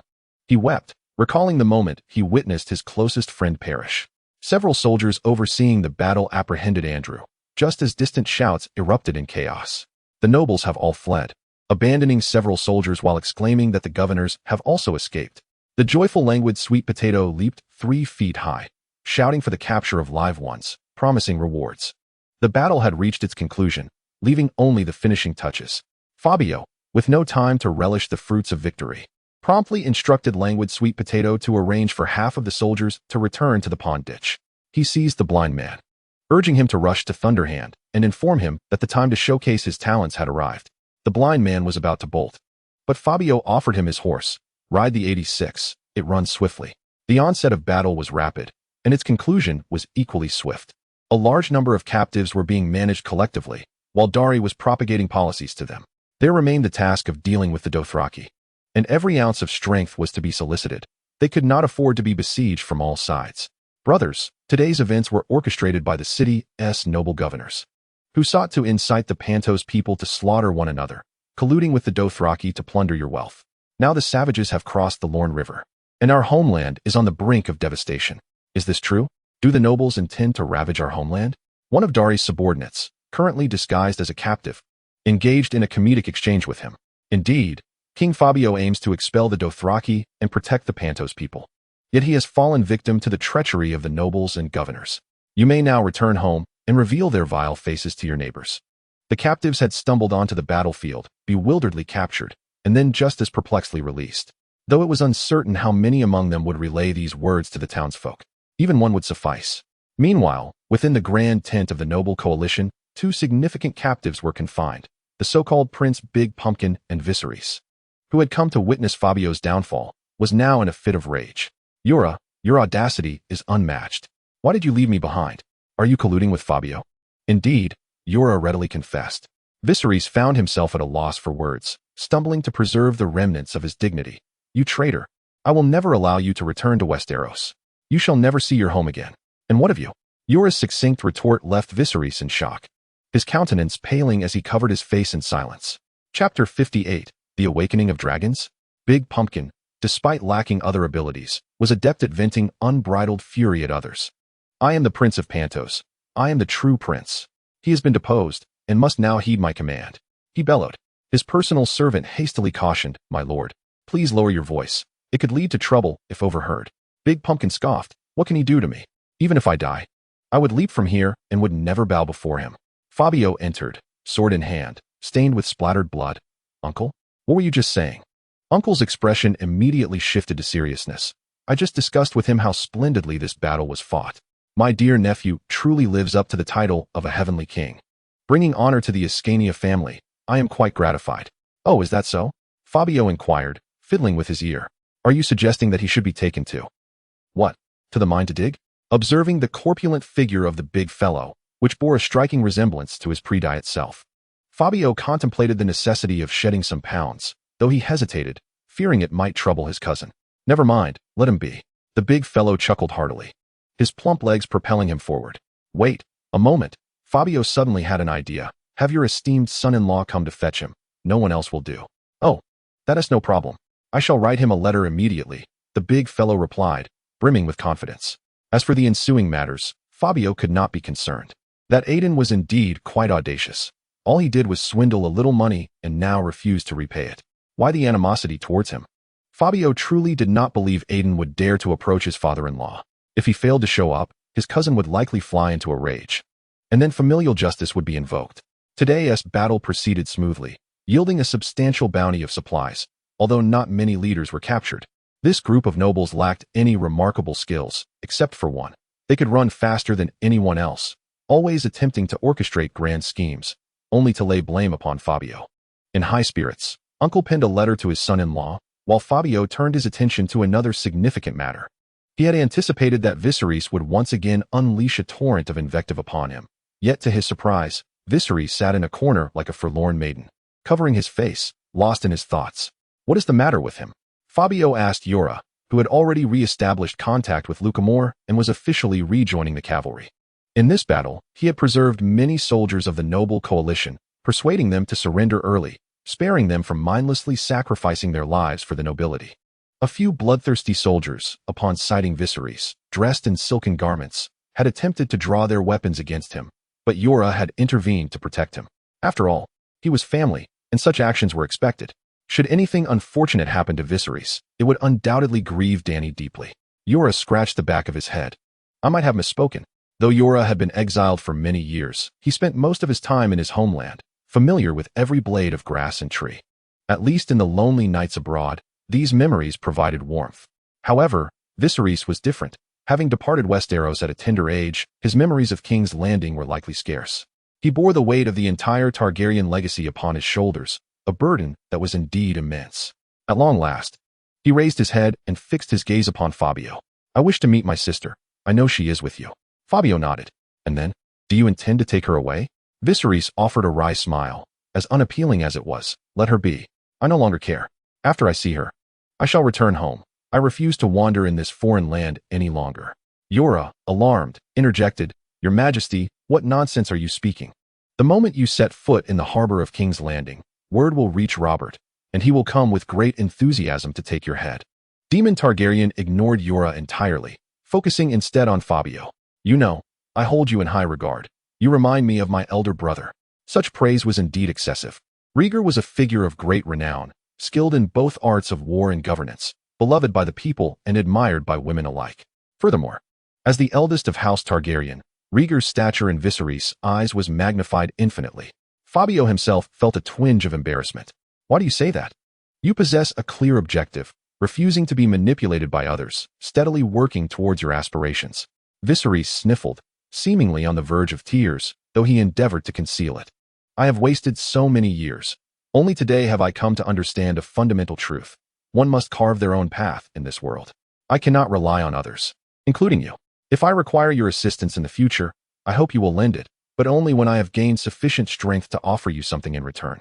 Until then, I shall not seek out futile endeavors. There is no such thing as a free lunch, Fabio remarked, aptly summing up the sentiment. Indeed, you are quite correct. Your summary is commendable. Leaving behind a few hundred soldiers to tidy the battlefield, the army swiftly returned to the pool ditch to confront the threats posed by the Dothraki. Fabio and Viserys rode ahead, eager to return. During the interval following the battle, the pool ditch continually dispatched messengers to report on the situation at the rear. Thus far, only the two easternmost, solitary villages had suffered attacks from Drogo, while the pool ditch remained unscathed for the time being. Along the way, Viserys spoke of his plans. At the very least, I still bear the title of king, which will make matters considerably easier. The eastern continent is rife with mercenary companies from Westeros. I intend to visit them one by one, to form my own band of mercenaries, to carve out my own destiny with a sword. Additionally, there are old friends of my father and brothers, like Count Mouton, whose brother was once Rhaegar's squire, and the current Count Dane, who is the nephew of the Sword of the Morning. Then there is Prince Daemon. He will surely not be indifferent to my sister's death. These are my foundational allies. Prince Daemon? Fabio felt a stirring at the mention of this name. Years ago, Sir Willem Derry and Prince Demon had entered into a secret marriage contract, stipulating that Viserys would one day win the hand of Demon's eldest daughter, Elise. However, this contract had faded into obscurity following the death of Sir Willem. Should Viserys return to Dorne, it was conceivable that he might indeed marry Elise under Demon's auspices. With the support of Dorne, his ambitions for restoration may indeed have a chance. Has the trajectory of the timeline begun to subtly shift? One must consider that chaos is soon to engulf Westeros. Could it be that under the influence of his modest intervention, the Iron Throne is poised to return to the Targaryen lineage? Chapter 59. Is it hot in Pentos? The conditions in the moats were far better than Fabio had anticipated. They had not suffered any attacks, and every brick and tile remained unscathed. However, the situation was more dire than he had imagined, with injured villagers scattered along the streets, all having fled from ravaged settlements. He and Viserys followed the villagers' guidance to their courtyard, which, under the organization of the mother, had transformed into a makeshift refuge. Numerous women from the town had begun to prepare porridge and distribute clothing from the warehouses to those who had escaped the calamity. Meanwhile, Daenerys held a sobbing little girl in her arms, tears streaming down her face. Daenerys, noticing Viserys approaching, suddenly leaped into his embrace, unable to utter a word, only managing to cry out in muffled sobs. Viserys wore a tender expression, comforting her with gentle assurances. It's all right. It's all right. Do not be afraid. He cherished this soul familial bond, his love for his sister unwavering despite the upheaval. Though circumstances had changed, a semblance of stability remained. Upon hearing of his return, a subordinate of little Billy rushed over. Your Grace, you have finally returned. Lord Billy said you should head to the dungeons at once. The dungeons? What transpired there? The dungeons of the moats had long been in existence, typically housing petty thieves and miscreants. This time, Andrew had attempted to breach protocol by executing a prisoner, and Fabio had intended to confine him for a few days to regain his senses after the Dothraki had departed, of course. The subordinate's eyes glinted mischievously. We've captured a Dothraki alive. The boss is interrogating him now. Fabio embraced his mother, and despite the fierce glare from Viserys, he took Daenerys' hand, knowing that everything was proceeding in an orderly manner and that his presence was not urgently required here. There were other matters demanding his attention. The dungeons, long neglected, exuded an air of decay and chill as he descended the steps. Within the innermost cell, little Billy wielded a whip. Speak. How many men do you have? How are they distributed? When is your next assault? And what is your mother's surname? Tell me everything. The Dothraki man was bound on the rack, his dark brown skin marred with blood, and his sunken eyes betrayed his suffering. He had been mercilessly beaten, refusing to speak. Are we? Little Billy's assistant lifted a basin of water and poured it over the Dothraki. The man clenched his teeth, his muscles tensing, but after a few agonizing moments, he could no longer endure the torment and let out a heart-wrenching scream. Just then, Fabio entered, unaware of the scene. What is happening here? Are we slaughtering a pig? He glanced again, incredulous. Why does he scream so pitifully over a mere basin of water? Young Billy shook his head slightly, declaring, It is salt water. I added salt water. Yet, the Dothraki remained resolutely silent. Anxiously tugging at his ears, Billy felt the mounting pressure from Fabio beside him. With a mere gesture, Fabio summoned a vicious hound, its excitement palpable in the air thick with the scent of blood. At that moment, a flurry of rapid words escaped the Dothraki's lips. What had he uttered? Had he finally confessed? Billy, gripping the shoulders of the scholar he had borrowed from Master Ethan, vigorously shook him. The scholar, visibly distressed, responded, My Lord Billy. This is difficult to translate. Fabio, well versed in numerous languages, effortlessly understood Dothraki. He sends his regards to your mother and wishes your father good health and all the best. Fury ignited within young Billy. Shut the door, unleash the dog. Hold on. Fabio interjected, instructing the man holding the dog to pause as he pondered. This Dothraki truly had a resilient tongue. Despite such severe torment, he remained tight-lipped. If Billy were to release the dog, it was highly likely they would retrieve nothing more than a mangled corpse. The desperate villagers had endured great hardships, even sacrificing some of their own, to capture this tongue. Their efforts must not go to waste. Determined, Fabio produced a quill from his pocket. He is securely bound, is he not? The Dothraki was ensnared in fine cords. Even his head tightly clamped in an iron brace on the interrogation rack, the bindings executed with considerable skill. Well done, Billy approved, giving a thumbs up. Ever since Fabio had designed his own emblem as a thumbs up, the soldiers had taken to mimicking the gesture, clearly enjoying the camaraderie. Gradually, even the surrounding farmers began to emulate it, proudly celebrating the thumbs-up they received after consorting with their wives. "Two of you, lift his feet," Fabio commanded. Inching closer to the Dothraki's filthy toes, the quill trembling in his grasp. Almost there, but he could scarcely endure the stench. Just before he might retch, Fabio relinquished the quill to young Billy. "You try?" Billy approached slowly, nearly there, then turned to hand the quill to one of his subordinates. "You take it." The subordinate cautiously advanced, nearing the Dothraki's foot, aware of the watchful eyes of the higher-ups upon him. Summoning his courage, he thrust the quill towards the Dothraki's soul. "No, are you attempting to stab him with a dagger, lad? Be gentle, Fabio advised earnestly. Moments later, the Dothraki erupted with laughter, exclaiming, "Ha ha ha ha ha, just kill me." Yet, he still did not yield. Time was of the essence. Fabio snatched the quill from the subordinate, pinching his nose and adopting a gentler approach. This time, he targeted not only the soles but also the navel, the armpits, and the neck. Fabio even contemplated venturing to explore the depths of the Dothraki's posterior, but reason prevailed, compelling him to desist. "Dothraki, ha. Little Billy, ever eager to flatter, remarked. "The king truly is a king. With just one strike, this fellow is laughing even more heartily than before." Several burly men took turns, leaving the Dothraki with tears of joy. Chapter 60. A tiger driven to devour a wolf. Fabio and little Billy emerged from the dungeon, adjusting their trousers. Now feeling quite at ease, the Dothraki revealed everything from his words. It became clear that Khal Drogo was leading his most elite 1,000 cavalrymen in a surprise assault on Pentos.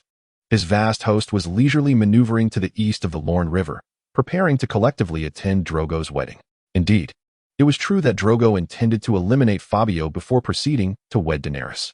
The reason Khal Drogo and his warriors refrained from further assault was due to his discussions with several slaves from the Slaver's Bay, negotiating the price for this batch of captives and estimating the number of slaves to be plundered. Ultimately, the Dothraki revealed his mother's name, a detail that piqued little interest in Fabio. Though these few words conveyed a wealth of information, it was indeed actionable intelligence. In a direct confrontation, Fabio would not stand a chance against Khal Drogo. Even with merely 1,000 elite soldiers, he was a formidable adversary. Yet, in the realm of subterfuge, Fabio retained a modicum of confidence.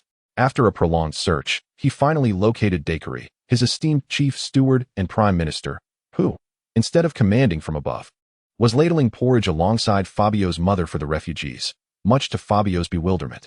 Come, warm yourself with some porridge," Dacre said, as he handed over a bowl filled with oatmeal, his gaze lingering on Fabio's mother. Fabio consumed a bowl with fervor, exclaiming, "What are you doing here? I've been looking for you everywhere." Dacre stammered, "It is my duty to alleviate the burdens of the women comrades." Together, they sought out the town's military hub where the officer, Londigua, was issuing commands. "We must attend to the soldiers' psyche and emotions, reassure them that the Dothraki are not so fearsome. Employ every means to bolster morale, money, food, fine wine, women, or prayer. Anything will suffice, but do not overindulge. It is imperative they rest well and remain untroubled, understood?" Upon seeing Fabio and Dacre at the doorway, Londigua gestured for the officers to withdraw. "What is the matter?" Fabio recounted the Dothraki captive's words in detail. After an extensive discussion, the two gentlemen concluded that the information was indeed credible. This elucidated why Khal Drogo had swiftly crossed the Lorne River. It seemed plausible that he had abandoned the weak and the helpless. "If I were in his position, I would act similarly," Dacre candidly articulated his perspective. The rotting sweet potato nodded in agreement, suggesting that the cessation of movement was likely not solely for negotiations with the slave trader, but perhaps also to distribute slaves among his own marauding forces and prepare for the next phase of combat. He nodded once more, affirming his thoughts.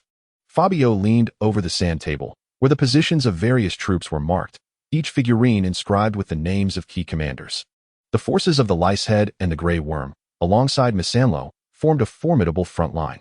Meanwhile, the unit of the Purple Blemish, having suffered the heaviest losses in the conflict against the Noble Coalition, remained in the town, indicating that the rotting sweet potato was not inclined to let them face the Dothraki first. Opposite them, a piece representing light cavalry from the Shiva's chess set was placed atop the ruins of 2 destroyed villages.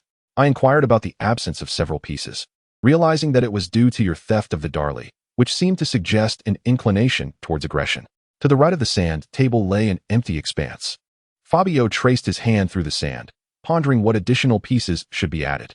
"Are you referring to the women and children left behind in Drogo's caravan? What relevance do they have to this battle?" The rotting sweet potato leaned closer to the sand table, admitting ignorance of their exact location. They are indeed relevant. We cannot be trifled with as mere soft persimmons. We must not allow Drogo to manipulate us at will. I intend to unsettle him and thoroughly vex him. Fabio forcefully jabbed at the area where Drogo's caravan might appear, declaring, they must be eradicated.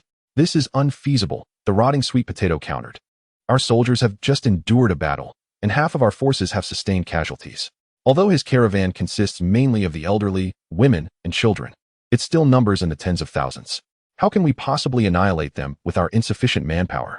Fabio chuckled softly. Who said we must take matters into our own hands? Drogo's enemies could fill the entirety of the Dothraki Sea. The two gentlemen's eyes widened in astonishment. Are you suggesting?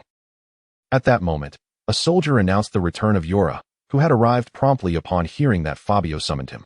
Following the defeat of the noble coalition, Yora first retrieved Little Leaf from the slums outside the city of Pentos. Fabio had anticipated a longer delay, but upon learning of her return to the watershed, Little Leaf's previously morose demeanor transformed, blooming with vitality, as she and her husband swiftly rode back under the stars. Upon seeing Yora, Fabio forwent pleasantries and addressed him directly. I hear you have spent some time living among the Dothraki tribes? He posed this question in Dothraki. Indeed, I have fought alongside numerous tribes, herded livestock, and exchanged martial techniques with the warriors there. Yora replied fluidly, his accent hardly discernible. Your Dothraki is quite fluent, far surpassing my own, Fabio remarked, acknowledging that Darley had also conducted some study of the Dothraki tongue. The room was filled only with rotten sweet potatoes, and Fabio, who possessed no understanding of Dothraki, remarked, what nonsensical language are you speaking? Are you mocking my inability to comprehend? With a cheerful demeanor, he reverted to Valyrian, as called Drogo. The most formidable of the Dothraki Sea, he surely has numerous enemies. Yora slowly took a seat. Resting his chin in contemplation for a moment, the clans of Ogokal and Drogokal have been embroiled in relentless warfare since the time of their grandfathers. Both have the blood of each other's ancestors on their hands. A concubine of the Zekokal was once brazenly taken by Drogo in full view of all, and thus the enmity between them runs deep. Additionally, there are the Khal of Kolin and Dit, both harboring grievances against Drogo. I have resided among their clans for a time. While our relations were not particularly close, I am at least somewhat familiar. Very well, in the name of King Pentos. I beseech you to assist me in this dire situation. I understand you require rest, but I urgently need your aid, Fabio implored sincerely. Speak. Yora's expression grew grave. I request you to journey to the Dothraki Sea and seek out any Khal who bears a grudge against Drogo. Inform them that Drogo's Khal is currently vulnerable, and there lies an abundance of wealth and the prospect of vengeance awaiting them. Chapter 61. The precious one. Fabio dreamt of Daenerys, Xiaoya, and oranges, all nestled against his chest, sweetly calling out, my king, my king. Suddenly he awoke, his first thought being how unfortunate it was to be roused at such a critical moment of a delightful dream. He then remembered that Xiaoya had already wed, and that Sir Yora had courageously ventured into the Dothraki grasslands alone, embodying a sense of melancholic heroism. He slapped himself across the face, feeling quite foolish. At that moment, a soft my king from outside the door made him realize that he had not awakened without reason, but rather had been called to. He quickly composed himself. Come in. Xiaoya timidly entered, and after a long absence, she appeared even more beautiful, her long black hair elegantly styled, transforming from a lively young girl into a graceful young woman. My king, the Thunderer has arrived with his retinue. He had indeed instructed her to summon him upon the Thunderer's arrival, though he had intended to remain awake. Fatigue had overtaken him, his mind feeling as if a band was drumming and singing a song of winding velvet hills. He hastily donned his garments, and Xiaoya handed him a warm towel to wash his face, her cheeks flushed. My king, I am now married, and though I do not mind, I kindly ask you, for Yora's sake, to refrain from such talk. With that, she swiftly departed. Fabio stood bewildered, wondering if he had spoken in his sleep. The Thunderer had indeed brought him a tremendous surprise, arriving with dozens of wagons laden with goods. He strode ahead, brandishing a sign that read, no trespassing. Those who defy this warning will face dire consequences. His subordinates brandished their curved blades, gesturing insistently for the passers-by to keep their distance. I remarked, it's early morning, and everyone is still asleep. What are you all fussing about? Thunderbolt, displeased, responded, my lord, such words are unwise. Safety is a paramount concern for those of us in perilous occupations. We must remain vigilant and never forget that, lest we find ourselves unaware of our demise. We have journeyed through the night, scarcely daring to light a torch, traversing in darkness. "You have worked hard, my brothers," Fabio said. His confidence bolstered as he touched the container of gunpowder. "Ah, but all is well.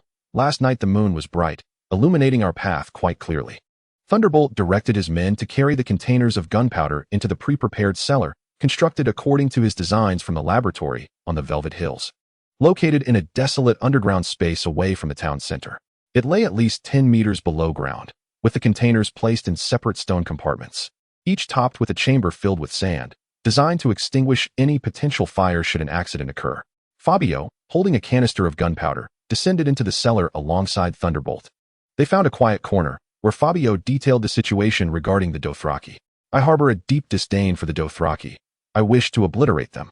Yet I must inform you that these devices will not possess significant lethality in open combat. We cannot simply insert the canisters beneath their horses and ignite them." Thunderbolt's expression reflected his disappointment. Fabio then recalled another matter. "Do you remember the last time I visited? Buse was terrified of these things, claiming it was the devil's flatulence. You recall that, don't you?" Thunderbolt nodded. "What's your point?" "Let me put it this way. Buse was once a gladiator. If you were placed in an arena with him, how long do you think you would last? 5 seconds. 10. Is it my fault I look this way?" Thunderbolt snapped, irritated by his stature and the reminders of it. "No, that's not what I meant. I meant that even someone like Buse is afraid when the devil is at play." "What then of the Dothraki?" Fabio began to outline his plan. "I want to show you the sand table. You wouldn't comprehend it. Simply put, there exists a substantial plain between the Dothraki-occupied village and us that they must traverse. If these canisters were to explode right beneath their feet as they pass, you propose burying the canisters along the path, allowing them to stumble into their own demise." Thunderbolt exclaimed, clapping his hands in delight. "That is quite a brilliant notion. However, if it rains, it would all be for naught." "Then let us hope for fair weather," Fabio replied, having already contemplated that if it rained, the Dothraki would likely refrain from attacking, as their horses would be rendered ineffective in the muddy terrain. The gunpowder brought by the Thunder Hand is a crucial element on the battlefield.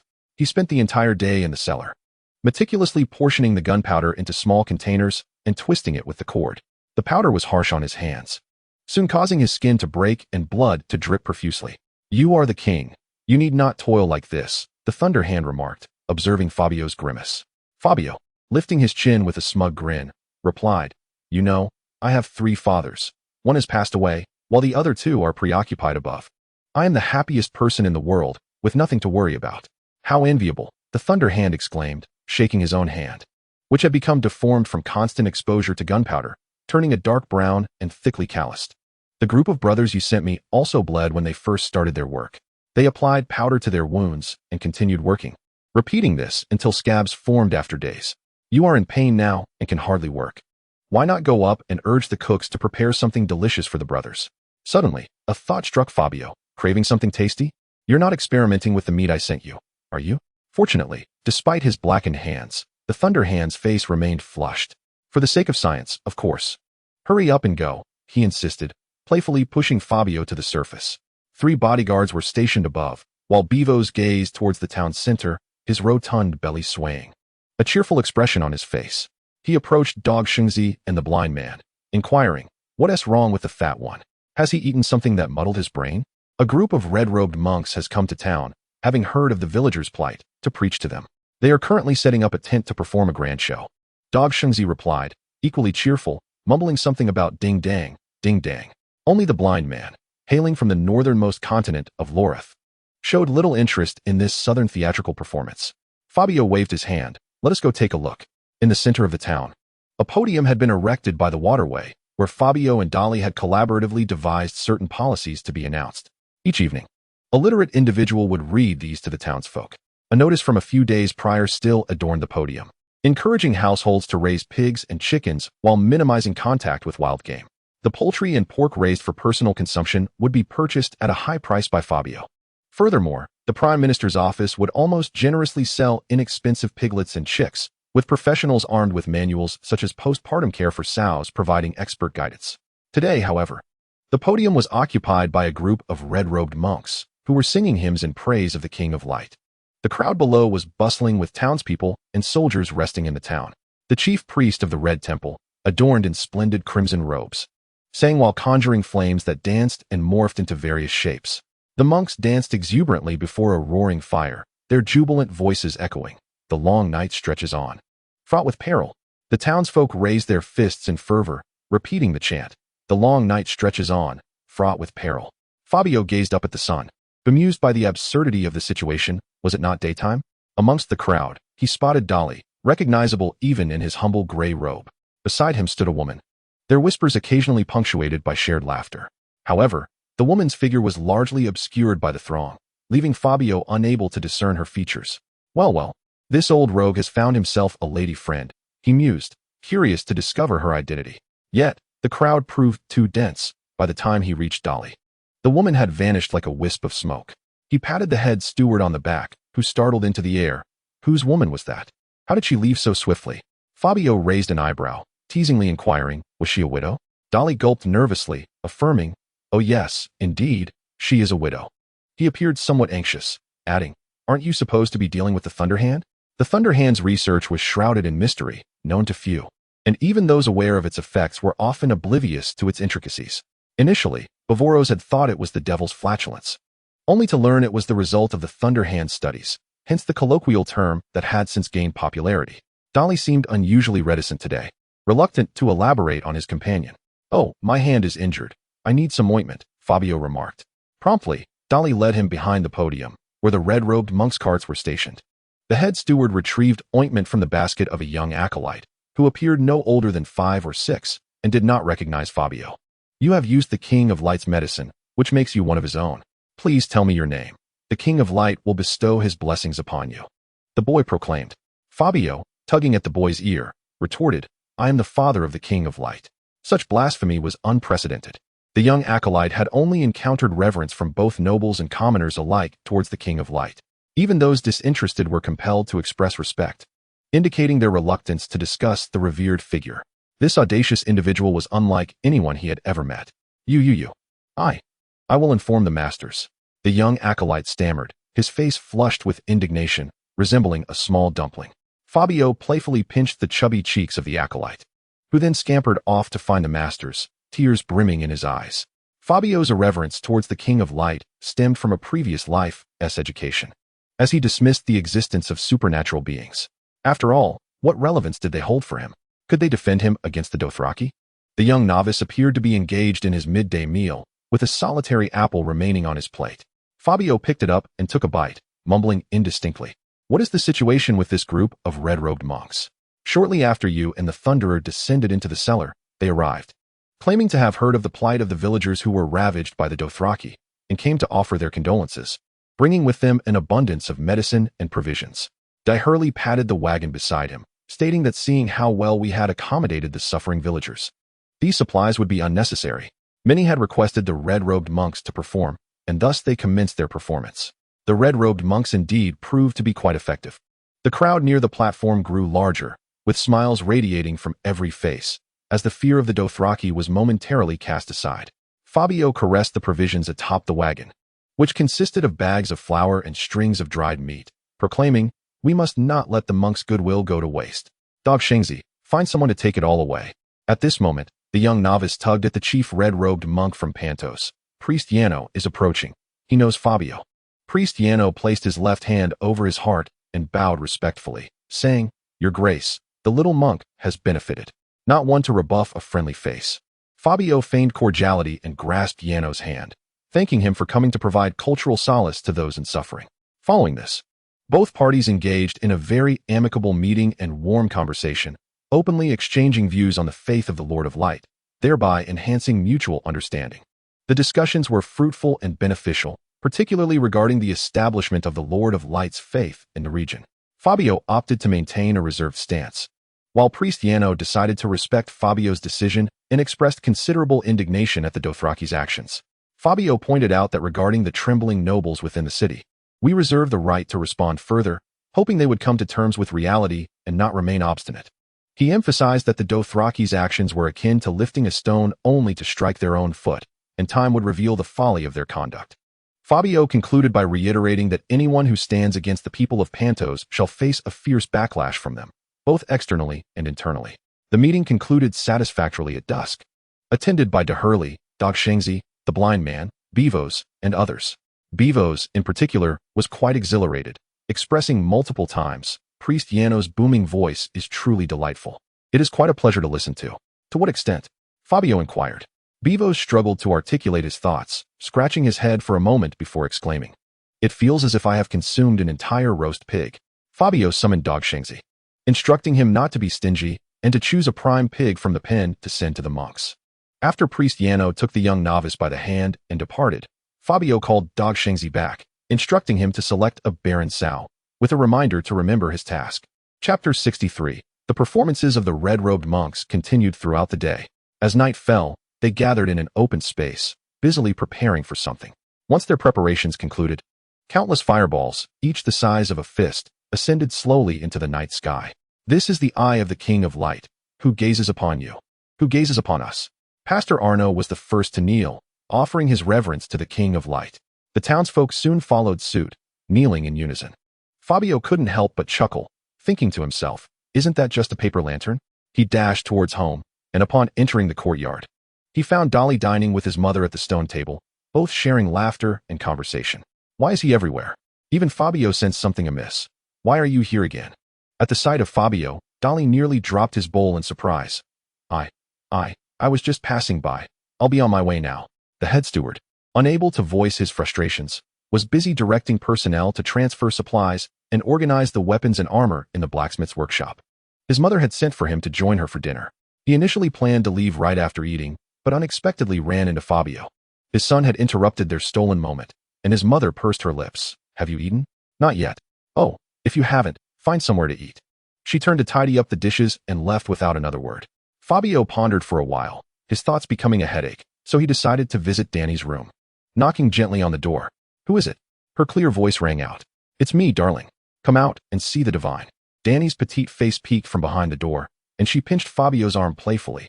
Are you trying to get us both in trouble? What if my brother hears you calling me that? Ignoring her protests, Fabio squeezed inside, wrapping his arms around her slender waist, his lips inching closer. Come on. Give me a kiss. Danny's fair hand covered his mouth as she desperately dodged. No, there are people inside. Indeed, there was someone in the room. Tessa, Tyrion's wife, sat at the edge of the bed. Upon learning of Tessa's identity, Danny had initially harbored animosity towards her. However, after Fabio recounted Tessa's experiences with Tyrion's approval, Danny embraced Tessa, tears flowing freely. Both women shared a mutual disdain for Duke Tywin, which forged an unbreakable bond between them. The nature of female friendships is indeed quite peculiar. On Danny's bed lay another woman, who, upon stealthily entering, Fabio recognized as Orange, deep in slumber. Her breath steady and tear-stained cheeks reflecting her sorrow. Orange hailed from one of the two villages ravaged by the Dothraki, her family brutally slain. She had returned home for a visit when her fiancé was also murdered while attempting to protect her. After fleeing her home, Orange wept daily, and Fabio had to resort to administering a sleeping potion to ease her into slumber. Yet, she remained lost in despair. Now, it was Danny who cared for her. Although Fabio held hope that she would gradually heal. Madam, I kindly ask you to look after Orange. I have urgent matters to attend to with the princess. Fabio nodded gently to Tessa. Since bringing Tessa from Bravos, Fabio has commanded everyone to address her as my lady. Tessa, having endured much hardship throughout her life, has never experienced respect, which fills her with gratitude. Yet she remains perplexed about the nature of Fabio's acquaintance with Tyrion. What kind of friends are they? Fabio, holding Daenerys' hand, ascends to the rooftop, the very place where they shared their first kiss, now cloaked in the deep darkness of night. The eyes of the Lord of Light, released by the Red Priests, have begun to float in the sky, presenting a rare and breathtaking spectacle. How beautiful! Daenerys exclaims, her excitement causing her to leap. But the unstable rooftop sends her ankle twisting, and she tumbles into Fabio's embrace. Their eyes lock, and Fabio wraps his arms tightly around her waist. Daenerys, I must leave soon. Where are you going? What do you mean? He can feel Daenerys' grip on his arm tighten suddenly. Their foreheads rest against one another, and Fabio greedily inhales her fragrant hair. The Dothraki may attack at any moment. I must go to the front lines and be with the soldiers.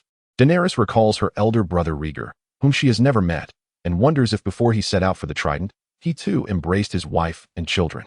Gazing at the night sky and whispering sweet nothings, unaware that it would be their last moments together. Must you go? Daenerys' voice quivers with emotion. Even this naive girl understands the stark difference between the Dothraki and the nobles of the city. There are things I must attend to, Fabio insists. suddenly cupping her face to make her meet his gaze. For centuries, the people of Pentos have harbored an innate fear of the Dothraki. If I falter now, the odds of success will dwindle. I must lead from the front, allowing the soldiers to see my presence and the banner of the great thumb waving beside them. Daenerys wipes away her tears. You are right. Such a heroic king of Pentos deserves to marry me. They linger in each other's warmth for a moment, watching the eyes of the Lord of Light gradually fade into the night. Finally, Fabio can no longer contain himself. Before I depart, I have a request. Whatever it is, I will grant it. Daenerys replies earnestly, her expression turning serious. Anything? Fabio tests the waters. Is it possible? Yes, it is possible. Daenerys nods obediently. But what does it mean? I do not understand. Fabio attempts to explain, but ultimately hesitates, allowing things to unfold naturally, wishing to preserve her innocence a while longer.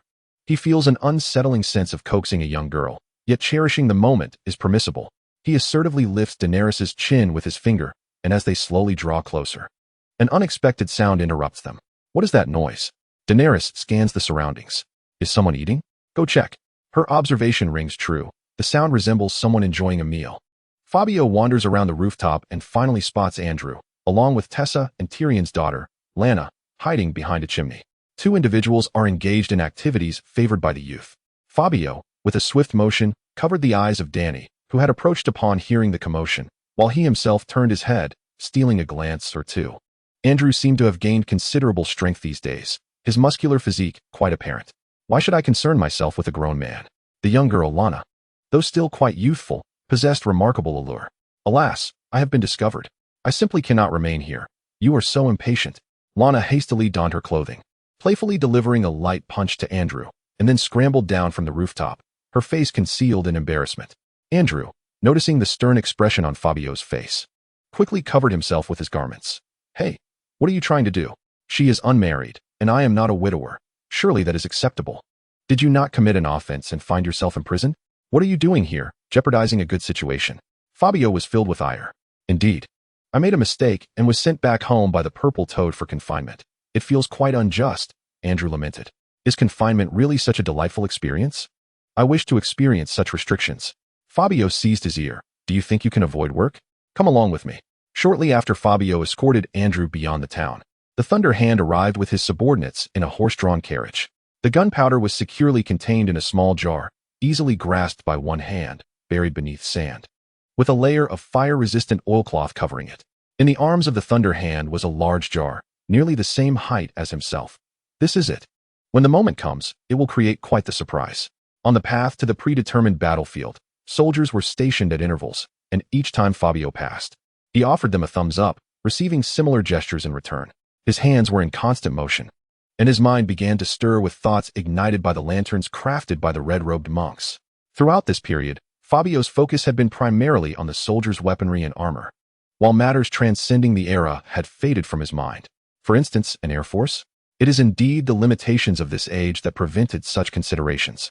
He began to envision a battalion capable of soaring through the skies, imagining the shock it would instill in the enemy.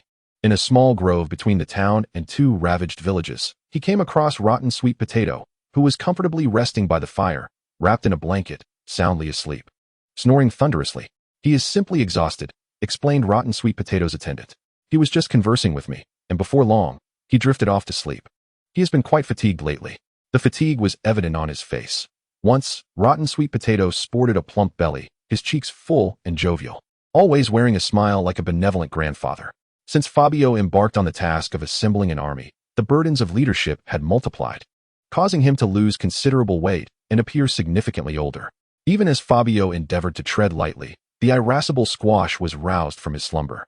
"Ah, you've arrived," he uttered, following which he yawned for over a minute, his nose and tears cascading in unison. Under the influence of a mug of ale, he sprang back to life. The Dothraki remained motionless, seemingly awaiting something.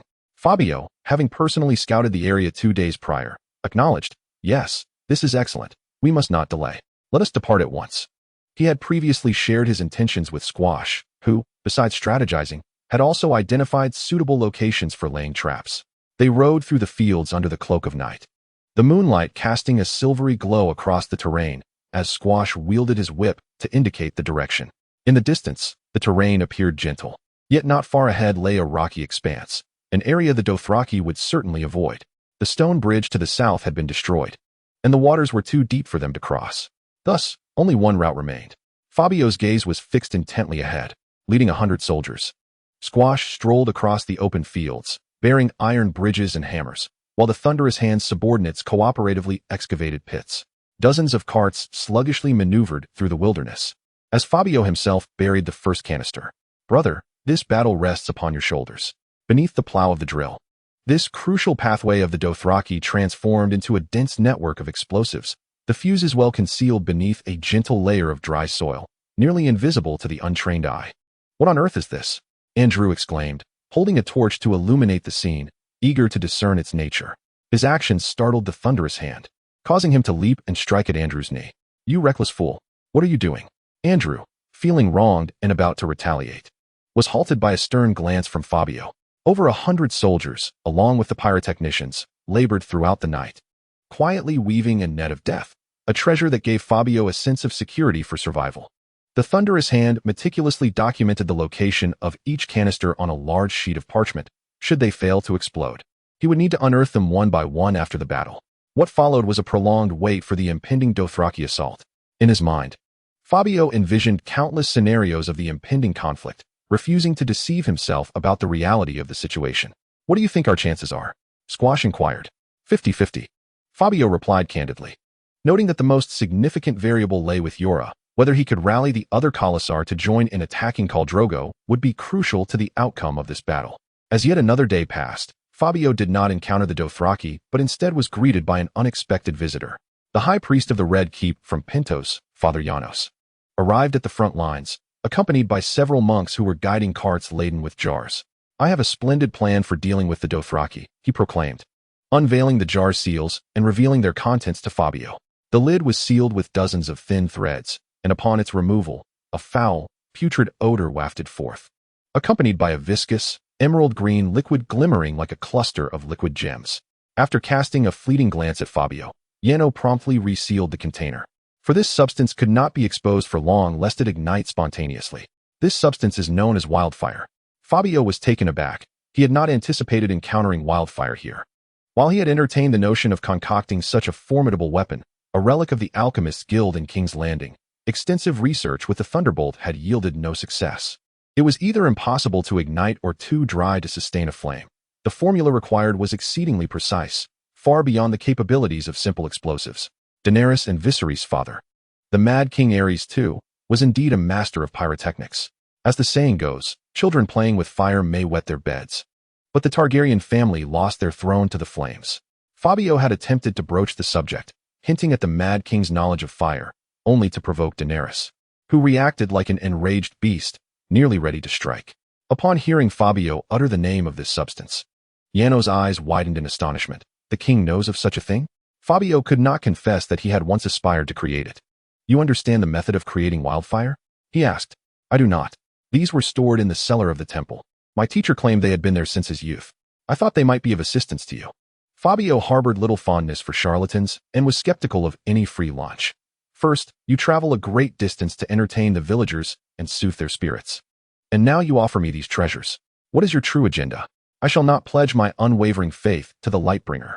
Yano pressed his lips together. To be candid, I have a bastard son, raised by his mother. Recently, someone told him that he could earn money by joining the battlefield, likely without any actual fighting. Upon returning to the city, he claimed he nearly lost his life. It was you who spared him. Oh, now Fabio comprehended that this fellow was a libertine. Chapter 65. A friend arrives with a blade. Coer is one of the 9 free trade city-states of the eastern continent. Unlike the coastal city of Pentos, it is one of the inland free cities. Established a millennium ago, it is the easternmost of the Valyrian freeholds, colonies, and autonomous regions still inhabited.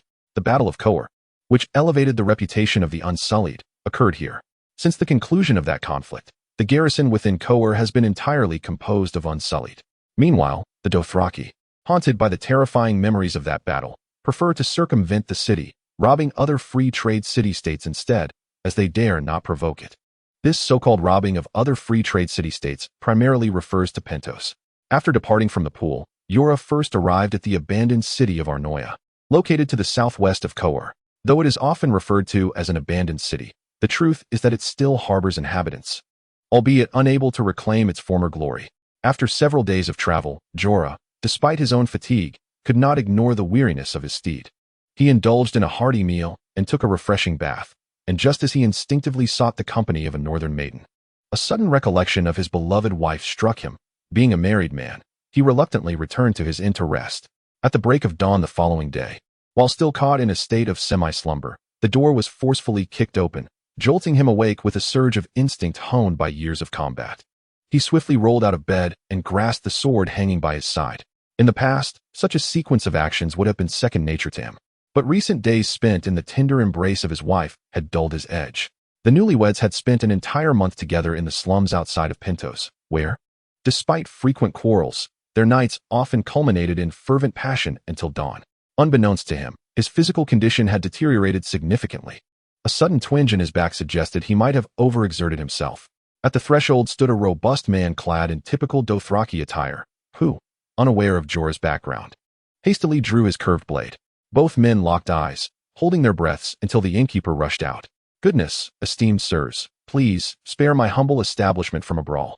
It cannot withstand such chaos." The innkeeper's voice trembled in desperation. The Dothraki man furrowed his brow, questioning, "Who is this fellow?" He spoke in Valyrian, albeit with a less than polished accent, yet it was comprehensible. "You speak Valyrian?" Jorah queried in Dothraki, surprised, for he believed the Dothraki were primarily warriors with little regard for culture. The innkeeper hurriedly stepped inside, exclaiming, "Oh, my lord.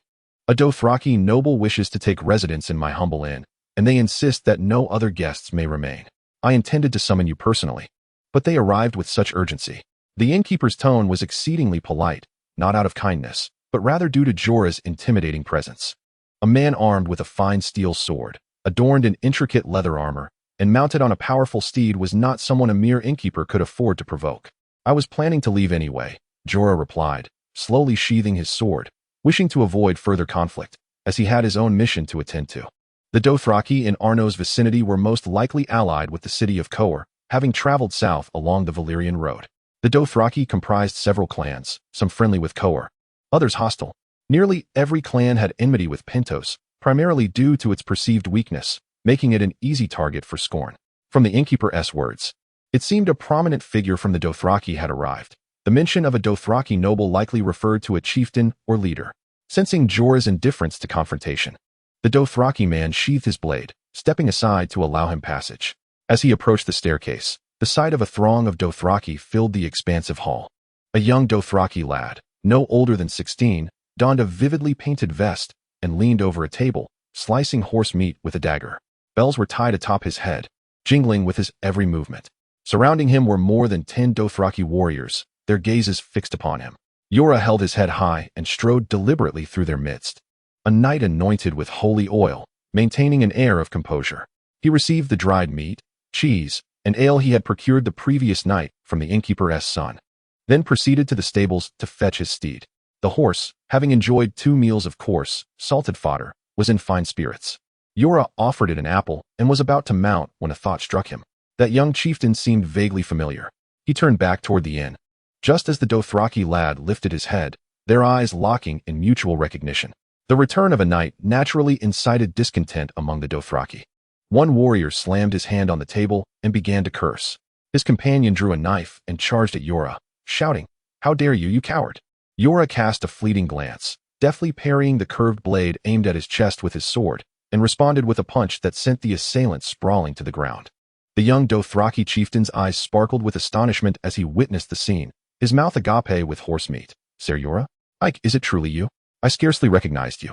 Jorah chuckled heartily, the joy of reuniting with an old friend warming his heart.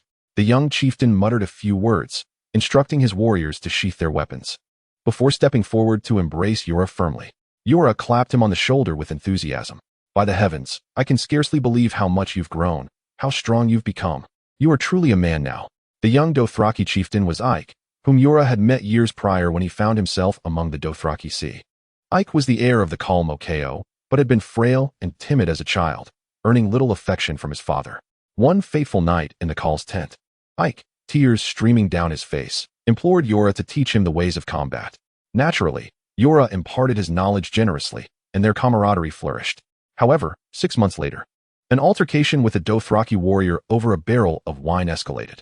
Though Yura wished to avoid violence, the other man pressed him, and under the witness of the call, Yura was compelled to slay him in a duel.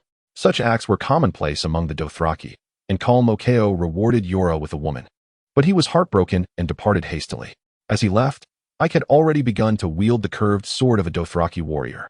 Now, Ike had independently led a Khalasar, a personal retinue, comprised of men who had once belonged to a fallen warlord, and they did not recognize Yura. Chapter 66. The hero among the Dothraki warrior, struck down to the ground by Yura's punch, struggled to rise, seemingly intent on retaliating. However, Ek delivered a swift kick that sent him sprawling once more. Have you lost your senses, daring to lay hands on Lord Yura? Ek's demeanor had transformed. No longer the timid boy of his youth, he now exuded ferocity, brutality, and an utter disregard for reason. He had truly become a formidable Dothraki warrior. I am protecting you, do you understand? Ek growled. My father regards Lord Yura as the greatest warrior of the Sunset Kingdom. Should he wish to end your life, 100 lives would not suffice. With one foot resting on the bench, his muscles bulged and glistened, evoking a sense of dread even in Yura's eyes. The Dothraki warrior clenched his fists, veins bulging in his neck, but ultimately succumbed to Ek's intimidation, retreating slowly to the side. It was evident that Ek had matured into a competent leader. He urged Yura to sit, while the others obediently stood by. In a fit of excitement, he shoved the horse meat from the table to the ground, repeatedly hammering his fists together. My lord, do you recall the words you spoke when you departed? What did I say? Yura struggled to remember. The journey to Karth was merely a fleeting chapter in his life. He had never anticipated where fate would lead him, yet since the arrival of young Ye, everything had changed, and a smile unconsciously crept across his face. Ek, scratching his head in frustration, the bells on his attire jingling, exclaimed, You vowed that upon our next meeting, you would assess my martial prowess. Let us begin, right here. Alas, gentlemen, the pitiful innkeeper began, but before he could finish, a Dothraki hurled him out the door. With the area cleared, Ek wasted no time. He poised his foot on the edge of the table, sending it hurtling toward Yura. Caught off guard, Yura took the impact, and in the next moment, the tip of a curved blade emerged from behind the table. Before his mind could register the threat, his body instinctively reacted. Yura rolled on the ground, drawing his sword as he stood. Ek's assault was fierce and relentless, leaving no room for Yura to catch his breath. Attempting to deflect the force, Yura found himself overwhelmed, pinned beneath Ek's onslaught. Strike! The Dothraki warriors cheered for their master, their voices rising in fervor. Yura, seasoned from countless battles, had encountered warriors from every corner. Northmen, knights from the Vale, archers from the Riverlands, assassins from Bravos, the Tiger Cloak army of Volantis, and the roaring warriors of the Dothraki Sea. The breadth of his experience informed his strategy. He knew well to evade his opponent's strengths while concealing his own weaknesses. Time may have diminished his raw power, but it had also bestowed upon him invaluable wisdom. Ek, this young lad, had seemingly consumed some divine elixir of strength. As the once diminutive figure had transformed into a robust bull, the curved blade of the Iraq lunged forward like a man engulfed in flames, panting and roaring, making Yura feel like a delicate little girl alongside his longsword. The wretched insect. Suddenly, he loosened his grip, taking advantage of the brief moment when Ike was close, and angled the sword just enough for the Iraq to slice toward Yura's shoulder. In a moment of peril, Yura deftly twisted his wrist, the tip of his sword precisely meeting the center of the curved blade, deflecting it slightly and causing it to crash onto the ground. The innkeeper struggled to crawl in, his face etched with sorrow. My tables and chairs, only to be thrown back out again.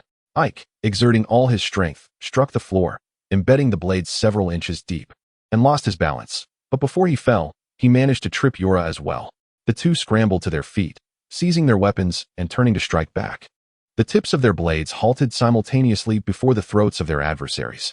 A smile gradually spread across the faces of the two men, one large and one small, as they simultaneously cast aside their weapons and helped each other to stand. Marvelous, truly marvelous, exclaimed the innkeeper's son, clapping his hands, completely oblivious to his father's tears over the shattered furniture. Ike, you have truly astonished me. Your father would be immensely proud to have a son like you. Yura praised sincerely.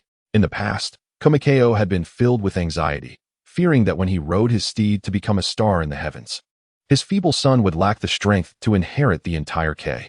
Yet now, to Yura, that concern seemed trivial. Ike, panting heavily and flushed from the exertion, resembled a piece of tempered steel. The blood oath of my father and all the other marauders are no match for me.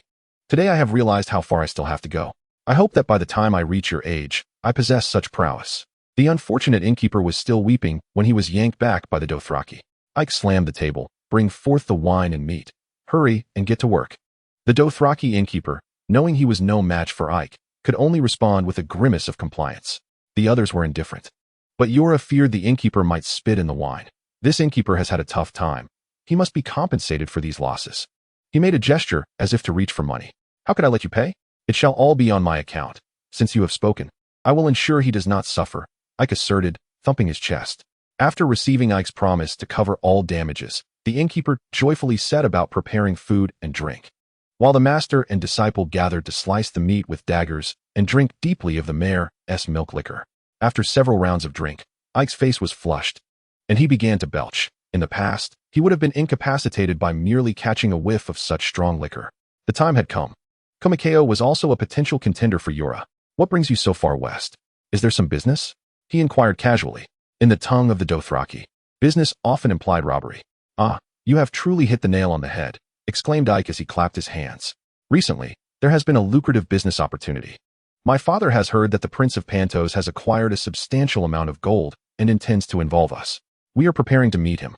Those Pentos softies tremble at the slightest intimidation. This venture promises immense profit. Yora's brow was furrowed. "We have not secured any strong allies. Yet we have attracted a wolf instead."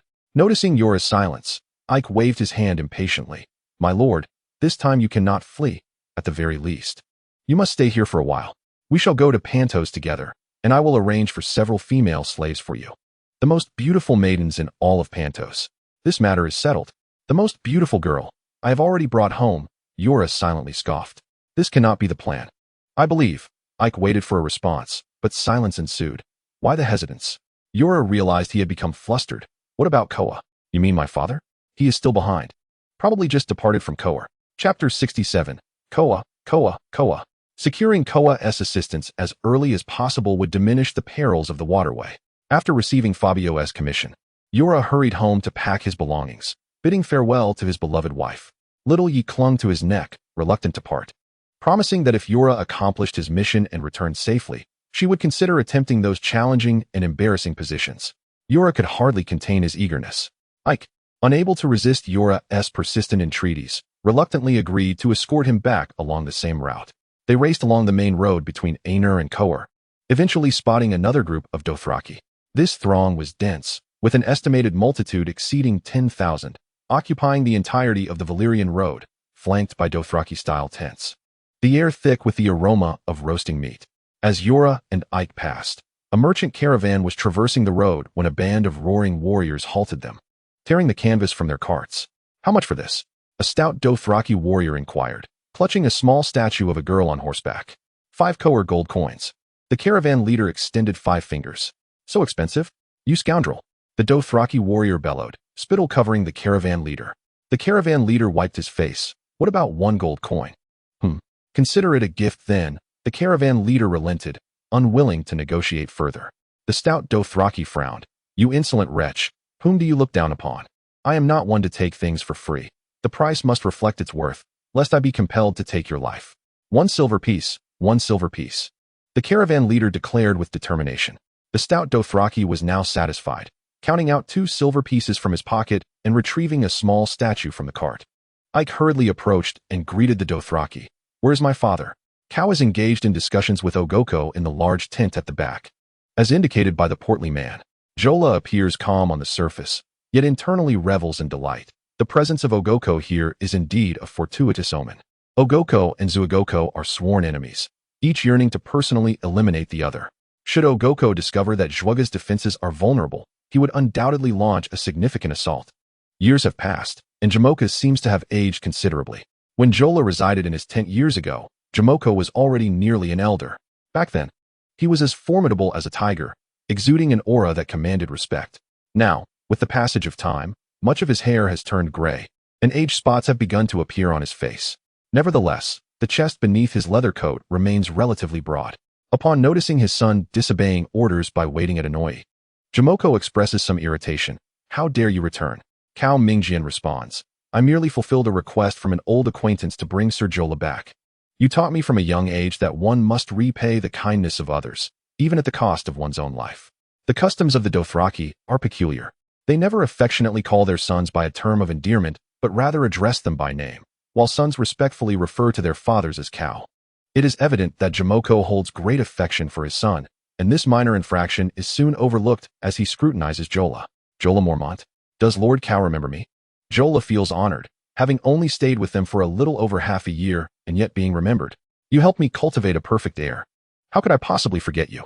This statement, however, is somewhat exaggerated. Jola did not provide systematic guidance to Yak. Rather, he offered psychological support, helping him build self-confidence.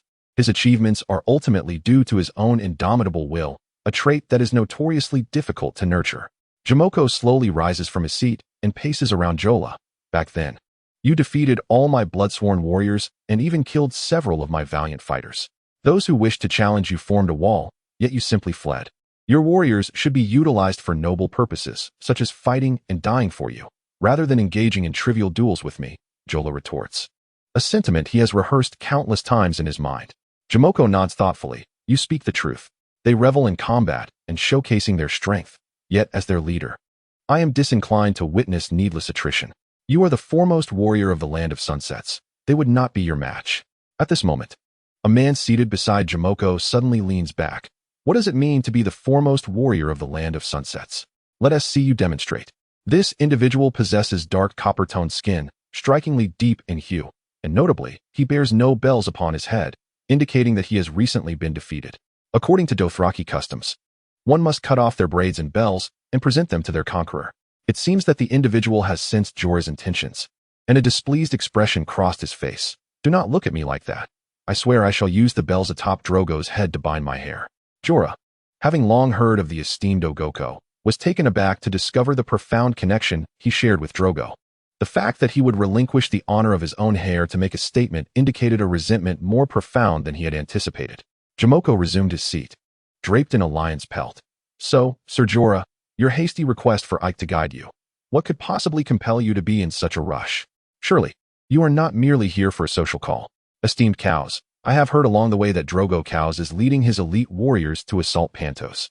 His forces have become separated from his cows, and now, it is likely that the Golden Plains are poorly defended and ripe for a swift strike. If you gather your forces, Jomoko erupted into laughter. Ah, so this is what you speak of. I, along with Ogoko. Hold on, Ogoko interjected. The warriors of the Land of Sunset, I grasp your meaning. How about this? Once Drogo and the Pantosians have inflicted heavy casualties upon each other, we shall then launch our attack from his rear. Would that not be advantageous? At that point, his cows would surely fall into the hands of both Jomoko and myself. Indeed, a splendid idea. Jorah yearned to vocally agree, yet the position of his seated body constrained him. Esteemed cows, this plan is unfeasible. Jorah proceeded to discuss the direction of the attack, the connections between various cows, the relationships among trade city-states, the mutual animosities, and the recent prices of horse meat and slaves. Ultimately, it was imperative to prevent Drogo from advancing on Pentos. His discourse was compelling, drawing the attention of Jomoko and Ogoko's bloodbound warriors, as well as the marauders from both cows. Indeed, it is no wonder you are the foremost warrior of the Sunset Empire. Your reasoning is sound, yet still. It shall not suffice, Ogoko firmly rejected. Jorah clenched his teeth, steeling himself. You must first attack Drogo's cows, or the consequences will be dire.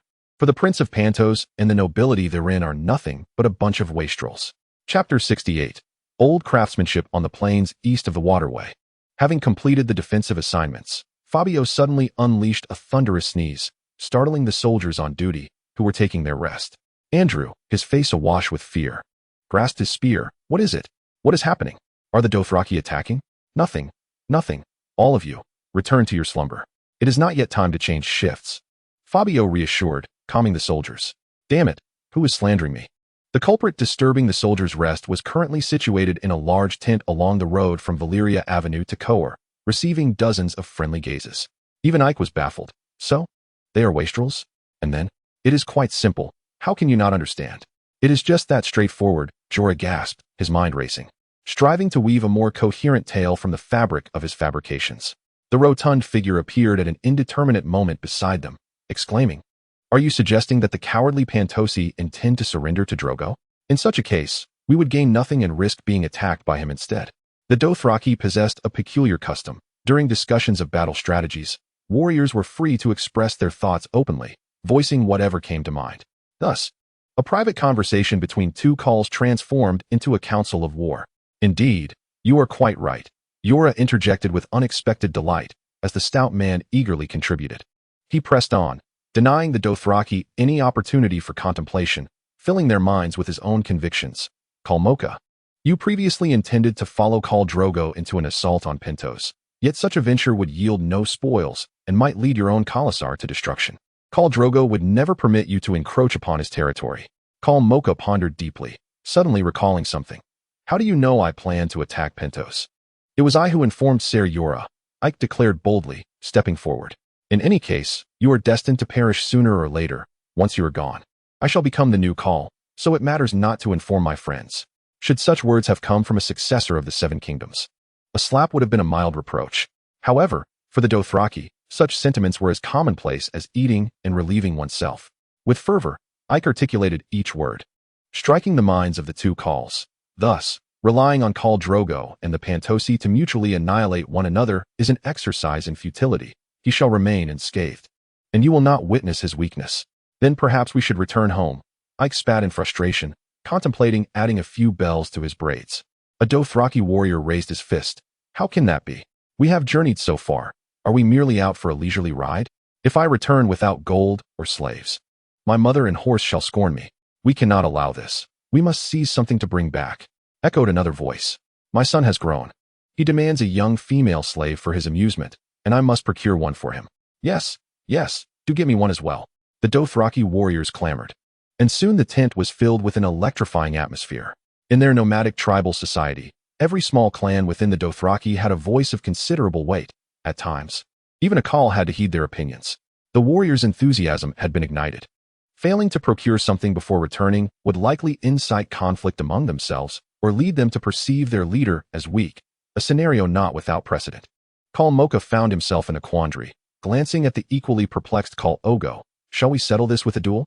Upon hearing this, Khal Ogo genuinely lowered his head to contemplate. Do not, Khal Mocha exclaimed. I was jesting. His Khal was not particularly formidable and would indeed struggle against Khal Ogo. Moreover, the two shared a familial bond, as camaraderie was a cherished tradition among the Khals. Observing the cows being swayed, Jola continued to stoke the flames of motivation. To weaken a formidable adversarial card, one must proceed with caution.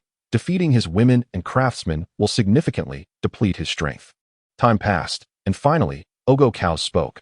Very well, let us first launch an assault on Zargo's Rakasa, and then confront him directly. Such an opportunity is rare. What say you, Jamoka Cows? Jamoka, who had initially ventured forth with his tribe for commerce, now felt emboldened by Ogo's side. Though he had harbored some trepidation towards Gogo, fighting alongside Ogo instilled a newfound confidence within him. Jamoka unsheathed a horn from his waist, presenting it to one of his blood allies. My blood of blood. Sound the call. Ogo Cows mirrored this action. This horn was a privilege only the cows could wield. When it was sounded, it signified the commencement of battle, compelling all members of the Kardash tribe, warriors, women, craftsmen, and even slaves, to abandon their personal affairs and devote themselves wholly to the war effort. Fabio had already fulfilled the most critical part of his assigned task, leaving Jola feeling utterly drained. The exertion of mere verbal negotiation was exceedingly taxing, and he would have preferred to wield a lance against foes. Meanwhile, as another night descended, Fabio resolved to commence his experiment with the wildfire entrusted to him by the priest Yano. After dismissing notions of encasing the wildfire in stone or using it to transform into a dragon, he ultimately decided to apply the wildfire to his weapons. Given that Zargo Cows' forces were predominantly cavalry, whose horses inherently feared fire, he hoped to incite some chaos. Before applying the wildfire, he deemed it prudent to conduct a trial. He drew forth his sword, a masterpiece forged by Master Kobe, the final creation of a master craftsman. After imparting his lifetime of knowledge to the blacksmiths of Chishugu, Master Kobe had been sent back to the city by Fabio's emissaries. When Fook escaped the city, he brought with him the sorrowful news of Master Kobe's peaceful passing in his sleep. Master Kobe, a paragon of blacksmithing, was a once-in-a-century talent. Henceforth, the familiar clang of hammer on anvil would no longer resonate through the early hours of Pentos. A legendary era had quietly concluded. Yet his enduring spirit would forever inspire Fabio. Yano was also well acquainted with the master. You plan to ruin this fine sword? Do not be foolish. Fabio, disregarding Andrew's protests, unsheathed his officer's sword and carefully applied the wildfire. He placed his finger along the blade. Is it like this? Indeed. A swift stroke will ignite it, Yano replied. The theory was simple. Friction generates heat. Fabio swiftly glided his finger across the blade, and as the heat surged, the short sword ignited, a delicate flame flickering to illuminate the surrounding inky darkness. As the long night loomed, fraught with peril, Yano began to recite a dirge, prompting his subordinates to kneel in reverence. These red-robed monks would kneel and chant whenever they beheld the flame, paying homage in their customary manner. Chapter 69. The Lord of Coins on the far side, distanced from Fabio and his soldiers, 1,000 valiant horsemen, led by their chieftain Cal, prepared to march towards their next target. Meanwhile, the villagers, now enslaved, huddled together, bound by coarse ropes, trembling under the watchful eyes of their masters. They remained oblivious to their impending fate, unaware of the uncertain future that lay ahead. Zorgo's delay of 2 days was entirely attributable to the insatiable greed of these slave masters, who incessantly pressed down the prices, proving to be quite irksome. Yet, Zorgo found himself reliant upon them. Without these masters, his goods would remain unsold. Moreover, their personal presence for the transaction spared him the trouble of transporting slaves across great distances to the slave bay, rendering the arrangement rather advantageous. He had many more slaves to sell, with the masters trailing behind to make their purchases. As he fought, they bought, creating a perpetual cycle. Not far away awaited a noble princess, descended from the ancient bloodline of Valyrian freehold, poised to become his bride. According to the envoy from the corpulent governor of Pentos, this princess possessed a beauty that rivaled the moon itself, and Zorgo could scarcely contain his eagerness to behold her exquisite visage. The Dothraki were particularly fond of robust and voluptuous women. Zorgo was no exception, though he relished the idea of indulging in small delicacies amidst the feasting. Thus, they awaited Cal's favorable news once more, hoping to sell even more slaves. The slave master from the bay, sporting a prominent nose, sincerely wished Zorgo well. For the more he seized, the greater his own profits would be. Suddenly, a boy with his hands bound spat defiantly, "You savage brutes! The king will see you all slain, and none shall meet a good end." His bravado was punctuated as his spit landed squarely on Zorgo's shoulder.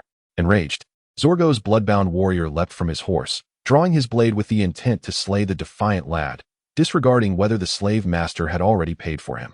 As the blade glimmered in the sunlight, other slaves turned their heads away in dread, and a few timid girls cried out in terror. Zorgo intervened, halting his warrior's advance and ordering that the boy be tied to his own steed. With a cry from the horse, the boy was dragged away, leaving a trail of blood on the ground. Throughout the ordeal, the boy's curses never ceased. "Long live Pentos," were the boy's final cries, fading into the horizon as only his mangled body remained, bouncing along the path. Not far from the Dothraki, behind a small hill, dense grass rustled unexpectedly. A blind man, clad in a ghillie suit, slowly raised his head, his keen eyes observing the horrific scene that had just unfolded. "The king shall avenge you," he murmured softly, before retrieving a thick, long object from his trousers. Just before their departure, the ominous little figure entrusted him with a task. The dwarf instructed that upon noticing the movement of the Dothraki, he should ignite the flint at the end of the wooden tube and raise it to the sky. Observing thousands of Dothraki rushing from a distance, the ground trembled slightly beneath him. The blind man steadied his hands and set the wooden tube ablaze. The brown substance at the tip of the stick quickly ignited, and crimson smoke shot upward. A few Dothraki in the distance soon noticed the anomaly and urged their mounts towards him. The blind man, overwhelmed by the acrid smoke, held his breath and plunged the tube into the earth before turning to flee. No wonder Fabio had mentioned that the task closest to the Dothraki was solely his responsibility and that he should run with all his might. Now it made sense. Between Fabio's forces and the Dothraki, dozens of swift soldiers were strategically positioned. Once the blind man's tube ignited, plumes of thick smoke began to rise behind him. Within an hour of Drogo's mobilization, news reached Fabio. All soldiers were roused by their sergeants, and the officers positioned their troops according to prearranged layouts. Everyone was mobilized.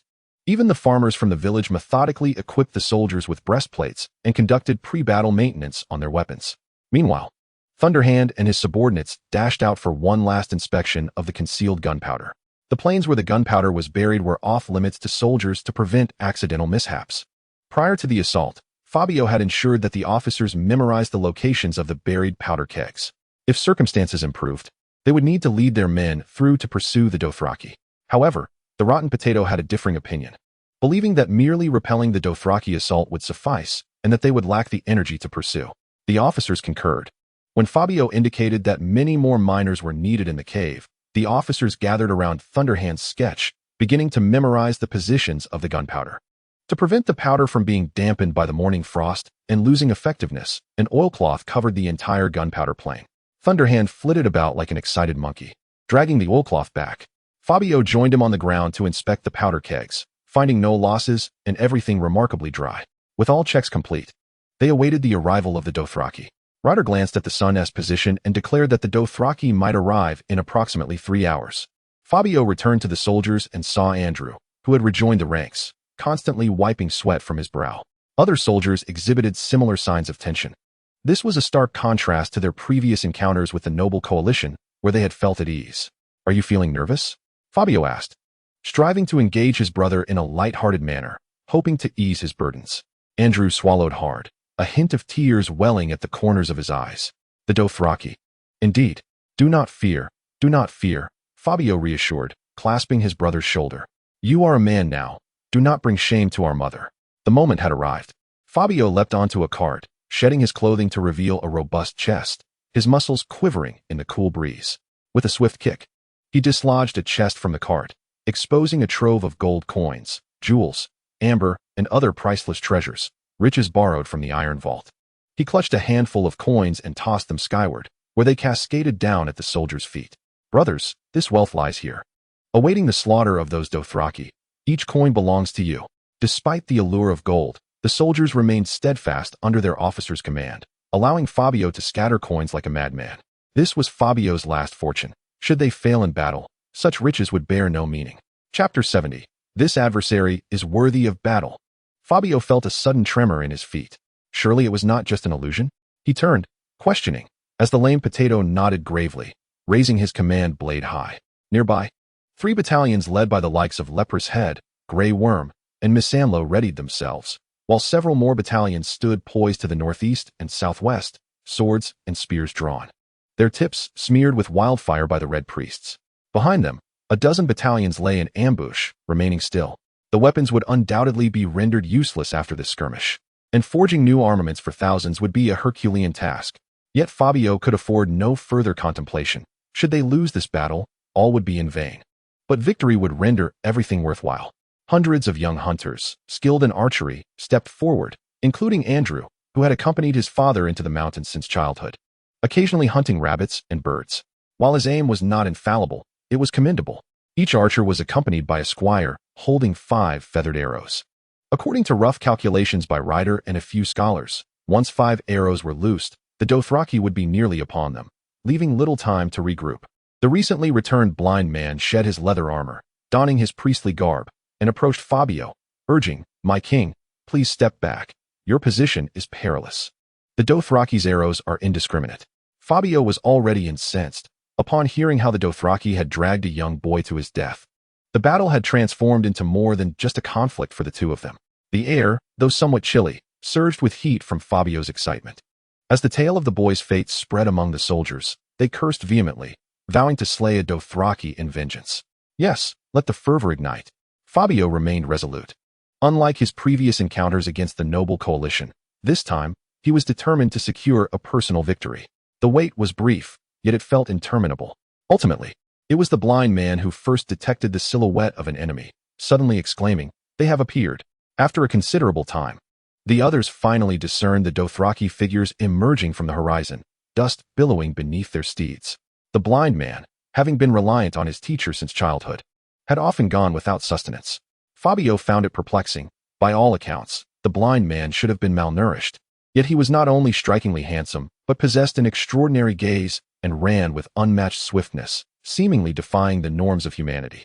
The foremost archers, residing at the mountain's base, were seasoned hunters who crafted excellent bows and arrows, previously enticed by Fabio's generous offers. The youngest among them had surpassed 60 years of age, displaying little interest in the conflict between Fabio and the city's nobility. However, upon learning of the impending battle against the Dothraki, they eagerly volunteered for the fight. The atmosphere was jubilant. The old gentlemen were indeed jovial, albeit somewhat lacking in teeth. Altogether, these 8 elderly warriors could scarcely muster 6 intact teeth. On the distant plain, broad red lines marked the zones of several tactical warnings. As the first Dothraki stepped over the red line, the Red Priest raised his torch, igniting the wildfire upon the arrow's tips. When the Dothraki crossed the second red line, a decrepit sweet potato holder, peering through a magnifying lens, suddenly lifted his head, prompting all archers to draw their longbows taut. With a decisive wave of his hand, the command was given, and a dazzling volley of fire arrows filled the sky, causing numerous Dothraki warriors to fall from their mounts, trampled into a pulpy mass by their comrades. The Dothraki understood that only by harnessing the momentum of their cavalry charges could they maximize their combat effectiveness. Amidst the roaring warriors, Drogo brandished his curved blade, shouting with abandon, while the Dothraki surrounding him echoed his fervent cries. In his eyes, the battle was already won. The audacity of the enemy to confront them on the open plain revealed the incompetence of their commander. He detested such opponents, as they deprived him of the thrill of true combat, yet he relished the prospect of victory. Who would not?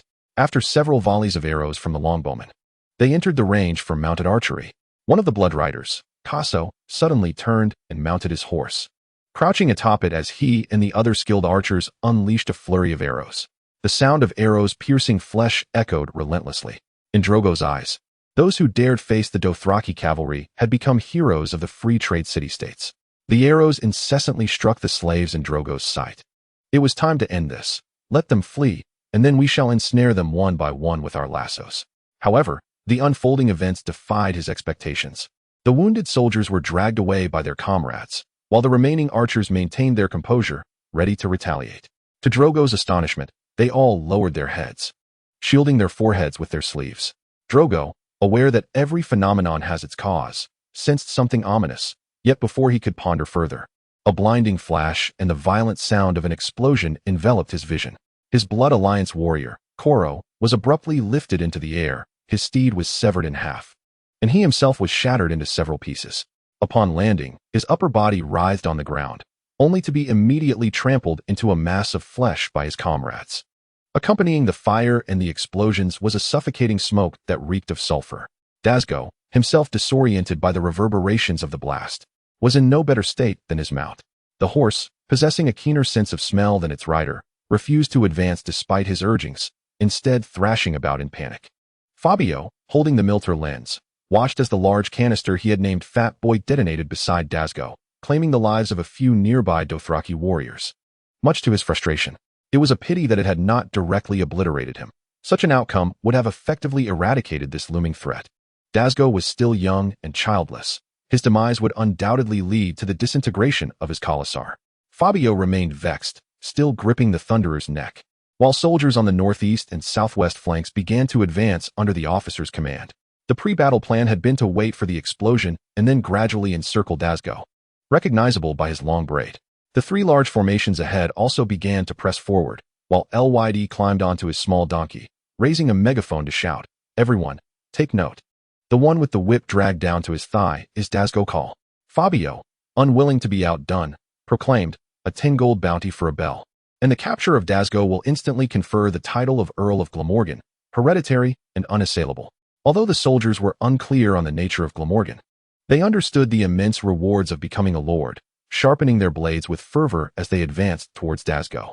Chapter 71. The Grand Stage, If You Have a Horse. Come forth as the Dothraki launched their assault. Steiner, the captain of the reconnaissance cavalry who had betrayed Fabio, still lingered near Dazgo, pressed forward by the Blood Alliance warrior Hago. After the translator conveyed Dazgo's words, Captain Steiner knelt, pleading for his life. "I did not know. I truly did not know about such things. I swear to the Lord of Light, if I..." Before he could finish, Dazgo drew Steiner's short sword and plunged it into his chest.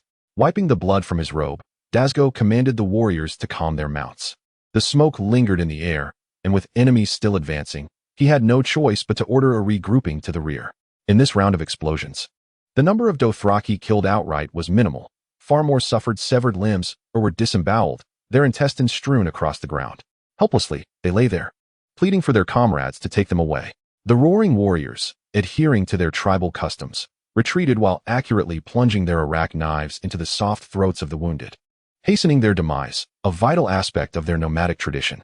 For the Dothraki, saving a life was an unworthy transaction. Even if the individual survived, they would be rendered a useless burden. When Fabio arrived at the heart of the battlefield, all that remained were the mangled corpses of the Dothraki scattered across the ground. The soldiers had also discovered the body of Stanner, his hands tightly gripping the hilt of his short sword, the standard weapon of the cavalry commanders. Fabio drew the short sword and casually tossed it to Dog Shengzi, instructing him to present it to Lucamo when he had the chance to find a new master for this blade. Despite their urgent pursuit of the Dothraki, the soldiers maintained their formation. In such moments, panic was not an option. Drogo dared to invade the pool ditch with around 1,000 cavalry, his long-held disdain for the people of Pentos emboldening him. Fabio was determined not to repeat his mistakes. The Dothraki would not regroup easily. There was a surprise awaiting him, and Fabio hoped it would hold them at bay just a little longer. Lucamo's cavalry had long received their orders, having taken several days to traverse the Velvet Hills and cross the Lorne River. They brought along dozens of old carpenters to restore a planned abandoned ferry crossing, felling nearby trees to construct rafts. The river, however, was treacherous, and during the crossing, several young men and their steeds fell into the water. A dozen horses and a full set of armor sank to the riverbed due to their weight, but fortunately, the men emerged unscathed. Shortly after Drogo commanded an assault from 2 abandoned villages, Lucamo and his cavalry arrived at their ambush point. Their orders were clear, at all costs: obstruct the Dothraki's retreat and keep them in place. Observing the Dothraki warriors retreating in disarray, Lucamo conducted one final inspection of his young cavalrymen. "Boys," he announced, "the enemy numbers in the thousands, and we are not even half their strength, yet they remain oblivious to our presence. Draw your blades and strike at their throats." He urged his steed into a brisk trot, the vibrant plumes upon his helmet fluttering in the wind, his saber drawn and aimed forward. "Charge for Pentos." The cavalry began to spur their horses, initially at a slow trot, gradually quickening their pace. As the Dothraki came into view, Lucamo swiftly reformed his ranks. The typical strategy for cavalry on the battlefield involves attacking the opponent's weak points, such as their rear and flanks, but today was a rare instance of direct confrontation. Usually, frontal assaults aimed to pierce the enemy's formation like a knife through flesh, yet today's objective was to hinder the Dothraki's movements. "My lord." The enemy's numbers appeared to be fewer than expected. Lucamo's herald shouted beside him. Contradicting their earlier intelligence, the foe seemed diminished by almost half. "It must be the rotten squashes, my lord, that have decimated their ranks. Proceed with the original plan." Several heralds waved their flags, and the cavalry methodically lined up, each soldier facing their adversary with resolve. Lucamo grasped 2 sabers, one of which was entrusted to him by Yora before his departure. Yora had more pressing responsibilities and could not lead them into battle, hoping that Lucamo would christen his blade with the blood of their foes. Drogo had never felt such humiliation. Since his ascension to Khal, the enemies he faced had invariably quailed before him. And even those audacious enough to draw their weapons were no match for him. Today, he was confronted first by an explosion he could not comprehend. Drogo had once collected tribute in the city of Materis, which had been a northern bastion of Valyria. During the cataclysm that befell Valyria, Materis survived, thanks to its distance from the devastation, and began to govern itself. There, Drogo had heard tales of Valyria's ruin. The explosion he faced today bore an uncanny resemblance to those stories. A wave of dread surged within him. Every blade of grass on the Dothraki sea knew that Drogo felt no fear when confronted by any man or circumstance. Yet, no one is devoid of fear. Drogo did not lack it, but rather buried it deep within. While explosions could instill terror, living men could not. Upon encountering an unfamiliar cavalryman suddenly appearing behind him, Drogo immediately spurred his steed into action, for no one could impede his charge, except for those peculiar, suddenly explosive contraptions. He collided with the cavalry, his blade striking down a young rider, whose terrified eyes beneath the visor widened in disbelief. That was the expression Drogo recognized. Yet, in the next moment, he suffered a grievous blow as a saber cleaved toward his shoulder. He deftly evaded, but the blade grazed his chest, tearing away a significant chunk of flesh. Following this relentless clash, countless riders fell from their mounts, while those horses, bereft of their masters, either wandered aimlessly across the battlefield or grazed with their heads bowed. Drogo had forgotten the last time he had been wounded. The scent of blood ignited his fury. At that moment, the battle's purpose transcended mere enslavement. It had transformed into a genuine clash of civilizations. Suddenly, his blood-sworn companion, Hago, seized his reins. "Khal, look yonder." Following his gesture, Drogo beheld a flicker of fire in the distance, as a multitude of Pentoshi, taking advantage of their entanglement, began to close in. Their numbers were overwhelming. Our 1,000 warriors would surely perish here. The usually fearless Kaso remarked, "Let us regroup with our call. When we strike again, they shall be no match for us." With clenched teeth, Drogo seethed, "Break through. Break through." Chapter 72, Position 2, please. Luca Mo's cavalry formed an impenetrable wall, thwarting the advance of the roaring warriors. Sabers and curved scimitars danced like elegant performers, reaping limbs and lives in midair. Even in the face of retreat, Drogo maintained his dignity. Fixing his gaze upon the towering cavalryman who had previously wounded him, clad in resplendent, enameled armor, unmistakably conspicuous. Lucamo's young squire clung closely to his lord, shielding him from the lethal blades that threatened from the sides. However, a powerful black steed charged diagonally, and the squire, caught unawares, was cleaved through the chest. Blood gushing forth, he perished before hitting the ground. With his squire's fate uncertain, Lucamo had no time to assess the situation, instinctively crossing his two sabers to block Drogo's strike. Before he could respond again, another curved blade from the blood-sworn warrior Hago sliced through the air, striking unexpectedly. Lucamo could not evade in time, and Hago's blade met his right shoulder, severing his entire arm. As their mounts intermingled, Lucamo felt a wave of dizziness, nearly toppling from his horse. Yet, his steed, astute and clever, jostled slightly, returning him to the saddle. Drogo tugged at the reins, intent on charging once more to eliminate the foe who had wounded him, but his mount's hooves clung stubbornly to the ground, refusing to advance for a moment. Not far ahead, the first wave of infantry had reached the heart of the cavalry clash, their long swords ignited with wildfire, the heat scorching enough to singe Drogo's hair. The blood-sworn warrior Kaso urgently roused Drogo from his reverie. Unlike ordinary Dothraki, should a call fall, others could rally to another call or establish a new call. However, as Drogo's closest allies, the blood-sworn would follow him into death should he perish first. They feared not the embrace of death, but they did not wish to taste it so soon. Fabio and his soldiers, unable to retreat, found themselves pressed by the roaring warriors, while their cavalry, through flesh and blood, bought precious time for the main force, though now they too struggled to regroup with their comrades. The ferocity of the wildfire sent the roaring warriors' mounts scattering in terror, yet the infantry, under the guidance of the unsullied officers, had encircled them, rendering any direction of escape a dead end.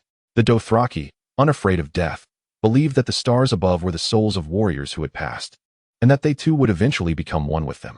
A particularly robust Dothraki warrior bellowed to his companions, his voice resonant and commanding, as he appeared to be a call, immensely esteemed. The surrounding tribesmen found reassurance in his presence, hastily gathering around him, their steeds having abandoned them, forcing them to stand back to back, raising their curved blades. The encirclement gradually tightened. Soldiers, following the rhythmic beats of the drummers, advanced with resolute steps. The Dothraki call bellowed a rallying cry, preparing for a fight to the death. Yet, he neglected the war horses that were still frantically roaming about. As the flames drew near, the horses, filled with trepidation, dared not approach and could only gradually gather towards the center, inevitably scattering the assembled Dothraki. The roaring warriors regarded their steeds as their most cherished companions. While others might wish to ride their wives, it was absolutely unacceptable to ride their horses. However, at this juncture, driven to desperation, the roaring warriors found themselves compelled to slay the very mounts that charged at them. The decrepit commander issued a halt to their advance. Thousands of infantry beheld this somewhat absurd, yet profoundly sorrowful scene, culminating in one warrior collapsing helplessly to the ground, allowing his horse to trample him beneath its hooves. His actions resonated with his kin, as the Dothraki collectively let their hands fall in resignation, accepting their fates. Ultimately, under the renewed command of the decrepit commander to attack, all soldiers extinguished the wildfires upon their swords with the sand they carried, creating a passage for the frightened horses to flee. The soldiers then surged forth, driving their now useless swords into the chests and throats of the roaring warriors. In an instant, blood splattered everywhere. And despite the defiance of a few roaring warriors brandishing their curved sabers, their efforts proved futile. A one-sided massacre swiftly came to an end as the soldiers, led by their sergeants, reaped the spoils that belonged to them. Fabio squatted upon a large stone, his blood-stained leather gloves gripping the hilt of his sword, greedily inhaling the air thick with the scent of blood and gunpowder, feeling as though this were still a dream. Blind and Dogshit stood on either side of him, each holding a whip, trophies from Fabio's hand, as he had personally dispatched two Dothraki. Meanwhile, Bevos indulged heartily in a large piece of mare's cheese. While two red-robed monks applied a hot iron plate and needle to staunch his bleeding, he had acquired 5 or 6 during the chaos, a similar tally during the encirclement. He walked at the forefront of his band of gladiators, fiercely undaunted, bearing over a dozen wounds, the deepest revealing bone. The iron pressed against flesh emitted a hissing sound as the two red-robed monks trembled in fear. "My lord, do you not wish for some flour milk?" one monk inquired. "You may partake," Bevos replied, aware of the reason for Bevos's refusal. In times of idleness, he had educated those around him on the composition of flour milk and the perils of addiction, which Bevos had evidently taken to heart. Bevos shook his head, lowering it to chew heartily on the mare's cheese, as food brought him greater solace. The red-robed monks continued their ministrations, but as they stitched up a large gash in his abdomen, the rotund eunuch collapsed suddenly, not uttering a sound until he fainted. "Brother, must you be so ruthless?" At that moment, several soldiers bore a stretcher past him, and Fabio caught a hurried glimpse of the familiar colorful plumes and sabers atop it. He quickly halted a red-robed monk jogging behind. "Luca, how is he?" The red-robed monk furrowed his brow. His right arm had been severed at the elbow, and we discovered him amidst a sea of corpses, a testament to the capriciousness of fate. His survival now rested solely upon his own will.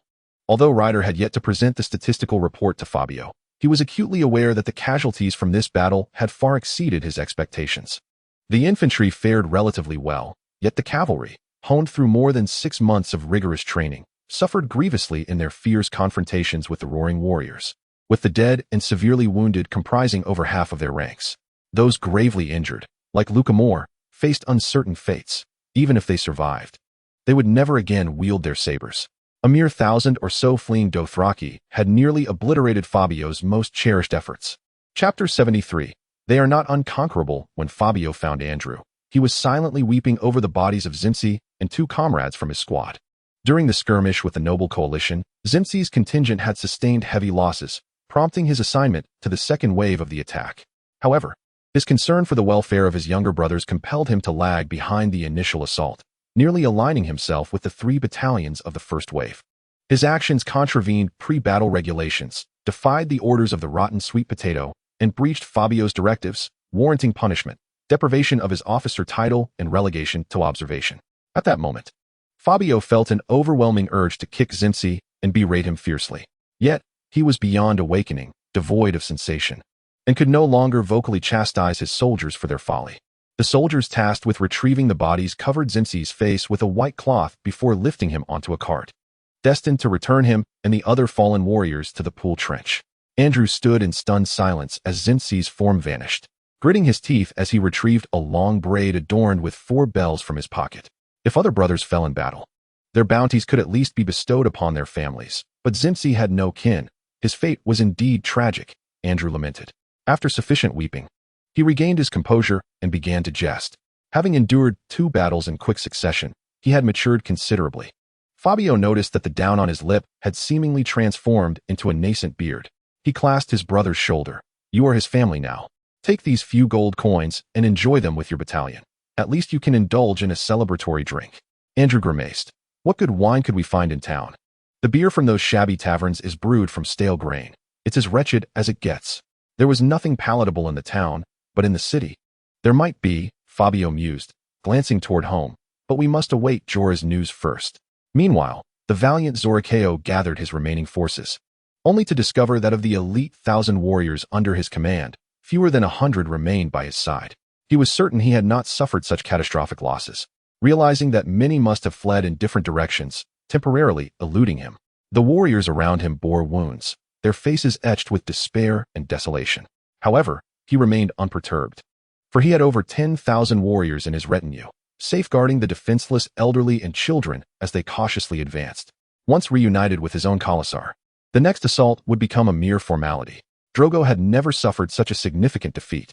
He resolved to disregard any prior agreements with the corpulent governor and aimed to seize the city of Pentos entirely.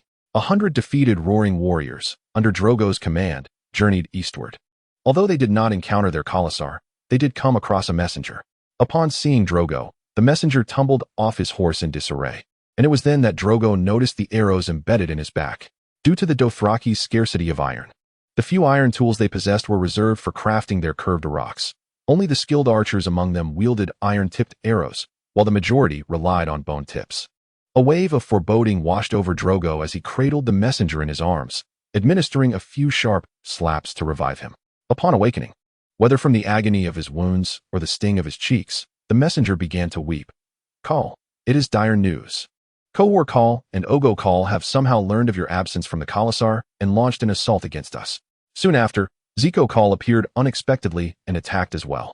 While we were fleeing, we encountered Mozak Call, and Bonoko seized the opportunity to plunder his Khalasar, leading us to engage in battle with Mozak Call's forces. But then what happened? The messenger faltered, and Drogo felt a surge of irritation.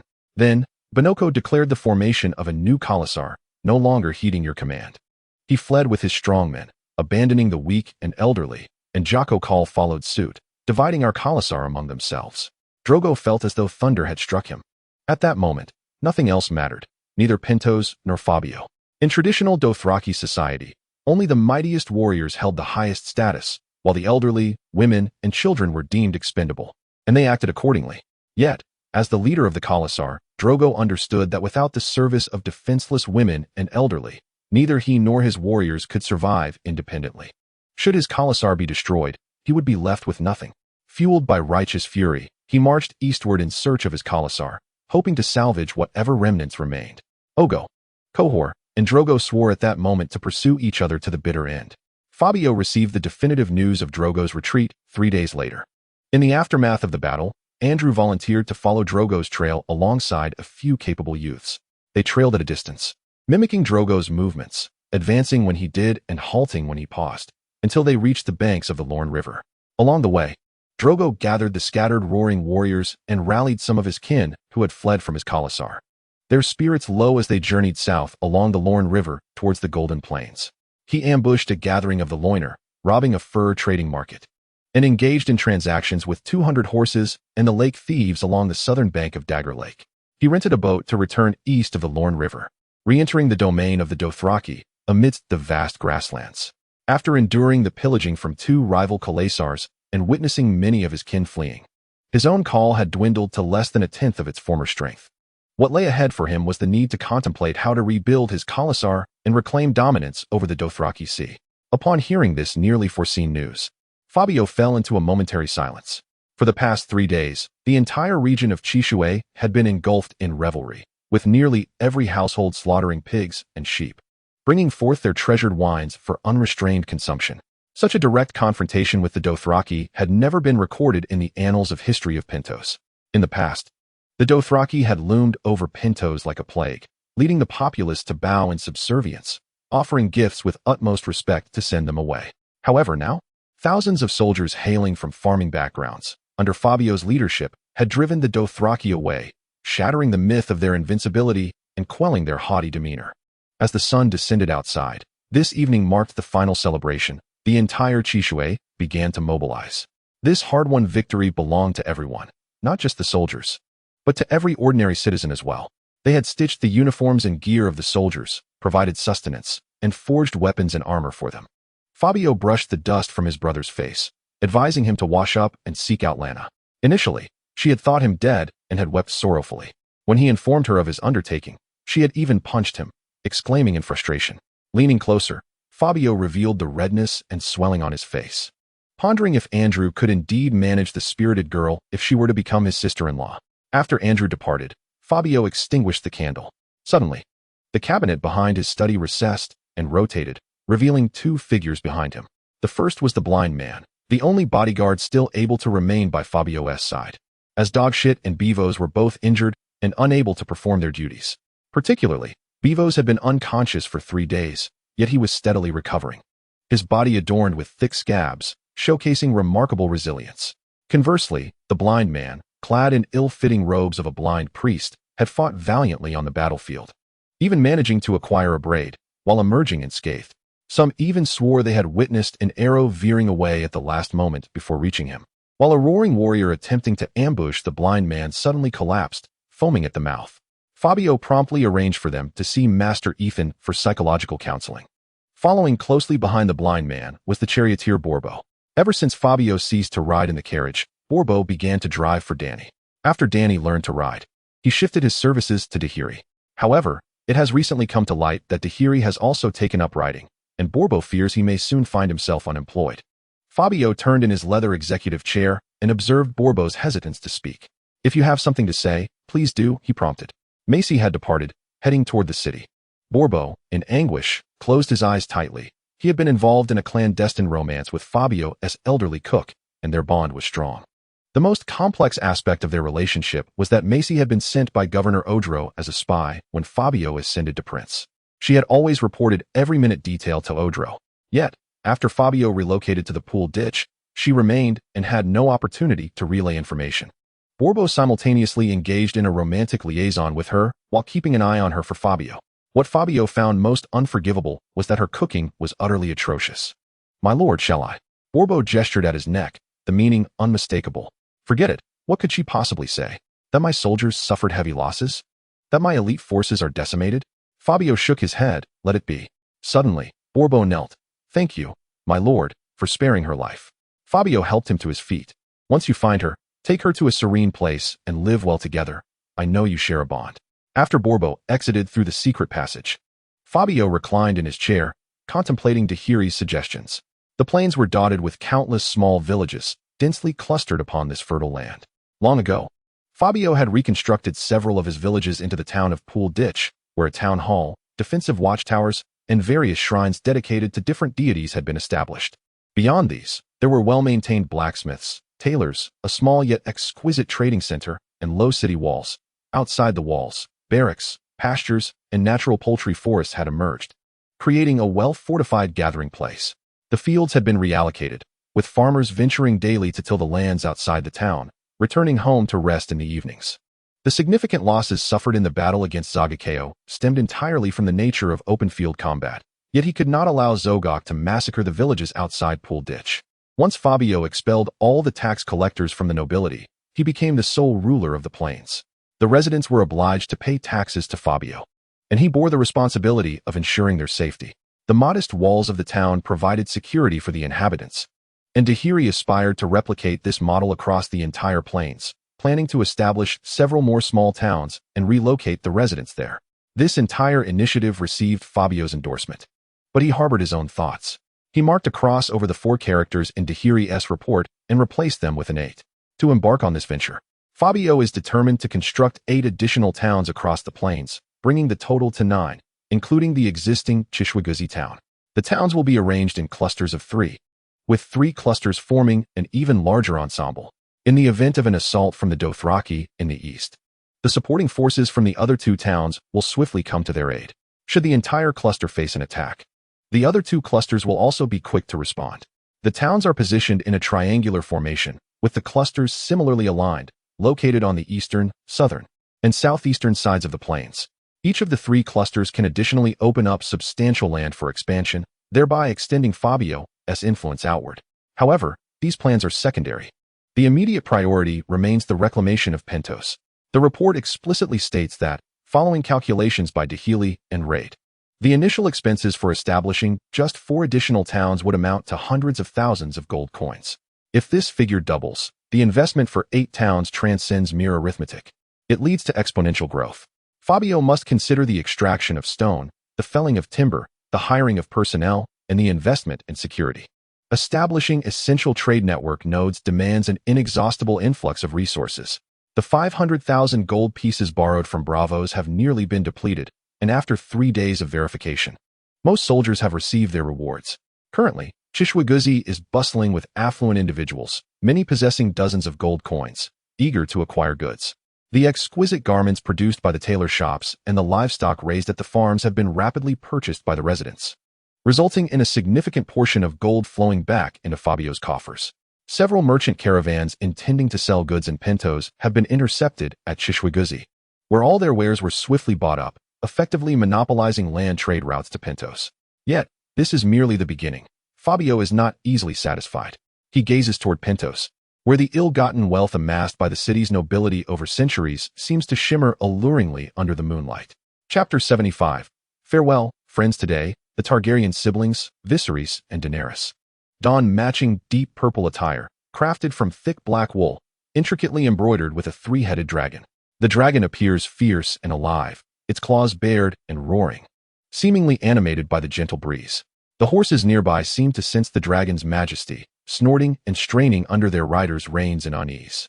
Fabio is the first to ascend the open carriage, taking Daenerys from Viserys' hands. The moment bears a resemblance to a wedding, though it is not quite that. Yet, it is not far removed from such significance. Fabio promises Daenerys that upon his return to the city as the rightful ruler of Pentos, he will honor her with the grandest of ceremonies. Today, Daenerys is radiant, having been attended to by the finest hairstylist in the city, Master Tony. Her hair, softer than moonlight, is elegantly styled into an updo atop her head, exuding the grace of a mature woman. Fabio, with a sly glint in his eyes, seemed to have grown even more imposing. The dragon princess lifted her gaze and gently adjusted Fabio's collar, complimenting him. "Your Majesty looks exceptionally handsome today." "You are mistaken. I am always this handsome," Fabio replied playfully, wrapping his arm around her waist before giving a gentle kick to the carriage, which began to roll forward. Behind them, Viserys rode slowly, flanked by his entourage. After attending the wedding of Fabio and Daenerys, Viserys would embark on his own journey, traveling south along the Rhine River, visiting Volantis before making his way to Meereen. Meereen was the first stop among the many city-states that had emerged from the remnants of Valyrian freehold. He also planned to visit Dorne and Tyrosh, seeking the tales of the ancient dragon lords. Only a fortnight had passed since the Noble Alliance's skirmishes. Yet Viserys found himself surrounded by 100 followers, most of whom were mercenaries hailing from Westeros. Among them was a captain named Erwin, leading the Free Wings mercenary company that had defected to him after suffering 2 defeats at the hands of Fabio. Thus, Viserys took on the new captain of Free Wings, determined to carve out a legacy in Essos and let the wings of dragons soar. As the carriage turned out of the alley and onto the cobblestone streets of the town, many residents awaited along the sides. As Fabio had already announced his inspection of the territory, the men raised their goblets in salute, while women shed their usual modesty, donning festive attire to dance arm in arm. The children, filled with delight, were treated to an abundance of delicious grape juice, specially prepared for them by the winery. These little ones, how much could they truly consume? Cries of "Long live Pentos" echoed along the road, growing louder as the townsfolk peeked from their homes, casting flowers into the air, their petals swirling gracefully. Fabio welcomed the floral shower with a smile, while Viserys suddenly exclaimed, "Who the hell threw those roses? They nearly struck me." With 2 consecutive victories, having repelled the once mighty Dothraki, Fabio's reputation soared. Though he and Viserys were of the same age, Fabio had become a role model for him. Unconsciously, Viserys began to emulate Fabio in all things, even adopting the regal term "Your Majesty" for himself. The open carriage passed several clearings, accepting the fine wines and savored dishes offered by the townsfolk. He even spotted Andrew near a storeroom, sharing a taste of wine with Lana. Upon seeing Fabio's carriage approach, he quietly fell in line behind them. Lana clutched his collar, refusing to let go. "Where are you going? Are you off to find another girl? Come back later if you must, but do not disturb me. Clarify your intentions. If you cannot, do not even think of leaving." Her tone was aggressive. Andrew, infuriated, pried her hands away. "Get lost, you wretched woman." His face instantly turned cold, and the ever-bold Lana stood frozen, watching her beloved recede behind the cart, growing ever more distant until he vanished among the throng. How has he become so undeniably masculine? Lana thought, covering her face and breaking into a foolish grin. It was not only Andrew. All the soldiers scattered throughout the town, celebrating, silently followed behind Fabio's cart as it made its way through the streets. The open carriage resembled a serpentine line of eager followers, with more and more soldiers trailing behind, gradually forming a lengthy procession that wound through the town and eventually exited through the main gate. At this moment, aside from those still nursing wounds in the town, every able-bodied soldier departed, with even some of those less mobile assisted by their comrades. The procession, consisting of thousands, moved in silence, the only sound being their collective breaths. Even Viserys sensed the gravity of the situation, daring not to exhale loudly. The cart finally reached a hillside not far from a lake on the outskirts of town, where graves had already been prepared. A row of corpses, covered in white cloth, awaited burial beside the freshly dug graves. These were the local soldiers from Chishui town, who would be interred in the local cemetery, while soldiers from other villages had already been transported back home, awaiting their burial 3 days later. With 3 days now past, it was time to let them rest. The wind carried a putrid scent, causing discomfort to both Dany and Viserys. Dany stifled her reaction, whereas Viserys retched a few times, the sound painfully jarring amid the silence. Contemplating the brutal realities Vaserus would face as a mercenary leader, Fabio could not help but pray for him. Knowing that such scenes would become a frequent occurrence in his future, the soldiers solemnly lifted the bodies of their fallen comrades and placed them into the graves. At the command of rotten sweet potato, shovels flew, and dirt flew in all directions. They fulfilled their duty. As Fabio had enacted the policy for the care of deceased soldiers' families, ensuring their parents, wives, and children would be properly taken care of, at the very least free from want, with various policies prioritizing their needs. Once the local soldiers were buried, it was time for the innocents. According to the traditions of the innocents, fallen warriors would undergo a collective cremation, interred at the site of their demise. The innocents firmly believed that the Lady of the Spear, whom they worshipped, would bless the land where they had perished after death, ensuring that the soil nourished by their blood would no longer suffer, that there would be no more slaves, and that no boys would endure the torment of being castrated and subjected to brutal training to become innocents, sparing others from similar anguish. Andrew, carrying the purple marigold, walked at the forefront of the procession, gently placing it upon the pyre, treating it as a cherished treasure. Countless torches were cast into the pyre, and the oil-soaked timber ignited swiftly. Fabio stood close enough to feel the last warmth they radiated. Their vigil had come to an end. Yet a new tale was merely beginning. Chapter 76. Mission Impossible. In stark contrast to the order of the pools and ditches, the city of Pentos was in disarray. News of Drogo's destruction of the two easternmost villages spread rapidly, prompting the nobles to rush about, proclaiming that anyone who opposed the aristocracy would meet their demise. When the tidings of Fabio and Drogo's clash reached them, the nobles eagerly declared that the ignorant youth attempting to overturn their dominion would soon perish beneath the hooves of their steeds. Following Drogo's retreat, the nobles exchanged whispers, branding the despicable Fabio as one who had offered a devil to secure a fleeting victory. Eventually, Drogo withdrew entirely to the east of the Lorne River, and the news reached the ears of the common folk, transforming into tales of His Highness thoroughly vanquishing Drogo Cow. This soon morphed into proclamations of the Supreme King of Pentos returning to his loyal subjects in the near future. The nobles were thrown into utter chaos. As the various chieftains convened at the Ascani's estate without yielding a satisfactory conclusion, the head of the Ofu family was the first to depart. Hours later, reports emerged that the Ofu patriarch, accompanied by close relatives, had boarded a cargo ship, preparing to flee to Riss. Numerous minor noble families began to gather their belongings, inquiring about outgoing merchant vessels, readying themselves for escape. Every Pantosian knew what Fabio intended next. He had returned, poised to exact vengeance upon those who had once oppressed him, the nobles and governors alike. Illyrio spent the entire night traversing between noble estates, fervently negotiating with the aristocrats on how to rally their kin and the townsfolk for a resolute defense. In his mind, he envisioned the towering walls of Pentos, which could undoubtedly withstand thousands of watchful soldiers. Yet, the townspeople remained oblivious to the extent of Fabio's casualties, unaware that his entire force comprised over 1,000 capable warriors. Despite the imposing height of Pentos's walls, they were as fragile as paper, having rarely served their purpose. In times past, whenever war threatened Pentos, the nobles would gather funds to avert conflict. However, this time, Fabio sought their lives, though he would certainly demand their wealth as well. The Busk family was the second noble house to prepare for flight. Ignoring the warnings of others, they soon boarded a merchant ship bound for Seagull Town. Shortly thereafter, the few warships remaining in Pentos Bay, like specters, trailed the merchant vessel, encircling it entirely. The members of the Busk family were brutally slaughtered by the sailors who had received orders, their bodies cast into the sea, and all their riches, not yet departed from Pentos Bay, were returned. Observing the terrified faces of the nobles, Faradeo remained composed. Once we leave Pentos, we are nothing. We must hold our ground. Each of you return home and prepare.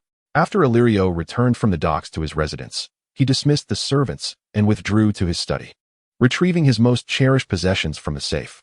Within the confines of the safe lies a preserved hand, an exquisite specimen that, devoid of life, retains an ethereal beauty. This is the hand of Illyrio's second wife, a courtesan from Liss, whom Illyrio, in his youthful folly, fell hopelessly in love with. In response, the former prince wielded his diminishing authority to bar Illyrio from the noble council. Yet, such an edict proved futile. Illyrio, with a decisive vote, nullified the prince's command and shortly thereafter maneuvered to strip the prince of his power altogether. He pressed the preserved hand against his face, relishing the tender sensations it evoked. "I apologize, Sira," he murmured. "You once warned that without restraint, one may encounter a day of reckoning. Your wisdom foresaw it all, yet I shall not yield so easily. Perhaps you are unaware, but in my youth, I was the most esteemed assassin in Pentos. From the depths of the safe, he retrieved a vial of oil, delicately unveiling a slender sword ensconced within the viscous substance, his fingers, now ringless and plump, gently grasping the hilt. Ah, old friend, we meet again. In the governor's residence, Lord Odro was engaged in dual preparations, dispatching servants to fortify the city walls while directing maidens to pack their belongings in readiness for flight. His intention was to embark on a vessel to King's Landing, seeking an opportunity to reach Loras. Should circumstances prove irretrievable, he would not passively await his demise. He had several trusted allies in Loras, and under their influence, securing a position within the governor's council should not prove overly difficult, though it lacked the current grandeur. It would suffice. One maid, somewhat sluggish in her movements, ignited Odro's fury, prompting him to lash out with his whip. After several strikes, he was obstructed by his own cowardly son, who shielded the maid with his body. Father, please, cease this. Listen to my counsel, he pleaded, kneeling before him, nursing his wounds. Let her go. Fabio is not a cruel man. I know him well, as long as we support his cause. Seeing his son in such a state incensed Odro further. I cannot manage Fabio, yet I cannot manage you? He bellowed, kicking his son to the ground. You know nothing. You once claimed he was merely indulging his rebellious whims, lacking any real capability. At that moment, the steward approached him. My lord, Lady Orange has arrived. This revelation surprised Odro. Orange was a spy he had once placed beside Fabio, serving a role akin to that of the cook, Mycia. However, since aligning with Fabio, she had divulged no information, and Odro's memory of her had begun to fade. It was a pity for her tongue. He found himself nostalgic for it. Orange awaited at the back entrance of the estate, her hands trembling slightly. Approximately an hour prior, she had caught up with Mycia, who had departed earlier. Both women clandestinely served Odro, thus were aware of one another's identities. Orange falsely claimed to be acting on Fabio's behalf, having pilfered 86 from the stables, swiftly pursuing Mycia, who rode upon a donkey. Macy exhaled in relief upon seeing her. I was afraid it was pursuers. No, they are all in the dark. Slowly, Orange approached Macy and drew forth a concealed dagger, plunging it into her heart with a decisive and clean strike, ending her life. In the moments of waiting for a summons, a torrent of painful memories overwhelmed her. Years ago, Orange had accompanied her father into the city, where they worked in the estate of Governor Odro. Her father would come to serve a few days of labor each month, and Orange would play in the city, spending the nights in the servants' quarters. Her earliest recollection of Governor Odro was of a kind-faced gentleman, but she could not recall when it began that he frequently took her to his bed to toy with her at will. As she matured and became aware of these matters, she was fortunate that Odro had long since lost his virility and never took that final step. Because of this relationship, Odro lavished wealth upon Orange's family, elevating them to a position of status among self-sufficient farmers in their village. This situation persisted under her parents' timidity until she became a lady of the new year, sent to serve the prince in his palace. Chapter 77. A great undertaking. When Orange entered the study, Odro was engaged in conversation with several of his trusted confidants. Upon seeing her graceful figure, he dismissed them. Child, I have heard that your parents perished in the chaos of war. I am truly sorry. Your father was a good man, and I was fortunate to have his service, Odro said, shedding his usual stern demeanor to adopt a kind and gentle expression. Yes, thank you, my lord, Orange replied, unsure of what to say. If only it weren't for Fabio, your parents and brothers would not have met such a fate, he continued. Orange maintained a composed demeanor. Yes, my lord, you are right.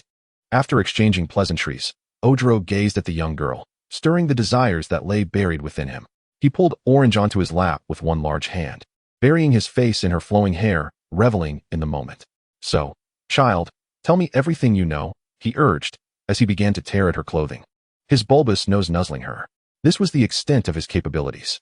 Orange concealed her inner desolation and the fear of the impending darkness, managing a shy and subtle smile, which was Odro's favorite expression.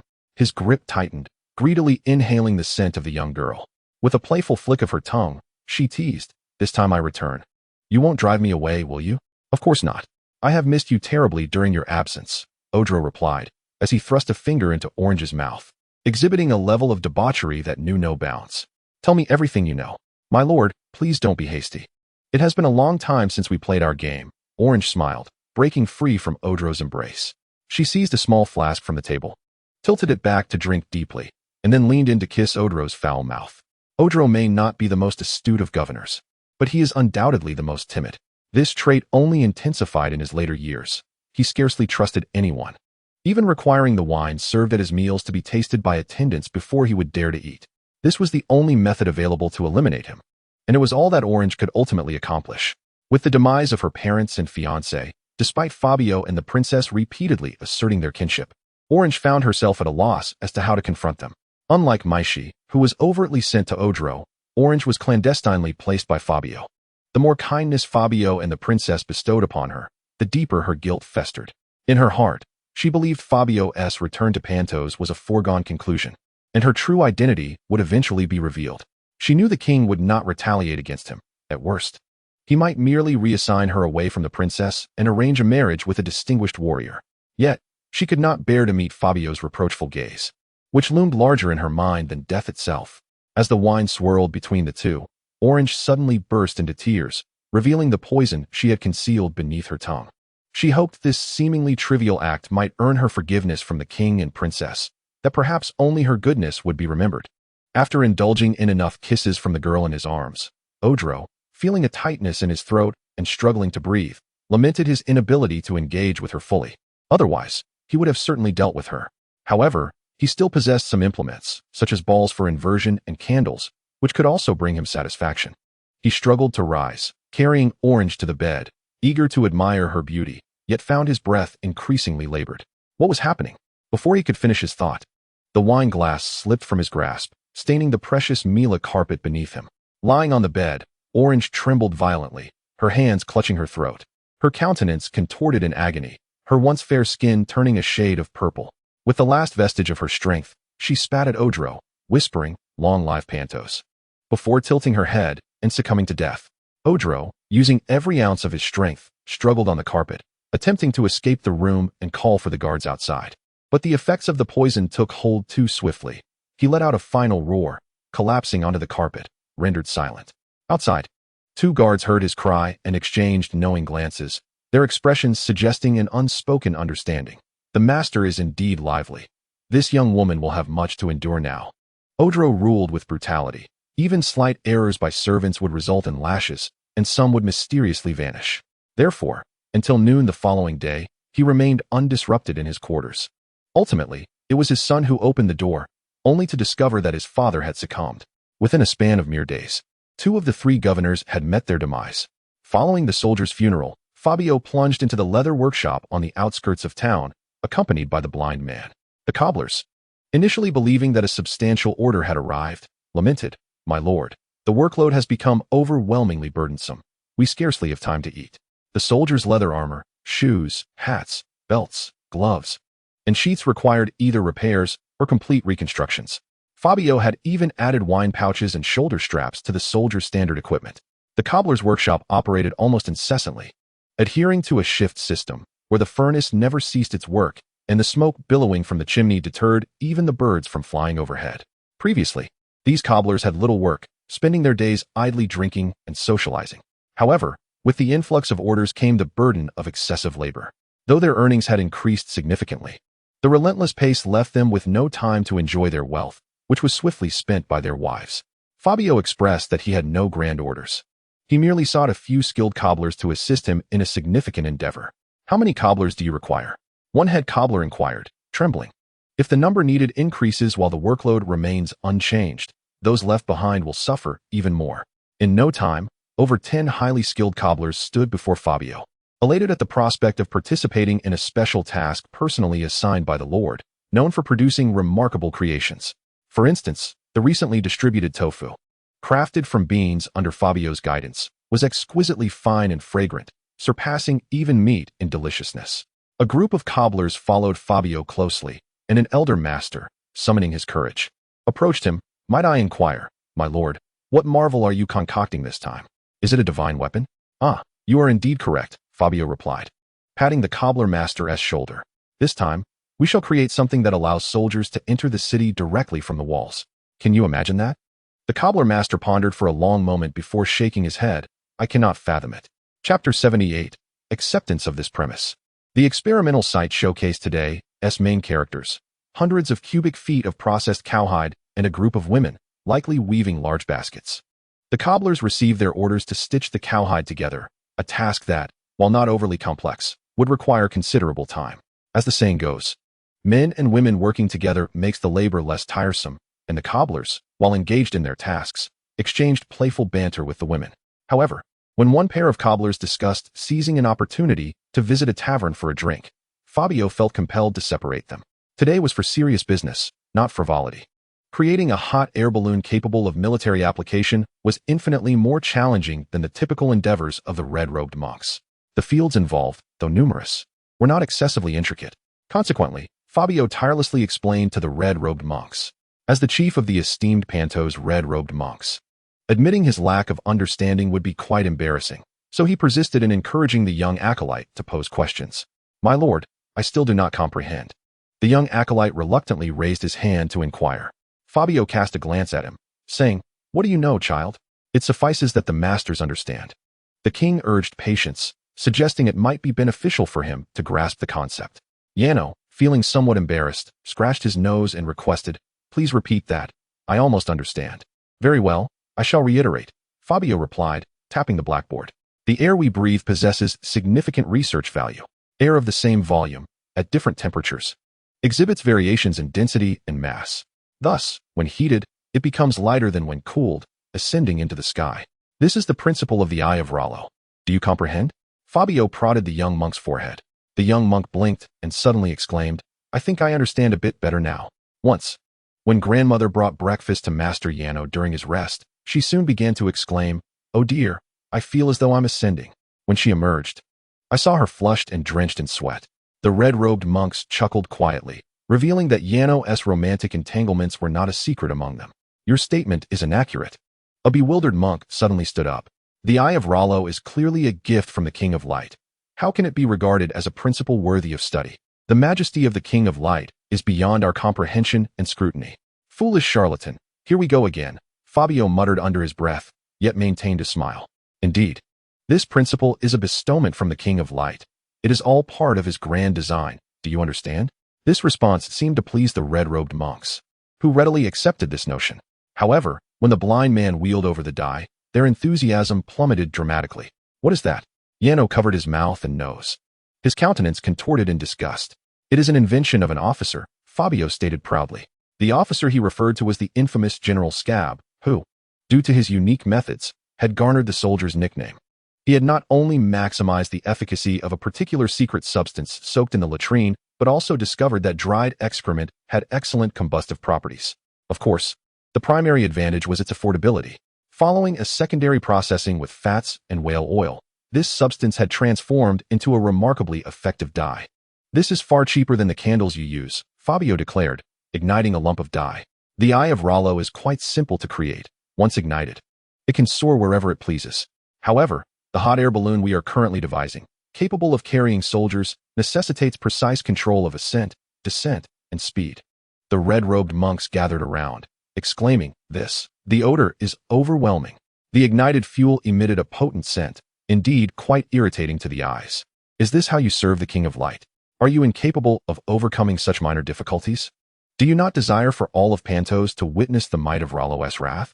Indeed, in order to ensure that the red-robed monks willingly serve him, Fabio named his first hot air balloon the Wrath of Laro. Although the second balloon has yet to be constructed, the naming rights have already been sold, with the owner of the Three Little Ducks Tavern winning the honor and naming it the Three Little Ducks Tavern, daughter awaiting a suitor. Fabio and the red-robed monks spent considerable time studying the control of flames, becoming quite adept at handling fire, which they had long been accustomed to.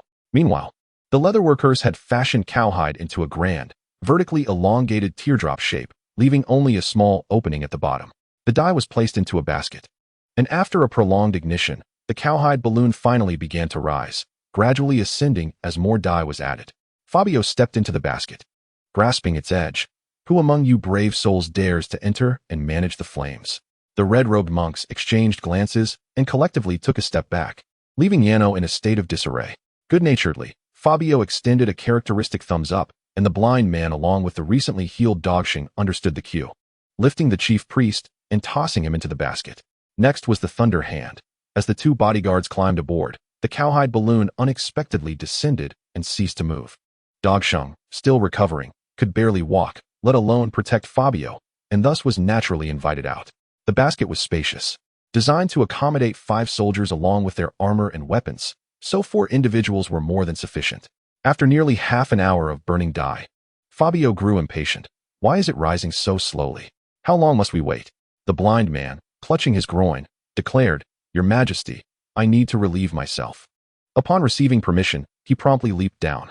Indeed, after burning for half an hour, the basket had barely lifted off the ground to a height of 1 person.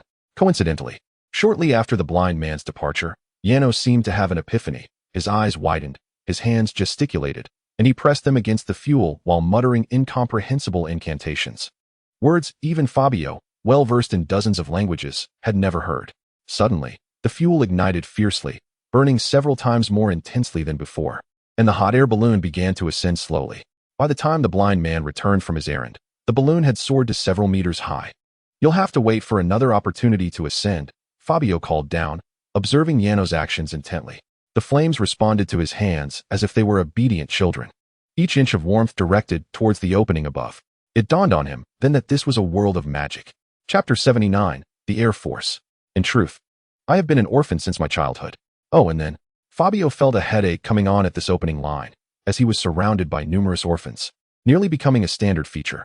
After demonstrating what seemed to be a spell for most of the day, Yano collapsed in the basket, taking a sip of fire milk to recover. The fire milk is exceedingly potent. Ordinary individuals use it to treat wounds, yet Arno dares to consume it, which is indeed an eye-opener. I have labored since childhood in the Red Temple of Volantis, and upon maturing, my prowess in cooking steak caught the attention of Master Beniro, who took me as a disciple in the secret chamber and imparted to me a modicum of spells. This may seem unrelated, leaving Fabio perplexed, while Thunderhand, in a fit of excitement, inquired if the Red Temple of Volantis is a culinary school. Arno shook his head. No, you fail to comprehend. The hierarchy among the red-robed monks is determined by one's ability to control fire. Culinary arts are paramount within our studies. The degree to which a steak is cooked, whether it meets the requisite standards, is the foremost criterion for advancement. My lord, do you yearn for this power? Do you desire the blessings of the Lord of Light? Arno continued to instill in Fabio the faith of Laro. Were it an ordinary person inquiring, Arno would have disregarded them entirely, for this was a secret among the red-robed monks. However, Fabio's status was exceptional. He had the privilege of conducting the fiery baptism for the Lord of Pentos, thus becoming a fervent devotee of the Lord of Light, which was a significant accomplishment. Fabio, filled with excitement, grasped Arno's hand. That, when you have time. Could you use that technique to prepare me a quick steak to taste? I want to eat too. I want to eat. Thunderhand chimed in eagerly. The fuel burned steadily, and the basket was just high enough to avoid being snagged by branches. The wind was gentle today, allowing the hot air balloon to drift serenely over Fabio's domain. Farmers were already tilling the fields. Upon seeing this massive object floating by, they dropped to their knees in worship, murmuring incantations. Some timid children even scattered in fright, believing a monstrous beast had descended. Although the hot air balloon floated not high, it offered a broad vista, allowing Fabio to observe his various workshops engaged in crafting tools and equipment. The wisps of smoke from farmhouses mingled with the bustling sounds of the town, creating a sense of contentment. Horse-drawn carts laden with timber and stone traversed the roads, preparing to lay foundations in several newly established towns. In summary, the situation was not merely good but exceedingly prosperous. In the eastern outskirts of the pond town, soldiers were training in formation. Andrew, having been promoted by his fellow soldiers, temporarily assumed the role of acting captain, replacing the purple-mottled one. Should all proceed without incident, he would become the youngest major and officer upon capturing Pentos City. This lad appeared quite adept at his military duties, leading the newly recruited soldiers. He had them fervently hack at wooden dummies. After vanquishing the enemies, he raised his sword and roared, prompting the new recruits to echo their commander. This training was tailored for newcomers, enabling them to integrate swiftly into their new collective, and it seemed to be yielding excellent results. At the moment Andrew glanced up and beheld the flying hot air balloon, he felt his legs weaken momentarily, and panic washed over him. He immediately dashed towards the shooting range, seizing a longbow from a soldier and knocking an arrow to shoot.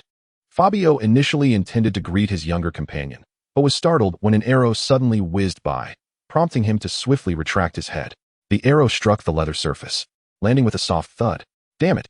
exclaimed Fabio, a wave of panic washing over him as he clutched the basket, cursing the mishap. While the damage to the hot air balloon was regrettable, he was far more concerned about his handsome visage and meticulously styled hair. In the culture of Gavaleria, a flamboyant hairstyle signified high status. The more extravagant, the more impressive. Fabio, with his vibrantly dyed hair, dedicated considerable effort to its upkeep. The daily ritual of washing his hair required several attendants, as he reclined on a plush couch, while bodyguards took turns applying tree sap for cleansing, followed by multiple rinses amidst billowing steam that resembled a scene from a slaughterhouse. He had endured enough. He had been patient for too long. When the moment was right, he would cut his hair, relinquishing the need for such ostentation to maintain his authority. His name alone would suffice. Upon seeing his brother's face emerge from the basket, Andrew quickly concealed his bow behind his back. "How did you manage to fly?" he inquired. "This is a secret weapon, my friend. Just wait, soon you will join me." The hot air balloon descended near a farmhouse, where a startled farmer's wife stood in her yard, clutching a weaving needle, wide-eyed as several figures emerged from the basket, causing her to collapse in fear. Disturbing the lady, Fabio greeted her. "Could you kindly fetch a ladder for me?" Meanwhile, a ragged sweet potato, along with guards, awaited to assist him. Fabio mounted his new steed, and they galloped towards the Air Force training camp.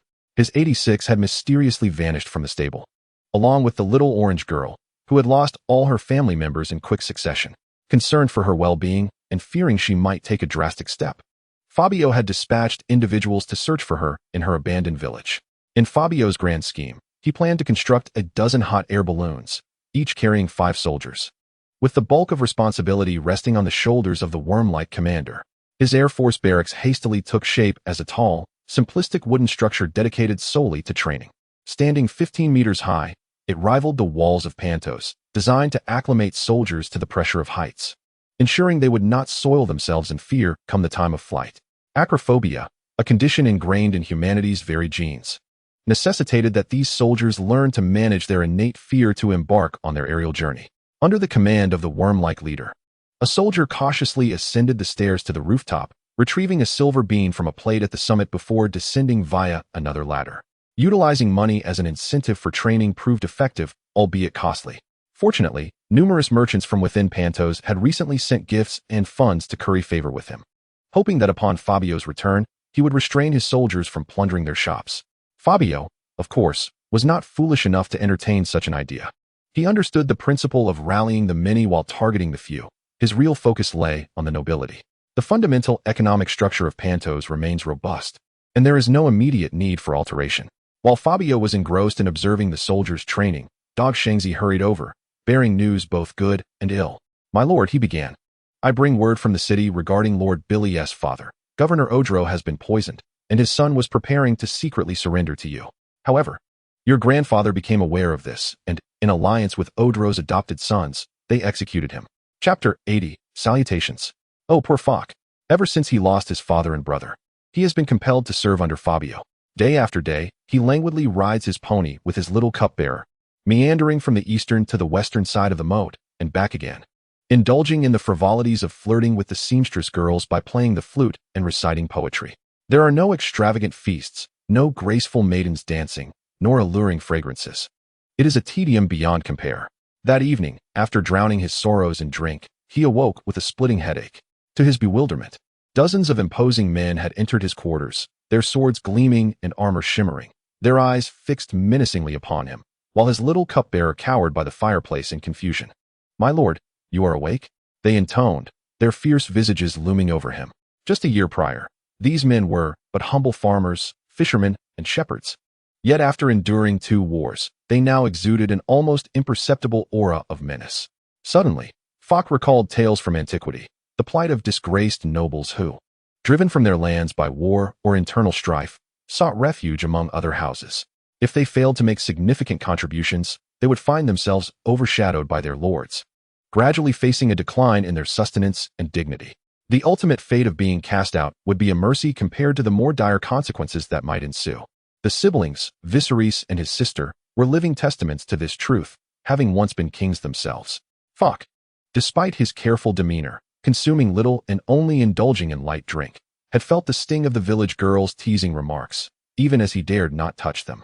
Could it be that Fabio could no longer tolerate his presence so swiftly? They had once been friends. With a pang of sorrow, Fock pleaded, "Do not kill me. Do not kill me. I shall leave, if that is what you wish." The leading officer stood at attention and saluted. "What are you saying, my lord?" "It is the king who has invited you to the oath-taking ceremony." His despair transformed into elation. Falk felt elated. "Did you just call me what? My lord governor?" "Indeed. There is no mistake. You are henceforth one of the 3 governors of Pentos, directly under the king's personal command. Surely, you would not wish to decline such a favor?" This officer had recently been promoted after undergoing rigorous education in literacy, military tactics, correspondence, and weaponry. Since joining the army, his life had undergone a dramatic transformation. He comprehended how this life of abundance was earned and understood the dignity that must be fought for. Once regarded with disdain by his mother-in-law, she now refers to him affectionately as a worthy son-in-law, which brings him a sense of pride. It is fair to say that assigning such a loyal officer to the side of Fook is the most reassuring decision for Fabio. A governor without personal soldiers is not only inappropriate, but also disconcerting. Despite their friendship, caution must prevail in matters of interest. Since arriving in this world, Fabio has vowed to reclaim the true power of the King of Pentos. His endeavors are nearing success, with only the thin walls of Pentos standing in his way. Though he has contemplated abolishing the position of trade governor entirely, Pentos, as a trading city-state, serves as a crucial nexus between Westeros and Essos, facilitating the exchange and transit of countless goods. Eventually, he must set foot on that land. Without a few individuals dedicated to overseeing the trade here, he would feel as if he were blindfolded. Fabio does not believe he possesses the stamina to manage everything alone. Rather than amassing wealth, he prefers to spend it. Even if the governorship were to be dissolved, other titles would inevitably replace it. His goal is to ensure that the new governor remains loyal to him, posing no threat. The capabilities of the governor are inconsequential. Fabio's plan is to promote talented individuals of humble origins to carry out the duties, while the governors merely need to hold nominal authority. As for the governors themselves, they may indulge in leisure and revelry. He would not allow his friends to suffer. The site of the oath-taking ceremony is the very battlefield where he once clashed with the noble coalition. It has since been refurbished, revealing the remnants of arrows embedded deep in the earth. Thousands of soldiers have been mobilized, standing together in tight formation, exuding an air of authority that commands attention in Essos. Fook arrives at a leisurely pace and just in time to witness Professor Tony being called to the stage. The nobles of Pentos exhibit the typical vices of traditional aristocracy, eschewing labor and production, regarding any hindrance to productivity as a mark of nobility. This is exemplified by their loose robes and flamboyant hairstyles resembling sweeping brooms. The soldiers, in preparation for battle, have all shaved their heads, and today Fabio aims to bolster their morale further. Professor Tony, clutching scissors and a razor, appears apprehensive. "My king, please reconsider. Enough of your hesitation. Proceed swiftly." Fabio responds impatiently, as he has long been troubled by this hairstyle, which forces him to walk with his neck held high, as his once resplendent locks fall gracefully to the ground. A blind man holds up a bronze mirror before him. After a moment's contemplation, Fabio feels a sense of satisfaction. True handsomeness requires no embellishment of hairstyle. It manifests in any context, exuding an irresistible charm that captivates and astounds. Some soldiers' wives were also invited to participate in the oath-taking ceremony. Upon witnessing Fabio's new appearance, they erupted in commotion, with Ryder's fiancée being the most vociferous, even fainting into the arms of a nearby woman. Her reaction seemed excessively dramatic, leading Fabio to suspect whether she had received some form of compensation. He rose sharply, donned his helmet, and surveyed his soldiers. Well-armed and fully armored, they formed an unparalleled army, each equipped even with a nail clipper. In addition to their standard gear, the soldiers wore capes emblazoned with a thumbs up. Fabio slowly extended his arm and raised his thumb. "By making this gesture, I signify that you are truly ready.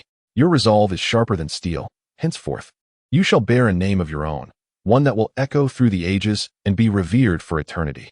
He handed a grand banner to a soldier nicknamed Rotten Sweet Potato, which displayed a thumbs up. Together with several officer representatives, they unfurled the flag, the emblem soaring high in the air. "From this day forth, you shall be known as the Iron Legion." The soldiers erupted in excitement, raising their weapons and chanting, "Iron Legion! Iron Legion!" The morale was palpable. Fabio drew his sword and pointed westward. "Our target is Pentos, my comrades. Forward." Chapter 81. Pentos, your king has returned. Aside from Fabio himself, it is likely that no one anticipated his return to Pentos in such a manner. Even before the soldiers set out, news of Fabio's impending assault had already reached the city of Pentos. Unlike the previous skirmish, this time the nobles truly felt the approach of danger, and tension enveloped the entire city.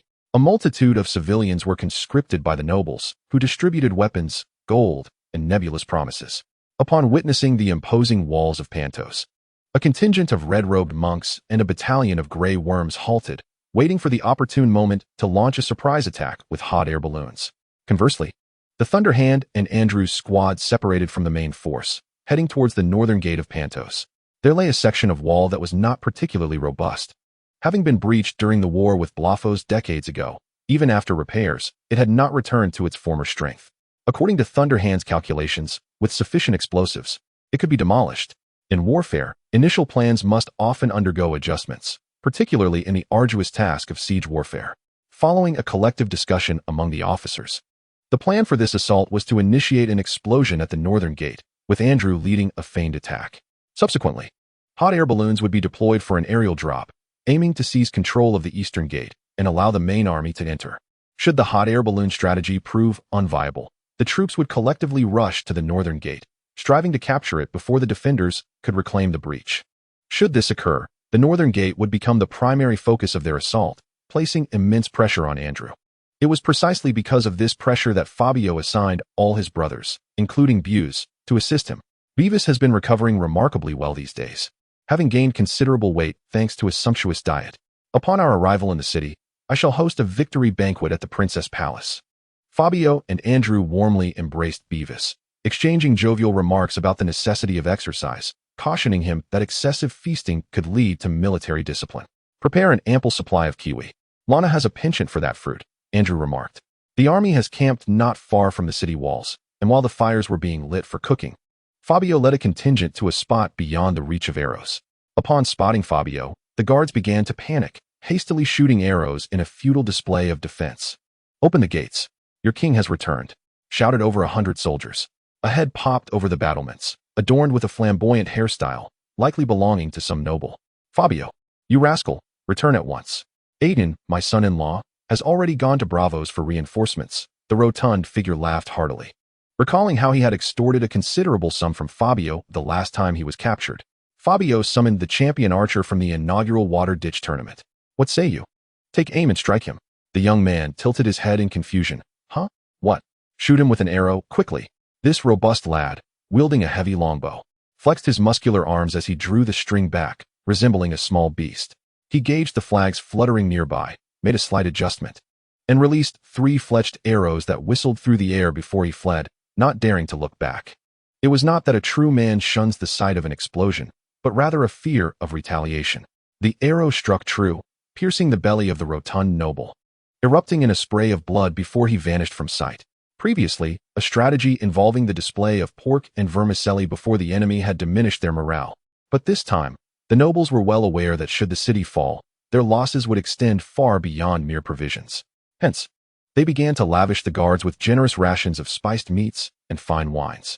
Rotten sweet potatoes were sent to the city gates to hurl insults, uttering every derogatory term imaginable, with all governors and nobles being fair game, their jeers audible from a distance. One soldier, caught up in the fervor, insulted the offspring of Faramir, prompting Fabio to summon bodyguards. The blind man joined the balloon squad, while Beavis aligned himself with the demolition team, leaving only him capable of standing. Why am I being dragged into this? They should mind their words. It is estimated that the hot air balloons will reach Pentos in approximately 1 hour, and once the balloons are spotted, the explosives from Thunderhand must be detonated simultaneously, necessitating swift communication. Moreover, the ascent of the balloons relies on favorable winds. Thus, without such conditions, the battle cannot commence. The slums outside the city were dismantled long ago by the nobles, who drove the impoverished into the heart of the city, leaving not a single soul at Fabio's disposal. Pentos, undaunted by the temporary influx of people, understood that ensnaring the nobles through hunger was an impossibility, with a grand port at his disposal. He could readily procure provisions from King's Landing, Seagull Town, Bravos, and Myrene. Thus, the danger of food scarcity loomed over Fabio, who yearned for a swift resolution to the conflict. During this time, the Targaryen brothers, along with their mother and several soldiers' families, arrived at the front lines. While it was acceptable for Viserys to be present, Fabio reproached the 2 women for not remaining in the safety of the pool while awaiting his good news. "I worry about you all in this crowded place," he remarked, while Daenerys, feeling shy, refrained from embracing him, opting instead to discreetly squeeze his hand. I have brought some delightful treats," their mother called out to the women accompanying her, distributing the delicacies among the officers. The Unsullied appeared particularly fond of sweets, especially the sweet potatoes, leaving their faces smeared with yellow flour. Observing this scene, Fabio felt it prudent to select a few soldiers to share the sweet potatoes and assigned a captain to safeguard the two women he cherished most. Oh, women can be quite troublesome. Viserys, however, had other intentions. He straightforwardly demanded money from Fabio. "Why should I give you money? You have food and drink. Am I treating you unfairly?" "No, it is not the money I seek for myself," Viserys replied, casting a glance at the mercenaries of the Free Wings. "I wish to contribute to this battle, so please hire us and provide a commission." He adapted to the role rather swiftly, truly believing himself to be a mercenary leader. "Well then, if this lot doesn't add to my troubles, I suppose I can manage," Fabio grumbled before reluctantly signing a hiring agreement. Viserys scrutinized the document for some time before muttering, 500 gold pieces? Is that not rather meager?" "Not at all. I have defeated this mercenary group twice, and they number merely around 100. 500 gold is a friendly price," Fabio asserted, his reasoning both sound and persuasive. Viserys tucked the agreement into his cloak and extended his hand. "Now, where's the money?" "Money? You'll have to wait until the battle concludes," Fabio replied. Chapter 82. The prelude to the civil war in Pentos. Fabio was roused from his slumber by a firm kick. The first sight that met his eyes was the flushed face of Sweet Potato, who exclaimed, "You were sleeping here while the wind picked up." Fabio understood the implication. The west wind had indeed arisen, neither too strong nor too weak, and under such wind conditions, the hot air balloon would perform optimally. As he donned his attire and made his way outside the tent, he inquired, "Have they been notified?" The large thumb flag outside fluttered in the wind, rustling vigorously, and it seemed the wind had intensified. Sweet Potato nodded. "They have been informed. By now, the Grey Worms have likely received their orders." The two then gazed eastward, but the sky remained devoid of any signs. Previously, they, along with the officers, deliberated whether to launch their assault during the day or under the cloak of night, with the majority concurring that nighttime would be more opportune. After months of nourishment, nearly all the soldiers could see clearly in the dark. This was no trivial matter. It necessitated a long-term regimen of nutritious meals, representing a considerable expenditure. Now, in the few hours preceding dawn, when slumber enveloped the world, the timing was indeed fortuitous. All officers received the command to prepare for battle, to evade detection by the sentinels atop the walls. The soldiers cautiously navigated around the flickering bonfires that burned throughout the night, donning their armor and distributing weaponry in the shadows, while nibbling on their frigid rations. Approximately half an hour later, clusters of flames began to drift in from the eastern horizon, the glow emanating from the fuel of the hot air balloons. Yet, there was still silence atop the battlements, where a few night watch guards ambled about with torches, yawning and leaning against the parapets, seemingly engrossed in idle chatter. It was only when the hot air balloon hovered nearly overhead that the guards appeared to sense something amiss, pointing and murmuring at the flickering flames that approached. As the entire silhouette of the hot air balloon became discernible, the guards finally grasped the gravity of the situation. The bells atop the walls began to toll, and a sparse volley of arrows was feebly launched at the balloon, but to no avail. Recognizing that the guards had become aware of their presence, the commanding officer issued the signal, and the soldiers commenced their advance towards the base of the walls, while siege engines were rolled forth from the encampment. Regardless of whether the plan for the hot air balloon to land at the city gate would succeed, it was imperative to provide an opportunity for the others beforehand. Leading the charge was the formidable commander, whose soldiers bore the siege ladders and began their ascent. Just as the first soldier was about to scale the wall, a stone plummeted down, sending him and those below crashing to the ground. The defenders atop the walls were insufficient in number, momentarily unsure whether to retaliate against the besieging soldiers or to target the hot air balloon. As reinforcements gradually arrived on the battlements, a thunderous explosion suddenly resonated from the north of Pentos, indicating that the explosive expert had ignited his prized device. Fabio turned to observe as the cavalry, responding to the sound of detonation, galloped towards the northern gate. The guards, already disoriented by the surprise attack, descended further into chaos. Just as Fabio anticipated their continued bewilderment, the linchpin of the defenders arrived. Your grandfather, Dog Shanksi, pointed at the walls and shouted. Fabio glared at him in anger. It's that old eel, Dog Shanksi. He quickly corrected himself. Fabio nodded in satisfaction. According to their prior training, the hot air balloon was to descend immediately after crossing the walls. However, as he surveyed the scene, he noted that the last balloon had only just begun its descent. Fabio, using his thumb to measure the distance, recalled the layout of the eastern gate and deduced that the balloon would likely not reach the city gate. He comprehended that the wind today was exceedingly fierce, completely unanticipated. Tahiri also noticed the elderly man clutching Fabio's sleeve tightly. What shall we do? Should we execute your so-called second plan? The siege had just reached the gates of Pentos, where over a dozen robust soldiers were bewilderedly pushing the siege engine, concealed beneath leather tarpaulins. The defenders atop the walls, under the command of Fabio, unleashed a continuous barrage of flaming arrows and boiling oil, resulting in casualties among Fabio's men every moment. Old fool, once I bring it down, I won't play with you. Fabio spat vehemently towards the sky. The soldiers were falling, each one a precious creation of gold and flesh. No one felt the pain more profoundly than Fabio. Yet he knew panic was not an option at this moment. Through meticulous reconnaissance, it was ascertained that a dash from the east gate to the north gate would take approximately 20 minutes, with an additional 10 minutes for the night and another 10 for the troop formation, totaling around 40 minutes to reach the north gate. Presently, about 10 minutes had elapsed since the cavalry's departure, indicating they would likely arrive at the north gate in half an hour. Once the Thunder Hand breached a gap in the north gate, Fabio and the other noble leaders would undoubtedly dispatch personnel to investigate. They might even engage in combat. With only a little over 100 men comprising the Thunder Hand and Andrew's soldiers, they needed to hold out until the cavalry's reinforcement arrived. If they could prolong their defense here for a while longer, the pressure on the north gate would diminish. Fabio promptly retrieved an hourglass from the pile of supplies, intently monitoring it. Once the sand had fully drained, the assault on the east gate would cease, allowing everyone to shift to the north gate and surge through the breach.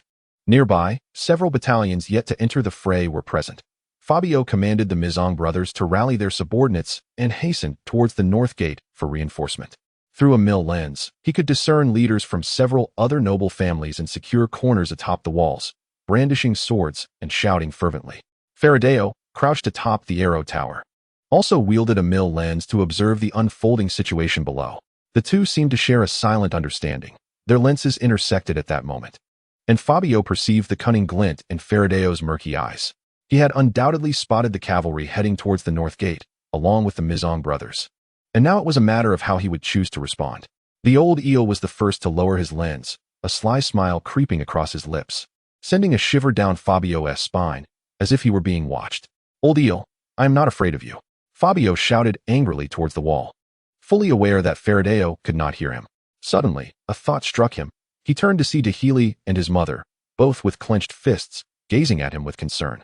You too, leave this place, evacuate immediately, it is far too perilous here. Fabio furrowed his brow. Tahili, you must accompany them. Viserys, ensure the mercenaries protect them throughout. What right do you have to command me? The long-awaited fury of the true dragon, Viserion, was on the verge of manifesting once more. However, Fabio's thunderous voice interrupted, declaring, You are no longer a king. You are the leader of a mercenary band. Execute the orders immediately, Commander.